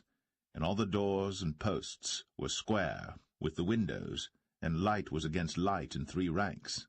And he made a porch of pillars. The length thereof was 50 cubits, and the breadth thereof 30 cubits, and the porch was before them. And the other pillars and the thick beam were before them. Then he made a porch for the throne where he might judge, even the porch of judgment, and it was covered with cedar from one side of the floor to the other. And his house where he dwelt had another court within the porch, which was of the like work. Solomon made also an house for Pharaoh's daughter, whom he had taken to wife, like unto this porch. All these were of costly stones, according to the measures of hewed stones, sawed with saws, within and without, even from the foundation unto the coping, and so on the outside toward the great court. And the foundation was of costly stones, even great stones, stones of 10 cubits, and stones of 8 cubits. And above were costly stones after the measures of hewed stones and cedars. And the great court round about was with 3 rows of hewed stones, and a row of cedar beams, both for the inner court of the house of the Lord, and for the porch of the house. And King Solomon sent and fetched Hiram out of Tyre. He was a widow's son of the tribe of Naphtali, and his father was a man of Tyre, a worker in brass, and he was filled with wisdom and understanding and cunning, to work all works in brass. And he came to King Solomon, and wrought all his work. For he cast 2 pillars of brass of 18 cubits high apiece, and a line of 12 cubits did compass either of them about. And he made 2 chapiters of molten brass, to set upon the tops of the pillars. The height of the one chapiter was 5 cubits, and the height of the other chapiter was 5 cubits. And nets of checker work, and wreaths of chain work, for the chapiters which were upon the top of the pillars, 7 for the one chapiter, and 7 for the other chapiter. And he made the pillars, and 2 rows round about upon the one network, to cover the chapiters that were upon the top, with pomegranates. And so did he for the other chapiter. And the chapiters that were upon the top of the pillars were of lily work in the porch 4 cubits. And the chapiters upon the 2 pillars had pomegranates also above, over against the belly which was by the network. And the pomegranates were 200 in rows round about upon the other chapiter. And he set up the pillars in the porch of the temple. And he set up the right pillar, and called the name thereof Jachin. And he set up the left pillar, and called the name thereof Boaz. And upon the top of the pillars was lily work. So was the work of the pillars finished. And he made a molten sea, 10 cubits from the one brim to the other. It was round all about, and his height was 5 cubits. And a line of 30 cubits did compass it round about. And under the brim of it round about there were knobs compassing it, 10 in a cubit, compassing the sea round about. The knobs were cast in 2 rows when it was cast. It stood upon 12 oxen, 3 looking toward the north, and 3 looking toward the west, and 3 looking toward the south, and 3 looking toward the east. And the sea was set above upon them, and all their hinder parts were inward. And it was an handbreadth thick, and the brim thereof was wrought like the brim of a cup, with flowers of lilies. It contained 2,000 baths. And he made 10 bases of brass. 4 cubits was the length of one base, and 4 cubits the breadth thereof, and 3 cubits the height of it. And the work of the bases was on this manner. They had borders, and the borders were between the ledges.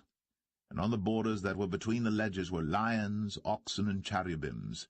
And upon the ledges there was a base above, and beneath the lions and oxen were certain additions made of thin work.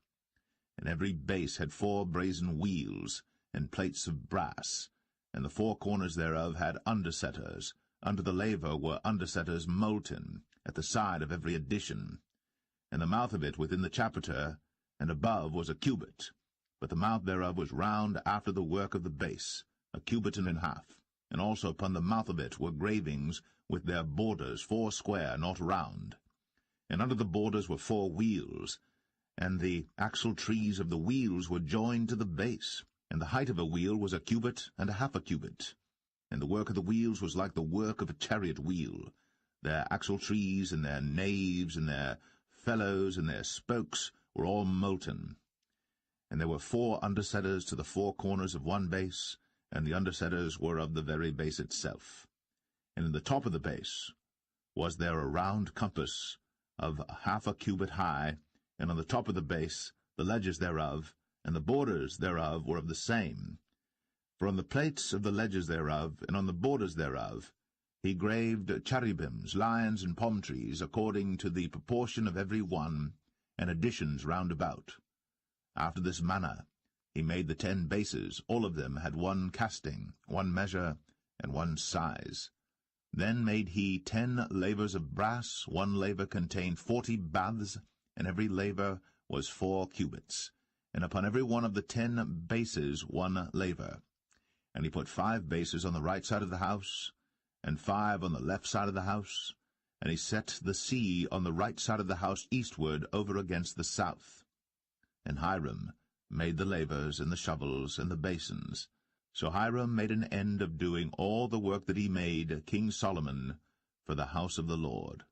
The 2 pillars and the 2 bowls of the chapiters that were on the top of the 2 pillars, and the 2 networks to cover the 2 bowls of the chapiters, which were upon the top of the pillars, and 400 pomegranates for the 2 networks, even 2 rows of pomegranates for 1 network, to cover the 2 bowls of the chapiters that were upon the pillars, and the 10 bases, and 10 lavers on the bases, and 1 sea, and 12 oxen under the sea, and the pots, and the shovels, and the basins, and all these vessels which Hiram made to King Solomon for the house of the Lord, were of bright brass.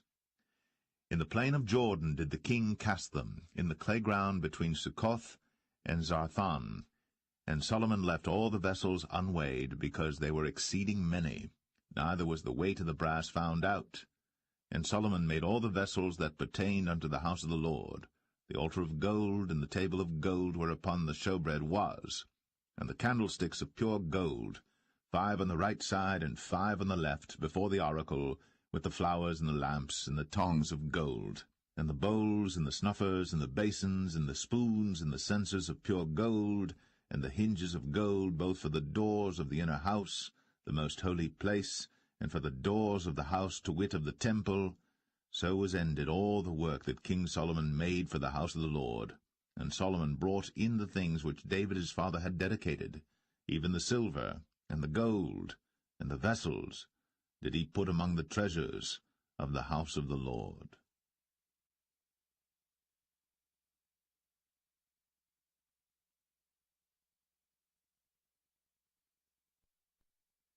1 Kings 8.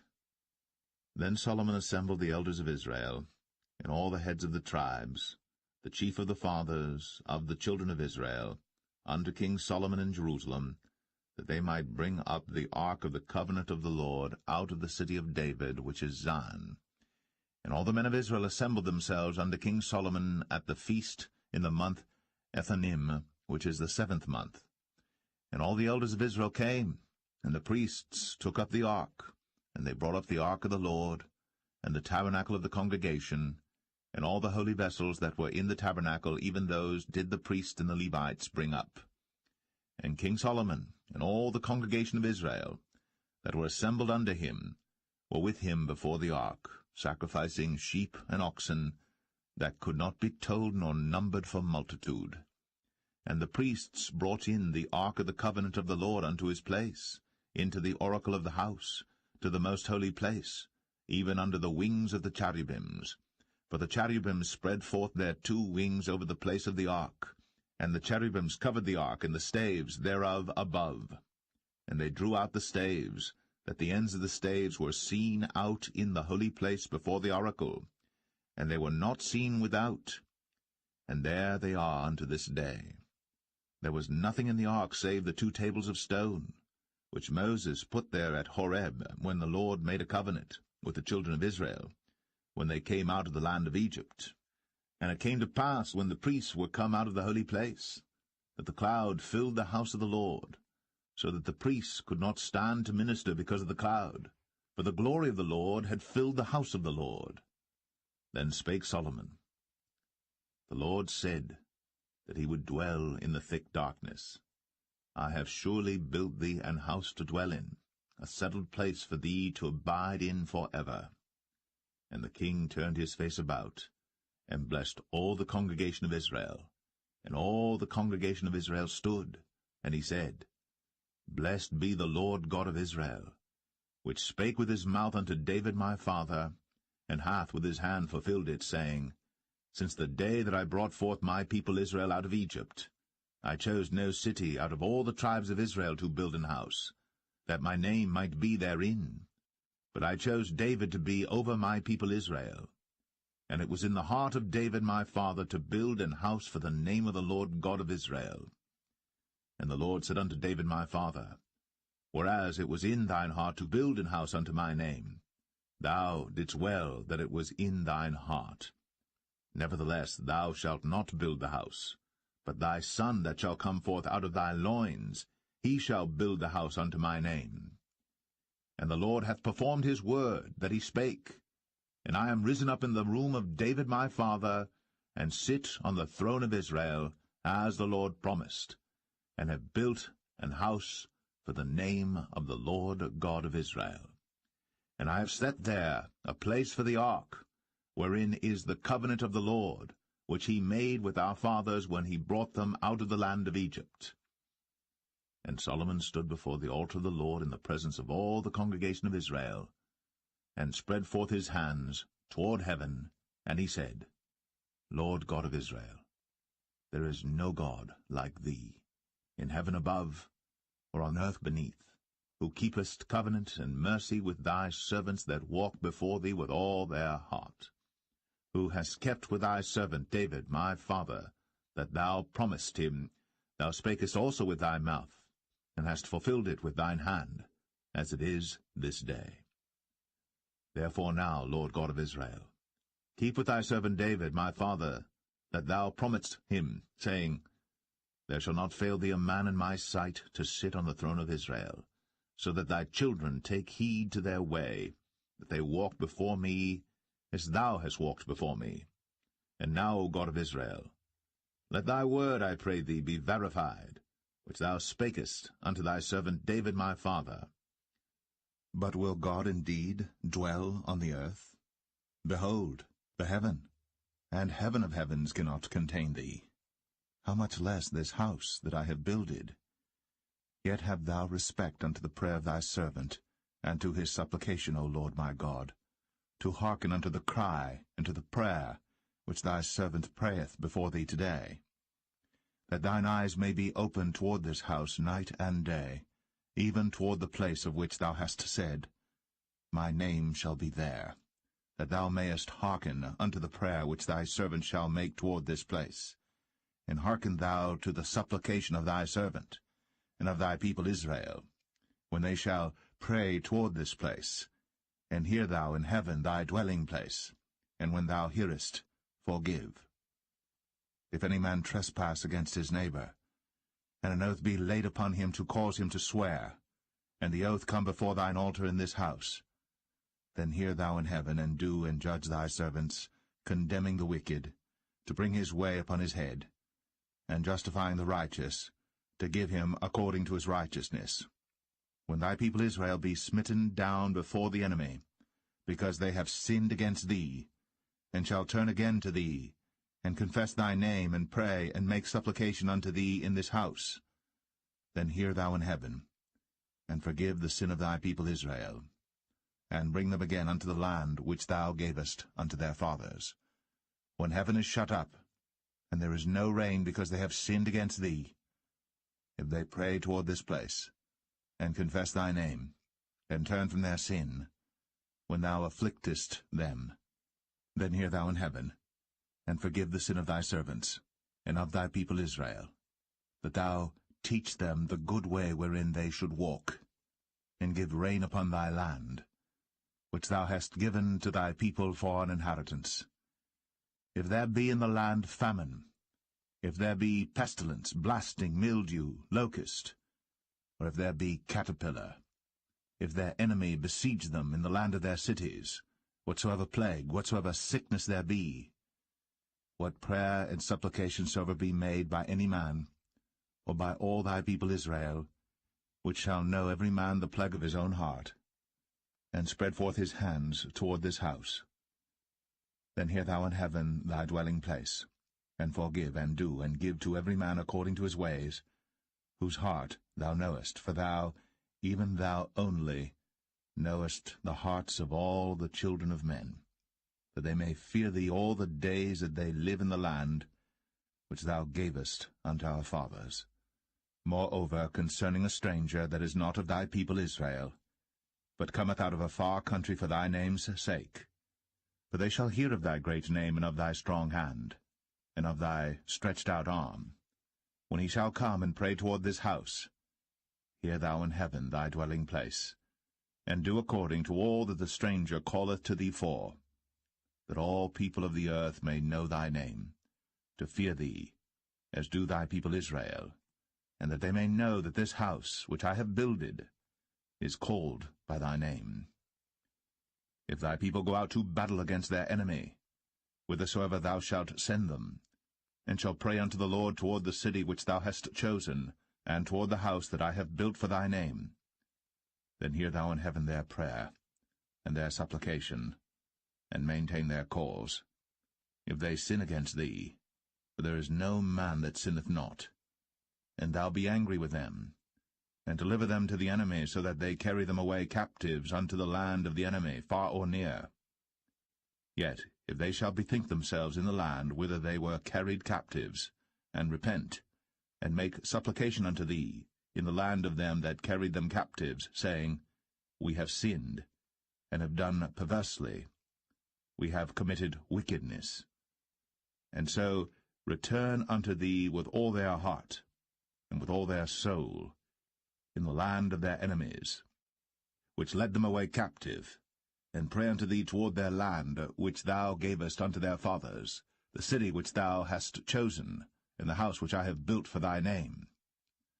Then hear thou their prayer, and their supplication in heaven thy dwelling place, and maintain their cause, and forgive thy people that have sinned against thee, and all their transgressions wherein they have transgressed against thee, and give them compassion before them who carry them captive, that they may have compassion on them.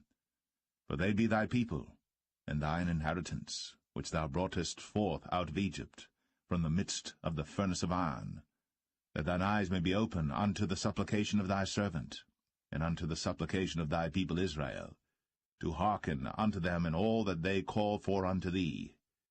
For thou didst separate them from among all the people of the earth to be thine inheritance, as thou spakest by the hand of Moses thy servant, when thou broughtest our fathers out of Egypt, O Lord God. And it was so that when Solomon had made an end of praying all this prayer and supplication unto the Lord, he arose from before the altar of the Lord, from kneeling on his knees with his hands spread up to heaven. And he stood, and blessed all the congregation of Israel with a loud voice, saying, Blessed be the Lord, that hath given rest unto his people Israel, according to all that he promised. There hath not failed one word of all his good promise, which he promised by the hand of Moses his servant. The Lord our God be with us, as he was with our fathers. Let him not leave us, nor forsake us, that he may incline our hearts unto him, to walk in all his ways, and to keep his commandments and his statutes and his judgments, which he commanded our fathers. And let these my words wherewith I have made supplication before the Lord be nigh unto the Lord our God day and night, that he maintain the cause of his servant, and the cause of his people Israel at all times, as the matter shall require, that all the people of the earth may know that the Lord is God, and that there is none else. Let your heart therefore be perfect with the Lord our God, to walk in his statutes, and to keep his commandments, as at this day. And the king and all Israel with him offered sacrifice before the Lord. And Solomon offered a sacrifice of peace offerings, which he offered unto the Lord, 22,000 oxen, and 120,000 sheep. So the king and all the children of Israel dedicated the house of the Lord. The same day did the king hallow the middle of the court that was before the house of the Lord, for there he offered burnt offerings and meat offerings, and the fat of the peace offerings, because the brazen altar that was before the Lord was too little to receive the burnt offerings and meat offerings, and the fat of the peace offerings. And at that time Solomon held a feast, and all Israel with him, a great congregation from the entering in of Hamath unto the river of Egypt, before the Lord our God 7 days, and 7 days, even 14 days. On the 8th day he sent the people away, and they blessed the king, and went unto their tents joyful and glad of heart, for all the goodness that the Lord had done for David his servant, and for Israel his people.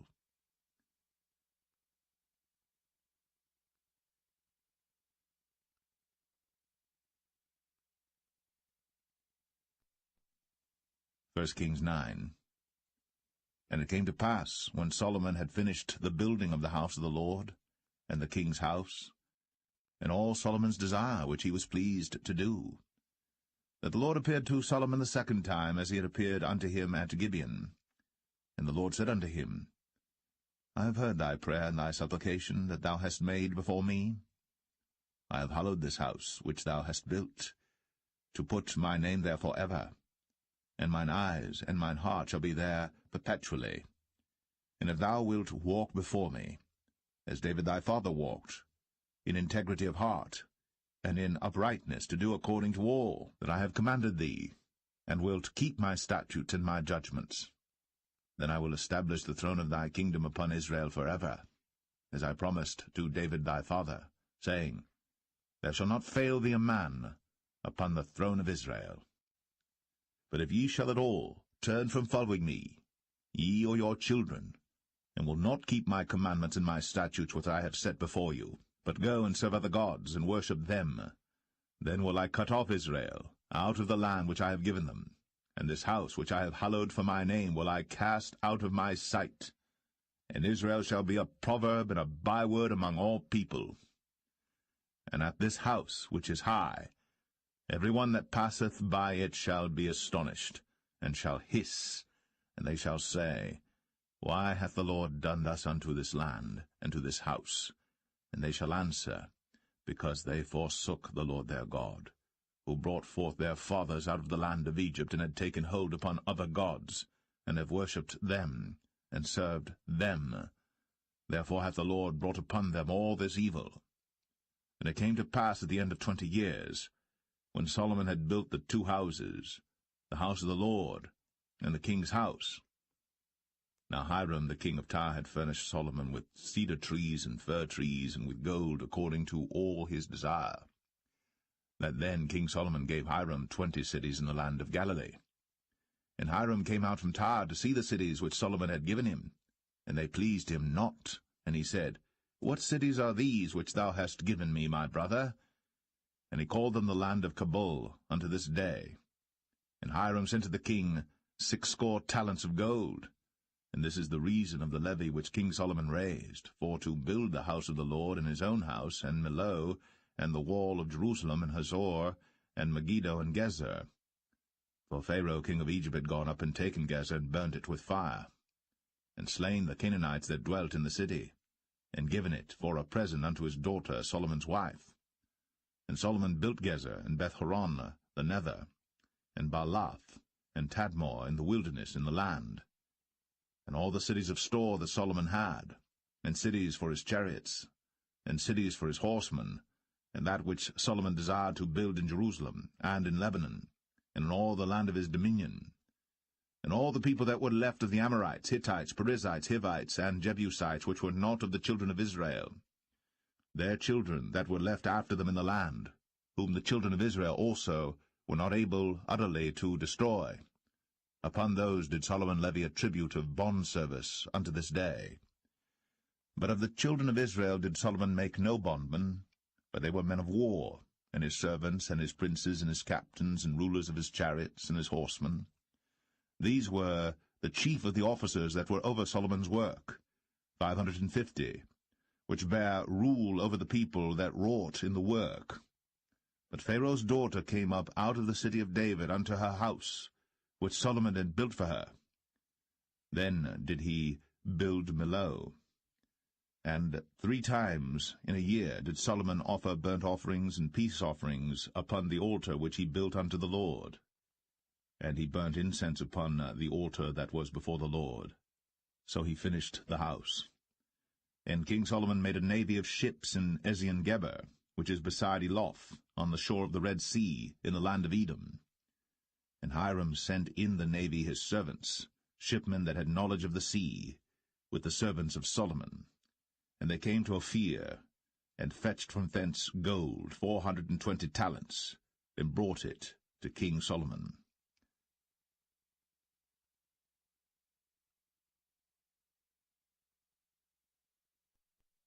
1 Kings 10.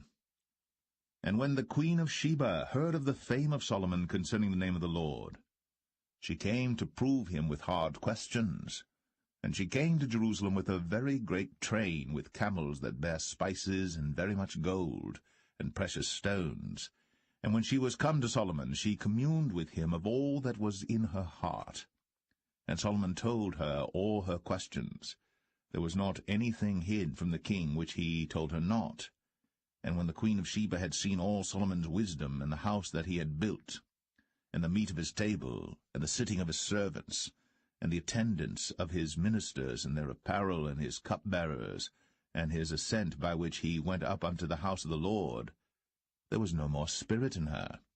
And she said to the king, It was a true report that I heard in mine own land of thy acts and of thy wisdom. Howbeit, I believed not the word until I came. And mine eyes had seen it, and behold, the half was not told me. Thy wisdom and prosperity exceedeth the fame which I heard. Happy are thy men, happy are these thy servants, which stand continually before thee, and that hear thy wisdom. Blessed be the Lord thy God, which delighteth in thee, to set thee on the throne of Israel, because the Lord loved Israel for ever. Therefore made he thee king, to do judgment and justice. And she gave the king 120 talents of gold and of spices, very great store, and precious stones. There came no more such abundance of spices as these which the queen of Sheba gave to King Solomon. And the navy also of Hiram that brought gold from Ophir, brought in from Ophir great plenty of almug trees and precious stones. And the king made of the almug trees pillars for the house of the Lord, and for the king's house, harps also, and psalteries for singers. There came no such almug trees, nor were seen unto this day. And King Solomon gave unto the queen of Sheba all her desire, whatsoever she asked, beside that which Solomon gave her of his royal bounty. So she turned, and went to her own country, she and her servants. Now the weight of gold that came to Solomon in 1 year was 666 talents of gold. Beside that he had of the merchantmen, and of the traffic of the spice merchants, and of all the kings of Arabia, and of the governors of the country. And King Solomon made 200 targets of beaten gold. 600 shekels of gold went to 1 target. And he made 300 shields of beaten gold. 3 pound of gold went to 1 shield, and the king put them in the house of the forest of Lebanon. Moreover, the king made a great throne of ivory, and overlaid it with the best gold. The throne had 6 steps, and the top of the throne was round behind. And there were stays on either side on the place of the seat, and 2 lions stood beside the stays. And 12 lions stood there on the one side, and on the other upon the 6 steps. There was not the like made in any kingdom. And all King Solomon's drinking vessels were of gold, and all the vessels of the house of the forest of Lebanon were of pure gold. None were of silver. It was nothing accounted of in the days of Solomon. For the king had at sea a navy of Tarshish, with the navy of Hiram. Once in 3 years came the navy of Tarshish, bringing gold and silver, ivory, and apes and peacocks. So King Solomon exceeded all the kings of the earth for riches and for wisdom. And all the earth sought to Solomon, to hear his wisdom, which God had put in his heart. And they brought every man his present, vessels of silver, and vessels of gold, and garments, and armor, and spices, horses, and mules, a rate year by year. And Solomon gathered together chariots and horsemen, and he had 1,400 chariots, and 12,000 horsemen, whom he bestowed in the cities for chariots, and with the king at Jerusalem. And the king made silver to be in Jerusalem as stones, and cedars made he to be as the sycamore trees that are in the vale for abundance. And Solomon had horses brought out of Egypt, and linen yarn. The king's merchants received the linen yarn at a price. And a chariot came up and went out of Egypt for 600 shekels of silver, and an horse for 150. And so for all the kings of the Hittites, and for the kings of Syria, did they bring them out by their means.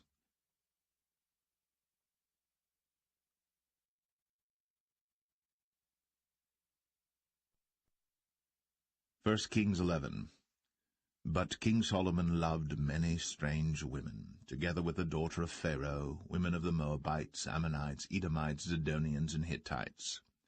Of the nations concerning which the Lord said unto the children of Israel, Ye shall not go in to them, neither shall they come in unto you, for surely they will turn away your heart after their gods. Solomon clave unto these in love. And he had 700 wives, princesses, and 300 concubines, and his wives turned away his heart. For it came to pass, when Solomon was old, that his wives turned away his heart after other gods. And his heart was not perfect with the Lord his God, as was the heart of David his father. For Solomon went after Ashtoreth, the goddess of the Zidonians, and after Milcom, the abomination of the Ammonites. And Solomon did evil in the sight of the Lord, and went not fully after the Lord, as did David his father. Then did Solomon build an high place for Chemosh, the abomination of Moab, in the hill that is before Jerusalem, and for Molech, the abomination of the children of Ammon. And likewise did he for all his strange wives, which burnt incense, and sacrificed unto their gods. And the Lord was angry with Solomon, because his heart was turned from the Lord God of Israel, which had appeared unto him twice, and had commanded him concerning this thing, that he should not go after other gods. But he kept not that which the Lord commanded. Wherefore the Lord said unto Solomon, Forasmuch as this is done of thee, and thou hast not kept my covenant and my statutes, which I have commanded thee, I will surely rend the kingdom from thee, and will give it to thy servant. Notwithstanding, in thy days, I will not do it for David thy father's sake, but I will rend it out of the hand of thy son. Howbeit, I will not rend away all the kingdom, but will give one tribe to thy son, for David my servant's sake, and for Jerusalem's sake, which I have chosen. And the Lord stirred up an adversary unto Solomon, Hadad the Edomite. He was of the king's seed in Edom. For it came to pass, when David was in Edom, and Joab, the captain of the host, was gone up to bury the slain, after he had smitten every male in Edom. For 6 months did Joab remain there with all Israel, until he had cut off every male in Edom. That Hadad fled, he and certain Edomites of his father's servants with him, to go into Egypt, Hadad being yet a little child. And they arose out of Midian, and came to Paran. And they took men with them out of Paran, and they came to Egypt, unto Pharaoh king of Egypt, which gave him an house, and appointed him victuals, and gave him land. And Hadad found great favour in the sight of Pharaoh, so that he gave him to wife the sister of his own wife, the sister of Tahpenes the queen. And the sister of Tahpenes bare him Genubath his son, whom Tahpenes weaned in Pharaoh's house. And Genubath was in Pharaoh's household among the sons of Pharaoh. And when Hadad heard in Egypt that David slept with his fathers, and that Joab the captain of the host was dead, Hadad said to Pharaoh, Let me depart, that I may go to mine own country. Then Pharaoh said unto him, But what hast thou lacked with me, that, behold, thou seekest to go to thine own country? And he answered, Nothing. Howbeit, let me go in any wise. And God stirred him up another adversary, Rezon the son of Eliadah, which fled from his lord Hadadezer king of Zobah. And he gathered men unto him, and became captain over a band, when David slew them of Zobah. And they went to Damascus, and dwelt therein, and reigned in Damascus. And he was an adversary to Israel all the days of Solomon, beside the mischief that Hadad did. And he abhorred Israel, and reigned over Syria. And Jeroboam the son of Nebat, an Ephrathite of Zeradah, Solomon's servant, whose mother's name was Zeruiah, a widow woman, even he lifted up his hand against the king. And this was the cause that he lifted up his hand against the king. Solomon built Millo, and repaired the breaches of the city of David his father. And the man Jeroboam was a mighty man of valour. And Solomon, seeing the young man that he was industrious, he made him ruler over all the charge of the house of Joseph. And it came to pass at that time, when Jeroboam went out of Jerusalem, that the prophet Ahijah the Shilonite found him in the way, and he had clad himself with a new garment. And they two were alone in the field. And Ahijah caught the new garment that was on him, and rent it in 12 pieces. And he said to Jeroboam, Take thee 10 pieces, for thus saith the Lord, the God of Israel, Behold, I will rend the kingdom out of the hand of Solomon, and will give 10 tribes to thee. But he shall have 1 tribe for my servant David's sake, and for Jerusalem's sake, the city which I have chosen out of all the tribes of Israel, because that they have forsaken me, and have worshipped Ashtoreth, the goddess of the Zidonians, Chemosh, the god of the Moabites, and Milcom, the god of the children of Ammon, and have not walked in my ways, to do that which is right in mine eyes, and to keep my statutes and my judgments, as did David his father.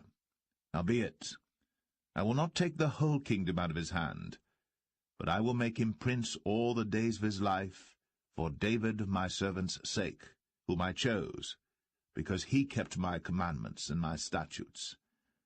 But I will take the kingdom out of his son's hand, and will give it unto thee, even 10 tribes.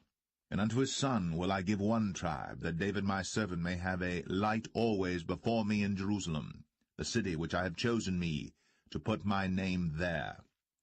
And I will take thee, and thou shalt reign according to all that thy soul desireth, and shalt be king over Israel. And it shall be, if thou wilt hearken unto all that I command thee, and wilt walk in my ways, and do that is right in my sight, to keep my statutes and my commandments, as David my servant did, that I will be with thee, and build thee a sure house, as I built for David, and will give Israel unto thee. And I will for this afflict the seed of David, but not forever. Solomon sought therefore to kill Jeroboam. And Jeroboam arose and fled into Egypt, unto Shishak king of Egypt, and was in Egypt until the death of Solomon. And the rest of the acts of Solomon, and all that he did, and his wisdom, are they not written in the book of the acts of Solomon? And the time that Solomon reigned in Jerusalem over all Israel was 40 years. And Solomon slept with his fathers, and was buried in the city of David his father. And Rehoboam his son reigned in his stead.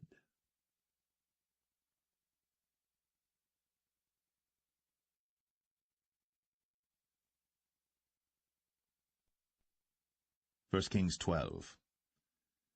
And Rehoboam went to Shechem, for all Israel were come to Shechem to make him king. And it came to pass, when Jeroboam the son of Nebat, who was yet in Egypt, heard of it, for he was fled from the presence of King Solomon, and Jeroboam dwelt in Egypt, that they sent and called him. And Jeroboam and all the congregation of Israel came and spake unto Rehoboam, saying, Thy father made our yoke grievous. Now therefore make thou the grievous service of thy father, and his heavy yoke which he put upon us lighter, and we will serve thee. And he said unto them, Depart yet for 3 days, then come again to me. And the people departed. And King Rehoboam consulted with the old men that stood before Solomon his father while he yet lived, and said, How do ye advise that I may answer this people? And they spake unto him, saying, If thou wilt be a servant unto this people this day, and wilt serve them, and answer them, and speak good words to them, then they will be thy servants forever.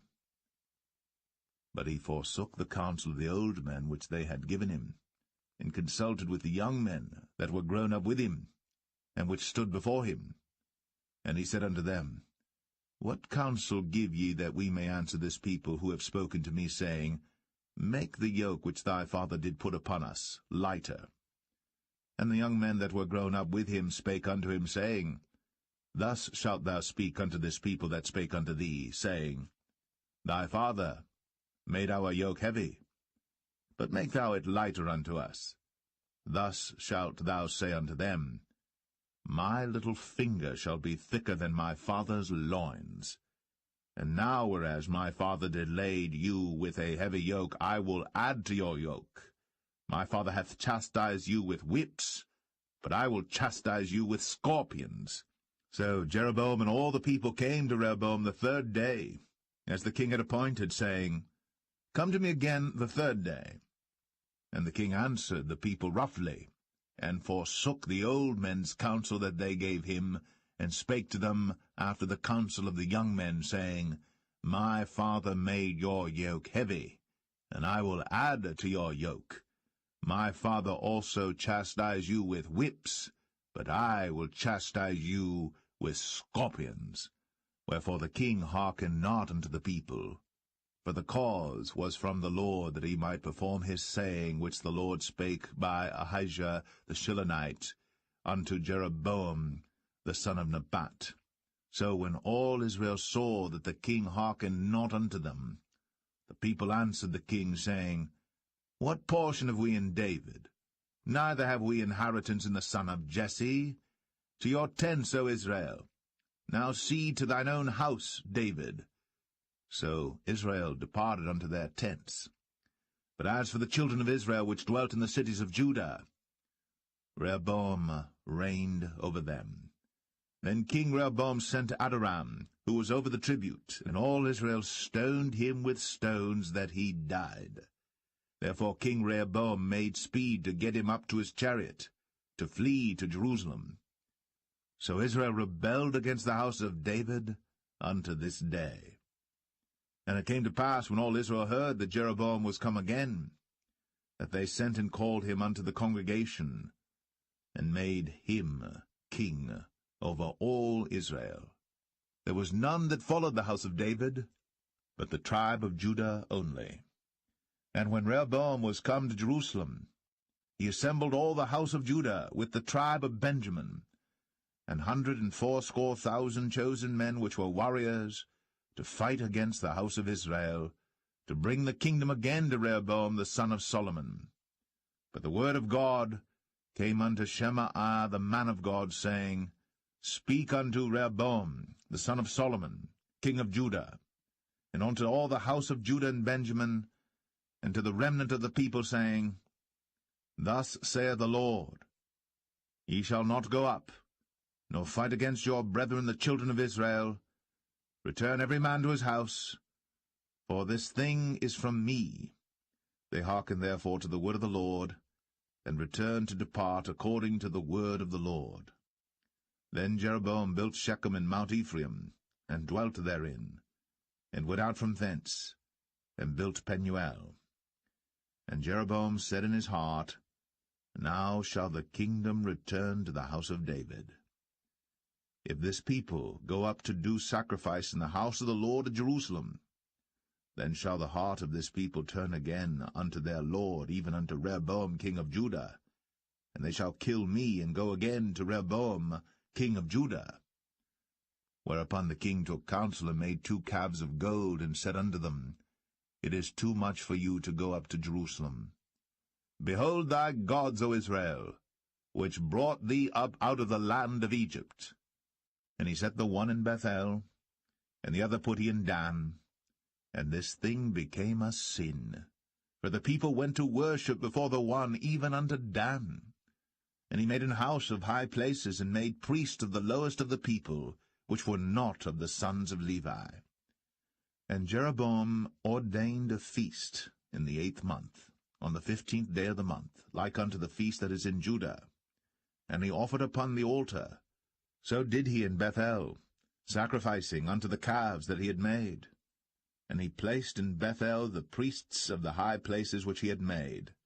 So he offered upon the altar which he had made in Bethel the 15th day of the 8th month, even in the month which he had devised of his own heart, and ordained a feast unto the children of Israel.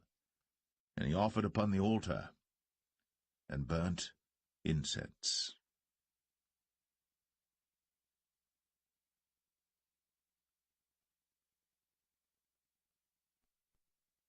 1 Kings 13. And behold, there came a man of God out of Judah, by the word of the Lord, unto Bethel. And Jeroboam stood by the altar to burn incense. And he cried against the altar in the word of the Lord, and said, O altar, altar, thus saith the Lord, Behold, a child shall be born unto the house of David, Josiah by name. And upon thee shall he offer the priests of the high places that burn incense upon thee, and men's bones shall be burnt upon thee. And he gave a sign the same day, saying, This is the sign which the Lord hath spoken. Behold, the altar shall be rent, and the ashes that are upon it shall be poured out. And it came to pass, when King Jeroboam heard the saying of the man of God, which had cried against the altar in Bethel, that he put forth his hand from the altar, saying, Lay hold on him. And his hand, which he put forth against him, dried up, so that he could not pull it in again to him.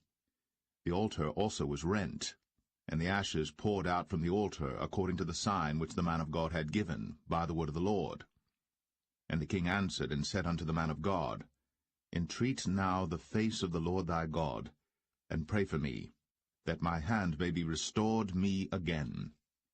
And the man of God besought the Lord, and the king's hand was restored him again, and became as it was before. And the king said unto the man of God, Come home with me, and refresh thyself, and I will give thee a reward. And the man of God said unto the king, If thou wilt give me half thine house, I will not go in with thee, neither will I eat bread nor drink water in this place. For so was it charged me by the word of the Lord, saying, Eat no bread, nor drink water, nor turn again by the same way that thou camest. So he went another way, and returned not by the way that he came to Bethel. Now there dwelt an old prophet in Bethel, and his sons came and told him all the works that the man of God had done that day in Bethel, the words which he had spoken unto the king. Them they told also to their father. And their father said unto them, What way went he? For his sons had seen what way the man of God went, which came from Judah. And he said unto his sons, Saddle me the ass. So they saddled him the ass, and he rode thereon, and went after the man of God, and found him sitting under an oak. And he said unto him, Art thou the man of God that camest from Judah? And he said, I am. Then he said unto him, Come home with me, and eat bread. And he said, I may not return with thee, nor go in with thee, neither will I eat bread nor drink water with thee in this place. For it was said to me by the word of the Lord, Thou shalt eat no bread, nor drink water there, nor turn again to go by the way that thou camest. He said unto him, I am a prophet, also as thou art. And an angel spake unto me by the word of the Lord, saying, Bring him back with thee into thine house, that he may eat bread and drink water. But he lied unto him. So he went back with him, and did eat bread in his house, and drank water. And it came to pass, as they sat at the table, that the word of the Lord came unto the prophet that brought him back. And he cried unto the man of God that came from Judah, saying, Thus saith the Lord, For as much as thou hast disobeyed the mouth of the Lord, and hast not kept the commandment which the Lord thy God commanded thee, but camest back, and hast eaten bread, and drunk water in the place, of the which the Lord did say to thee, Eat no bread, and drink no water, thy carcass shall not come unto the sepulchre of thy fathers. And it came to pass, after he had eaten bread, and after he had drunk, that he saddled for him the ass, to wit, for the prophet whom he had brought back. And when he was gone, a lion met him by the way, and slew him. And his carcass was cast in the way, and the ass stood by it. The lion also stood by the carcass. And behold, men passed by, and saw the carcass cast in the way, and the lion standing by the carcass. And they came and told it in the city where the old prophet dwelt. And when the prophet that brought him back from the way heard thereof, he said, It is the man of God who was disobedient unto the word of the Lord. Therefore the Lord hath delivered him unto the lion, which hath torn him and slain him according to the word of the Lord, which he spake unto him. And he spake to his son, saying, Saddle me the ass. And they saddled him. And he went and found his carcass cast in the way, and the ass and the lion standing by the carcass. The lion had not eaten the carcass, nor torn the ass. And the prophet took up the carcass of the man of God, and laid it upon the ass, and brought it back. And the old prophet came to the city to mourn and to bury him. And he laid his carcass in his own grave. And they mourned over him, saying, Alas, my brother! And it came to pass, after he had buried him, that he spake to his son, saying, When I am dead, then bury me in the sepulchre wherein the man of God is buried. Lay my bones beside his bones. For the saying which he cried by the word of the Lord against the altar in Bethel, and against all the houses of the high places which are in the cities of Samaria, shall surely come to pass. After this thing Jeroboam returned not from his evil way, but made again of the lowest of the people priests of the high places. Whosoever would, he consecrated him, and he became one of the priests of the high places. And this thing became sin unto the house of Jeroboam, even to cut it off, and to destroy it from off the face of the earth.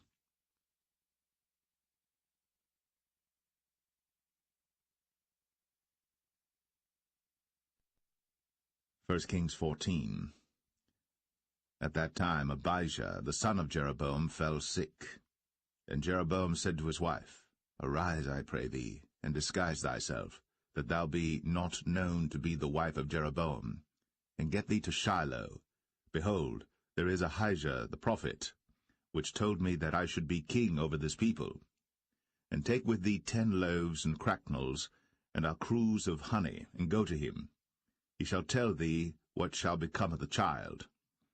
And Jeroboam's wife did so, and arose, and went to Shiloh, and came to the house of Ahijah. But Ahijah could not see, for his eyes were set by reason of his age. And the Lord said unto Ahijah, Behold, the wife of Jeroboam cometh to ask a thing of thee for her son, for he is sick. Thus and thus shalt thou say unto her, for it shall be, when she cometh in, that she shall feign herself to be another woman. And it was so, when Ahijah heard the sound of her feet, as she came in at the door, that he said, Come in, thou wife of Jeroboam. Why feignest thou thyself to be another? For I am sent to thee with heavy tidings. Go, tell Jeroboam, Thus saith the Lord God of Israel, Forasmuch as I exalted thee from among the people, and made thee prince over my people Israel, and rent the kingdom away from the house of David, and gave it thee, and yet thou hast not been as my servant David, who kept my commandments, and who followed me with all his heart, to do that only which was right in mine eyes, but hast done evil above all that were before thee. For thou hast gone and made thee other gods, and molten images, to provoke me to anger, and hast cast me behind thy back. Therefore, behold, I will bring evil upon the house of Jeroboam, and will cut off from Jeroboam him that pisseth against the wall, and him that is shut up and left in Israel, and will take away the remnant of the house of Jeroboam as a man taketh away dung, till it be all gone. Him that dieth of Jeroboam in the city shall the dogs eat, and him that dieth in the field shall the fowls of the air eat. For the Lord hath spoken it. Arise thou therefore, get thee to thine own house, and when thy feet enter into the city, the child shall die. And all Israel shall mourn for him, and bury him. For he only of Jeroboam shall come to the grave, because in him there is found some good thing toward the Lord God of Israel in the house of Jeroboam. Moreover, the Lord shall raise him up a king over Israel, who shall cut off the house of Jeroboam that day. But what? Even now. For the Lord shall smite Israel, as a reed is shaken in the water, and he shall root up Israel out of this good land, which he gave to their fathers, and shall scatter them beyond the river, because they have made their groves, provoking the Lord to anger. And he shall give Israel up, because of the sins of Jeroboam, who did sin, and who made Israel to sin. And Jeroboam's wife arose and departed, and came to Tirzah. And when she came to the threshold of the door, the child died, and they buried him. And all Israel mourned for him according to the word of the Lord, which he spake by the hand of his servant Ahijah the prophet. And the rest of the acts of Jeroboam, how he warred and how he reigned, behold, they are written in the book of the Chronicles of the kings of Israel. And the days which Jeroboam reigned were 22 years, and he slept with his fathers, and Nadab his son reigned in his stead. And Rehoboam the son of Solomon reigned in Judah. Rehoboam was 41 years old when he began to reign, and he reigned 17 years in Jerusalem, the city which the Lord did choose out of all the tribes of Israel, to put his name there. And his mother's name was Naamah, an Ammonitess. And Judah did evil in the sight of the Lord, and they provoked him to jealousy with their sins which they had committed, above all that their fathers had done. For they also built them high places and images and groves on every high hill, and under every green tree. And there were also Sodomites in the land, and they did according to all the abominations of the nations which the Lord cast out before the children of Israel. And it came to pass in the 5th year of King Rehoboam, that Shishak king of Egypt came up against Jerusalem. And he took away the treasures of the house of the Lord, and the treasures of the king's house, even took away all, and he took away all the shields of gold which Solomon had made. And King Rehoboam made in their stead brazen shields, and committed them unto the hands of the chief of the guard which kept the door of the king's house. And it was so, when the king went into the house of the Lord, that the guard bare them and brought them back into the guard chamber. Now the rest of the acts of Rehoboam, and all that he did, are they not written in the book of the Chronicles of the kings of Judah? And there was war between Rehoboam and Jeroboam all their days. And Rehoboam slept with his fathers, and was buried with his fathers in the city of David. And his mother's name was Naamah, an Ammonitess. And Abijam, his son, reigned in his stead.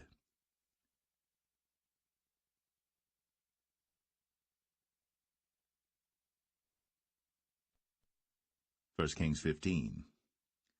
Now in the 18th year of King Jeroboam, the son of Nebat, reigned Abijam over Judah. 3 years reigned he in Jerusalem, and his mother's name was Maachah, the daughter of Abishalom. And he walked in all the sins of his father which he had done before him, and his heart was not perfect with the Lord his God, as the heart of David his father. Nevertheless, for David's sake did the Lord his God give him a lamp in Jerusalem to set up his son after him, and to establish Jerusalem, because David did that which was right in the eyes of the Lord, and turned not aside from anything that he commanded him all the days of his life, save only in the matter of Uriah the Hittite. And there was war between Rehoboam and Jeroboam all the days of his life. Now the rest of the acts of Abijam, and all that he did, are they not written in the book of the Chronicles of the kings of Judah? And there was war between Abijam and Jeroboam. And Abijam slept with his fathers, and they buried him in the city of David, and Asa, his son, reigned in his stead. And in the 20th year of Jeroboam, king of Israel, reigned Asa over Judah. And 41 years reigned he in Jerusalem. And his mother's name was Maachah, the daughter of Abishalom. And Asa did that which was right in the eyes of the Lord, as did David his father. And he took away the Sodomites out of the land, and removed all the idols that his fathers had made. And also Maachah his mother, even her he removed from being queen, because she had made an idol in the grove. And Asa destroyed her idol, and burned it by the brook Kidron. But the high places were not removed. Nevertheless Asa's heart was perfect with the Lord all his days. And he brought in the things which his father had dedicated, and the things which himself had dedicated, into the house of the Lord, silver and gold and vessels. And there was war between Asa and Baasha, king of Israel, all their days. And Baasha, king of Israel, went up against Judah, and built Ramah, that he might not suffer any to go out or come in to Asa, king of Judah. Then Asa took all the silver and the gold that were left in the treasures of the house of the Lord, and the treasures of the king's house, and delivered them into the hand of his servants. And King Asa sent them to Ben-Hadad, the son of Tabrimon, the son of Hezion, king of Syria, that dwelt at Damascus, saying, There is a league between me and thee, and between my father and thy father. Behold, I have sent unto thee a present of silver and gold. Come, and break thy league with Baasha king of Israel, that he may depart from me. So Ben-Hadad hearkened unto King Asa, and sent the captains of the hosts which he had against the cities of Israel, and smote Ijon and Dan and Abel-Beth-Maachah, and all Cinneroth, with all the land of Naphtali. And it came to pass, when Baasha heard thereof, that he left off building of Ramah, and dwelt in Tirzah. Then King Asa made a proclamation throughout all Judah, none was exempted. And they took away the stones of Ramah, and the timber thereof, wherewith Baasha had builded. And King Asa built with them Geba of Benjamin, and Mizpah. The rest of all the acts of Asa, and all his might, and all that he did, and the cities which he built, are they not written in the book of the chronicles of the kings of Judah? Nevertheless, in the time of his old age, he was diseased in his feet. And Asa slept with his fathers, and was buried with his fathers in the city of David his father, and Jehoshaphat his son reigned in his stead. And Nadab the son of Jeroboam began to reign over Israel in the 2nd year of Asa king of Judah, and reigned over Israel 2 years. And he did evil in the sight of the Lord, and walked in the way of his father, and in his sin wherewith he made Israel to sin. And Baasha the son of Ahijah of the house of Issachar conspired against him. And Baasha smote him at Gibbethon, which belonged to the Philistines, for Nadab and all Israel laid siege to Gibbethon. Even in the 3rd year of Asa king of Judah did Baasha slay him, and reigned in his stead.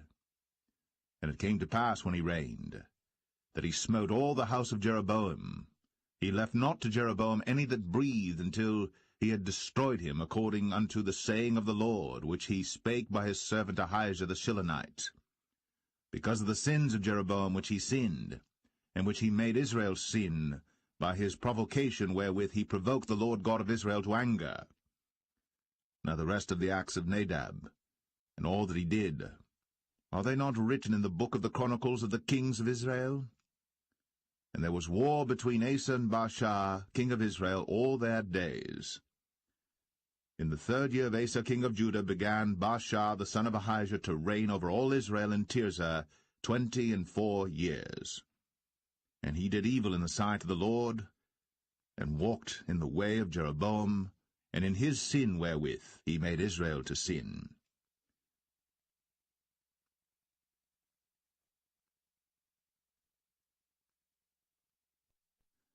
First Kings 16. Then the word of the Lord came to Jehu the son of Hanani against Baasha, saying, Forasmuch as I exalted thee out of the dust, and made thee prince over my people Israel, and thou hast walked in the way of Jeroboam, and hast made my people Israel to sin, to provoke me to anger with their sins, behold, I will take away the posterity of Baasha, and the posterity of his house, and will make thy house like the house of Jeroboam the son of Nebat. Him that dieth of Baasha in the city shall the dogs eat, and him that dieth of his in the fields shall the fowls of the air eat. Now the rest of the acts of Baasha, and what he did, and his might, are they not written in the book of the chronicles of the kings of Israel? So Baasha slept with his fathers, and was buried in Tirzah, and Elah his son reigned in his stead. And also by the hand of the prophet Jehu, the son of Hanani, came the word of the Lord against Baasha, and against his house, even for all the evil that he did in the sight of the Lord, in provoking him to anger, with the work of his hands, in being like the house of Jeroboam, and because he killed him. In the 26th year of Asa king of Judah began Elah the son of Baasha to reign over Israel in Tirzah 2 years. And his servant Zimri, captain of half his chariots, conspired against him, as he was in Tirzah drinking himself drunk in the house of Arzah, steward of his house in Tirzah. And Zimri went in, and smote him, and killed him, in the 27th year of Asa king of Judah, and reigned in his stead. And it came to pass, when he began to reign, as soon as he sat on his throne, that he slew all the house of Baasha. He left him not one that pisseth against a wall, neither of his kinsfolks, nor of his friends. Thus did Zimri destroy all the house of Baasha, according to the word of the Lord which he spake against Baasha by Jehu the prophet. For all the sins of Baasha, and the sins of Elah his son, by which they sinned, and by which they made Israel to sin, in provoking the Lord God of Israel to anger with their vanities. Now the rest of the acts of Elah, and all that he did, are they not written in the book of the Chronicles of the kings of Israel? In the 27th year of Asa king of Judah did Zimri reign 7 days in Tirzah. And the people were encamped against Gibbethon, which belonged to the Philistines. And the people that were encamped heard say, Zimri hath conspired, and hath also slain the king. Wherefore all Israel made Omri, the captain of the host, king over Israel that day in the camp. And Omri went up from Gibbethon, and all Israel with him, and they besieged Tirzah. And it came to pass, when Zimri saw that the city was taken, that he went into the palace of the king's house, and burnt the king's house over him with fire, and died. For his sins, which he sinned in doing evil in the sight of the Lord, and walking in the way of Jeroboam, and in his sin which he did, to make Israel to sin. Now the rest of the acts of Zimri, and his treason that he wrought, are they not written in the book of the Chronicles of the kings of Israel? Then were the people of Israel divided into 2 parts, after the people followed Tibni the son of Ginath, to make him king, and half followed Omri. But the people that followed Omri prevailed against the people that followed Tibni the son of Ginath. So Tibni died, and Omri reigned. In the 31st year of Asa king of Judah began Omri to reign over Israel 12 years. 6 years reigned he in Tirzah. And he bought the hill Samaria of Shemer for 2 talents of silver, and built on the hill, and called the name of the city which he built after the name of Shemer, owner of the hill, Samaria. But Omri wrought evil in the eyes of the Lord, and did worse than all that were before him. For he walked in all the way of Jeroboam the son of Nebat, and in his sin wherewith he made Israel to sin, to provoke the Lord God of Israel to anger with their vanities. Now the rest of the acts of Omri which he did, and his might that he showed, are they not written in the book of the Chronicles of the kings of Israel? So Omri slept with his fathers, and was buried in Samaria, and Ahab his son reigned in his stead. And in the 38th year of Asa king of Judah began Ahab the son of Omri to reign over Israel. And Ahab the son of Omri reigned over Israel in Samaria 22 years. And Ahab the son of Omri did evil in the sight of the Lord above all that were before him. And it came to pass, as if it had been a light thing for him to walk in the sins of Jeroboam the son of Nebat, that he took to wife Jezebel, the daughter of Ethbaal, king of the Zidonians, and went and served Baal, and worshipped him. And he reared up an altar for Baal in the house of Baal, which he had built in Samaria. And Ahab made a grove, and Ahab did more to provoke the Lord God of Israel to anger than all the kings of Israel that were before him. In his days did Hiel the Bethelite build Jericho. He laid the foundation thereof in Abiram his firstborn, and set up the gates thereof in his youngest son Segub, according to the word of the Lord, which he spake by Joshua the son of Nun.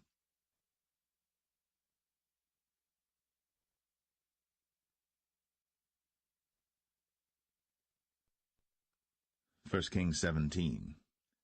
And Elijah the Tishbite, who was of the inhabitants of Gilead, said unto Ahab, As the Lord God of Israel liveth, before whom I stand, there shall not be dew nor rain these years, but according to my word.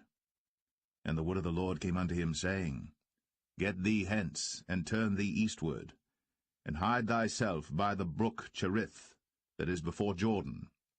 And it shall be that thou shalt drink of the brook, and I have commanded the ravens to feed thee there. So he went and did according unto the word of the Lord, for he went and dwelt by the brook Cherith, that is before Jordan. And the ravens brought him bread and flesh in the morning, and bread and flesh in the evening, and he drank of the brook. And it came to pass after a while that the brook dried up, because there had been no rain in the land. And the word of the Lord came unto him, saying, Arise, get thee to Zarephath, which belongeth to Zidon, and dwell there. Behold, I have commanded a widow woman there to sustain thee. So he arose and went to Zarephath. And when he came to the gate of the city, behold, the widow woman was there gathering of sticks. And he called to her, and said, Fetch me, I pray thee, a little water in a vessel, that I may drink. And as she was going to fetch it, he called to her, and said, Bring me, I pray thee, a morsel of bread in thine hand. And she said, As the Lord thy God liveth, I have not a cake, but an handful of meal in a barrel, and a little oil in a cruse, and behold, I am gathering 2 sticks, that I may go in and dress it for me, and my son, that we may eat it, and die. And Elijah said unto her, Fear not, go and do as thou hast said, but make me thereof a little cake first, and bring it unto me, and after make for thee and for thy son. For thus saith the Lord God of Israel, The barrel of meal shall not waste, neither shall the cruse of oil fail, until the day that the Lord sendeth rain upon the earth.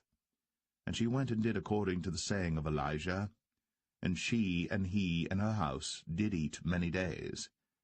And the barrel of meal wasted not, neither did the cruse of oil fail, according to the word of the Lord, which he spake by Elijah. And it came to pass after these things, that the son of the woman, the mistress of the house, fell sick, and his sickness was so sore, that there was no breath left in him.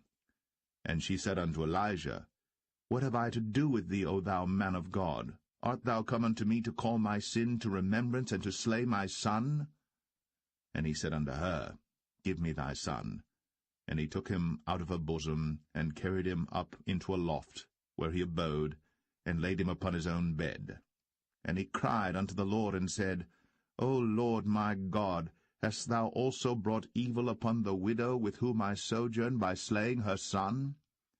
And he stretched himself upon the child 3 times, and cried unto the Lord, and said, O Lord my God, I pray thee, let this child's soul come into him again. And the Lord heard the voice of Elijah, and the soul of the child came into him again, and he revived. And Elijah took the child, and brought him down out of the chamber into the house, and delivered him unto his mother. And Elijah said, See, thy son liveth. And the woman said to Elijah, Now by this I know that thou art a man of God, and that the word of the Lord in thy mouth is truth.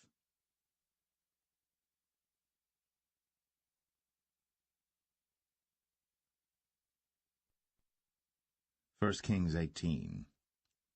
And it came to pass, after many days, that the word of the Lord came to Elijah in the 3rd year, saying, Go, show thyself unto Ahab, and I will send rain upon the earth. And Elijah went to show himself unto Ahab. And there was a sore famine in Samaria. And Ahab called Obadiah, which was the governor of his house. Now Obadiah feared the Lord greatly. For it was so, when Jezebel cut off the prophets of the Lord, that Obadiah took 100 prophets, and hid them by 50 in a cave, and fed them with bread and water. And Ahab said unto Obadiah, Go into the land, unto all fountains of water, and unto all brooks. Peradventure we may find grass to save the horses and mules alive, that we lose not all the beasts. So they divided the land between them to pass throughout it. Ahab went one way by himself, and Obadiah went another way by himself. And as Obadiah was in the way, behold, Elijah met him, and he knew him, and fell on his face, and said, Art thou that my lord Elijah? And he answered him, I am. Go tell thy lord, Behold, Elijah is here. And he said, What have I sinned that thou wouldst deliver thy servant into the hand of Ahab, to slay me? As the Lord thy God liveth, there is no nation or kingdom whither my lord hath not sent to seek thee. And when they said, He is not there, he took an oath of the kingdom and nation that they found thee not. And now thou sayest, Go, tell thy lord, Behold, Elijah is here. And it shall come to pass, as soon as I am gone from thee, that the Spirit of the Lord shall carry thee whither I know not.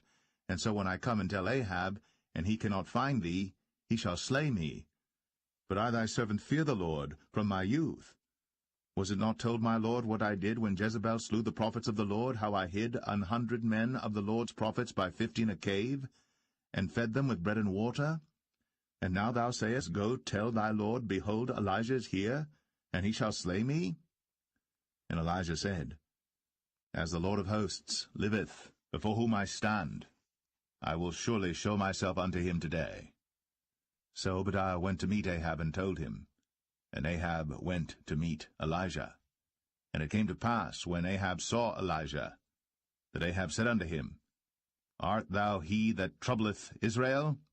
And he answered, I have not troubled Israel, but thou and thy father's house, in that ye have forsaken the commandments of the Lord, and thou hast followed Baalim. Now therefore send and gather to me all Israel unto Mount Carmel, and the prophets of Baal 450, and the prophets of the groves 400, which eat at Jezebel's table. So Ahab sent unto all the children of Israel, and gathered the prophets together unto Mount Carmel. And Elijah came unto all the people, and said, How long halt ye between two opinions? If the Lord be God, follow him, but if Baal, then follow him. And the people answered him not a word. Then said Elijah unto the people, I, even I only, remain a prophet of the Lord, but Baal's prophets are 450 men. Let them therefore give us 2 bullocks, and let them choose 1 bullock from themselves, and cut it in pieces, and lay it on wood, and put no fire under. And I will dress the other bullock, and lay it on wood, and put no fire under. And call ye on the name of your gods, and I will call on the name of the Lord. And the God that answereth by fire, let him be God. And all the people answered and said, It is well spoken. And Elijah said unto the prophets of Baal, Choose you 1 bullock for yourselves, and dress it first, for ye are many, and call on the name of your gods, but put no fire under. And they took the bullock which was given them, and they dressed it, and called on the name of Baal from morning even until noon, saying, O Baal, hear us! But there was no voice, nor any that answered, and they leaped upon the altar which was made.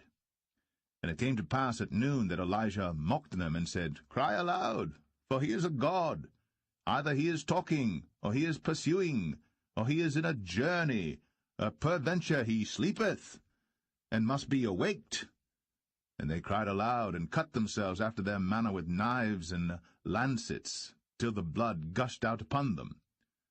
And it came to pass, when midday was past, and they prophesied until the time of the offering of the evening sacrifice, that there was neither voice, nor any to answer, nor any that regarded. And Elijah said unto all the people, Come near unto me. And all the people came near unto him, and he repaired the altar of the Lord that was broken down. And Elijah took 12 stones, according to the number of the tribes of the sons of Jacob, unto whom the word of the Lord came, saying, Israel shall be thy name. And with the stones he built an altar in the name of the Lord, and he made a trench about the altar, as great as would contain 2 measures of seed. And he put the wood in order, and cut the bullock in pieces, and laid him on the wood, and said, Fill 4 barrels with water, and pour it on the burnt sacrifice, and on the wood. And he said, Do it the 2nd time. And they did it the 2nd time. And he said, Do it the 3rd time. And they did it the 3rd time. And the water ran round about the altar, and he filled the trench also with water. And it came to pass, at the time of the offering of the evening sacrifice, that Elijah the prophet came near, and said, Lord God of Abraham, Isaac, and of Israel, let it be known this day that thou art God in Israel, and that I am thy servant, and that I have done all these things at thy word. Hear me, O Lord, hear me, that this people may know that thou art the Lord God, and that thou hast turned their heart back again. Then the fire of the Lord fell, and consumed the burnt sacrifice, and the wood, and the stones, and the dust, and licked up the water that was in the trench. And when all the people saw it, they fell on their faces, and they said, The Lord, he is the God. The Lord, he is the God. And Elijah said unto them, Take the prophets of Baal, let not one of them escape. And they took them. And Elijah brought them down to the brook Kishon, and slew them there. And Elijah said unto Ahab, Get thee up, eat and drink, for there is a sound of abundance of rain. So Ahab went up to eat and to drink.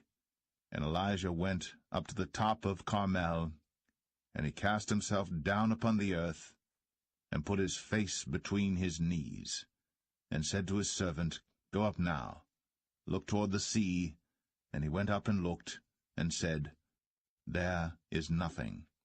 And he said, Go again 7 times.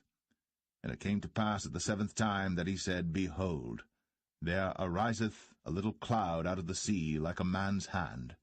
And he said, Go up, say unto Ahab, Prepare thy chariot, and get thee down, that the rain stop thee not. And it came to pass in the meanwhile that the heaven was black with clouds and wind, and there was a great rain. And Ahab rode, and went to Jezreel. And the hand of the Lord was on Elijah, and he girded up his loins, and ran before Ahab to the entrance of Jezreel.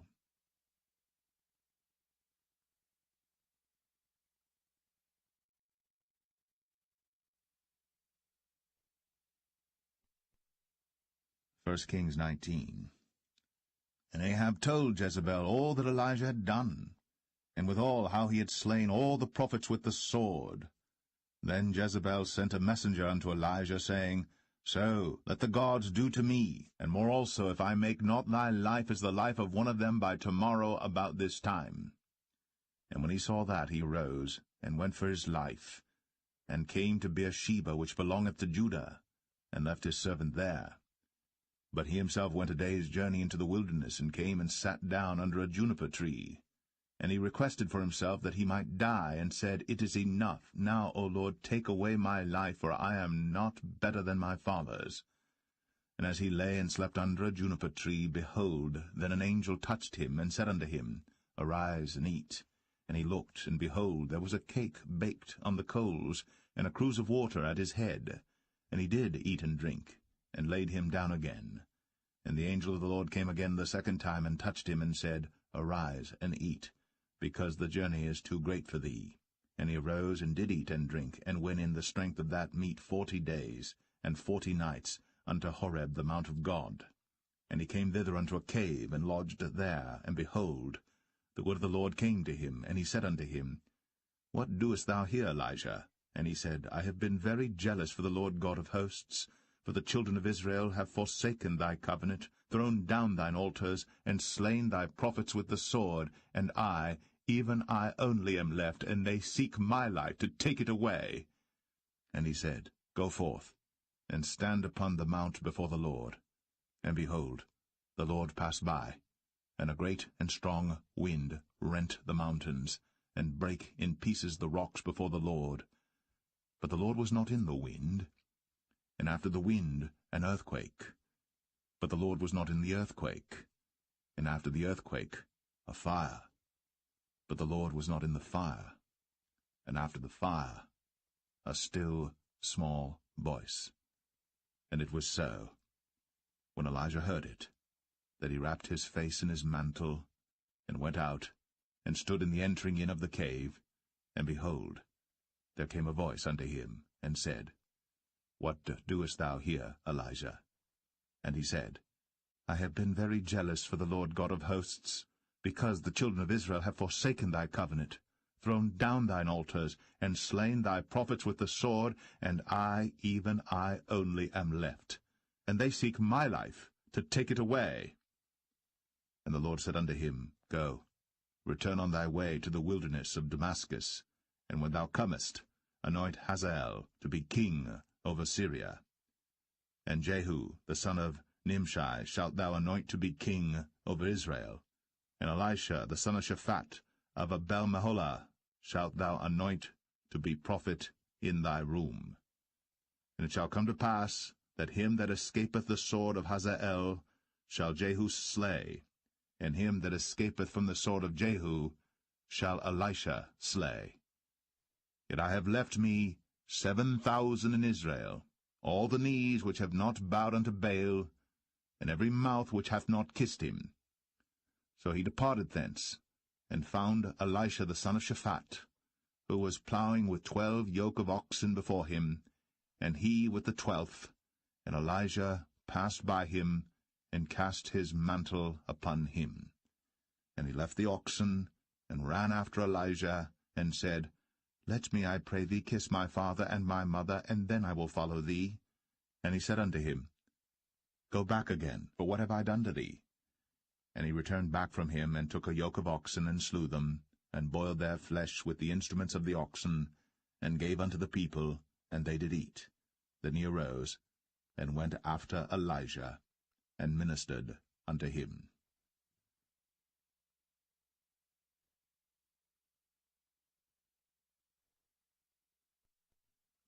1 Kings 20. And Ben-Hadad the king of Syria gathered all his host together, and there were 32 kings with him, and horses and chariots, and he went up and besieged Samaria, and warred against it. And he sent messengers to Ahab king of Israel into the city, and said unto him, Thus saith Ben-Hadad, Thy silver and thy gold is mine, thy wives also and thy children, even the goodliest, are mine. And the king of Israel answered and said, My lord, O king, according to thy saying, I am thine, and all that I have. And the messengers came again and said, Thus speaketh Ben-Hadad, saying, Although I have sent unto thee, saying, Thou shalt deliver me thy silver and thy gold and thy wives and thy children, yet I will send my servants unto thee tomorrow about this time, and they shall search thine house and the houses of thy servants, and it shall be that whatsoever is pleasant in thine eyes, they shall put it in their hand, and take it away. Then the king of Israel called all the elders of the land, and said, Mark, I pray you, and see how this man seeketh mischief, for he sent unto me for my wives, and for my children, and for my silver, and for my gold, and I denied him not. And all the elders and all the people said unto him, Hearken not unto him, nor consent. Wherefore he said unto the messengers of Ben-Hadad, Tell my lord the king, all that thou didst send for to thy servant at the first, I will do, but this thing I may not do. And the messengers departed, and brought him word again. And Ben-Hadad sent unto him, and said, The gods do so unto me, and more also, if the dust of Samaria shall suffice for handfuls for all the people that follow me. And the king of Israel answered and said, Tell him, Let not him that girdeth on his harness boast himself, as he that putteth it off. And it came to pass, when Ben-Hadad heard this message, as he was drinking, he and the kings in the pavilions, that he said unto his servants, Set yourselves in array. And they set themselves in array against the city. And behold, there came a prophet unto Ahab king of Israel, saying, Thus saith the Lord, Hast thou seen all this great multitude? Behold, I will deliver it into thine hand this day, and thou shalt know that I am the Lord. And Ahab said, By whom? And he said, Thus saith the Lord, Even by the young men of the princes of the provinces. Then he said, Who shall order the battle? And he answered, Thou.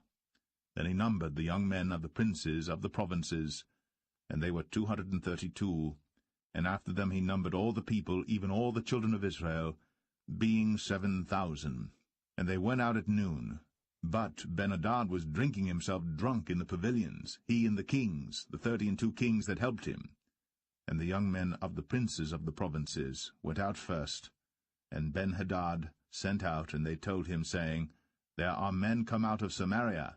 And he said, Whether they be come out for peace, take them alive, or whether they be come out for war, take them alive. So these young men of the princes of the provinces came out of the city, and the army which followed them, and they slew every one his man, and the Syrians fled. And Israel pursued them, and Ben-Hadad the king of Syria escaped on an horse with the horsemen. And the king of Israel went out, and smote the horses and chariots, and slew the Syrians with a great slaughter. And the prophet came to the king of Israel, and said unto him, Go, strengthen thyself, and mark and see what thou doest. For at the return of the year the king of Syria will come up against thee. And the servants of the king of Syria said unto him, Their gods are gods of the hills, therefore they were stronger than we. But let us fight against them in the plain, and surely we shall be stronger than they. And do this thing, take the kings away, every man out of his place, and put captains in their rooms. And number thee an army like the army that thou hast lost, horse for horse, and chariot for chariot, and we will fight against them in the plain, and surely we shall be stronger than they. And he hearkened unto their voice, and did so. And it came to pass, at the return of the year, that Ben-hadad numbered the Syrians, and went up to Aphek to fight against Israel. And the children of Israel were numbered, and were all present, and went against them. And the children of Israel pitched before them like 2 little flocks of kids, but the Syrians filled the country. And there came a man of God, and spake unto the king of Israel, and said, Thus saith the Lord, Because the Syrians have said, The Lord is God of the hills, but he is not God of the valleys. Therefore will I deliver all this great multitude into thine hand, and ye shall know that I am the Lord. And they pitched one over against the other 7 days, and so it was, that in the 7th day the battle was joined, and the children of Israel slew of the Syrians 100,000 footmen in 1 day. But the rest fled to Aphek into the city, and there a wall fell upon 27,000 of the men that were left.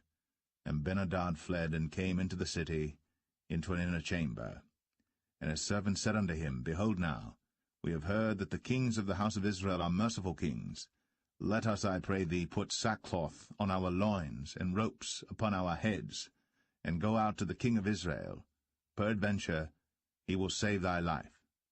So they girded sackcloth on their loins, and put ropes on their heads, and came to the king of Israel, and said, Thy servant Ben-hadad saith, I pray thee, let me live. And he said, Is he yet alive? He is my brother. Now the men did diligently observe whether anything would come from him, and did hastily catch it. And they said, Thy brother Ben-hadad. Then he said, Go ye, bring him. Then Ben-hadad came forth to him, and he caused him to come up,